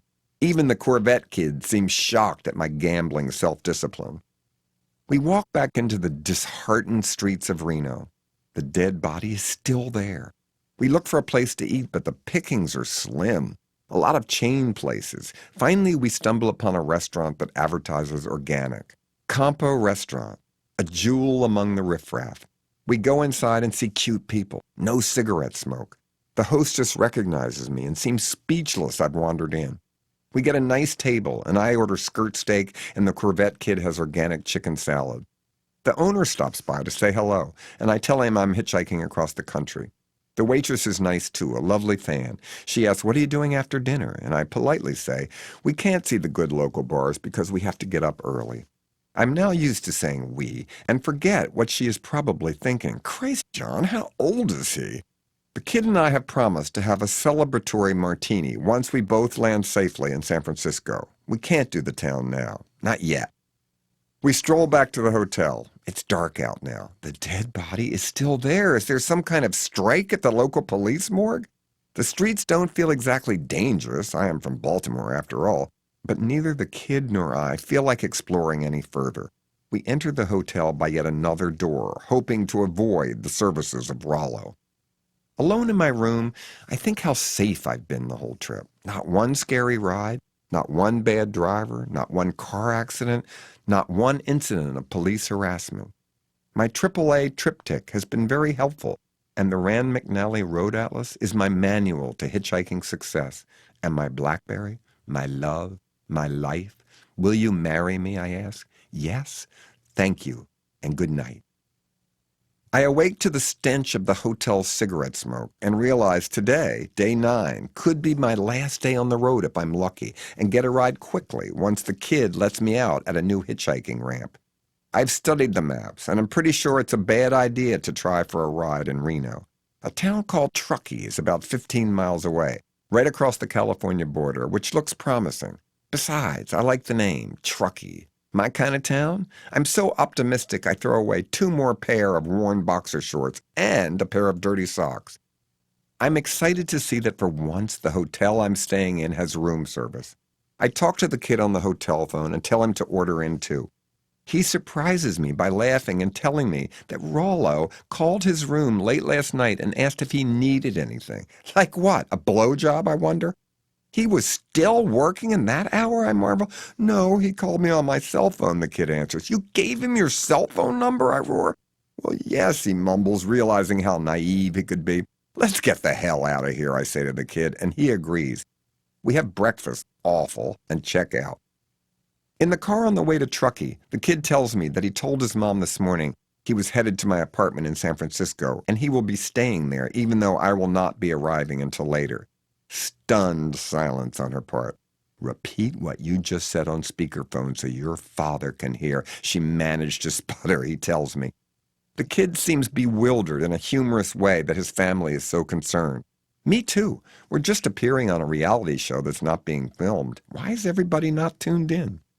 We pull off Route 80 in Truckee, and I like what I see. It's ski country, beautiful, evergreens, mountains.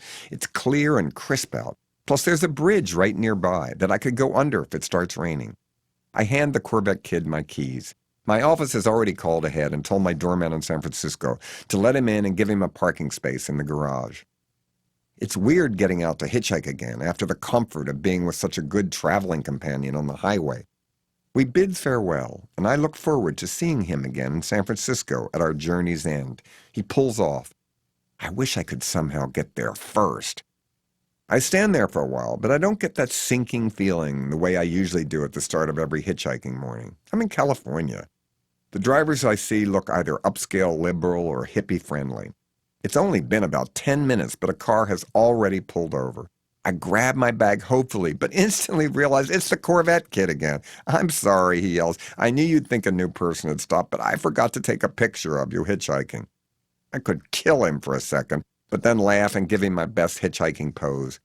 He snaps the photo, honks affirmatively, and pulls away, totally unafraid to enter phase 3 of our time together. I had asked the Corvette kid earlier in the hotel, if they make a movie out of my book, who do you want to play you? Justin Bieber, he announced without even hesitating. Real ride number 19, restaurant owner and wife. I don't stand there for long. I get a ride. Behind the wheel is a cool guy wearing sunglasses, and beside him is a pregnant woman who is just as sexy and confident. I say, "Hi, I'm John Waters," and he says, "Hi, I'm Mark, and this is my wife, Allie. And you ate in my restaurant last night in Reno." Unbelievable. He even remembers what I ordered for dinner. Yes, he had stopped by our table and I had told him I was hitchhiking, but he had no idea I'd be doing so 30 miles outside of town in Truckee, California at this time or location. What a fluke. Mark and Allie are on their way to Napa for a week's vacation and agree to take me all the way there. Yay, 160 miles or so. Their restaurant Campo had been the only bright spot in Reno for me, so I feel guilty thinking so negatively of the town. As Mark explains, Reno is on the upswing. He tells me his bistro is all organic and only uses meat from local butchers. Vegetables are grown nearby too. You can tell he's a real foodie, yet rugged in a Western way. Obviously, he is a famous chef here and a community activist anytime farming is mentioned. Allie was originally from the Pacific Heights neighborhood in San Francisco, and you can tell she is a thoroughbred. We stop in Granite Bay, California to get gas, and I offer to fill it up or buy them lunch, but they declined, saying we wouldn't take anything from a normal hitchhiker, so we're not taking anything from you. We talk about mountain roads, and I mention my obsession with emergency truck escape ramps, usually located on a steep, sustained downhill grade in elevated areas. The kind of exit lanes that just veer off the interstate and are graded up a hill, so if a truck's brakes fail going down, the driver, in a last-ditch effort, just aims into this escape lane and prays the upgrade will slow down his rig and soften the impact of the upcoming crash. Mark tells me the story of a friend who built his house on property right on the other side of one of those mountain emergency stops in Incline Village, Nevada. Never having actually seen a truck use one of these lanes, despite living in the Rockies his whole life, Mark's friend figured what the hell. He'd build a house here on Mount Rose anyway. Maybe that's why he got such a good deal on the property. But the unthinkable did happen. A runaway truck lost its brakes, and the driver veered into the lane, hoping for the best. The best didn't happen. The entire truck smashed, flipped over, landed on Mark's friend's house, exploded, and killed all his pets. His daughter did see it coming, imagine that horror, and ran out just in time and lived. Mark said his friend never got over it. No wonder. I'm so excited. I almost start belting out the lyrics to Runaway Truck by Red Simpson, that wonderfully descriptive hillbilly tune with a chorus, dangerous curves all around, but decide to spare my host my unmelodious singing voice. We keep going on Route 80 past their intended turnoff so Mark can find me a good rest area to hitch. We go even further, and I feel guilty they're going so far out of their way. But we finally find the perfect one, Hunter Hill Safety Roadside Rest Area. And it has a view. In the distance, I can actually see the Golden Gate Bridge. I can almost taste San Francisco. Mark and Allie drop me off at the parking lot exit hitchhiking spot, and Allie takes a photo of Mark and me. Naturally, I'm holding my prop, the new 80 West San Francisco sign that I made in my hotel last night. We wave goodbye, and I know I'm going to make it. I'm almost there. Real ride number 20, reluctant air. It's a busy rest area, and for once I'm not worried. I'm going to get a ride here easily. I can just feel it. From my viewpoint, I can see all those who exit their vehicle and walk to the restroom. By their expression, you can tell if they're going to shit or piss, and I try to predict the bathroom activity of each and receive the verdict by how long they stay inside. I don't have time to play my little toilet game long, though. I get a ride right away. In a van packed with camping equipment, a canoe, maybe even a dog in a kennel. I don't look back for long. The reluctant air type who picks me up is the perfect Bay Area man. A handsome, seemingly one-time hippie. A 56-year-old guy who spends most of his time camping and lives between Washington State and the Bay Area in this van and is on the way to pick up my mom at the Oakland airport. You can tell he's been around, but has good breeding, nice cheekbones, uses proper grammar. Even though I imagine my ride is straight, a checkered history with both women and mental health issues, I bet.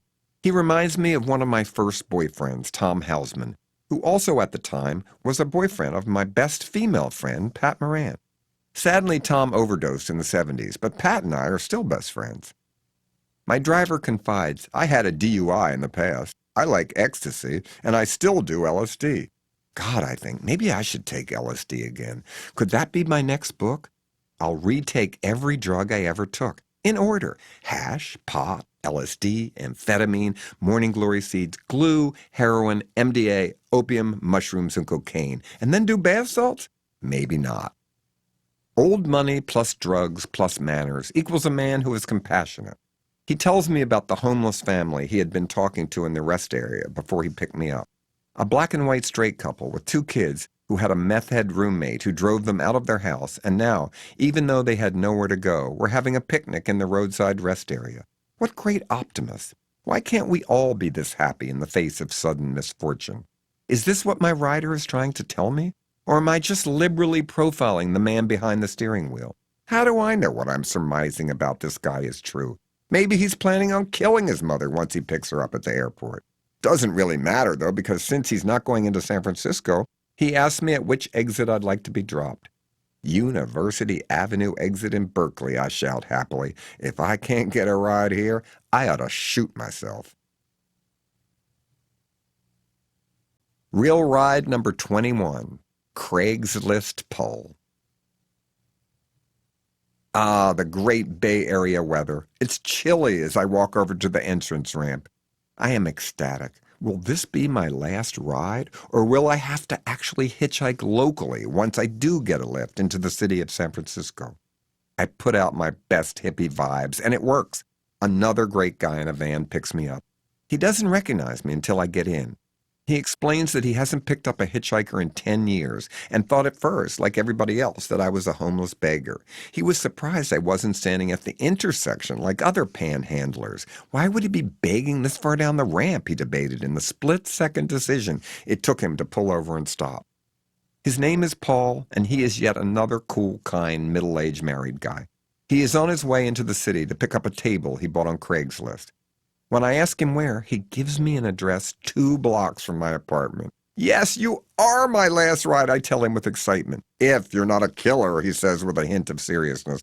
Don't worry, I'm not, I assure him as we stop at the Bay Bridge toll booth. I am so happy to pay that I don't even get a receipt. Paul is English, but he has been living in this country for 20 years. He says he used to hitchhike in London myself until people stopped picking me up. I feel incredibly safe as the breathtaking panorama of the San Francisco skyline that no one could ever get sick of comes into view. I immediately visualize that great YouTube clip of Judy Garland singing San Francisco on her 1963 TV show. And once you've seen it, you'll understand how crazily focused, insanely optimistic, and spiritually privileged I feel at this exact moment in my life. I call my friend Vincent Fectu, who has agreed months ago to be on hand to snap the photo of my final ride and me outside my apartment building. Vincent said he's on his way, but when we hang up, I wonder how he'll ever get there first. He travels by bicycle, and we are making great time. There's no traffic. Paul and I pull into the city and drive by the bus stops I use daily here, my training ground for this finally about-to-be-completed hitchhiking trip. I almost feel giddy, shocked that I've actually done this. From my Baltimore house to the door of my San Francisco apartment building, the book pitch is finally going to be a reality. We pull up and Vincent is not there yet. That's okay. I'll get the doorman to take the photo. I can't expect Paul, who seems game, to stick around forever for a photo shoot.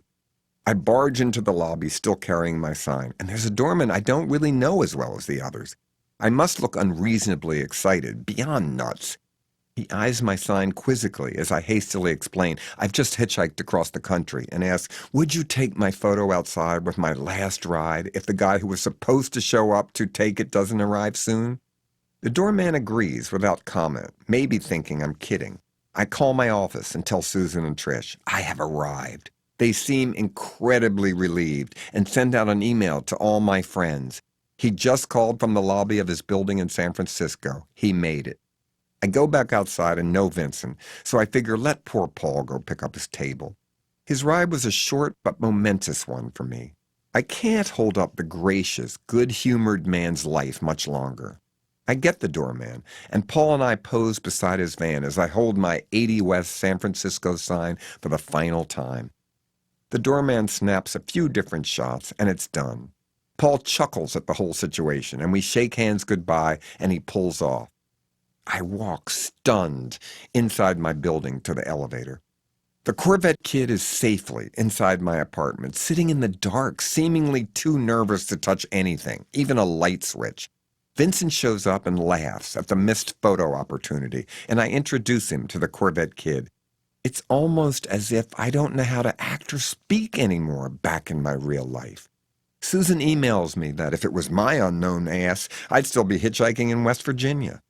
I check my San Francisco answering machine and hear Mink Stoll sobbing in relief that I made it. I am moved and shocked to realize that she was this concerned. I weigh myself. I have lost 1 pound.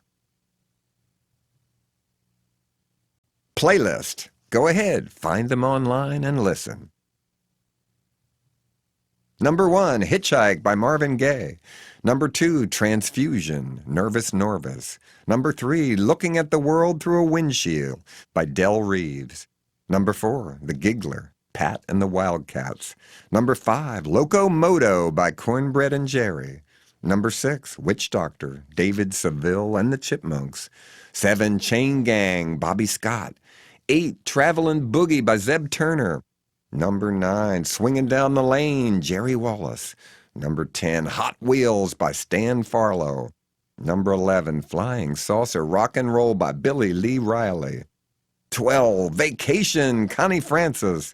Number 13, Hitchhiker by Bobby Curtola. 14, Bumming Around, Jimmy Dean. 15, There Stands the Glass by Webb Pierce. 16, Hitchin' and Hikin' by Johnny C. 17, You Are the Finger of God by the Addicts. Number 18, Torture, the Everly Brothers. Number 19, Tofurkey Song, Joni Leeds. Number 20, I'm a Lone Wolf by Leon Payne. 21, Riot in Cell Block Number 9 by the Robins. 22, Strychnine, the Sonics. 23, Lonesome Drifter by Jericho Brown. 24, Jingle Bells, the Singing Dogs. 25, Cross Ties by Dale Hawkins. 26, Babysittin' Boogie by Buzz Clifford. 27, Who Killed Teddy Bear by Josie Cotton. 28, Ohio, Doris Day. 29, Runaway Truck by Red Simpson. 30, San Francisco, Judy Garland. Acknowledgements. Of course, I would like to thank my 2 assistants, Susan Allenbach and Trish Schweers, not only for being characters in this book, but also for running Hitchhiker Central in my office for the 2.5 years it took to write and live this adventure. They did endless research, sometimes on joyful subjects, but more often on hideous ones, without the blinking of an eye, or at least ones I saw. Trish plotted my fictional geographical route better than AAA ever could have. And Susan tracked down devices to safely monitor me and force me to realize that I had to go shopping for sensible hitchhiking supplies before I left, non-fictionally. Once I was out on the highway, they were my lifeline to reality and were there for me in times of despair. More importantly, they kept the secret of my hitchhiking trip until after it had been completed. Both typed the manuscript from my Twombly-esque handwritten first drafts, and most embarrassing for me, had to read the sex parts concerning their own boss. Susan commented it was hard for her to tell the difference between the best that could happen parts and the worst in the fictional sections of this book. Susan and Trish are both incredibly skilled at editing, and did so with me endlessly before we turned in the manuscript to the publisher. Carsick is their book too. The music playlist was also a group effort. Larry Benishevitz, who has helped me find music for all my movies and the A. John Waters Christmas and A Date with John Waters CD compilations, led me to hitchhiking songs I never knew existed. Pauline Fisher and Mike Page also found me tunes that made the final cut. Jill Fannin hunted down all the selections online and made me endless versions of Carsick's soundtrack so I could audition each number. My literary agent, Bill Clegg, was the first to hear of my hitchhiking idea, but I begged him not to reveal it yet to Farrar, Straus, and Giroux, because first I wanted to be sure I had the nerve to do it. He kept nagging me to at least let him tease the concept, and I vaguely said yes, and the next day called to say they wanted to do it. Gulp. This is my second book with FSG, and I'm spoiled. What a great team. Jonathan Galassi, my editor, never doubted I'd make it, and when I was halfway through the trip, stuck on some godforsaken entrance ramp, his encouraging texts were all I needed to keep going. Susan Goldfarb is a patient and expert production editor. I challenge you to find even one typo in role models, and working with her again was a privilege. Ellis Levine gave me focused legal advice, and every time I do a book with him, I learn. I'd also like to thank him for never mentioning my singing asshole in our discussions in a legal or non-legal way. But more than anything, I'd like to praise the drivers who pick me up. If I ever hear another elitist jerk use the term flyover people, I'll punch him in the mouth. My riders were brave and open-minded, and their down-to-earth kindness gave me new faith in how decent Americans can be. They are the only heroes in this book.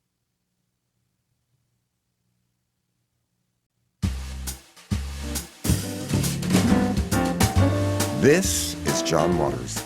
We hope you enjoyed this production of Carsick.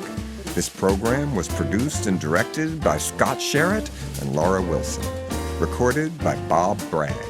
Post-production by Danny Meltzer. Text copyright 2014 by John Waters. Production copyright 2014 by Macmillan Audio. All rights reserved. P.S. Thanks for the lift.